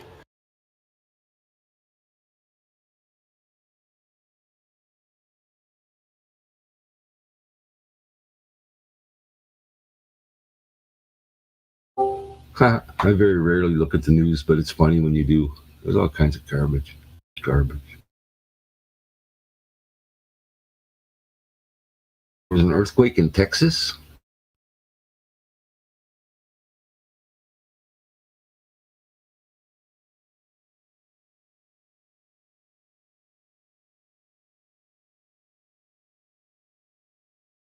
Yeah, here we go. It's the intro. All right. This was actually one of my favorite games when it came out. The voice acting and the graphics were great at the time. Still are, in my opinion. The Sundog picture's getting better there from whoever's posting that. KJ, nice. Oh, I'm going to save that one, too. I'm collecting a bunch of these for a video that I'm making, but Stick the damn camera out the side window there and get a good shot so that nobody can argue about the windshield. The windshield, yeah. That would be cool. Final Fantasy, is that a movie or a game or what is it? A video game. PlayStation game. I don't play. The only person I know that plays that is addicted to the VR thing now, and he's like, he can't wait to go play his VR thing now. I chose not to get... I was so tempted to get VR, and I willfully chose not to get it because I knew what would happen. seen things where they're scaring people to death on the thing like that, and I wouldn't doubt that either, considering this feminist way of some of the men now. They're scared of spiders and everything. Like they wouldn't last 2 seconds if something crazy went through the screen. Well, that's not what I mean. I mean, like, I know myself, so I know what I would do. And I'm like, I don't need that. I might get it later so I can use it to fly a drone with, but I don't want the games. That makes sense, actually, to fly a drone while you're seeing what the drone sees. I can understand that. But yeah, to go play a video game. I've watched enough YouTube videos now of people smashing their walls, TVs, and heads on the corner and whatever else. They broke in the house, coffee tables, and just, they get scared. They jump back 3 feet and smash into whatever's in the house. It's like you need a padded room in your house, and if you're going to play with that thing. Yeah. Because you do. I got it with I have it with Gran Turismo, and that's pretty badass. It's like you're in the car, you can look at your hands and feet, moving the pedals and turning the wheel. You're not fucking around though. You're not breaking things in the room with a golf club. And I have it, but I rarely use it. It is kind of headache inducing, and the games aren't very good. But I haven't tried. I've been trying to sell this thing. There you go. You know the one that used to sit in there at the arcade? There was one that was really, really good, like expensive, high-tech one there that was really wicked. I knew a guy that actually bought a used one of those, and I mean, we played with that for a little while. That really felt like driving, I got to admit. I would own that and put it in my house, no question about it. I would definitely have something like that. Not a video game. I want it to be like real almost, something you can actually do. My 5-year-old son wants me to build him a robot that he can control with his phone. Well,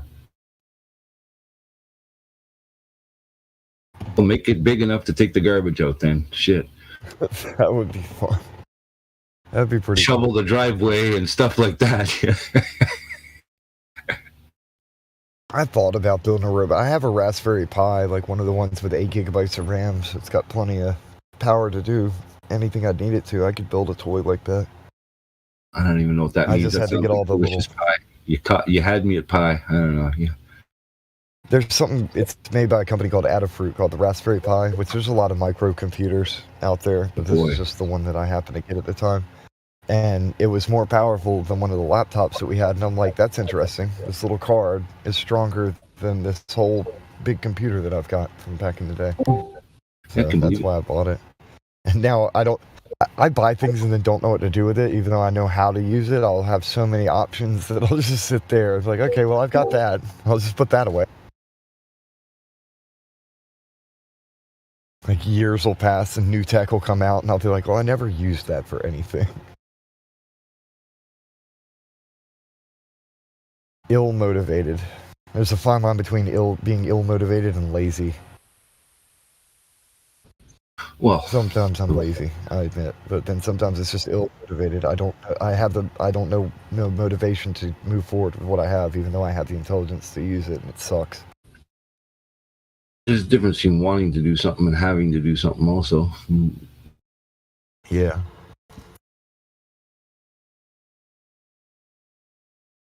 The idea to do the robot thing is a good idea, because I was thinking about trying to build a drone, but building an actual land robot, I would have to make it walk. I could put like treads on it like a tank and make it drive around. Go get on the online website for used stuff and find all the Meccano sets you can get your hand on. Start building. Yeah. They're cool. You ever see those at garage sales?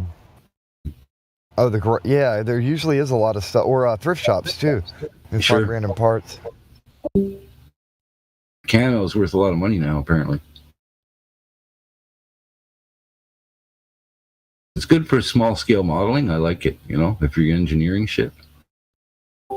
We just got a 3D printer, and you'd think that I would have used it the first day to print stuff on. I don't even know what to print. I have so many options, and I can create anything I want to using these things like Blender or other 3D, and I just don't even know what to make because there's too many options. Mm-hmm. If you've got a program that can exercise the thing and show you how it actually functions before you print it and build it, then that's great. But like sometimes, when you're just making parts, prototype parts, the hole's not far enough, make another one, put the hole further down, you know what I mean? Yeah. Some people have the AutoCAD and whatever, they can actually function, like make a hood latch for a car, for example, or something, and then make it actually work on the computer before you even build it, which is cool. Get it down to the, you get it down perfectly accurate. Like punch in those numbers and it'll print it exactly as it is in the physical world.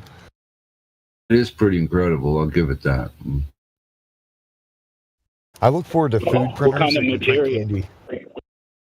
Oh, mine can print anything. Most anything. Like it has this wood type thing that sets in it, so it can print things in kind of a wood grain, even though it's more like sawdust set inside of a. Yeah, but it can also. It's just there's certain types of metals it can print with, and then obviously the plastics and stuff. We did a little bit of research to make sure we got one that had a lot of options, so it wasn't so limited.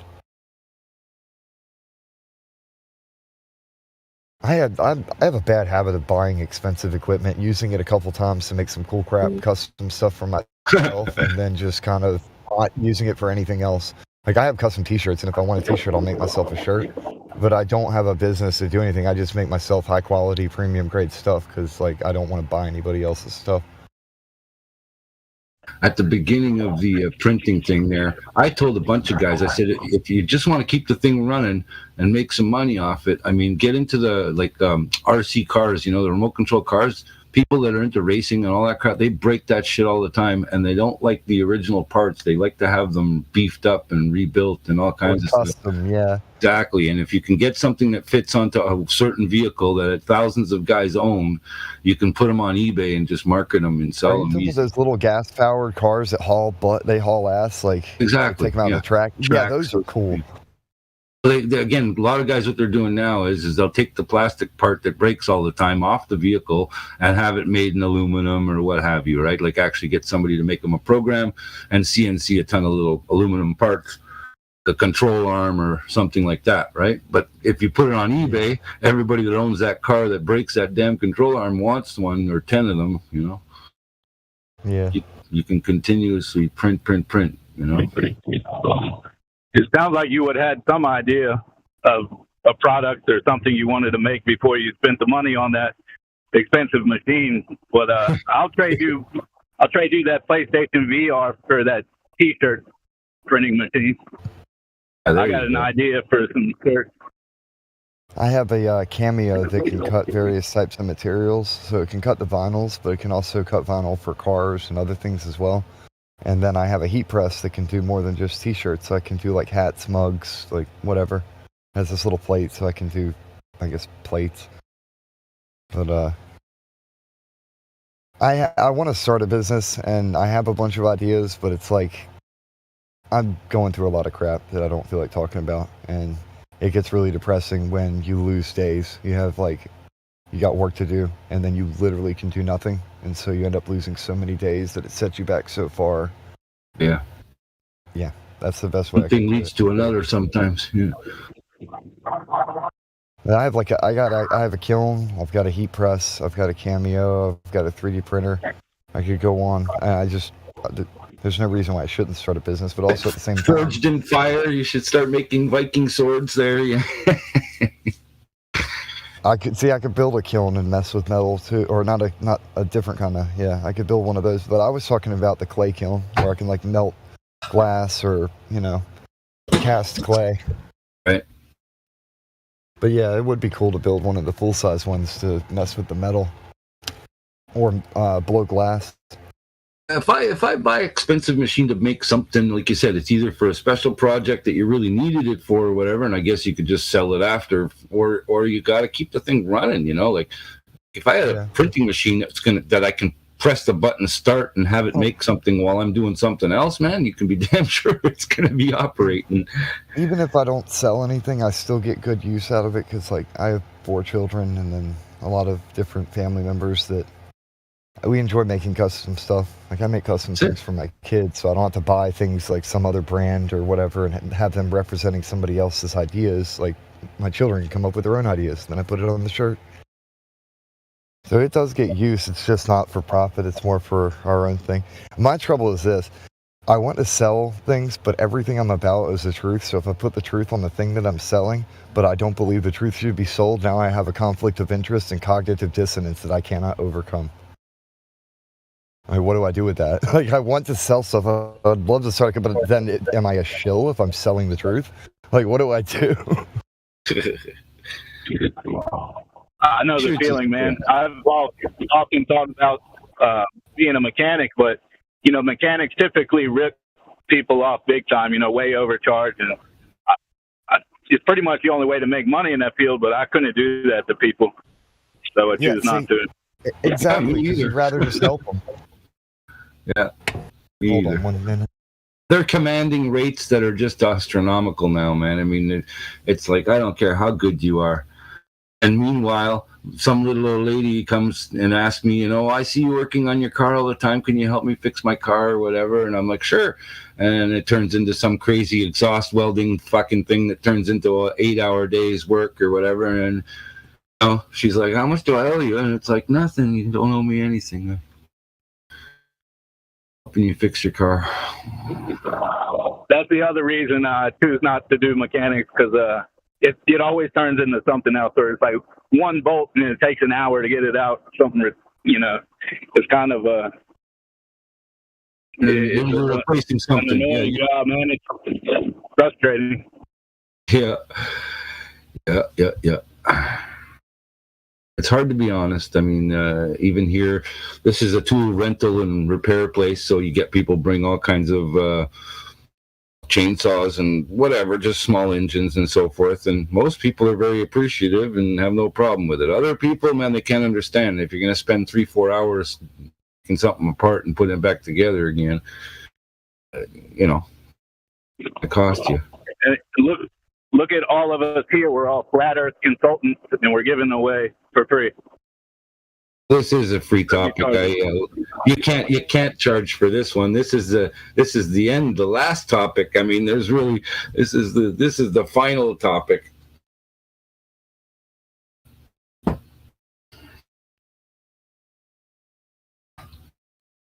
is your last chance to figure out you got lied to, and everything else is a lie too.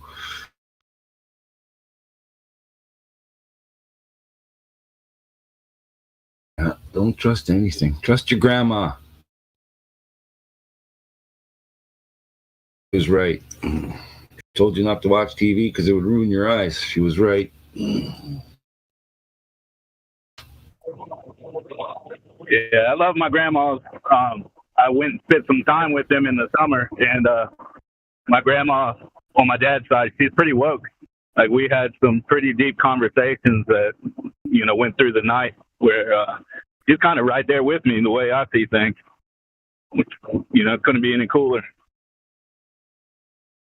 I don't. My grandparents have been gone a while, but I don't remember any old people that are too awake that I can recall, especially my own parents and other people I know.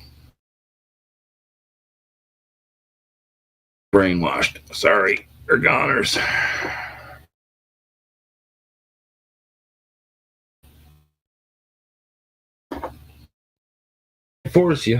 Can't force you to hear the truth.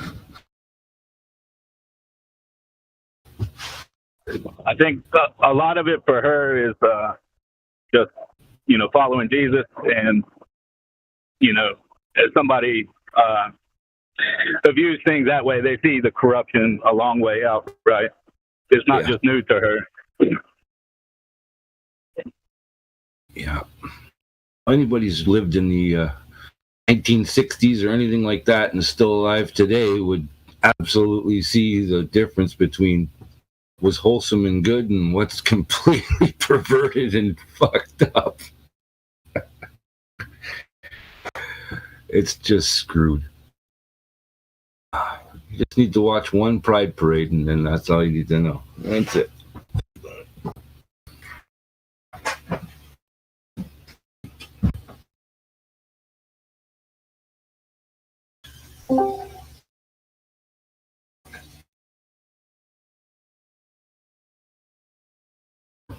All right, we're having more coffee. Flat Earth coffee.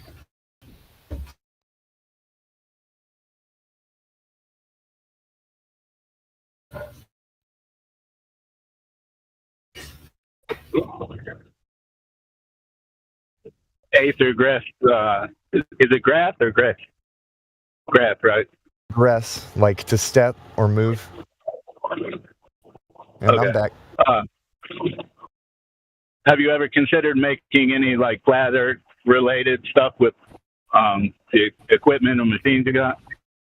Yeah, but Like the one guy made this good money making clocks. Go ahead. That's Chris Pontius.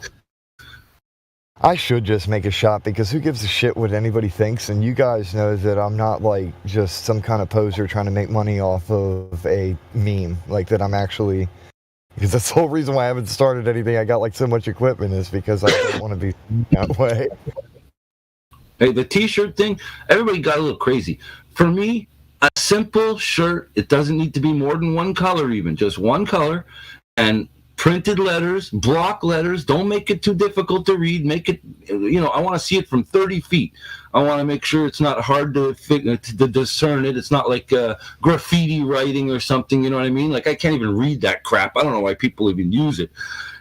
And put it real simple. Earth is flat, whatever the hell. Just very simple, plain. Get back to Earth simple. You know what I mean? Don't try and make the fanciest shirt in the world. I mean, Should make a super simple shirt for 24/7 Flat Earth Discord and sell it at cost, like to There you like go. really just whatever it costs me. Or you can send whatever T-shirt you want, and I'll put it on there and send it back. And just plain text, white letters, black shirt. You can see that really far away, and it has the Discord link, and that's all it is. It's just the Discord link, Flat Earth. If you're going to make it efficient, you got to find the manufacturer, choose a good shirt that the quality shirt you like, then take that and buy yourself Is that actually old dude's car? I didn't hear. Is that actually old dude's car, or is he we looking linking back somebody else's car? It's on live stream voice chat. He sent something that's got the Discord link, and it's pasted across somebody's car. Straight up representing. Because really getting people in here to ask the questions actually is very important. Yeah, that car would already get some looks, and then especially now with all that stuff on the side. Yeah. Doesn't the link change all the time? Like the actual URL, the code? No, that they have the premium grade Discord thing, so they have the Flat Earth link for this permanently. That's what I was saying, that this would be... I should talk to Indio about it, though, and if he wants some shirts, it's like whatever for me. I don't want to profit off of it, but I'll take donations, I guess. It's whatever. I just want this link out there. And then, like he was saying, though, about there's very common icons and symbols that are kind of open source at this point that we use that could be easily put on a shirt. I think you guys have the emoji of one up right here.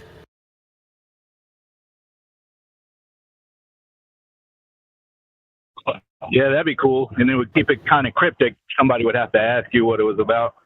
Yeah, like then you just get to tell them personally. Yeah, just that. Just the image, like one of those images would work. And then they would be like, that's an interesting shirt or nice shirt. I like your shirt. Then you start talking about the shirt. And it leads somewhere else. That trips me out because I just checked the people in the live stream chat and old dude's not even in here and we were talking about... That's just funny. He's probably listening on YouTube. That's what I do sometimes. Yeah, about that. Dirt. Had a dirt moment.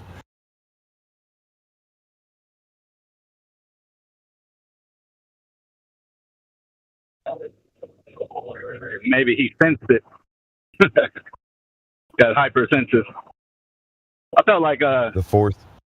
I had a moment like that last night while I was laying in bed, and I could feel like a pressure differential from outside when my wife and daughter closed the car door.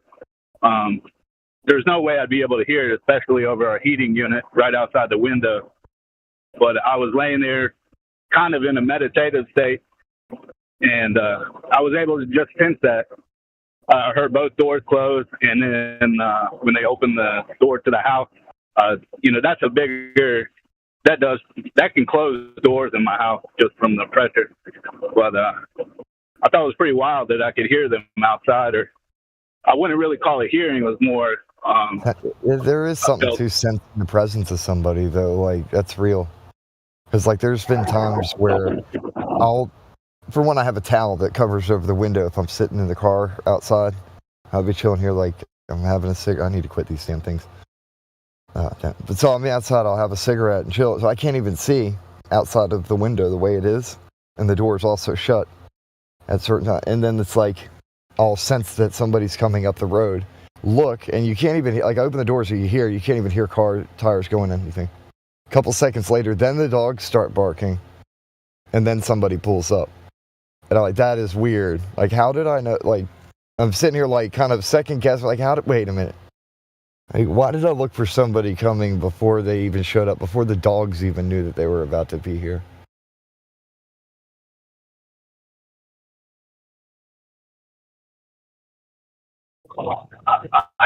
I chalked it up to the aether, but I felt a disturbance. Disturbance of the force. I do believe that there's something to, like, an aether type thing, but most people will take it out of context because they want to strawman the entire concept of what it is.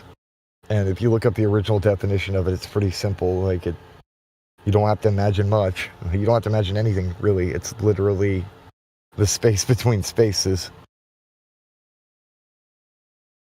And it obviously exists. Is there space between spaces? They call it outer space and start talking about vacuums, but that has nothing to do with the space in between the spaces that are. I have a rental company. I rent out that space. Yeah. But it becomes some kind of imaginary thing for a lot of people because they don't even know what it is. So, but I do believe in an Ethernet, like kind of this. It's kind of like the internet, but our internet is just a cheap ripoff of what is actually there. All inspiration, instinct, and truth comes from the Ethernet. Like, there's like this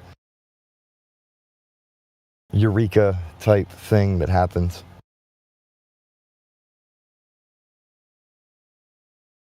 I believe it happens. Interest you in a little space for rent? Sorry. Just as long as you don't let anybody rent space in your head. This is it. You see, we just a play on words.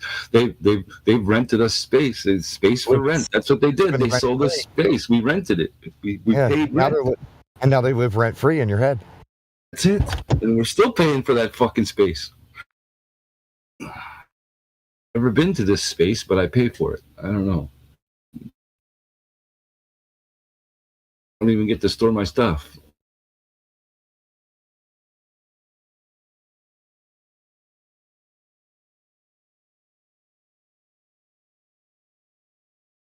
Peace. And then I tend to think, we're still one with everything. Like the tree yards away, it's breathing me in, I'm breathing it in. We share this common ground. The tree, the rock, everything.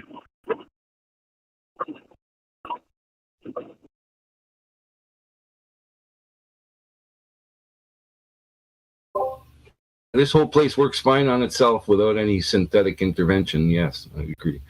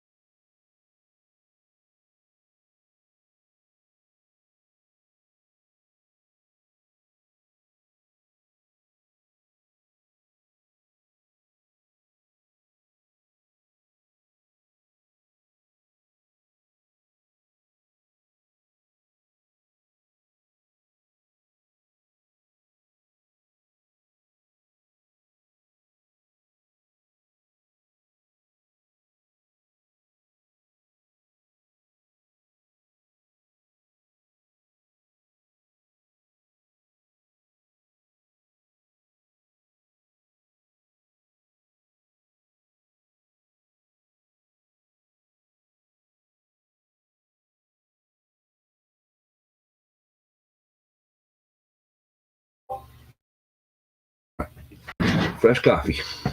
How do you make coffee on flat Earth without gravity?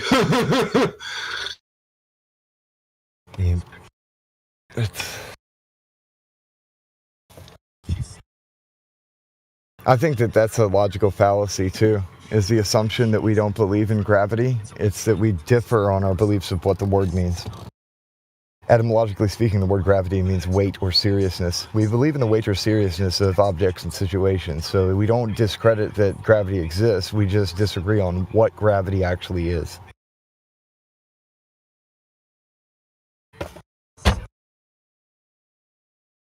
It says right here there's a molten iron core, man.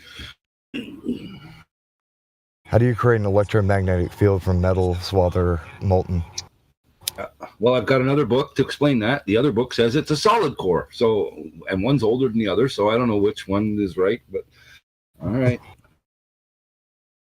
To dig that book out again. There's one called Atlas of Canada or something. I can't remember. I probably inherited it from a dying uncle or something. And there's another one I came across at the thrift store. And I just had lots of pretty pictures, so I grabbed it because it wasn't too expensive. And yeah, had some Earth facts. Facts about dinosaurs, too. I think next time that oh man, wait, what day is today? Is today Saturday? No, today's Sunday. No, it's damn Speculation Sunday, apparently, or Skeptic Sunday. What is it called again? Yeah. The reason why I don't know what today is I actually fell asleep yesterday. I got sick due to certain things and ended up sleeping all day yesterday, so it messed me up, and now my time's a little warped. But all right, I'm back on track. I'll tell you how I know it's Sunday. This is the only day of the week that I don't hear a giant German Shepherd start barking around 6:15 in the morning. That's pretty much it. This is the one day that I get to sleep in. Yeah. There's certain signs, I guess, that happen, like, based off of somebody's environment. Some terrible microphone there. Try that again. Oh, what? Hold on. That was, no, not you. I keep going on. Yeah, I got to mute myself because of the background noise of the truck. I'm climbing up a mountain, and it's already snowing at the base. Can't wait to see what the top work on a flat Earth. Yes, it's very mountainous. It is not flat. I can attest to that. It's a topographical plane and all, but I deal with a lot of mountains. And you were saying about the iron core, that's such a bad theory that the hollow earth theory makes a lot more sense, that the centrifugal force would force everything out and it would be hollow inside. Yeah, it's true.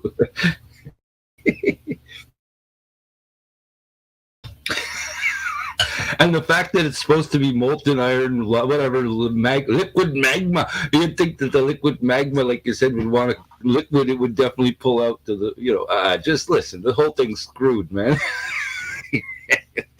It's a laughing stock. It's absolutely a laughing stock. Anybody who's a... where's all this water? We keep finding water. Where's all this water coming from? Oh, goodness. Oh, yeah. You can't even start there. I mean, you could just go on and on. We did this so many years ago where there was some awesome brainstormers around 215, 216. I mean, guys were just bringing up the smartest questions, and even though they were simple, it was like, yeah.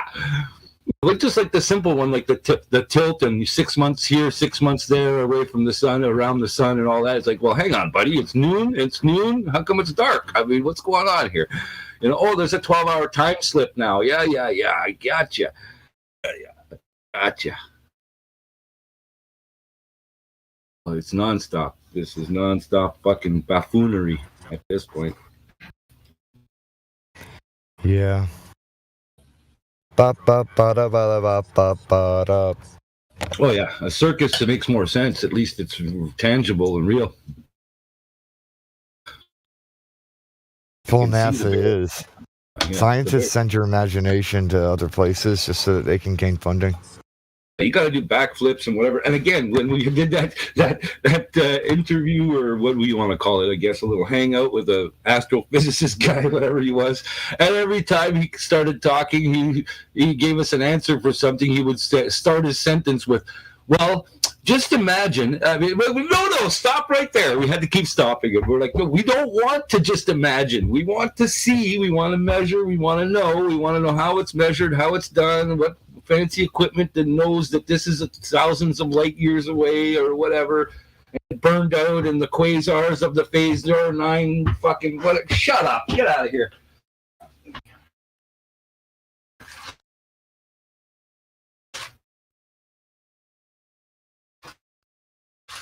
Clowns, man. I did a wheelie from here all the way to school. Yeah, sure you did. Huh? Yeah.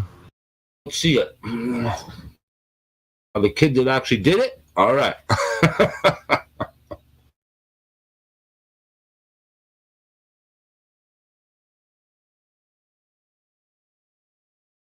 Somebody always has something new. Saw it with my own eyes. My imagination imagined it. Must be possible.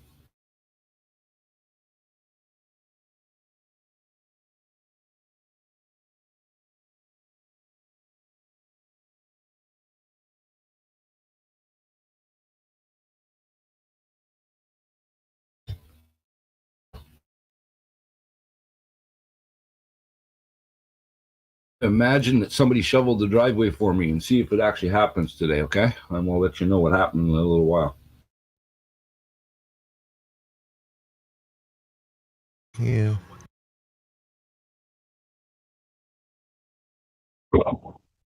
Sometimes my neighbor does mine. He's got a snowblower machine. He'll come over and take care of mine sometimes. One year he didn't do it. I thought he was mad at me. Had to talk to him. Probably ran out of gas. Yeah, maybe so. Stepfather was like that. When he got it for his first snowblower, he's like one of those French guys that likes to help you anyways. But once he got his hands on this damn machine, literally went around the whole damn block. I kid you not. He would come back and get gas and go back, fill the thing up, keep on rolling. Who would come over and ask him, you know, how much do I owe you? Wouldn't even take any money. Just loved doing it.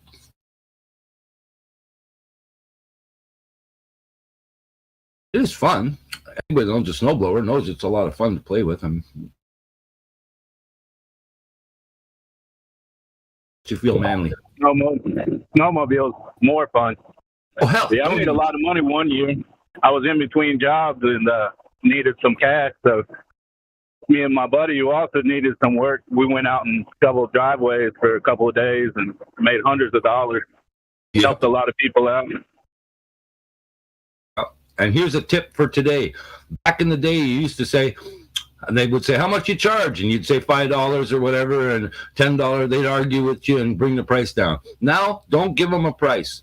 Say whatever you're offering, because people now know that everything is ridiculously expensive. They will just hand you a 20 or whatever it is. So yeah, kids, if you got any shoveling aspirations, now's the time to make some cash. I bought my first BMX bike. I mean, I remember telling my dad, I need this Redline BMX. It's really important for freestyling, and I got to have it, and it's only $600. And he went, what? Back then, in a time when you could buy a $50 bicycle, probably. He's like, no.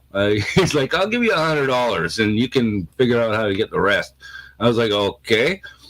So I started mowing lawns. You never seen a guy mow faster lawns in your life to make $600. I mean, that's how you did it back then. You're shovel, mow the lawn, rake the leaves, whatever. Get to work.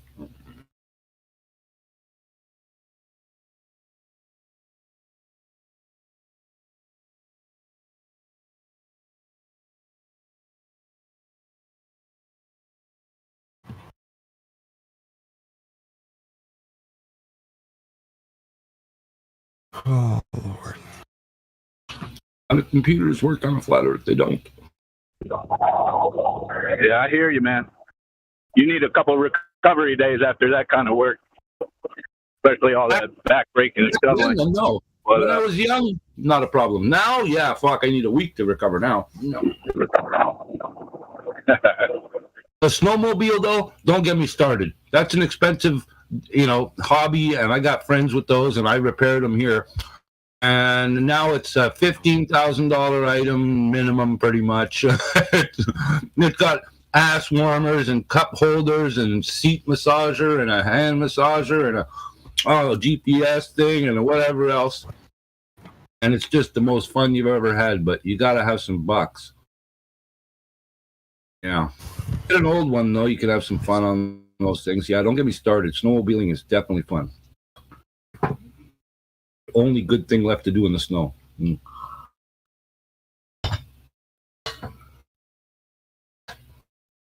the town my dad lives in, it snows a lot there.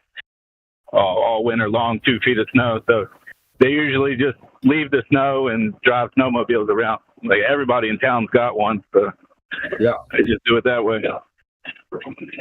I lived in the Rocky Mountains out west for a while in Canada here, and there was a few small towns like that too. Like you said, they just didn't get to the streets for a while, if at all. And there was tracks everywhere. You didn't even bother. You just four-wheeler, snow-wheel, whatever you had, they didn't care.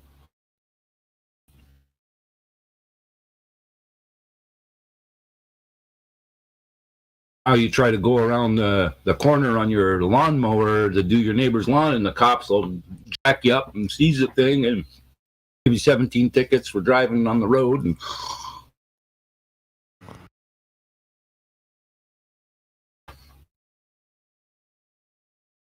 more fun on Earth allowed there. No more flat Earth fun.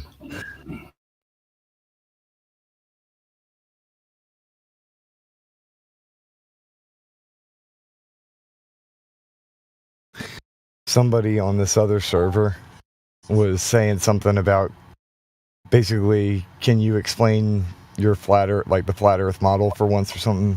And I'm like, no, that's not how this works. The flat Earth is an observable fact. The grandiose claim is the globe, and the curvature is your Sasquatch. You explain your model. Yeah. But I saw it on Discovery Channel. Yeah. We all hear that and we're like, awesome, perfect way to put it. No rebuttal for them, but then they just play death. Or, I don't know, nothing that we say is working, no matter what way we put it, how articulate it is. It's okay. Those that have the brains to hear, and I don't know, I think God opens your eyes. So it's one of those things. Either you're just going to be a dumbass and proud and forever. Yeah. Invincible ignorance is a... Let's be honest. If somebody walked up to you and told you something contradictory to what you know already or you believe already, let's say, even if somebody walks up to you right now and says anything crazy that you just don't agree with, you still don't just laugh at them and blow it off right away. You might question it or whatever, but still your processor is even going to attempt to process it. You know what I mean? Your processor will say, okay, what's this guy's claim? And then you're quickly going to process some of it and go, okay, well, either that's ridiculous or requires further investigation or possibly true or, whatever. And you'll give yourself a little bit of a thought. The average Joe, like you said, just everything you say, it doesn't matter what topic, what anything. It doesn't matter. It's flat Earth. It could be anything. As soon as you say something contradictory to average mainstream media, what have you, you're nuts, man. Well, that's the majority. It sucks, but it's true.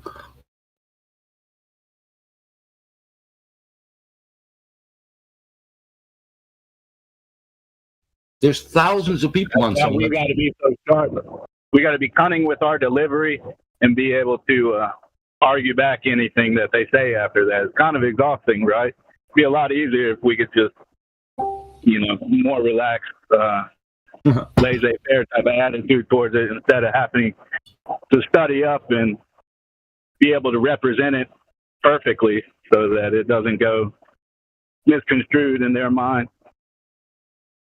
Yeah, for sure.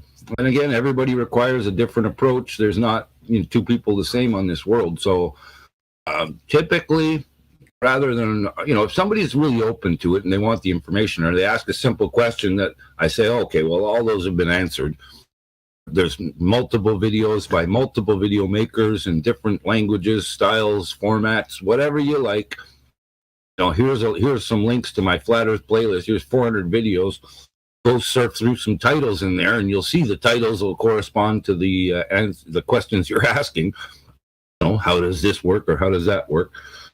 So yeah, prowl through there. I mean, if you can get through that and then come back with an actual question that's something, more detailed, great. But that's not where people want to go. I mean, they, like you said, they want to walk in, they want a 3-minute answer, and they think that if you can't give them a 3-minute answer, that, okay, I'll go back to my PlayStation or whatever. Oh, that's not the person we're going to help anyway. I'm not worried about them.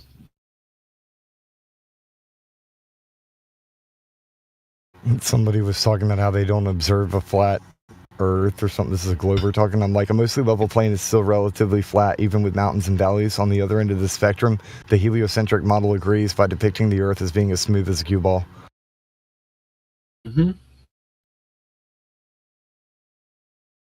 You're just dishonest with yourself when you say, shit like that. That's the problem. Not looking out in the ocean and saying it's not flat looking, you know what I mean? It's like, no, I see the curve. It's like, no, horse shit. You don't see any curve. You're lying. You're lying to yourself, too. Never mind me.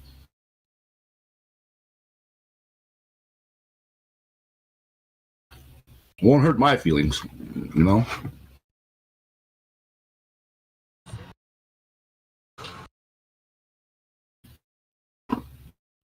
I'm gonna piss off everybody I know because it's fun. That's it. I'm just gonna make everybody think you're crazy because it's exciting and fun. Popular thing to do now. You'll love it. Try it.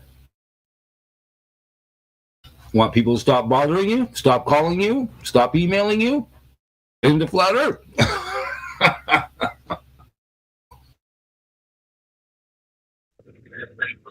I have to start talking to the telemarketers about it. Maybe they'll stop calling me, man. Yeah, that's the only people we got left to call. The guy's calling, he's like, hello, sir. I'm calling to see if you need your ducks cleaned. I'm like, oh, shit, yeah, I got a bunch of ducks. I need them all cleaned. Give me your number.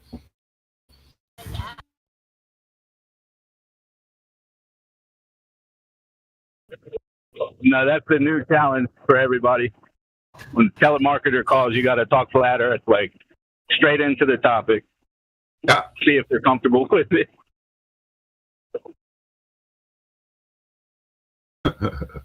I see, like, yeah, I got ducks in my house, but they're curved there, I mean, it's a flat Earth and it's hard to get around these curves. So I don't know. Can you guys figure that out and come over and do that? Yeah, exactly. Like you said, work it into the conversation. How does that work on a flat Earth?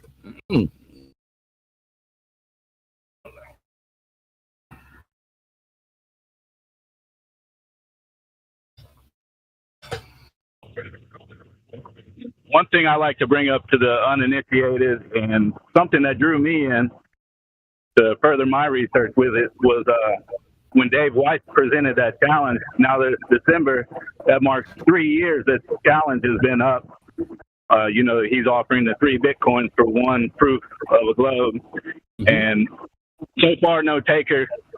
He's gotten the usual stuff, the easily debunkable stuff. And then when I present that to people or in forums or something, they always rebut with, oh, that's not legit. He's a crook, whatever they say about him. But then you ask them, okay, well, what's your proof? And I've yet to get a reply, man. Everybody just stop talking. Cuts the conversation down. Well, look, we've had two cases. One's gone to court. That's Zen Garcia against that clown from the UK or something that challenged him, and the court found in the favor of Zen Garcia that there's no question about it. The guy had not fulfilled or, anyway, the point is, David's doing the same thing. Anybody that thinks it's not true, oh, no, we know him. He's absolutely legit. And if you can show him something real, you'll get your 3 Bitcoins, but that ain't gonna happen. Good luck. Yeah, I got the proof I'm just waiting for Bitcoin to go back up, so it's worth my time. Yeah. Who was the guy? The one guy that claimed that he should have the Bitcoins might have been the McToon guy or the other guy, one of those popular bastards, and he said, "Oh no, I proved it, and he didn't give me the Bitcoins or whatever." I've heard some story about that. Someone attempted to collect, so some piss poor evidence.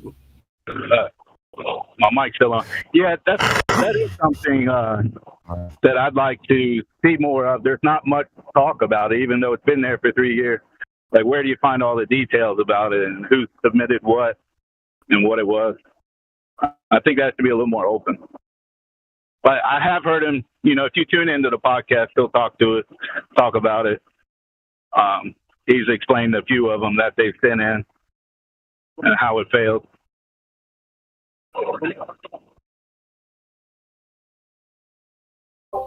Yeah, and a lot of these Globers think like Bitcoin is like heroin to them, so they literally you'd think they'd jump on this real quick. It's like, if it's so simple and easy to prove and we're so retarded, then you should be on top of this right now and you should be collecting your 3 Bitcoins.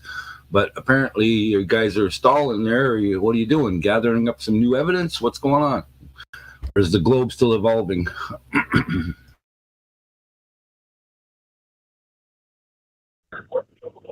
I mean, it's such a high bar, man. We're talking about one proof here, That's a lot for the globe. And I don't know what a Bitcoin's worth now, but how much is 3 Bitcoins worth right now? It's like a new car, isn't it? Honda Accord, I tell you that. It's a good chunk of change, no? Yeah.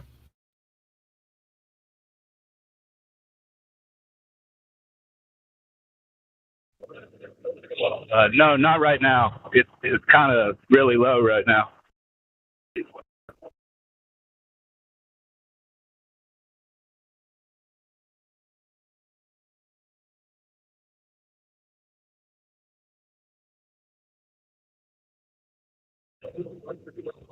But yeah, I feel that conversation has some weight, and we should throw it around more often, right? Like, man up and do the challenge. And it can't just be everybody saying, "Oh, that's not legit, so I'm not going to bother." Like, how hard is it?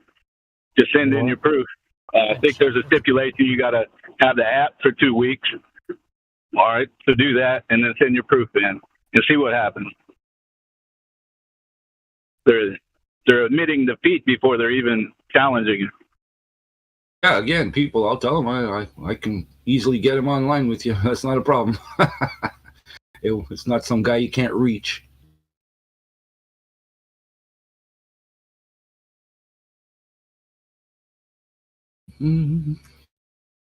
That's what's funny, though, is when people trust people they don't know.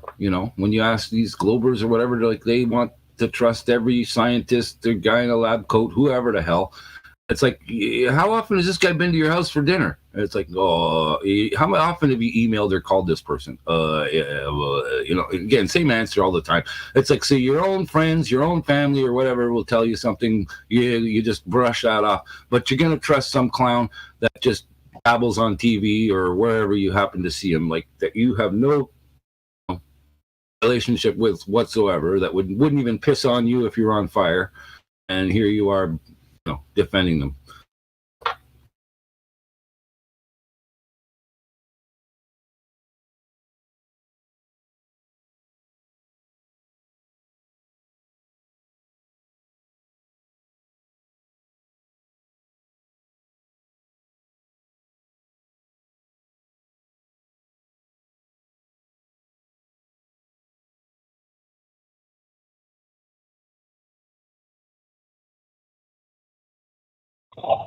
I think those people you're talking about are kind of lemmings. They see the cliff and they're like, "Oh, okay, start heading right for it."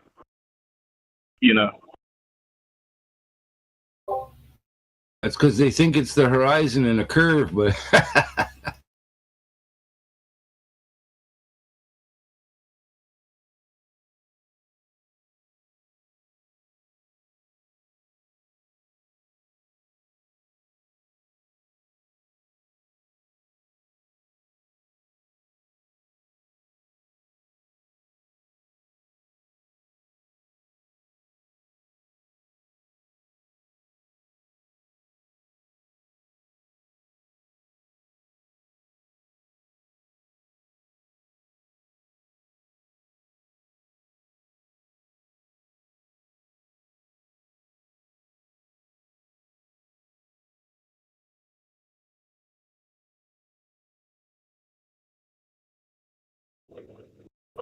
That reminds me, I wrote a song one time called Step Away from the Edge, and to step away from the edge before you see how far you can fall. That was part of the chorus. It was a really good one. Rock song.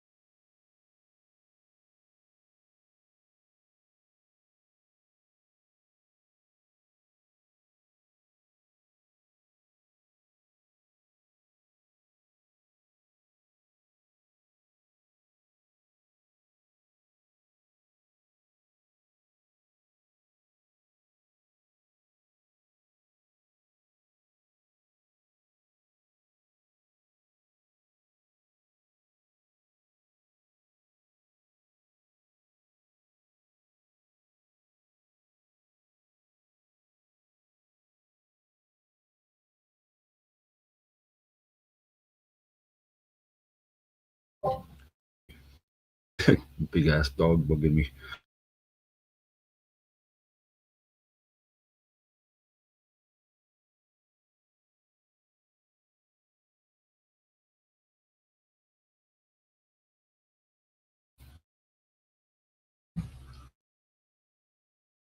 What else we got here? Let's see.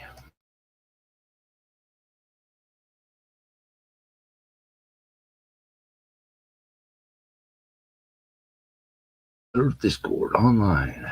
Yeah. Okay.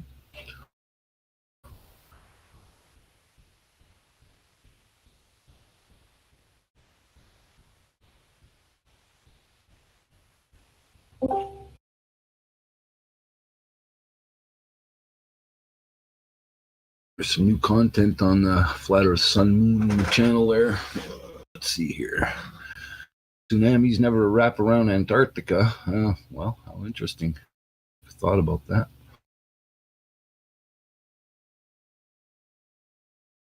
Oh, man.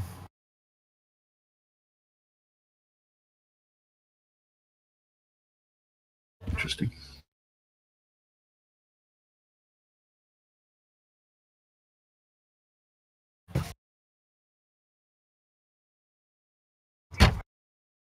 People.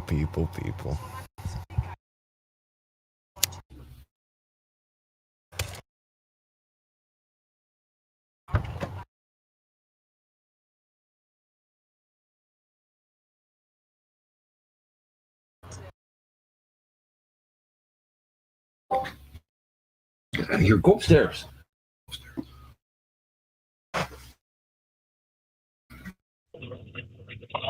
I'm trying to find that song to download. I'll send it on the Discord.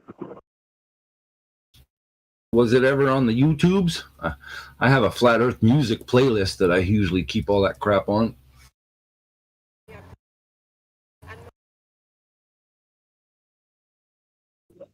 Yeah, it is. But I want to make it more discreet with the account. It's like an old account.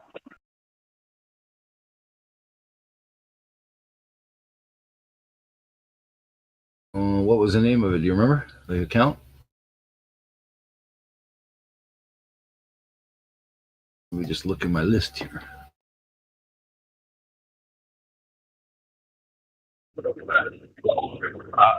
I'm working on it. I'm going to send it a different way. whole bunch of them are missing too. That's funny. Anything flat Earth related, just censor the hell out of it. This is funny. Let's see, 5 unavailable videos are hidden. Yeah, of course. Oh yeah, there's a lot of censorship every day. And they don't tell you how many are in the playlist here now. Oh, they do over here actually. 56 left. Fuck, that used to be 100. That used to be over 100. Huh. I posted a video the other day, right? And all my videos have gotten like over 50 views. Well, most of them. Except one. 0 views. Like, that never happens. Well, this is why I mix my shit up a bit, because I'll get, like you say, if you put a flat Earth video or something out there, you get like 17 people viewed it. You know, it's like great.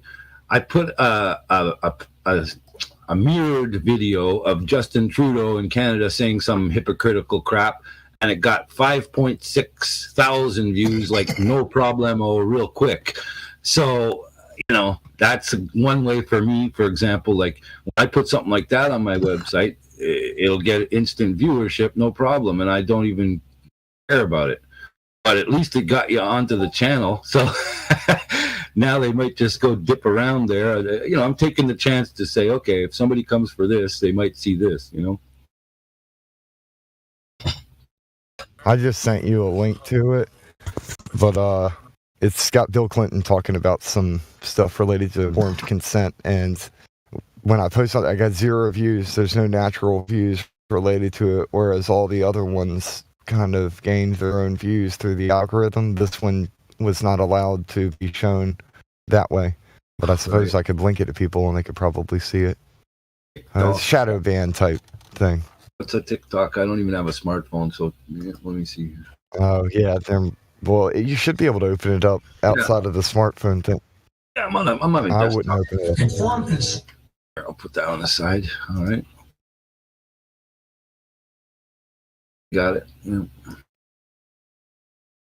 Yeah, he's just talking about some stuff that went down a while ago. And it's just interesting how it applies to certain modern situations is all. To put it safely. All these scumbags always say something good along the way here or there that people, you know, will fall for. Make you likable. I mean, what he said isn't wrong, but also America doesn't learn much, I guess, from the past. Mm-hmm. Well, once you find out someone's a scumbag, you tend to disregard everything they say, but then I tell people don't do that. You know, because even the worst scumbag give you some decent information once in a while that might be important. If Genghis Khan said, hey, like, water's good for you, though, and you should probably exercise, do you think people would be like, nah, I'm not going to drink any water, and exercise is a really bad idea? Or, like, if Hitler was like, yo, drink water and exercise, it's good for you. Oh, no, I'm not going to be like Hitler. Hitler drinks water. Exactly. It's an emotional thing. It's literally more of a conditioning, emotional factor rather than an actual critical thinking process, and then calculating, you know, what's the process of drinking water, what's the purpose, what's the benefits, you know what I mean? Like a simple human analogy. Yeah, they start thinking about the demonization stuff instead. It's the fear factor, right? Again, it's the fear factory we're in here, essentially. So just like when somebody says, oh, you better do this, or, you know, and I'm like, or what? And they're like, or they'll give you a fine, or they'll put you in jail, or whatever the hell. I said, see, there you go. There's your fear-based programming. It's like, do you have any proof? Have you ever heard of anyone going to jail for that? They're like, no. Have you ever seen anyone get fined for that? I'm like, no, not that I know of. But here you are warning me about it. So, yeah. I interview people randomly just out of curiosity. I'll ask them questions because I know that they have certain perspectives. So, like, I've been into the police department before for the sole purpose of asking random questions about their perspectives on things, like given situations, like times. And yeah, a lot of people weren't freaking out, even though the media was. It's funny that you can even get 2 men and have 2 so different opinions / responses, whatever, you know what I mean? Like, it's amazing that there is even such a large array of spread, if you will, of disinfo there's, like- programming. I believe that they make like this straw man argument, like kind of a fantasy version of how people see reality, and then you have how reality actually is. And if you go and talk to most people, everybody's kind of generally pretty chill. And then you have these polarized things like, oh, look at this person freaking out, and then people assume, oh, people freaking out there. Like that was one person freaking out though. Like that's not a representation of 8 billion people. Yeah, and maybe in the 50s or 60s, it would be a more of a black and white situation, right? It's this or this, and maybe a third option, maybe. Now it's like a fucking vomit soup of crap. It's like you can't even imagine. Like there's so much between here and there now. Like I said, never mind one answer or opinion. You can find yourself a whole bucket full of answers from a whole crazy bunch of people with crazier things than you ever thought would ever come out of a person's mouth. You know, and then of course there's just rainbow. It's just rainbow everything now. There's a rainbow of everything. There's not just two choices anymore. Not even just black, white, and gray. No. Now we got rainbow everything, and good luck trying to figure it out. You know? Yeah. Confusion out of chaos. You know. They create this spectrum of morality because they don't have a moral compass. So there's no direction. It just spins. Right, and you're double. Grandma's not there. A double-minded man.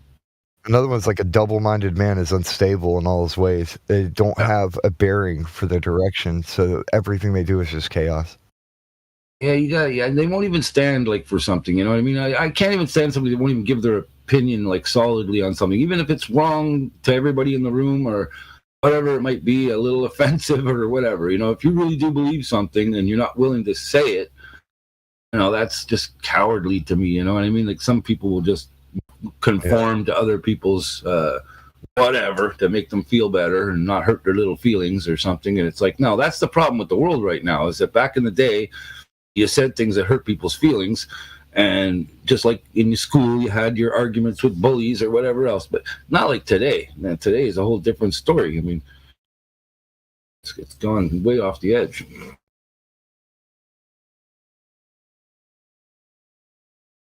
A lot of people don't want safe spaces. They want the high ground, like a fortified high ground that nobody can ever go up to so that they can perpetually punch down. And that would be okay if it was from your own intelligence, your own climbing of the mountain and standing on top and saying, look, I'm the king of the hill. But instead, it's like they point to somebody else. Oh, but NASA said, but the so-and-so, but the school, but that. That's what I mean. Like, weak people want a safe space that they can fortify to utilize to punch down because they don't have the intellect to punch down with their stuff to actually, like, properly, you know, drop smashing arguments. So instead they want to censor anybody who would have a contradictory opinion and then just constantly smash their, like, you get up there on top of their little pedestal, the soapbox with a megaphone, just yelling everybody's ear. It's like a wall of media people and them standing behind there poking their head up going, see, you know, see. Yeah. Like, one thing that I thought was laughable, was hilarious. Oh, sorry, go ahead. The people that are capable of behaving differently than what you're describing, they don't go around behaving like that, you know. Once you have that outlook and intellect, like, there's no need to see it in a weak-minded view, you're saying. Yeah. Well, one thing that's hilarious to me, like, I could care less because I think left and right are the same wing, like two wings of the same bird. So I'm not like but you on don't either side of down. that. But that whole summer of love thing where everybody was like flipping out and burning everything and having their like weird anarchist kind of block of a city that they opened up and whatever, like all that mess, that nonsense, in comparison to the freaking field trip that it looked like a bunch of high schoolers and autistic kids walking through the congressional buildings. It looked like a field trip. Like, they didn't actually damage anything. They're just a tiny bit disrespectful. But they act like that was terrorism and destroying the nation. And this other thing that literally caused people to lose their businesses, Like if Black Lives Matter, then why did black people's businesses get burnt down? Like black-owned business. Like there's so many things related to this. Like what the heck, though, man? Nobody was using their brains in any of this on either side, except this obviously more chaos and destruction, and this obviously made a bunch of people look dumb. It's all a bunch of crap.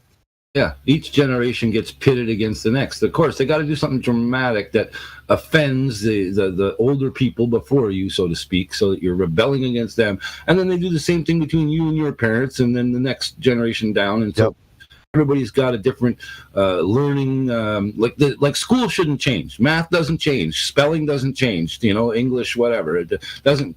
The important things don't change. Now it's just a whole bunch of extra garbage you don't need. First of all. And the evolution of it is, again, stuff that's not relevant or needed to be taught to children unless the parent chooses to. So you would never have heard any of that crap when we were young. That's all I'm saying. We didn't have the array of nonsense, garbage choices you do now, which are just ridiculous. You know what I mean? Oh, you don't have to be this or that. You can be a flying unicorn. Just make up existence and LARP, whatever you want to be. And if you identify as it, that's what you are. Yeah, and if anyone hurts your feelings, you let us know, and we'll go and take care of it for you. Pretty People much don't understand what we mean by this either, because it's more than just the gender crap. Like, it goes way beyond that. Oh, yeah, way beyond that. That's just the visible spectrum, if you will, but the conditioning, the morals, the values, and everything. Again, you can't change everybody's morals and values, parent to child, grandparent, and so forth, and not have them in conflict. Of course, it's going to create conflict. Okay, this is a touchy subject for a lot of people. I'll probably piss off some folks. Furries. Now, a lot of them are artists, and all they want to do is create art. But some of these people literally identify as the creature that they are, like that their caricature is of. Like, they believe that they are that person on the inside. Then that's what they identify as being. But I'm gonna have a sore throat all day now. Holy crap! I'm sorry. Damn it, dude! That's a demon. That's wicked animal demon right there. That's definitely supernatural. I'm going with supernatural on that one, and that's my personal testimony. But yeah, and it's more than just like furry related things. Like some of them identify as being dragons and other stuff related to that, or Comic-Con is bad enough, man. It's weirdness. Just look, that crazy Comic-Con thing, when everybody dresses up like superheroes. Hey, listen, it's down here. Listen, it's down here where I live every year in San Diego. You never saw so many weird, freaky-looking people. But that's a perfect place to like flat smack because they're all standing in lines and they can't get out of line. You got them.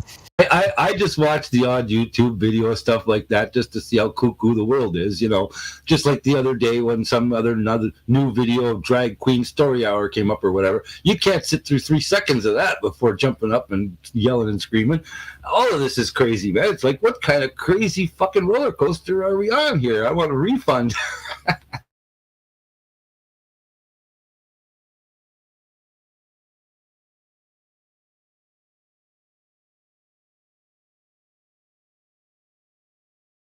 Like obvious it B is saying, talking about people building up fake causes. I just replied to him saying they build up false causes while ignoring the real ones because those sound like a lot of work.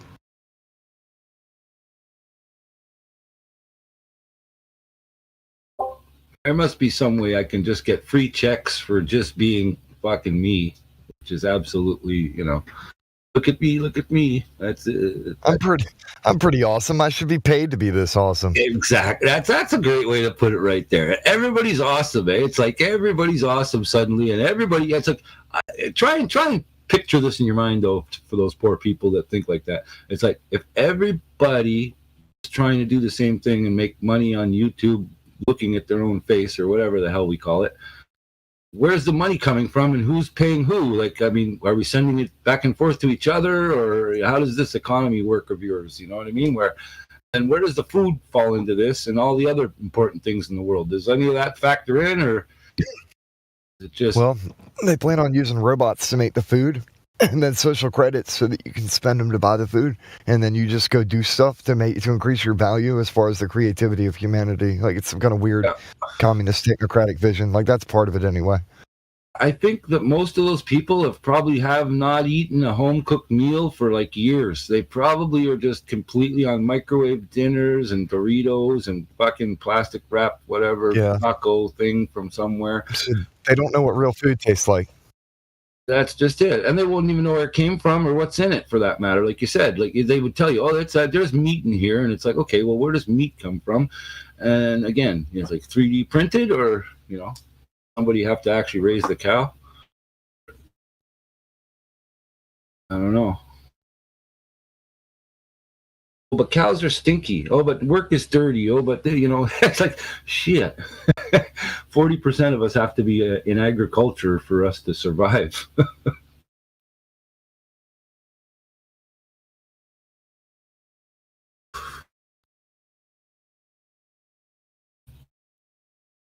Yeah, I don't know.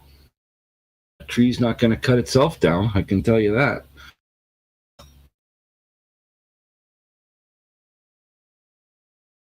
Here's one. Here's a real cause.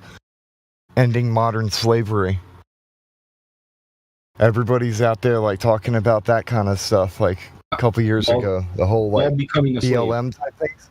And I completely, from the jump, was like, BS. I call BS on that. Because if you really cared about Black lives, you would be, like, militantly, like, violently going after this right here, this problem in the world. Because these people, they're the ones mining freaking lithium batteries, going and making your damn Nikes and all your other crap. You'll still go buy your fucking, your freaking iPhones when they have suicide nets outside the damn building so that people don't kill themselves because the working conditions are so damn bad. Yep. But no, nobody cares about that. Don't bat an eye because that doesn't bother them. I think the best one I watched for the BLM thing was the guy who came across the hospital staff standing outside the hospital with their BLM signs and all this, and there was a bunch of black people, obviously. And this black guy came along and started chanting, and they were all responding, and he's like, so you guys care about Black lives? Yeah, they got them all cheering. And he's like, okay, so all the little black babies that are being aborted, hey, we care about them, eh? And then everybody said, shut up. It was just silence. It's like 50 million black babies aborted. He starts going on and on. It's like, nobody says a fucking word. It's like, there you go. Shut your hole. Let me shut you down.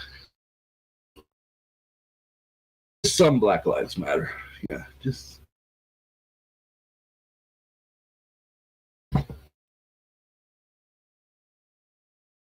Yeah. Everybody matters. The terms black and white were coined as buzz terms in order to encourage division through politics. Buzzwords. Those things, they didn't want the white women sleeping with the black dudes, regardless of what color or texture an individual might be. Like, it was just about division and separation. I'll challenge anybody right now. Choose me a subject matter that doesn't have division or separation in it. Go. Yeah. But my point was those terms were created to like get in people's heads, separate everybody, act like this one's an inferior group, this one's more evolved, it's more superior, all that other garbage. Changed too. It's changed along the way, and it's never been the same. It always keeps evolving, which is another frustrating problem, of course, and then misinformation and more lies are poured on top of it and make one people feel, like you said, more entitled to the other. And that's it. Well, that's just one. Yeah. That's just for people. That's not even everything. Yeah. They can divide everything. Don't get me wrong. There's races, there's peoples, there's bloods, there's nations and tongues, obviously.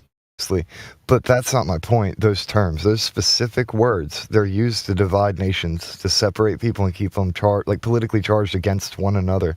Oh, yeah. Like, oh, it's their fault. No, it's their fault. No, it's their fault. Yeah. Just forever.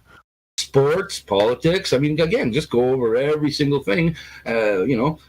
Bitcoin against the cash. You can pick any industry, any type of thing you want. Like I said, pick the topic. And there's a left and a right side to it, an up and a down, or more than multiple options in most cases. That's a whole mixed bag of tricks right now.